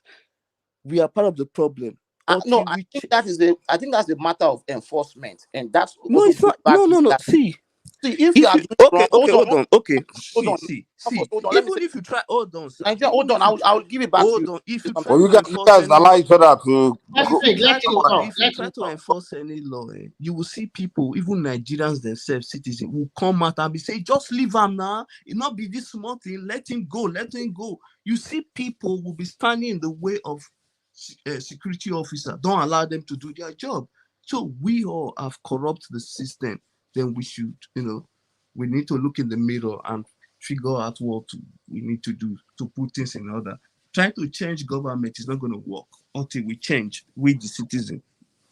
Okay, let me reply to that, and I do agree with you about 80%. But you have to understand that enforcement is a science, it's a psychological science. There's risk and reward. There's behavior and reward, and behavior and reward can come in either a good way or bad way. So when it comes to enforcement, it goes back to leadership. When you want to enforce something, there's a way you enforce it. So that brings me to the question of reorientation. And I asked you a very simple question. You said you want good institution, and you said leadership is our problem. You want the right leadership. And I asked you, where do you want the right leadership to start? Before you already condemn the leadership we have now. All of them are trash. So when are we going to have that right leadership? From which age? To make it easier for you. See, it starts at home, Mrs. And who am I talking to, by the way? My name is Remy. Mrs. Remy. No, Mrs. Remy, Mr. Remy. It's a man. Not a woman. Am I talking to a woman or a man? I don't know why you think my voice is as audible as clearly as you. Right, I think I'm talking to a woman. Because I don't normally go personal with people. Okay? No, I'm trying to insult you. So you should apologize immediately. I apologize. Okay. But I just want to be more cordial with you. Don't be cordial with me. I'm not a gay, so sorry to say that. I'm sorry. Just whatever you want to say. Let's move on. I just believe that that at the end of the day, it starts from home. It starts from the family. It starts from we sacrificing. It starts from telling our children the right things. Is we creating. It's really just starts from community. It starts from organizing that, okay, you know what, we have a goal as a people, this is what we are thinking. So the question, I will repeat the question. First, you said all our leadership are trash. You want good institution and you want the right leadership. And you are talking about community. you already condemn all the leaders. In the community, we have leaders. They're already trash leader already. Is that same trash leader, you want them now to start gathering people together, offering them advice, telling them what to do? My question is like, if you think our generation or your generation are trash, which generation will change the country? Because okay, so what is Nigeria every time is bad leader, bad leader, bad leader, bad leader, bad leader, bad leadership. When are we going to have the right leader? From what age? Is it from the 1 year unborn or the one that is 1 year old, so that we can kill all the other people and let the one left from 1 year old have a new Nigeria? So that's my question. So what's your okay? I don't have the answer to that question. So what's your own solution in this situation? What do you? My solution is very simple. Yes. First and foremost, we need to sit down and change look at our democracy we are practicing. It does not fit that country. We have to tinker it to the extent that, and then we have to use what we call carrot and stick. Carrot and stick means that. What do you call it? Carrot and stick. Okay, carrot and stick. Okay.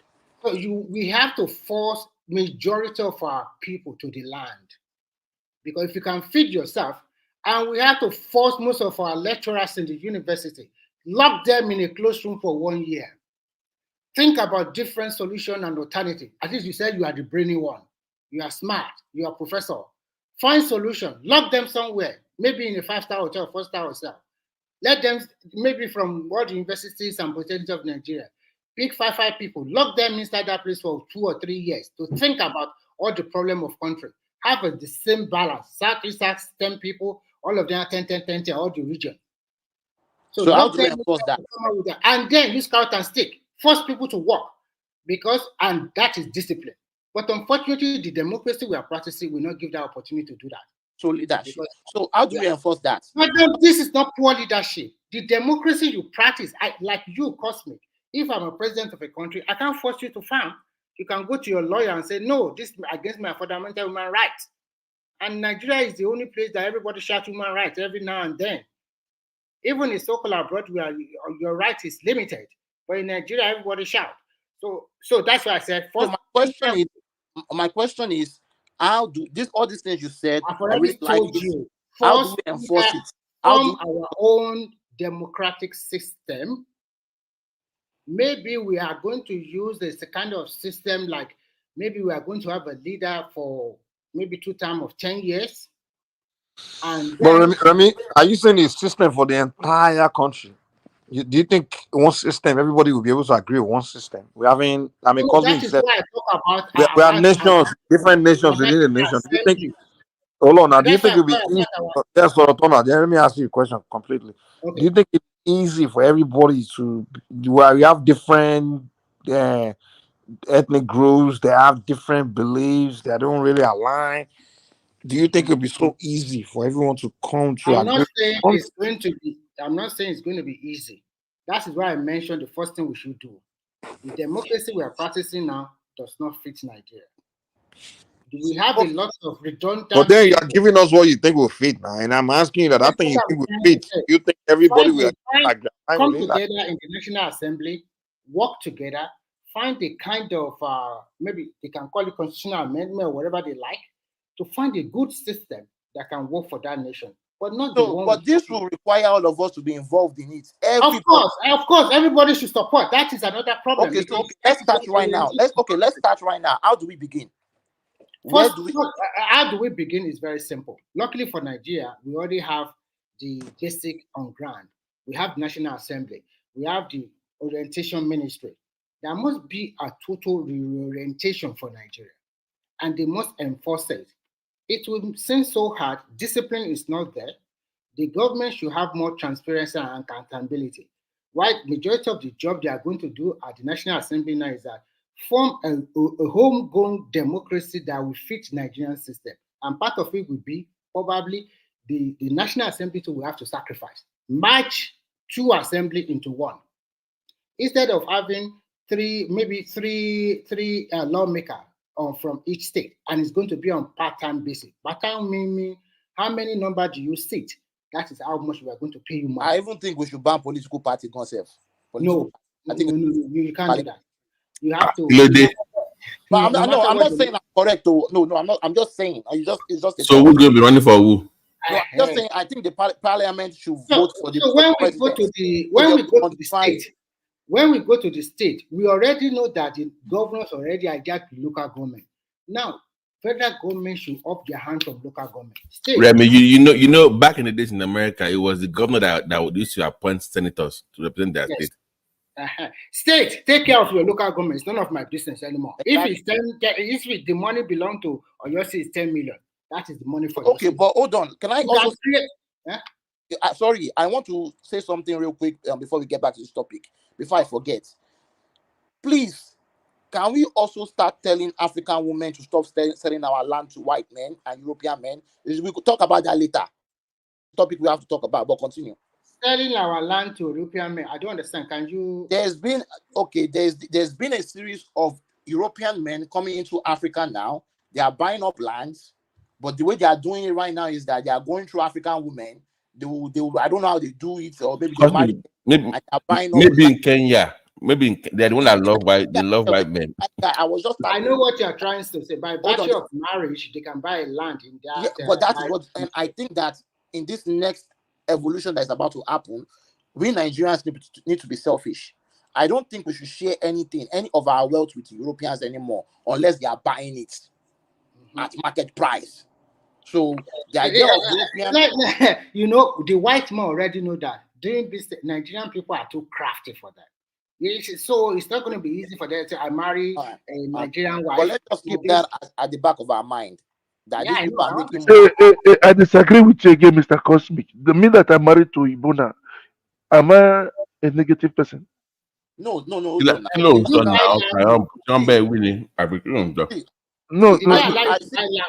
you're an African man.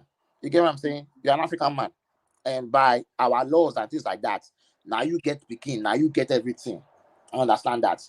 But I'm talking about European men. They are these Masonic men. Europe is dying. Europe is already dead.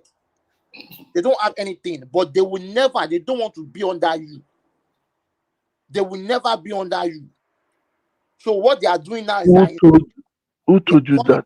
Into Africa, into Nigeria, into Ivory Coast, into Kenya. I know where it's coming from. And if you look at it very well, there are some European countries that are not doing really, really well, even compared to Nigeria. No, because of that, they're not increasing their population. They have that one child policy now. It's not their fault. It's affecting them also in the is that our business? It's not our business now. That one we are not discussing it today. But what I'm just trying to say is that for the state assembly, instead of you also make it part-time, you make it unattractive to people to become lawmakers. Because the reason why a lot of people are jostling for position in Nigeria is just because of the huge money that is there. Sorry, Chief Remy, can you add one addition to what you just said right now? Can we also mention that for you to run for any office in Nigeria, you must be a business owner. You cannot be jobless in politics, and if you don't have any job that you've employed people for maybe 10 years, you can't offer anything. You can't offer it. Must be a lot. It's more than that. You must be more than. We can add it to it, because if you don't have no job and you are there, automatically the first thing is to eat the money that way. When you get there and they say you should help people that have business, you will know what their pain. You know, because you've been through it. We don't want women that they don't have any job in their life, they don't have any business in their life, and they're running for office. They can't. How can they know your pain now? They can't feel your pain now. But they don't know. How about this one? Come on, mule. Let them be. Mike, you go.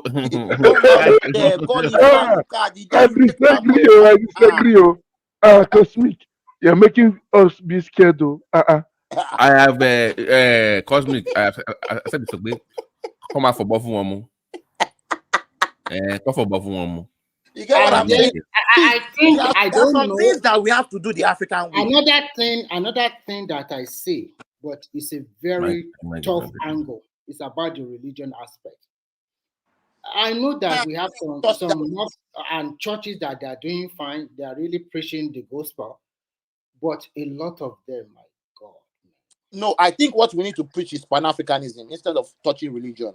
Because what I learned from Marcus Garvey is that we don't want Cosmic. We don't want Pan-Africanism. Let's do Nigerianism or whatever. Let's do Nigerian.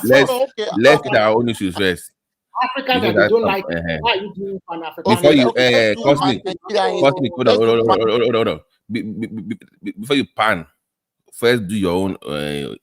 First fix your own house first. Self-preservation. You have a point. Self-preservation. Before you start, we are the big brothers. We're the big brothers of Africa. Once we fix Nigeria, we can then say, okay, how far? What's up in Kenya? But until then, please let's leave them alone. So let them alone, because they themselves, they don't even like Nigeria. They think we are too proud, too egoistic. There's so many bad adjectives they use. Well, success always breeds things like that. But it's too much from our brothers. It's just too much. The white people, if they see one another, they might have animosity, but they will. No. The English don't like the French. I know. What I'm trying to say is that they don't go to the extent the way that other Africans despise Nigeria. Yes, they do. Yes, they do. I have seen it. Too much like, are we not the same skin color? So just leave them alone, okay? At least Remy, color is not a race. Because we look at people always make that mistake. Because we are all black doesn't mean we are the same people. We are different people. We've always been different people. I agree with that. I disagree with that. You can't say people because people are black. Totally wrong. You are totally wrong. Hold on, Cosmic. Hold on. If people, because I look like you, culturally, I might look like you, but culturally we differ. So you cannot then attribute that we have to be one based on I think coming from somebody who studied a little bit of anthropology, African anthropology, just a little bit. African culture from west to east to south are very, very similar. From my personal experience with Kenya, similar. Okay, are very. You've evolved into. Okay, go ahead, Jeremy. Kenyans are very laid back. There are all these Kenyan, Tanzania, all the East Africans. Yeah, culturally we've evolved into different people. They don't want that aggressiveness in Nigeria. Yeah, see, that's the Nigerians are very aggressive, very quick to react. But they look very calm. I think probably because I don't know, maybe that is the way. Even village people, they have problem with Lagos people. When Lagos people go back village, they have to say, "Oh, Benny, why you own too much self?" And yet you want to do Pan-Africanism with that wala. No.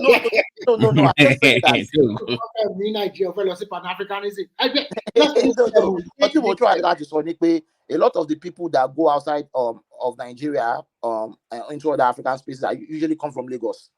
And Lagos, no. I said usually. I didn't say all the time. I said usually. You may go through Murtala Mohammed or from Lagos State. A lot of Lagosians who have lived in Lagos for a long time tend to travel a lot. No. I think I major mostly. I didn't say everybody. But no.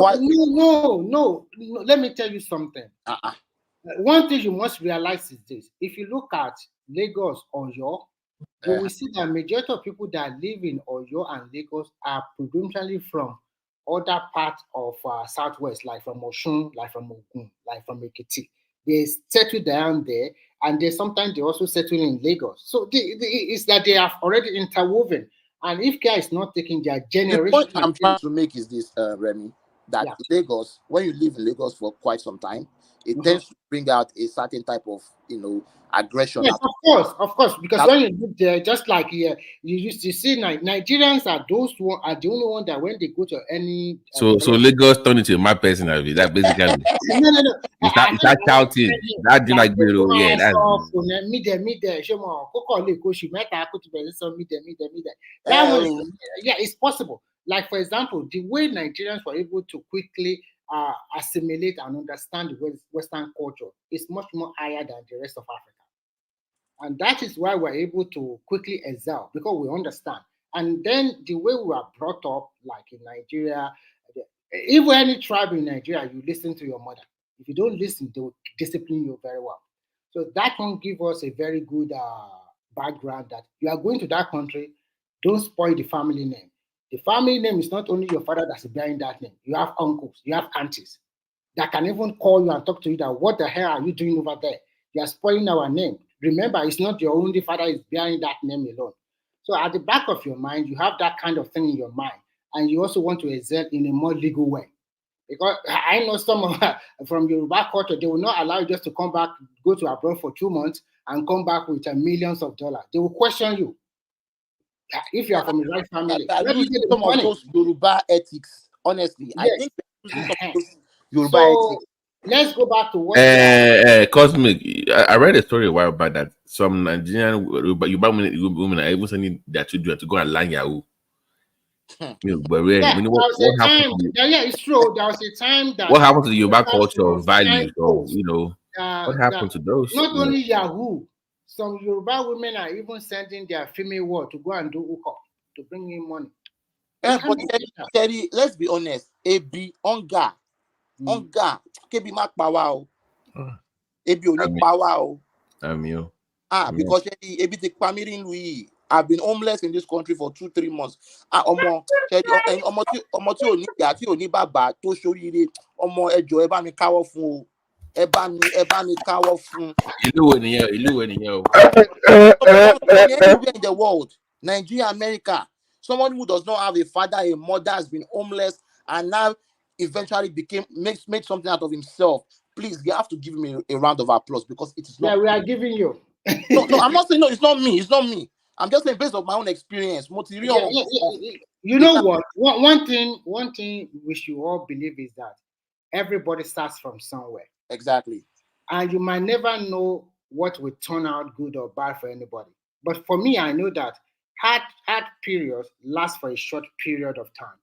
Right. And life is not so straight. There will be some time you have to endure that pain for you to be successful. But Sherry, like I said, kebi mak power. Because Sherry koju de matiwa. Sherry ebi atoju ti. Oluwa, I wish to be live in a shetani right. Now I understand where you are coming from because and any religion you get, Mr. Cosmic, you dey speak Christian, Hausa, and tradition. The three of them. Kirele, New Age. See, because I think the way it's supposed to be in Nigeria, though. The average Nigerian should be able to speak 3 languages in Nigeria. Cosmic, do you also think that the problem of Nigeria nowadays are also 50% from the diaspora? I feel like, okay, now, thank you for saying that. One of the things I've always shouted about and always irritated me was that how come Nigerians have been coming to the Americas for the past 40, 50 years and we have not built anything? If you look at, for example, the Cambodians, they've been coming to America in less than 20, 30 years. They already have schools for their children. They already have institutions. Look at Chinese, look at the Europeans, look at the Mexicans, look at the only people for some reason, we Africans, our black people just don't. It's like it's been taken out of us to build something for ourselves. So that's why I think that we have to be so conscious, we Nigerian diasporans especially, that we need to start practicing group economics. There are some things that we need to concentrate into our community. I think the problem is that when you meet some Nigerians in abroad, they feel entitled too much. And they will, even if they want to tell you what is on ground in that country, it's like you have to pay them or you have to respect them like your father or your grandfather, or you have to pay them like that big auntie or that big uncle. Sometimes, when I was living in China, one Chinese that told me, if you want to make friends with more local people or people not from your own country. And this one, I agree with you, Mr. Remy. I agree with you. This is the only thing I agree with you today. And then you will see, you can see, you can know exactly what is going on. And that thing is with black mentality. The black mentality is too much about self-interest. It's me alone and I alone. I agree to a bit, maybe recently, because if you look at the way our ancestors set up things, we are a very communal people. So a communal people cannot have that kind of mentality. It's something that has been inculcated into us. See, we have to forget that you have to remember that after the European won the war on the physical field, by the way, they only won that war by something called the Gatling gun. We fought a 100-year long war. We won many battles, but once they introduced the Gatling gun, which is your machine gun, that was when they won the war. But then after they won the physical war, they came in with the missionaries. So what was the job of the missionaries? They conquered you physically. Now they conquered you spiritually. Well, that one I'll blame our great forefather. No, it's not the war. You don't need to blame anybody. They are so dummy and so Dundee United. No, just a mirror. No, man. I disagree. Remy is behaving like they really had a choice to say no. But before they put gun, also they also put religion on Remy, hold on, Remy. See, when you read this so-called history from the European perspective, and they say, oh, the Africans received and accepted. No, they didn't accept. They were coerced or forced into it. Like somebody has guns all over the place, has killed your neighboring house. I know. Do you really have a choice? You don't really have a choice. You said so. You gotta look at this very well critically. So I've always said that Africans. Go ahead, Constance. Sorry. Let's look at go. I'll give it back to you. Let's look at Benin, for example, right? The Benin Empire did nothing to the English Empire. They just came to do business, and all of a sudden they just started shooting cannons. So if people they did not know, if people that they've never met, they just felt like they had a cannon. You know what I'm saying? And like I tell people, the only thing the European had was a gun. That's it. The European does not have a warrior's ethos. Because you see, as a man, if I want to take your thing, I must come to you as a man and kill you with my hand and look into your eyes and tell you that yes, I did take your shit. I think you must also. That's that before it happened, you call my photo, I go shoot you. I think before the gun, before the invention of the gun. They also have wisdom too. They are smart. No. See, you have to understand that the psychology of you have to understand that the psychology of the thief is different from the psychology of the owner. When you are trying to take somebody's thing, you are going to devise every way to take it. That the person so why the owner too is not smart? So they are smarter than you. No, it's not about being smart. You are not a thief. You are not stealing anybody's thing. You are just in your house. And then you just come to you and just they kill you like. And yeah, the cannon. See, give you a mirror. And who builds the cannon? Who builds the cannon? Why do you need to build the cannon? No, listen. Before they even bring shooting you, first they came with their religion, telling you your God. No, they did not come with their religion. They came as traders. What? They came as traders. The Portuguese first came into Africa. They tried to fight us for a good 100 years. All the Senegalese navy beat them, always beat them. Then they came in as traders, and they were in Africa for 100 years. They studied your religion, they studied everything, and then they started coming in, destroying everything. I know they came in as traders, but they didn't just start shooting you. First, they find a way to get into your local ship. And what do? They give them mirror and they preach religion for them and tell them. I disagree. What we are finding now is that a lot of the people that they are telling you that they gave mirrors to were the children that they took back into Europe, indoctrinated and brought back with money and guns. So what you are trying to say is that they initially went to Africa and shot all of them first, killed all of them. That's not what I'm saying. That's not what I'm saying. Remy, you do realize that Africans were going to Portugal to study and come back home, right? No, did you know that? That's not what I'm saying. They were already going to Portugal before. Like that was happening way before. They did not need to go to Portugal when there was Timbuktu. Timbuktu was right there. No, to study. People are actually going. If you look at the history of Portuguese, there was no school in Portugal back then. There are hold on. What I'm saying is this: there were accounts of people before, because people always when they discuss Africa, black people, they always go about slavery. Like that's the beginning of everything. Like Africans were already traveling to other places prior to this whole thing happening. Like you said, they studied the culture and they found a way around it to exploit the weaknesses. They studied it for decades. Then went in. Almost a century. So it wasn't like they just showed up from like we have people there. Let's go and take them. And no, that's not what it was. And don't also forget that they also fought us when we were fighting each other. Every time the Europeans ever won us, it was when we were fighting each other. Anytime they came at us when we were united, they never won. So they've always known this. It was that thing started. If you go look at African history, it was during that time, all this, intertribal war, fighting. That was when they started doing those things. So we have to put that into that equation too. But again, we lost. It happened. So now we just have to now be aware that, look at, man, we will not let this happen again. We have to be like the Jews and say, never again. This will never happen again. And we have to have the mentality that we will never let this happen again. Instead of this thing happening again, the whole world will destroy. That is the mentality we must have. So I like the way you are talking now. But when you now go back to your contrast, Nigeria, do you see that the support, the attitude of we coming together to help our country. Did you say that? What do But you we say? have to work at having a common interest. There's no Yes. common. So there's no common interest. We are there's no not common working interest together. that unite us. For example, now let me give an example. Imagine if there was an industry that hires about 50% of Nigerians. That's where 50% of Nigerians get their money from. And something was about to happen, and somebody come and say, "Let's form a political party unless we lose this thing." You will see that it's most likely that about 100% of those 50% will come, because they have a common interest. That look at, we don't want to lose this thing.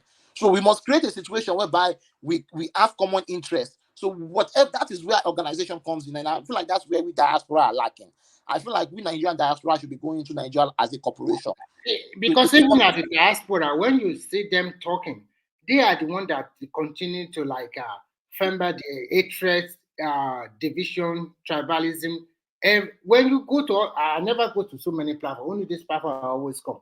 But sometimes I listen to some on TikTok just for some few seconds or few minutes. And the way they talk, I wonder, how can a country so divided like this? One of the issues is also that we have is that we think that everybody must be together before we start something. For example, if you look at the Europeans and the 16th, 17th century, it's just a few families that started. You were the one, and you were the one preaching Pan-Africanism a few minutes ago. Hold on. Yeah. No. Everybody does. Everybody is not a Pan-African. Pan-Africanism is not something you fought. It's a mentality. It is something that is in your soul. It's something for example, sorry. Cosmic, I'm sorry to ask this. When 10 people tell me they're Pan-African and I ask them to give me a definition, they give me 10 different definitions. What is your own definition of Pan-Africanism? The definition of so a lot of people that call themselves Pan-Africans, they've not even studied Pan-Africanism from an intellectual point of view, right? Pan-Africanism started from Black nationalism, right? Then as Black Americans started moving out of America and started seeing the world, they realized that, oh wow, the whole Black world is going through this thing, and the only solution we need is to unite. So Pan-Africanism came.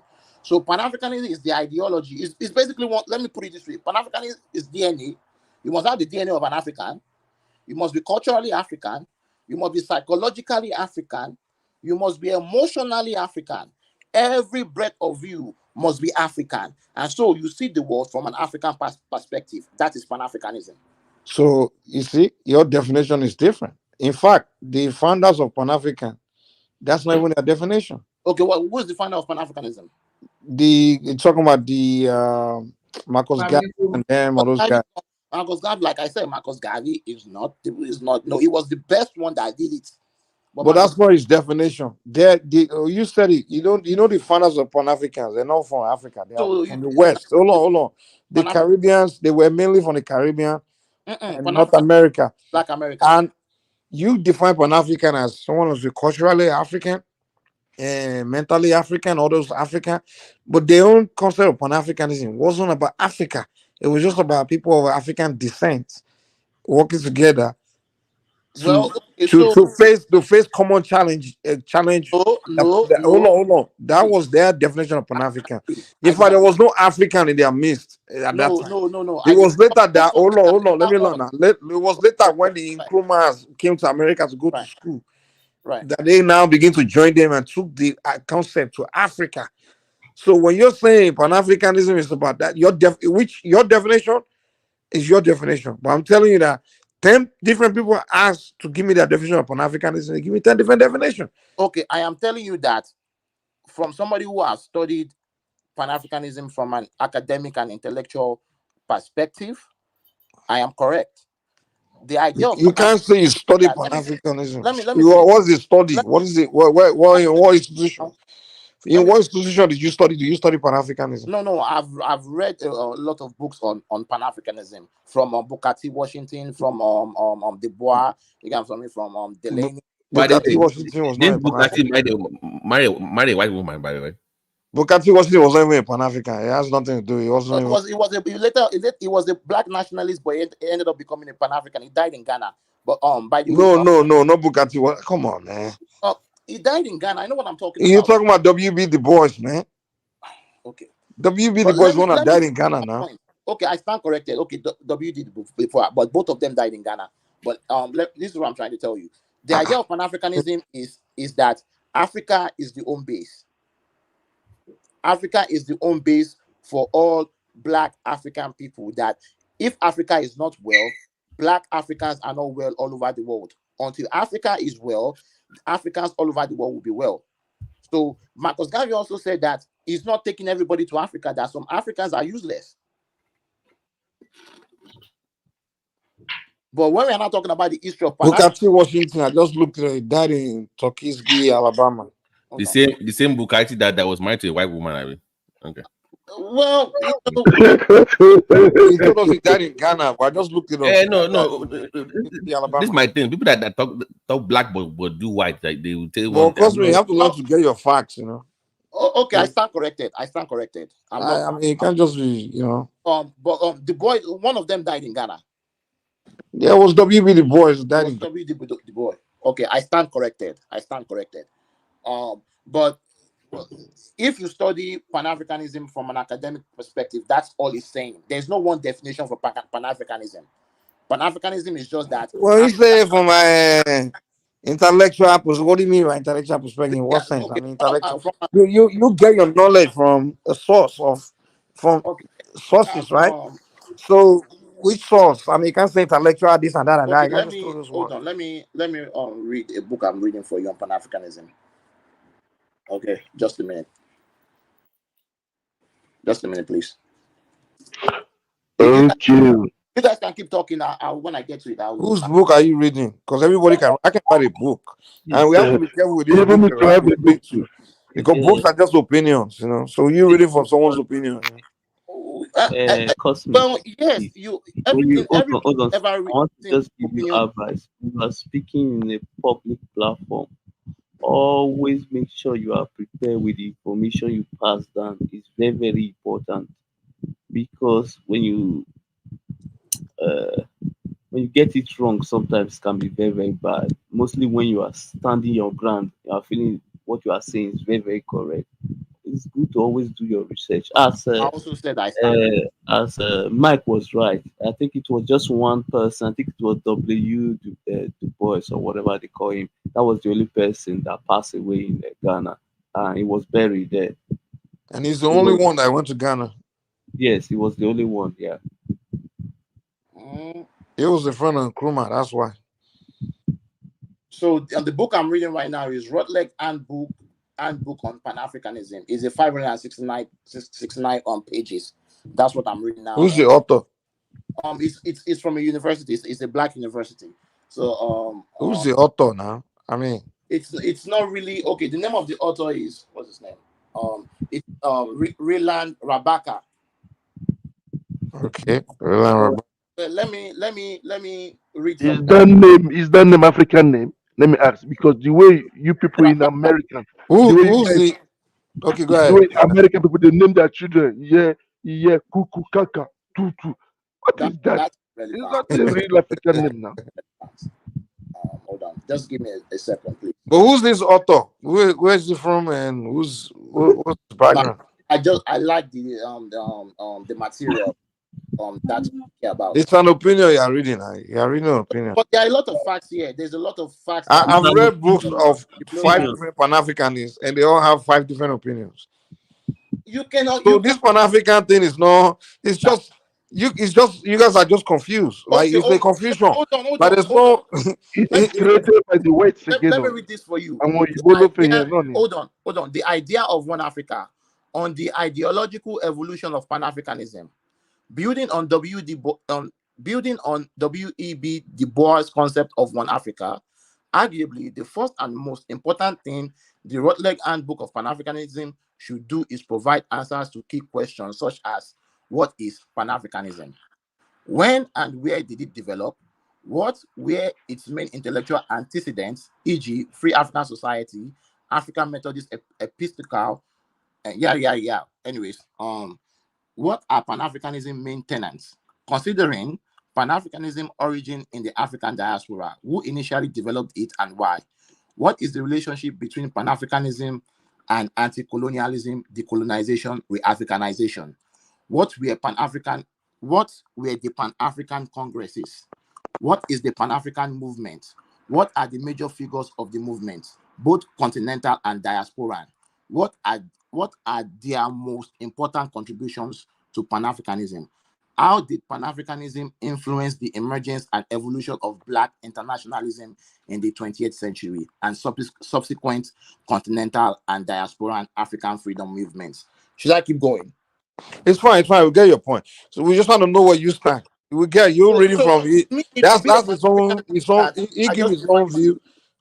I think you want to share his view because you learn from him. So you like his students, kind of, So my question to you is this. So from your point, I want to understand your own Pan African. So your Pan African, is it about just the continent of Africa, or is it about Africans have been around the world from the beginning of time? So who are Africa is our own base. Africa is our own base. Okay. So if Africa is strong, let's say Africa is the way we want it to be. Anywhere we go in the world, we will not be disrespected because Africa stands for us. So what's your end goal? What's the end goal of your Pan-Africanism?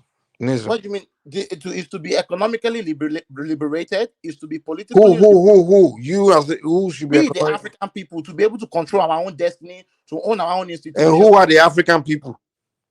The Bantu tribe, the EBB1 genetics, from West Africa to South Africa to East Africa to Black America to the Caribbeans to Haiti. Okay, the black race. The black African race. Okay. So we should all come together. Okay, so that's yours. We all come together. Now my question is, so what base? Okay. Africa is the home base. What about the half caste? What about the half caste? Let me ask you this question. Do you know the story? Do you know the history of the mulattoes? No, tell me. So what is their position in Pan-Africanism? Is what he's asking. Well, historically, mulattoes have always sided with their white side. So they are not part of it. It depends on them. That means my children. What do you mean depends on them? Hold on, let me say this. For a mulatto, it's not enough for him to just be identified with his father or his mother's side. Is he psychologically African? Is he emotionally African? Does he identify? So what you are saying is you have to screen the mulattoes before you inform them. I disagree with you. Okay, we get the point. We get the point. So the mulattoes are welcome. They just have to be screened. They have to be on code. They are welcome as long as they pass the test. Mr. Mike. Hold on, Mr. Trump. Chill out. We're trying to understand each other here. So anyone that's mixed race, you got to be screened before you are considered black. African. If you're not mentally into a black one black culture, then you're not part of it, basically. I mean, how can you be into European culture? You fight for European thoughts. You support European ideas. But what about some black people? They are adopted by European parents. They are not mixed. So, Europeans, white people adopt black children, and they raise them with that same mindset. European. When they come into your community, you will see yourself. Some of them no. It's just like, see, it's the same thing as when one of us going to America or was born in America and it comes to Nigeria, you can just tell the difference. You know that in America, you can just tell. But the Africans can feel the same way too now. Anybody can feel that way, but the pass test is the limit test is you must be, if you are not 100% African genetically, are you culturally African? Are you mentally African? Are you psychologically African? Do you identify with our pain? Do you understand what it means to be an African man? I disagree with you, Mr. Cosmic. I disagree with you. 1000% disagree with you. That means that you are with this guy. What's he called? This Dr. Omar or something like that. That doesn't even used to shake white. No, now. Don't go. But you are married to a white man. I don't want to talk about it's too extreme. It's too extreme. This one I disagree with you. Well, that's your problem. When they were taking your and you were putting them in the boat, was that not extreme? It's my problem. When they are destabilizing your economy, that not extreme. When they took your children in Ukraine, your children and your people in cold and refused to give them, to put them in the aeroplane. What time is saying that? He's asking you that. He said, "Are you? So you want us to be racist?" He said, "Are you being racist?" Look at any person can come into our country, but they have to respect who we are. But what we are, Pan-Africanism is not about hating anybody. Pan-Africanism is about. But that's what it sounds like, though. Oh no! It doesn't sound like that, because when Europeans are telling you that get out of their country, they don't say it's hate. When Europeans tell you, but it's not all. You can't say because one few individuals say something means the entire Europeans you are don't. The system tell you that. The system that allow Africans to die on the ocean trying to pass into Europe tells you that. But it's no. It's not a The system. European No. Sorry, Cosmic. No. It's the Africans that made choice to go and cross the ocean and die. And that is where Pan-Africanism comes in, and we are saying that. But you are blaming Europe. You say a system of. You say Europeans take the Africans cross the ocean and die in the ocean. But it's the Africans that made a conscious choice because they were looking for greener pastures. When the European made the conscious choice to come into your land, did you kill them? What do you mean? When they came into your land, when they came into South Africa, on their way, when they came in, I get it. Well, calm down. But on their way, when they drowned in the ocean, they didn't blame the Africans. Okay, you said the Africans crossing to Europe and drowning in the oceans. You are blaming Europeans for that. And I'm telling you, they saw them. They did not let them come into Europe. They sent them back in the same little boat of inflated something that they're in. They did not help them and say, let's send them through the plane back to their country. They left them in the ocean. Well, okay, the Fulanis are coming to your land that you don't want. Do you trying to give them money and help them? I do not want anybody. I am telling you that we need to learn how to enforce some things. We need systems that work in our country. That's another conversation. That's not what we are talking about. But among ourselves, I don't think we like each other like that. That's a lie. I'm very sure I don't like Hausa people. Europeans don't like each other, but they do business with each other now. The French don't like but your own idea of Pan-Africanism is about that love that you said they don't have amongst themselves. So what kind of relationship do you want to have with other black people then? Say again, I don't understand you. No, you said that they don't like. No, you said your own Pan-Africanism is more like business. That's the reason I asked you earlier about skin color is not a race, right? There's more to it than beyond skin color. Then you say the Europeans don't like each other, but they work with each other, right? That is beyond the skin color. That means something keeps them together. So I'm asking you, amongst black people in your their survivor puts them together because they understand that. No, forget them. I'm asking black people now, what keeps you together in that Pan-African movement? What is that thing that keeps everybody in line? Like, okay, we are all black, but we have beyond the skin color. What's that thing that unites you? Nothing. It's our Africanness. Really? What does that mean? That's why Igbo man and Fulani man, they don't like each other. Our history. The Africanness keep us together. It's our Africanness that unites us. It's our history that unites us. It's our economy. Are you saying we are united? We are united because something happened to us. We are united. We are not united because something happened to us. And we are not going to unite that. Cosmic. So you are basically trauma bonding. It's all trauma bond now. But see, all these things can be solved. No, hold on. No. So it's a trauma bond. Somebody hurt you there, somebody hurt me. It's the same person that hurt me. So together, so it's trauma now. It's trauma bonding. What is trauma? I don't understand. How is Pan-Africanism is trauma bonding. Pan-African are usually people that are angry about slavery. Yeah, so then they come together and cry about slavery. But then after they don't cry about slavery, they go back to hating each other. Jews will not let you forget their own Holocaust. The Jews will not let you forget their own Holocaust. Cosme, please look up what trauma bonding. And you don't tell me what trauma bonding is. The Jews will not let you forget about their own Holocaust. Okay. Yeah, but nobody's saying you tell anyone to forget your own. Why do you take lightly what happened to your ancestors? Nobody's taking. But no one is taking lightly now. No, you are taking it lightly because you are saying that. No, trust me, I am not. What I'm saying is this: I'm not taking it lightly. I am saying the approach that you will think that, okay, we Africans for this, we're Africans, and I see an American that is black, and I want to build this relationship based off the trauma that happened to either side. In their own thing is slavery. For me, it's more of what do you call it now? I've forgotten the word. It's also slavery too. Yeah, colonization. Right? It's slavery and colonization. Yeah. So I'm saying that beyond that, those two events that happen to either side, there has to be more. But what we are saying is that that is what we are saying. I said We need to build our own economy. We need to build something among each other that does not include anybody else. But there's no way you can build without including anybody. You got to trade with others. Here's something you also don't know. Africans are the only people who don't need anybody else outside themselves to survive. We know that. We know. But you don't need to be Pan-African to build now. Okay, tell me. Okay, what is your own solution? Please stay with me here. So you what know is your I'm coming solution from. is to this thing? No, stay with me. Stay where you know I'm coming from. Okay.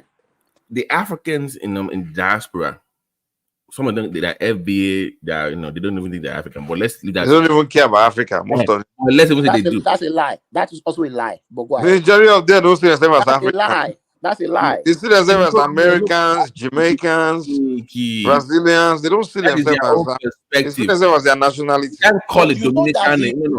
They know they are. Hold on. This is where most of them. Give me a second. Most of them know they are African descent. Wait now. Most of them know they are African descent, and most of them know they are mixed race. You understand? Most of them, in fact, they are mixed with that race. They just have percentage of African in them. You can't call it Dominican in African. It will be exactly. But so they see themselves as a new breed of people, right? So they are just loyal to their country of birth and country they belong to, their nationality.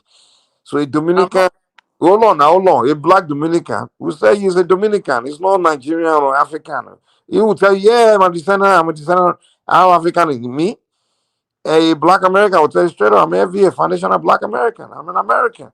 A Jamaican will straight up tell you, I'm a Jamaican. Yeah, I respect Africa. That's where my ancestors come from. Mike, did you watch this guy in Jamaica with the man in Jamaica? They're like, no, don't call me African, man. I don't. It was shocking. So why is that? So why is that? Okay, see. Because that's true. They are not Africans, man. Hold on. I understand that we like to blame ourselves and take responsibility, but let's also talk the fact of all the propaganda that this European is doing. Propaganda or no propaganda, they are not African. Propaganda works. That's why we spent $3 trillion in it for the past 30 years. Because it's not know where you're coming from. Somebody to hate themselves. Of being African, we get that one. But take away the being ashamed of being African thing. They still are new people. They are new. They are nation. Let them go. Let those who want to form people. Let those who want to form another group, let them form. But let those who identify with Pan-Africanism, let them come here. Okay. Cosmic. Let's kind of. I haven't said all that. I know the belief of Pan-African. I get what you're coming from, but there has to be some kind of update on that belief. Okay. Right? So, in your own opinion, looking at the reality that we have on ground now, based on what you read in the past, what can we do to, at least modify that position? Still keeping the core intact, don't get me wrong. But looking at what we have, because you have your FBA, that for instance, they don't believe in that. They even have some African Americans, they say that they were never slaves. They were born in America originally. They are the original Americans. They are that one there too. So looking at those realities. Beyond that, even in Africa, they have the full. Which is also true. Don't forget that it was first set of Africans that came to the Americas. Okay, let's just move on. Okay. So what is your new stance on the modern Pan-Africanism that deviates from the old one? Because there has to be some kind of deviation from the old ways of thinking. Yeah. BT. Yeah. Me or Moto. I know. I appreciate your honesty, man. I appreciate your honesty. So that is why. Wait. Wait now. So wait, in the 80s, the struggle for A, B, C, and D, evolved. We have moved past all that thing. We have moved past that. So I'm asking you, the Pan-Africanist is not the same thing that we have now. It will have evolved. So I'm asking you, Kilo, to evolve into what is evolved? It hasn't evolved because for something to evolve, it has to go through a metamorphosis, right? Yeah. And what happens during metamorphosis is chaos. It's activity. Oh, so you're still going to that right now? Yeah, so, the place of that right now. You are still going through that right now. Is that what you're telling me? Yes. So we are now just being conscious, because don't forget that after slavery, then colonization, we are just waking up. As the people, we are just waking up, because for the past 40 years, we are just starting to go out and see the world. Mm. Oh yes, Yeah, because they said that movement is going to take a new shape, a new dimension, which of I course, want because to know. nothing stays stagnant. But that new wave any new could you hear me fully? Like what Because kind of we shape have is it not into? reached the tipping point whereby we have to metamorphosize. Right now, there's still activity, there's still consciousness going on. We are still waking up. We are still observing that so so Yeah. until all of us wake up. Yeah, okay. So let me give my few concerns about the movement, so you know where I'm coming from. Okay. Not because I don't believe in the belief, but those that are championing it, maybe because I believe at the wrong people. So there's this belief, not for all, but those that I've seen that for African Americans now, when they go to Africa, they're Pan-Africanists. They have this like, oh, I am here to liberate Africa. Like they're the savior. That's the savior complex. Like I have arrived. I'm here to save my people. Like who the fuck? That's what I What the fuck? That is where we also come in, right? And understand that, okay, here's our people. Number one, these are our people. Okay, ìwà àbàjẹ́ ló gbé wá. Wọ́n ní wọn Yorùbá ló ń gbé wá fọwọ́ ọwọ́ òsì gbọmọ wí wàá fi ọwọ́ tún fà padà. So that is where we have to have conversations with them that look at, man, there are certain behaviors that you do that we don't like. You know what I'm saying? We love you, we see you as our own, but can you change this behavior? Kole. You see, Cosme, let me tell you the truth about this life. Only people with like minds can get together and get something done. I agree on that one. But it's completely impossible to get entire race of people. But that was what I was saying too earlier. To have the same mind and be on the same page. But that was what I said earlier. Remember that I said that there's this idea that all of us are telling me the entire Europeans didn't get together. See, today they still haven't got together, entire European, because the Russians are not on the same, never ever be on the same page with the English. You understand? Those that ever get together, they will still look at the deals, they get in the room, draw. See what's in for me. That's what it comes down to. The Russians get along more with the Chinese and they get along with most of the European countries. Interest now. Even the interest. That's why Babati keep asking you, beyond this trauma bonding, what else? So here's the question. What is our interest? Let me tell you the truth. I've done this Pan African thing. I've done it. I'm still a Pan African. Okay, we have not done it functionally. It's just a different definition, complete different definition of Muslim. Okay, what's your definition? My belief of Pan African is, yes, I would like a time where people of my race will be looking very good. You understand? Above. Now, the way I think that can come about is simply the greatest minds come together and make it happen. I don't believe the idea that everyone that has a black skin have to come together and kumbaya. Yeah, exactly. That's I don't believe that because you are a black, because you are black, me and you. That's my philosophy. We have to start hugging and we have to do things together. No, we don't, because because you are black doesn't mean we have the same mind. Mike, and the idea that I have to hate somebody because of the color of their skin, a white person, and hate other race of people, no deal with them. I don't believe in that. See, Marcus Garvey said something. And the idea that I have to open a black business, only do business with black people. No. You can't be a successful businessman if you only do business with one race of people. Mike, hold on. See, let me say something first. Marcus Garvey even said it himself that some of you African Americans don't need to go to Africa because you are useless here. You'll also be useless in Africa. And the other thing is that in order for you to go out and do business, you must do business in your own first. You don't have to. So yes, that's how the game is played. That's how the Chinese play the game. That's how the Indians play the game. That's how everybody has control of their own resources first. Then they go outside and leverage that resources with the outside world. I'm not saying stop trading with everybody, but I'm saying that we as children of Africa, we need to leverage what we have, come together, leverage what we have. Not saying everybody, those with like mind, attain position of power, right, as Pan-Africans, and start leveraging what we have. But it doesn't mean that every black person is a Pan-African. No, of course not. Fuck no. But before we go into the international market, in the international commerce, right, we need to own our own resources first. We need to control it first. China control its own resources. There's nobody in competition with China's resources. There's nobody in control with in competition with USA's or the white man's resources, although his resources is our resources. But you're gonna need power to make that happen, right? But now Don't you think you should start now we figuring are out to talking. get See, that is power what than we to don't want to be talk about. That to is be what we don't want to talk about. The fact that we will have to fight at some point. We will have but to. you need power to fight though. Well, we have to build ourselves up to there. Exactly. Don't you think you should focus on getting power before you start telling But that is where okay, where do you get power from? Okay, you need money to buy your weapons. You need money to pay your. You need money to pay your scientists. So you need economy. Your enemy is not going to give you the leverage to be able to build these things.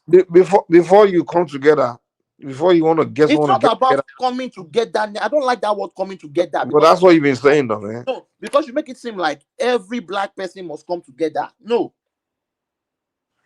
The few can push the many. The few can pull the many.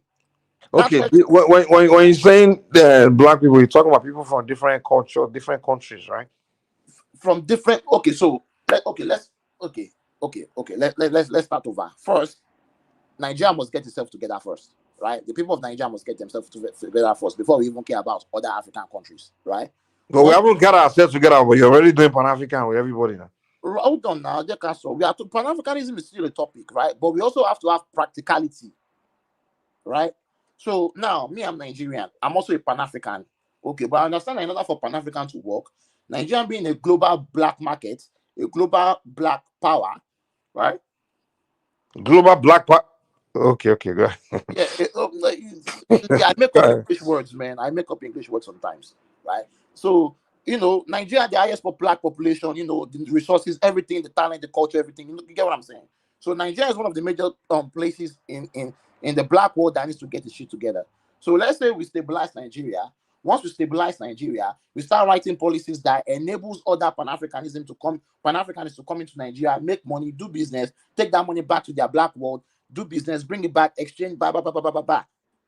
Then once we're able to do that and concrete that and know that, okay, we have an economy that if the world says, fuck Africa, we are not doing business with you, we can say, thank you, we don't need you. You know those black people any day, those black businessmen can turn on you any day. But when it comes to business, there's no love. You know that, right? See, we are not, look at, man. Business all over. Organization. You're in business for profits. Organization is the science. Organizing is the science. You see those blacks that you want to enrich, to empower to come and do business and this to get them. The moment they get on their feet and you keep doing business with them, and once the Chinese person offer them better business deal, they will dump you. Okay, so why is China doing or a white man or anybody else? Because in business is all about profits. But and that's it's not about race and I love you crap. Say America no get trade on. Say China no get trade on. Say India no get trade on. No, I'm just telling you, when it comes to business, what I'm telling you, this idea that I want to only do business with my people and we favor each other in business. Yes, we see. Most do business among each other. I'll go. There's no business and pleasure doesn't mix. You know that, right? 70% of business. Business and pleasure don't mix, my friend. That black American I want to do business with. If a Chinese man will find a better deal, he will dump you. You will forget Pan-Africanism quick. Yeah, that's not a Pan-African. Then you have. It doesn't matter who you are. You can be Jesus Christ. When it comes to business, there's no pleasure or morality in business. It's no emotion. It's strictly for profit. Yeah. You can be my blood brother. If your deal is 1 million, and another man, I don't know, stranger offer me 1 billion, I will take the 1 billion over 1 million. Even though you're my brother. I won't say because you're my brother, I will settle with your $1 million. I will, when 1 billion is on the table. A mechanism to allow us to trade with other peoples like that and still maintain who we are. Dude, in business, you can't maintain nothing. Business is strictly about that's profit. a lie. Japanese do business ethically. In Japanese culture, if a Japanese does not like you, he's not going to do business with you. That's a lie. If you haven't shown a good deal, show me a deal you can't resist. Dude, there's no love. There's no people don't do business because they like each other. People don't do business because they There are love people each who do other. business with principles. Hmm? I think that's one of the problems with Principle? Nigerians. We just think I that think you're everything not is gonna money, find out money, what money, business money, is money. about. I don't think you're a Everything is businessman. money, money, money, money. Are you a Everything is businessman? eh? Are you a businessman? I own 2 businesses in Los Angeles. I am talking like this.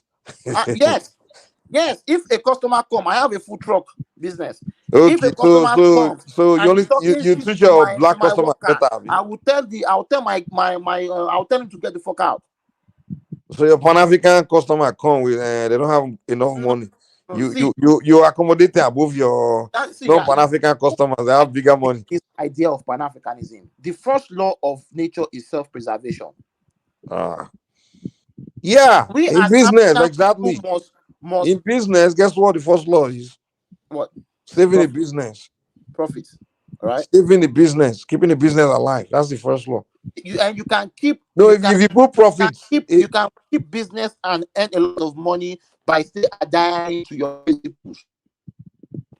see, to keep your business alive, you have to focus on profit. One, sustain what will sustain your business. Now, to sit around and saying you want to kumbaya, you want to turn down I don't like that. big That word is customer. very insulting. That word kumbaya is very insulting. No, it's not insulting, man. Unless you define it differently. What I'm saying is in business, even country will tell you there's no permanent friend. There's a permanent interest.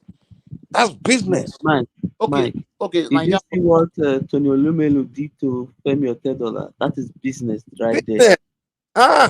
We can do that amongst ourselves. You get what I'm saying? But still understand that, look at me, we are doing this within our own system. We are doing this within our own culture. We are doing this within our own rules. Then when somebody outside now comes to do business, you do business within that, get going. My brother, let me tell you the reality on the African continent. Let me tell you the reality. The reality African of love it. African Wait continent now, is not the wait. reality. The reality on African continent right now is the reality created for you by the I'm just trying to tell you things that happen. Whenever US want to sanction Zimbabwe, South Africans, as much the black South Africans, as much as they hate the white man, they don't. Bros. When America offered them the insurance was on the table, they have no choice to sanction Zimbabwe. South Africa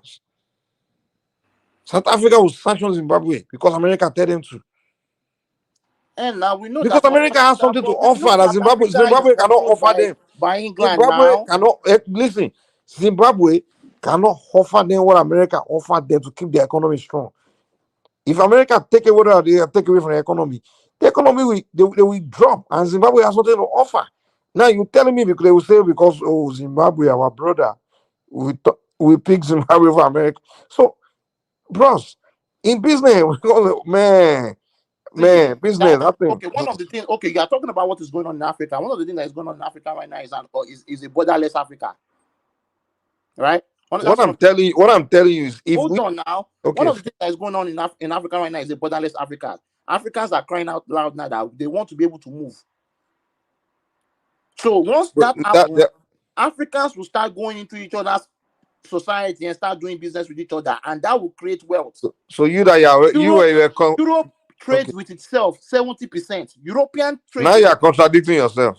I'm not contradicting myself. Let me tell you where you are contradicting yourself. Earlier, you had issue with other tribes just flooding your Yoruba land, which I do as well. First of all, we hold on. First of all, Africans, we can't really tolerate each other like that. South Africans already crying that all these Nigerians are all over their country and things. Even you Yorubas are crying about Fulani coming to your land, migrating. So you already I'm not contradicting myself. The reason why people are complaining about the Fulani, you say you want Nigeria to speak to every tribe. Let's talk about the Fulanis. The Fulanis are coming into Nigeria, right? We know that they just came into Nigeria and they are doing a lot of atrocities in Nigeria, and people are complaining. It's not they're just not complaining out of thin air. All Fulanis or just bandits? The bandits. Do you know majority of Fulanis in Nigeria they are good people? They are just doing business. Of course now. Okay, so you already complaining that you want to break the country because Fulanis are, you know, so that we Okay, what already about have the an issue. Igbos? What about the So Igbos we forgot that have been in Lagos? Pan-Africanism when it comes What to about that. the Right? Igbos that have been in Lagos for hundreds of years, been doing business with Are we your not complaining? Are we? Didn't we have problem? Didn't we clash? okay, and what happened with the clash? Did you kill each other? During that election, what happened? Was it not violent? Igbo and Yoruba That one fight is on the normal. street? Now it's like, see, I think you are looking for this utopia. There's no utopia. Brothers they fight. But Exactly. because So that's what brothers they fight, Pan-Africanism preach now. This black people kill each other. Kumbaya world where we will all be hugging. Oh, No. We are talking about practicality. We are saying that Africa needs to trade with itself. Asia trades with itself 60% or 40%. well, we have nothing to trade now. Do you know? Okay. Who would you rather trade with, Chinese or Niger Republic? I want to trade with my fellow African brothers. I want to. But they have nothing to trade with you. Huh? Can Niger offer what Chinese is offering you? For example, right now, let me give you an example. Let me give you an example of what just happened right now. Let me give you what just happened right now. Cosmic, your AES, African hold brothers, on. they Let me say hate this. you. They don't The like AES, you. the They don't like AES. you. I don't know. They don't like you. They don't like Hold Nigerians. on now. Let me say something. The AES, the Alliance of the Saharian Region, right? They just Niger just signed a 150 million contract with Mali, oil contract. Did you answer my question? Can Niger offer Nigeria what China can offer Nigeria? No, let's forget Nigeria. Okay, can Mali offer Niger what Chinese can offer Niger or Russia? But hold on, the things that they cannot offer us, we get it from somewhere else. But the things that we need, that they have, we get it from them. No. Hold on. Let me make it simple for you. No, it's simple. Okay, you hold on now. Hold on. Let me keep this simple question. You say you pick your brother, your African brother over non-African, non-black country, right? If my brother has the same thing that the Chinese man has, who I will do business with him. If who? If my brother has the same But thing, it doesn't have it. It doesn't have it. I'll do business with my brother. Don't name an African country that can offer you what the Chinese can offer you. Obviously, we are not there yet, but that's what we are saying. You're not there yet, so leave it. So why are you telling us you rather? We have to build ourselves up to there. It's not just going to happen in so one night. So Pan-Africanism doesn't exist right now. To the point that we are able to trade with ourselves. But you're not there, so now you just okay, Mike, can you hear me? Yeah, I can hear you. Prince Daddy, come in. Yeah, come in. Yeah. All right, thanks. Go ahead. Yeah, thanks. I just heard you guys talking about this topic briefly, but anyways, I think that the man talking Cosmic, right? He's a fellow Batman, so he should be very respectful. He's a fellow Batman. Oh, okay. Hello, sir. How you doing? Yeah. Hello, how you doing? Sorry. Good. Mike, Cosmic's trying to tell you something that's kind of but you're not getting it in the sense that, look, what he's talking about is not unique because other races or other group of people, they do it. So do what? Oh, hold on. I want to know what you mean. Be clear. Yeah, let me finish, Mr. Okay, Mike. hold on. He said they do it. I don't know what he's saying they do. Okay, what he's talking about is kind of a corporation, right? Group economics. See, it's a sense of, in a nutshell, it's like a sense of community. See, you keep giving an example why you will go beyond your own black community. I'm not Pan-Africanist, by the way. I'm not. But what he's talking about is we supporting ourselves, our own businesses. But you keep talking Prince in a Daddy, before negative you go sense. further, Prince Daddy, sorry, before you go further, you see other races do it. Who the Japanese? Who is Japanese picking first between China and USA? Who is Japanese working with more? They trade with China at least 40, 50, 60%. No, who do they favor more? US? Depending on what they are trading now. There's no race of people. No, it's a lie. It's not as simple as that. The thing that China, South Korea, hold on. That Bros, China allow or me the now. other Asian country cannot afford them. They will look for it elsewhere. Please, Cosmic. No, I'm responding to what Prince Daddy said. It's other races do it, and I'm trying to ask him: South Korea and Japan, who are they aligning more with between US and China? The Chinese. Well, They're more aligned with the Korea. US. Hold on, let me respond. Because the US, South Korea is aligning with itself. It's fellow South Koreans. They are more concerned. Hold on, they're more concerned about building their own economy. Prince See, Daddy, it's not a problem. It's not a problem to partner with other people. Prince Daddy, you're shifting the goalposts. You're saying all race of people do it. They do this kumaya, right? Now I'm telling you that in Asia, the Asians, no, they don't do kumaya. I'm telling you, the Asian countries rather deal with a non-Asian country than another Asian That's a country. lie. You are Now, No, I'm not saying general. that I'm they just do saying not some. have. The fundamentally, thing that is Mike, not And I belong to gave them, you they proof, deal and with I'm them. telling you that Japan and South Korea are picking America, Southern America no, over see, China. no, Okay, see, with what? Okay, what are they Mike, trading with? let me, Everything. guys, let me You are answer telling this. me that Let everything me that talk. comes into Korea is coming from USA? Is that That's what you not are what saying? I'm saying. That's not what I'm saying. But I'm that's saying, what you are sounding like. wait. China and the United States are enemies, right? We don't. No, they're not. Who said that? Okay. They Which are enemy? rivals. They are rivals, right? Okay. Who's Japan siding with? Say no. Come on, you know the answer. They're siding with the United This States, is not man. the way to That's listen. why This is they not have the way. United States Regional. military Listen. bases. See, there is Okay, regional politics guys, and allow there is me to land the international point. If you guys politics. can, allow me to No, land the but point. keep it See, simple. Just keep it No, don't simple. tell the man to keep it see, simple. Let the man express himself the way he knows how to now. No, Cosmic, chill out, man. Chill out. When I know these tactics, when you guys start losing argument, you begin to turn it to something else. But I'm Mikey. But go see, ahead. no. The argument is that the all race of other race of people do it. They do kumbaya with themselves against, they unite among themselves, other against other races. And I'm giving you facts that in Asia, the Asian countries they are siding with non-Asian country over another Asian country. And I'll give you the perfect example. Japan is fighting with the United States against China. That's why they have United States military base over there with nuclear bomb pointing at China, in Japan, and South Korea. Even Philippines is fighting with the United States against China. Because they control their government. Because we know the United And States like even in Europe, even in your so-called Europe, the Russians are more in alignment with China over other European like you countries. said, it's all So about where's the race kumbaya in all this you're telling me? Say no. hold on, Where's the race Okay, kumbaya guys, in let all me this? wrong. hold on. Say, You two countries hold can on, be guys. fighting each There's other a and still way. be trading with There's each a other. You way. know that, Hold right? on. No, hold on, guys. There's One no race second. kumbaya going on anywhere. Mike, Sorry. you look like, if you're looking from a macro level, what you're saying may appear to be correct. Of course, when you talk about governments, okay, they can align for their own, self-interest, or the country interest politically, and in other ways. But on the grassroots level, okay, on the more a level below that, okay, see, the Asians, for example, are more aligned. See, you can mention the Chinese and the Japanese. Of Okay. course, they have a history. They have a history whereby the Japanese over the years, when they kind of colonized China. So what? They brutalized the Chinese. I know the history because the Japanese and the Chinese, they don't like each other because they have that history. But Okay, what we're now you talking proving about, my point. There's no kumbaya.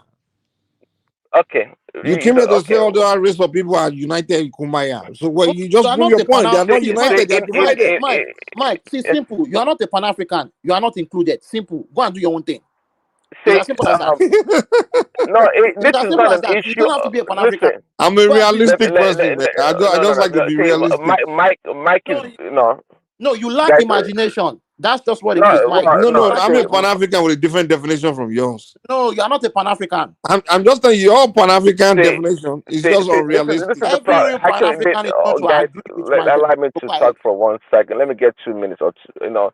See, this is even the problem with we black people, or the black race. You want to put it that way. We are kind of an abused, bunch of people in a lot of ways.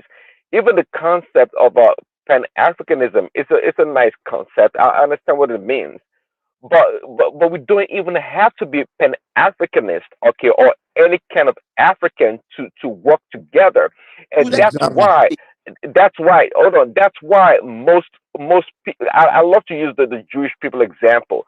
It doesn't matter if you're a Sephardic Jew or Hasidic Jew. It don't matter. But if they can recognize that you are a Jew, they will do business with you. They love to work with If you're a Yeah. themselves. dusty Jew, they won't do business with you. If Okay, what? one of the things they also do is No. that if you go to most institutions that You are need to owned by quit, Jews, Mike. This 90% of the concept we're Prince trying people to Daddy, are push. Prince Hold on, Daddy, this listen to concept me. we're trying. If you are a Jew and you don't have nothing to offer, You haven't built your life. You walk in the room with a quality Jew, they will dismiss you. Okay, what are you talking about? They Give will us that dismiss you. that we are talking about. They'll tell you go and build yourself as a proper Jew. I am telling you that. Hold on. What's your name? Prince. Hold on. If you go to every institutions owned by the Jews, 90% to 95% of the employees are Jews.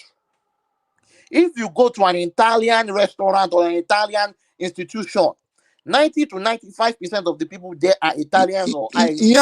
But that's an ethnic group. Hold on. That's not a race of If people. you go to Mike, a what you white said institution earlier, in America, this is the bane. This is the bane of black people. Say the notion that a wealthy Jew would dismiss a non maybe a poor Jew or know what to do Jew. That's your black African mentality. Let me No, tell in you. business, And, in and hold on. business, in I business. know it it's not doesn't always matter. I know about many. business. Don't Hold say on. business, I know many business. It's not always instances. about business. The reason why the Jewish people, as a people, they do very well. I know many instances whereby a Jew that has Okay. nothing, hold on, a Jew that has Okay, nothing fine, is fine. helped.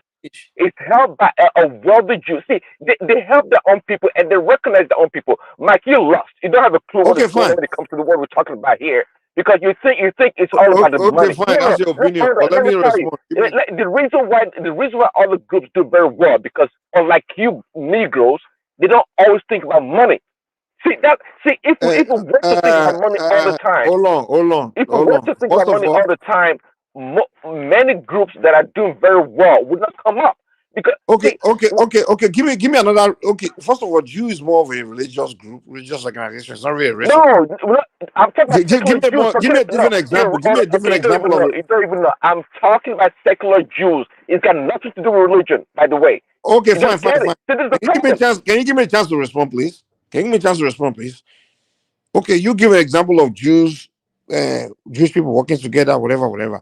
You give an example of Italians working together, whatever. Right? It's natural that people of the same ethnic group, or maybe they will naturally work together. Like, yeah, I'm a Yoruba person. You guys are Yoruba people. Unless you're a black person. Guy, Unless please you're a let me talk, Negro. man. Please, daddy, calm down, man. Calm down. Even in Nigeria, we're running to each other somewhere. Of course, we want to favor each other because we are Nigerians, right? That's different from entire race of people with different cultures, different countries, different belief. They don't even understand each other. It's completely different. It's easier. Of course, people from the same neighborhood, people from the same country, things like that. Yeah, they work together. They can do things. They can favor each other. Even to be fair with you, even people of the same race. Yeah, of course, black. I can favor a black person. I always do that. Like over a white person and things like that. I do that. Yeah, racism. I do it. But what I'm trying to tell you is to build, to go and do business and things like that, bros. It's a whole different ball game. I'm sorry. Mike, Even the Europeans don't do it. Okay. Mike, let me interject right here. It's a whole different ball game. Hold on, let me say something. Your mentality. There's nothing wrong with your mentality, Mike. By the way, because you know what? Because your mentality exemplified. Like I Can don't you know. describe my mentality?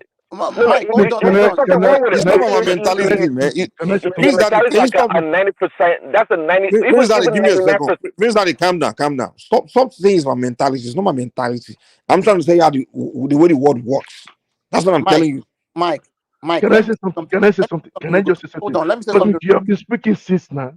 Ejo, I want to say this before we get it. Let me Mr. Trump talk. Cosme, he hasn't said anything, and then you go after him. I've been listening to you guys and I'll go. Mr. Trump, sorry, Cosme, Mr. Trump doesn't say too much. You just say something very short. It's just something that then I relax. Like now, let me give you as an example in Europe today. The North Africans, they work together. They don't like themselves, but they do business together. Exactly. But with the sub-Saharan, the blacks, we don't love each other. Why? I will tell you this one. Even in France, here, we see it every day. It's because we have nothing to offer each other. That's why. That is it. That is it. And that's the point I'm trying to make. At the end of the day, people respect you when you have something to offer. That's it. That is it, Mr. The reason we more respect the other people that work in the room because they have something to offer. Make him talk. I used to make him talk. Okay. Try on land and let Cosmic. Cosmic, I think you're living in a different world. You're not good in business. All about business, about gain, profit. It doesn't matter the color. The moment you can give me what I want, I will go after you. I will go for you. I'll Okay. choose you. Understand? But this one you're talking about, even in Nigeria, we don't love ourselves. Let us be honest. Okay. Before you start talking about the whole Africa, Nigeria first. Even in Yoruba land, les Ekiti avec and the Ogun State, they don't love each other. Even the Lagosians too, they don't love each other with the Badagry. So let us just one thing is just that you have to understand. When you have your side of interest, every of you go in one goal, you start talking to each other well. Like now, I know that you are for Igbo. I know that very the way you used to talk. But many of you Yoruba guys don't No, not support with him. necessarily. Actually, not Not necessarily. necessarily. That means yes now. Not necessarily. I connect to English Oh, language. go Not ahead, go necessarily. ahead. No, Yeah? So you understand. So I don't think what you want to put out it won't work. We South Africa, we don't love each other. Sorry to say, we don't love each other. all right, We all don't right. love each other. Okay, Okay. So let me relax and listen to you guys more. Thank you. okay. Let me say something. This is a fact right here.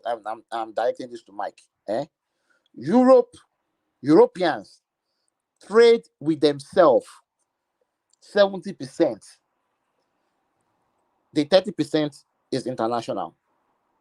That is exactly what we are talking about. Let's trade with ourselves more than we trade with others.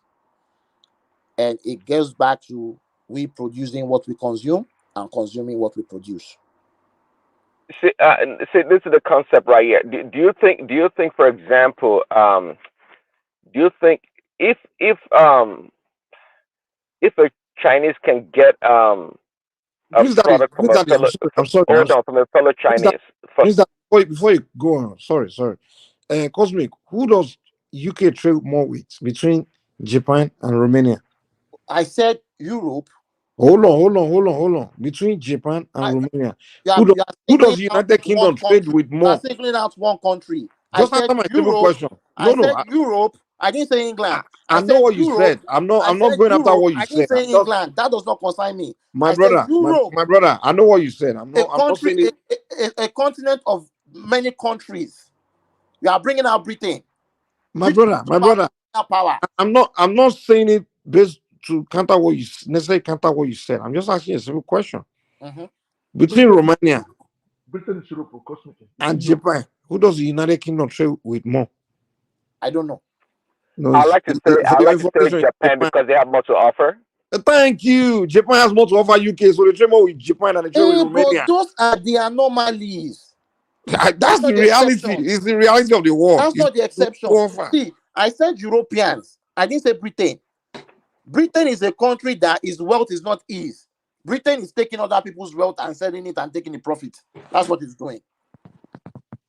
But I said Europe trades with itself 70% of the time, and the remaining 30% it trades with other, because Europe consumes what it produces and produces what it consumes. Okay, so that number is fine. one, our appetite has to change. But go ahead. No, so one thing also, see, we black people, we have a lot of problems. Number one, we have inferiority complex. Okay, even to ourselves and our products. I'm telling you, because they're not producing anything. That's why. No, even you're supposed to have it now. When you're dusty, you're not doing anything. You're not producing. Okay, I don't know what that means. But you're not producing anything. You want to have superiority complex. See, what are you going to get do you know why we are not producing apart from that also, apart from that also, I like to say that see, Mike, you're also making another assumption that all other groups, they've always had it good from the onset. That's a big lie. Most groups, they grew together, they developed together, and they're more than happy to help each other grow and become better. See, they look out for each other. They do. I see it a lot. Even somebody here says it all the time. Even in a simple conversation, two Arab people talking to an Arab person, another Arab person because comes they are by. Arabs, man. They're speaking the same language. No, You're really. talking about black people that speak different language. No, listen. when you say Arab, these are people that can relate to each other. That's why they click. Like, for No, no, example, no, no. Simba Prince made it Daddy, clear here. Prince It's Daddy, about Prince Daddy. hold on. Me, Prince I'm Daddy. simply telling what Simba said. I'm not making an argument about it. I'm telling you what Simba said himself. That they will dump him and Because they go speak the same damn language. because of language. Is that the reason Do all why? black people speak Okay. the same language? Oh, Do I all don't even get. Europeans I speak don't. the I same don't. I don't language? get the connection of the argument. I Do don't get all that Europeans connection. speak the There's a same language? connection. All black people don't speak the same language or But even do all understand each Europeans other. speak the same Those language? Do those all Asians Arabs, speak the same language? What? No. Okay. No. Okay. Allow me, Mike. So, somebody's talking to an Arab person from Saudi Arabia speaking English. So there comes another Arab person, and it left Simba to go attend to the other person, and they're both speaking English. So what's your problem? The common language they're all speaking is English. Why are you saying they're speaking the same language, a different language? no, they What are does that have to do speaking with anything? Arabic. No, Arabic. Simba doesn't speak Arabic. Here's the deal. Here's the deal. Here's the deal. Wait. Here's the deal. Prince Daddy, if you're in a room, right, you speak English. An Englishman is in a room, he speaks English. And a European from Ukraine doesn't speak English, he's in a room, he doesn't speak any English. At the end of the day, that Englishman will engage you more than you engage that Ukrainian. Because he Yeah, understands you. well, we're not even The talking about Englishman is a language white yet. man, See, you're a you black you man. you If you you you, will you you engage you in keep a trying to conversation, create. You keep trying to create a barrier, like what we're talking about is on the reality, the and Englishman, no, it's a reality, you'll be I'm telling deceiving you. yourself. We're not even talking about language yet. What we're talking about here is People relate to people, self-preservation. people want to get people they can relate more with. No, some people say some groups, okay, will overlook you regardless of any affinity. Yeah, based And on your reputation now. okay, even another good They example look down that on black people because they think you have nothing another to good offer. example that Simba gave us that sometimes when he's taking a taxi or whatever and he wants to buy something, I think I can't this Indians Because they they believe were the black Indians. people don't have nothing to offer. That's why. Majority No, of black people that come to it's their country are an beggars. Indian wouldn't an Indian taxi driver, for example, would not mind going the extra mile to drive him and take him to an Indian store so he can shop there. Okay, these little things that they do for themselves. See, one thing I realized about you gotta People listen. of the same Hold on, tribe hold in on. Africa do the same One thing. thing, one thing I Means realized that that you I are think making a logical argument. People of that the what same tribe in Africa do the same damn thing. A Yoruba person, we go extra mile to travel and get another Yoruba, take him to the next this thing. An Igbo person, we send another Igbo person, a Zulu person, they will do the same thing. That People of is the a same lie. tribe, That we you do are the just same. being pessimistic, Mike. So you're telling me that In India will say, African, hold on, Cosmic, you telling me that India will say Pakistani and will go extra mile to take him somewhere? Hell no. Are they not the same race? Oh, see, Brendan, something happened to me in Mike, you are Nigeria very airport. funny. And when I just came down from the airport, from the plane, I saw a white doctor, sans frontier, because I speak French. I'm a French. He left everybody, the fellow people speaking English. He was interacting with me. We were even talking our just going deeper, even to our intimate lives, private lives, children, family. We spoke for 45 minutes when I was waiting for my cab to come, for my people to come and pick me. He himself, then he invited me to come to the north. He based in the north. Understand? Was so much good because I speak their language. If you don't speak their language, we have language barrier in Africa, and we have business barrier also in Africa, and we That is don't the love problem ourselves. that can We be even solved. have cultural barrier. That is Very the true. no. There's no cultural barrier. hold Our on, cultures are Are you Mike. more kidding similar me? than Question we to think. Mike. Because the Mike, do Yoruba you culture think and all Fulani culture, Mike? Do you think all Indians they are of the same ethnic group, language, and culture? India is a country. Yeah. When hold on, let me break it down to you. Two Indians, right, from the same ethnic group, we treat each other. We treat each other. We look out for I each other. didn't make I didn't make that point. I didn't make that. See, Okay, man, no, okay. this Let is me the answer thing. it Has to make simple. a No, simple India argument. have Very different simple ethnic thing. group. Okay. Answer your question. They have different ethnic group. Go ahead. Okay, good. Okay, so then you say, well, or they're all Indians. No, say, well, a Yoruba, if a Yoruba person, for example, was the person driving the taxi, they can take that buyer to an Igbo store. Say it's all about the race, the preservation of the race. Okay, many times, and that's why these other groups do very well. Until you accept the fact that, look, we black people, we have a lot of shortcomings. We do, Your and we problem have is, Prince Daddy, you see where your problem is off? You see your problem? You're saying black people don't look out for each other, but then you say Indians look out for each other. India is a country. Black people is a race. India is a country filled with many nations. Okay, India is what the okay. white India India is a is country what the filled with many European ethnic called groups. it. Hold on, Before hold on. before that it was called India, because before it was called India and Pakistan, these were tribes. Many was the Okay. Cosmic. what is the Prince Daddy. okay, what is the population of India? Dude, let's not go into other crap. What is the population Let's of stick to India? what we're arguing about before we move to that. Then I'm asking you a question. You It's mentioned about 1 billion people also, something like that. thank Yeah. you very much. about Now you said that 1.4 that was billion. a small thing. Cosmic, calm down. Prince Daddy, here's the deal. In Nigeria, within Nigeria, or even anywhere else, in Nigeria, let's say a Ijaw person or Yoruba person or Igbo person, we see his fellow Igbo person or Yoruba person, and then there needs a ride or whatever. He would likely favor that person from his tribe over the other Nigerian, right?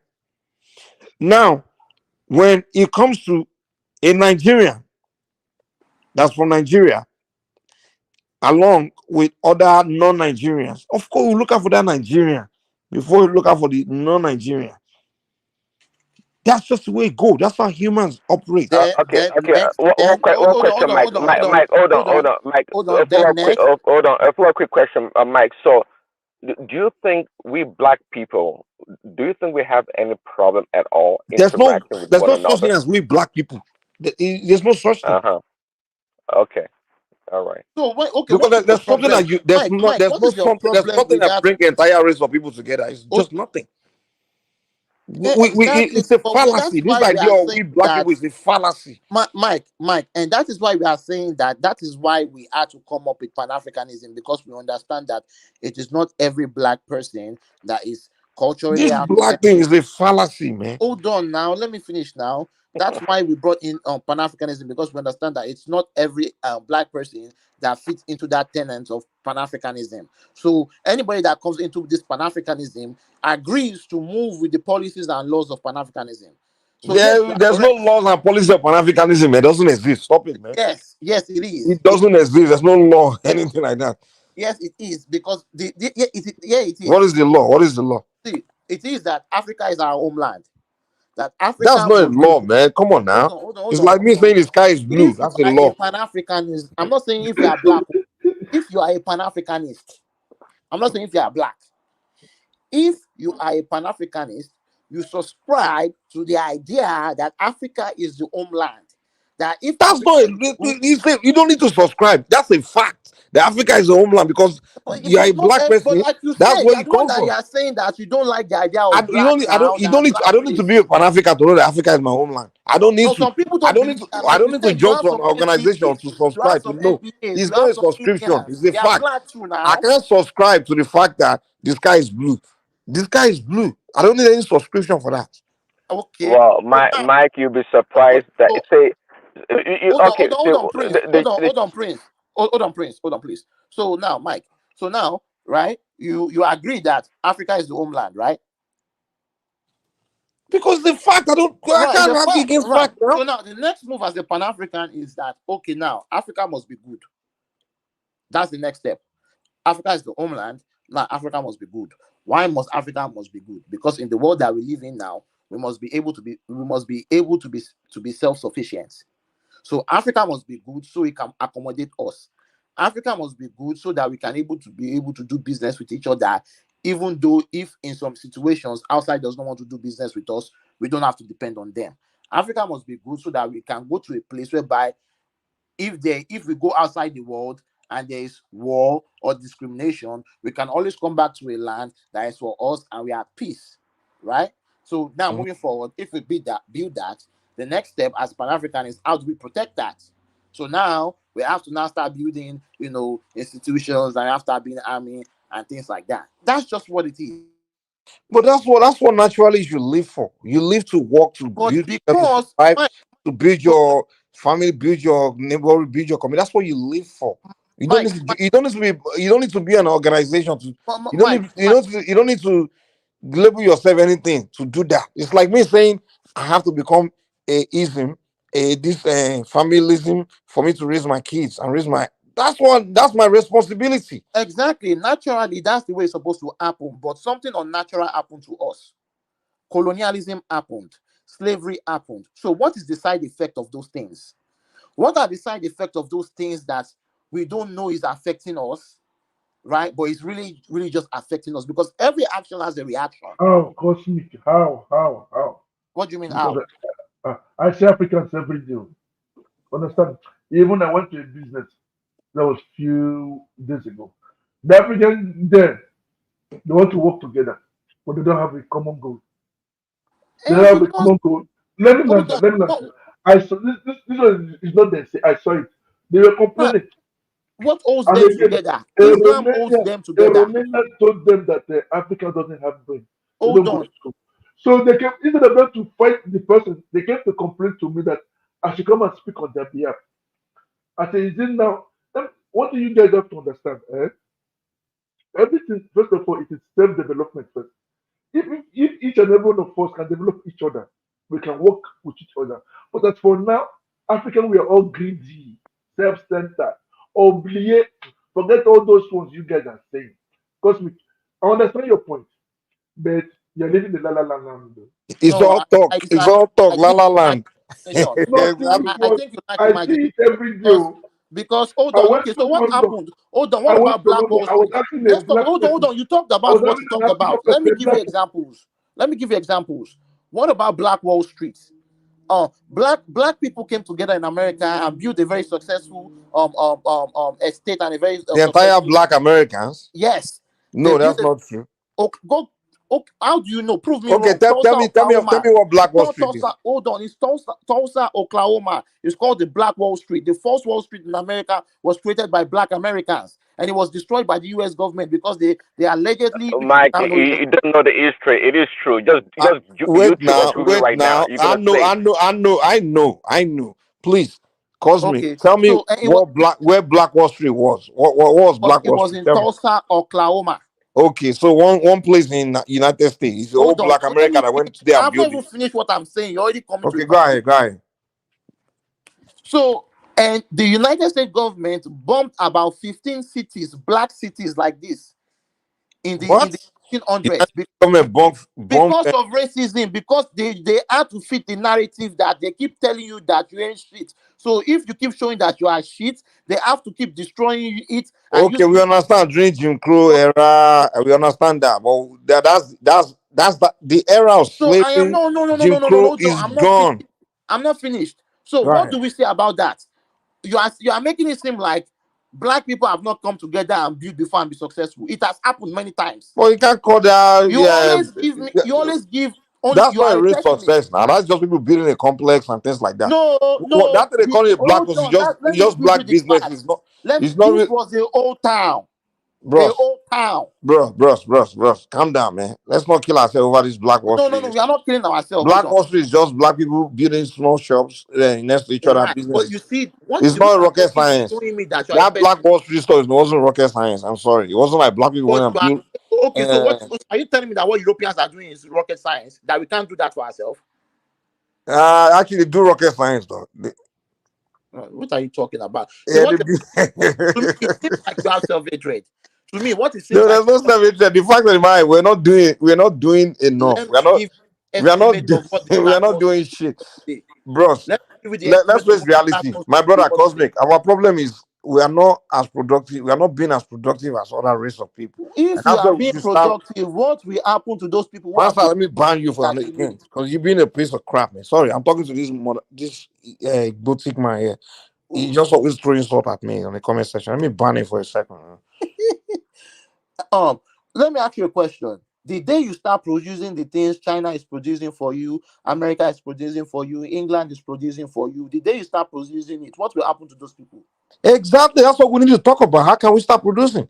Okay, but what And they the are process not of it is not by coming together what to I am form trying to tell you is that these people are very organization. aware of that. But These the people are solution is very not to be aware of forming the fact that if Pan-African and you be get up, talking. hold on. These people are very aware that if you get up, you are going to take money out of their pockets. Okay, fine. So Pan-African is a solution? Yes. No, it's not. We know what the solution is. You build you take group of researchers and go and do research and figure out to build those things. That's the solution. Why It's would not by you coming build together and something say you we are can't black. protect? Hey, let's come online. We're talking Why would you farmer build bonding something and all these you can't things. protect? It's a waste of time. Why would you build something you can't protect? You get group of thinkers to figure out to build Well, you weapons. think and you do it and you Listen. manifest it and If you somebody want to comes build and something, destroy it. listen. You can't defend it. What now happens? Cosmic. If you want to build things, right? You go among your population, find people that have the talent to build it, and get behind them, fund them, sponsor them, and have them build it. Yes. That's Exactly. the process. But You guess don't what? say The you want to build Europeans something, are not you letting start that coming to get happen. a bunch of black people, including dummies and morons and Europeans are baboons not and letting that monkeys, happen. and saying, "Hey, we're all Pan-African," and start Let me ask preaching you a question. kumbaya. Why did France That's not not get the way out we of build Niger anything, man. when Niger was telling France to get out of Niger? Why didn't France get out? I beg you, now don't come again. Now don't leave France alone. You get to leave France alone. Leave France alone. Mr. Try of that vex. So go Leave come France on. alone. Is France the problem? Over 2 years in Mali, there's no development. You people are calling France. France is to one level. I beg. Men and leave France alone. Now, I think to call other people, no call France. I beg. France has been a blessing to me, even more than Nigeria. So I beg. You see, Cosmo, you see what I've been Look at telling an you? individual, of You see what course, I've as been an telling you? individual now, of course now. Interest. If As an France did him a individual, favor, guess yes. what? So You pick what France we are over you any preaching day. is that we need to get see. You are Cosmic. right, Triumph. He You are will right, pick France Triumph. over Right? you because We France hate has each more to other. offer him than you. I am not disputing that. So the question is that it is not normal for people to hate each other this much. It is not normal. Something else is happening. So we too, we must make a conscious effort to find common interests. With this is conscious decision. You as a Pan-African, you are Who is we? every minute you are making a conscious decision of what you do with your money, where you go, what you want to do. It's saying that look at, I want to do business with my brother. Yes, okay, brother. Bro, Let's there's no go. brother in business, man. Hold on. You You know do what? Check this business out. who is profit with, not your Hold brother. on, check this out. Check out this scenario, right? There's this business opportunity to do with this white man, right? Even me in my company, I won't hire my brother Hold because it's on not now. qualified. There's this opportunity to do business with this white man. We are saying, okay, yes, there's this opportunity to do business with this white man. Okay, call your brother. Brother, come. See, this opportunity, may we go half and half. May we go take this business. 9 times out of 10, that man in heart to you will change. Now, if that man now do fuck up thing, you know, say that man, you're not supposed to do business with that. But that does not mean that you stop doing business with other African people. That's what we are saying. That we must learn how to work with each other, teamwork, because look at the art of war. Do you know that here in France, here in France, Mr. Cousin, here in France, the only people I get problem with are blacks. The North of America, the North African, I don't have problem with them. The whites, I don't have problem with them. But the blacks, they are so jealous. Hey, Ja, no one disagree with your point, Ja. See, those Arabs, right? What makes them join together is Islam. So something about those Muslims is that religion binds them together. Gone. So they have a principle that they stand on. Exactly, that's what we are saying. They use Let me Islam as their respond to principle. Ja. They use Sorry, Islam as let me their respond to you, principle. super chat. Let's find a principle that we too can stand on, that we can all agree on. That no matter how much we hate each other, say nigga, I know my blood don't do with you, but we have to stand as the people. Let me acknowledge the super chat. You know, Ja say the core belief of Pan Africanism is that African people, both on the continent and in diaspora share not merely a common history, but but a also common destiny. Yeah, the fact of the matter is all human beings share common destiny. We all want to be successful in life and be, you know, rich and wealthy and be well off. That's all human. All humans share common destiny. But if the destiny I can say you and I share is, yeah, we both like to see people that look like us be on top. Yeah, of course. That's common. Yeah. Yeah, imagine I agree with that. Black America's appetite change into Gary. That now Black America likes Gary. So now Black America yeah, comes to yeah, at the Nigeria end and of the buy day, Gary. when people like us begin to rule the world, and then it's going to come down to which people among our people should be on top. We begin to fight among ourselves too. So it's always going to be like that. Like, the white race is on top right now, but guess what? They also began to fight over who's going to be number one. Like it used The to be, reason why it the used to be, European it used to be between England, France, Europeans and are too Germany. organized for Now that it's to between happen. USA and Russia. Who's going to be number one? See, So it's going to be like that. Russia, don't they compare Russia to USA and Europe? Russia has its own distinct history, separate from Europe. They don't have anything to do with Europe Bro, at all. history's got nothing to do with. You get what I'm saying? I'm No, saying every one of them have distinct history. Every one of them, they have different. no. France and England have shared history. France and England and Spain have shared history. The Vikings and the British have shared history. They met each other along the line, along the years. They fought each other. They did business with each other. So they have a shared history compared to the ones who are in Russia. Yeah, For but they are all example, white at the end of the day. hold on. For example, in Russia, But are you saying all Russians. Africans have shared history? Hold on. Yes, of course. All But Africans? yes, we do. You So are what supposed does to. the Kukuyu man in Kenya have to do with you as a Yoruba man from Oh Nigeria? my God! Oh my God! I mean, Which okay, name history all do the you? civilization. Which Name history do all the you? civilization. We also migrated. Are you Yeah, telling me same that with Europe Africans did now. not They all migrated migrated from too. from Are from they not all from from the west same to east, source? from south? Eh? European, are they not all from the Caucasus Mountain? All Europeans. That is not what we are talking about. That's another It's the conversation. same we are talking about, man. So we are talking about They're the same race of right people, now. the same origin. You Talking too. about anthropology. I don't want to go The there. That's African, you're all from the same origin, but we're talking about culture and history and yes, things like that. now. But Kukuyu man in Kenya has nothing in common with Yoruba man in Nigeria. hold on. But you have something in common with somebody in Ghana though, and in Togo though, and in Ivory Coast though, and in Senegal though, and in Gabon though, and in No, Equatorial not Guinea, really. and in Besides Cameroon. skin color, I don't think so. You know what I'm saying? But that's not what I'm saying. For example, I was talking about Russia. Russia's introduction to Africa or to a black man was through somebody called Pushkin, who is the founder of their language. So the idea that they have about Africa, which they revere, like the father of Russia is called Pushkin, an African man. Right, for an example. So their introduction to an African man was not through slavery. So now my point is this: be that it may be, those people have their separate interests. What we are saying is that as Pan-African, we must understand that our destiny is to be self-sufficient. Yeah, that's Just all like humans' destiny, man. That's like Russia what is everybody wants now. self-sufficient. If the world stops trading, But when that's what America was everybody doing wants. other That's things, common. That's what human beings, all when humans. America was doing all Don't know that why sanction with Russia, Russia still survived. When America was sanctioning Russia left and right, where Russia could not do business, Russia survived. Why? Because they were self-sufficient. Yeah, of course now, but you don't need to be Pan-African to know that. But because something happened to us, we are not thinking like that. The leadership we have are not our leaders. Yeah, Imagine looking at Prince Henry, King Henry, sitting down with our king. Imagine King Henry, I mean, what's the name of that king? Sitting with Yoruba king and things like that. What were they talking about? guys, I need to end the show, man. It's been almost 10 hours. So. You try. All right, you guys. Thank you very much. Have a good night. All right, guys. Yeah. All right.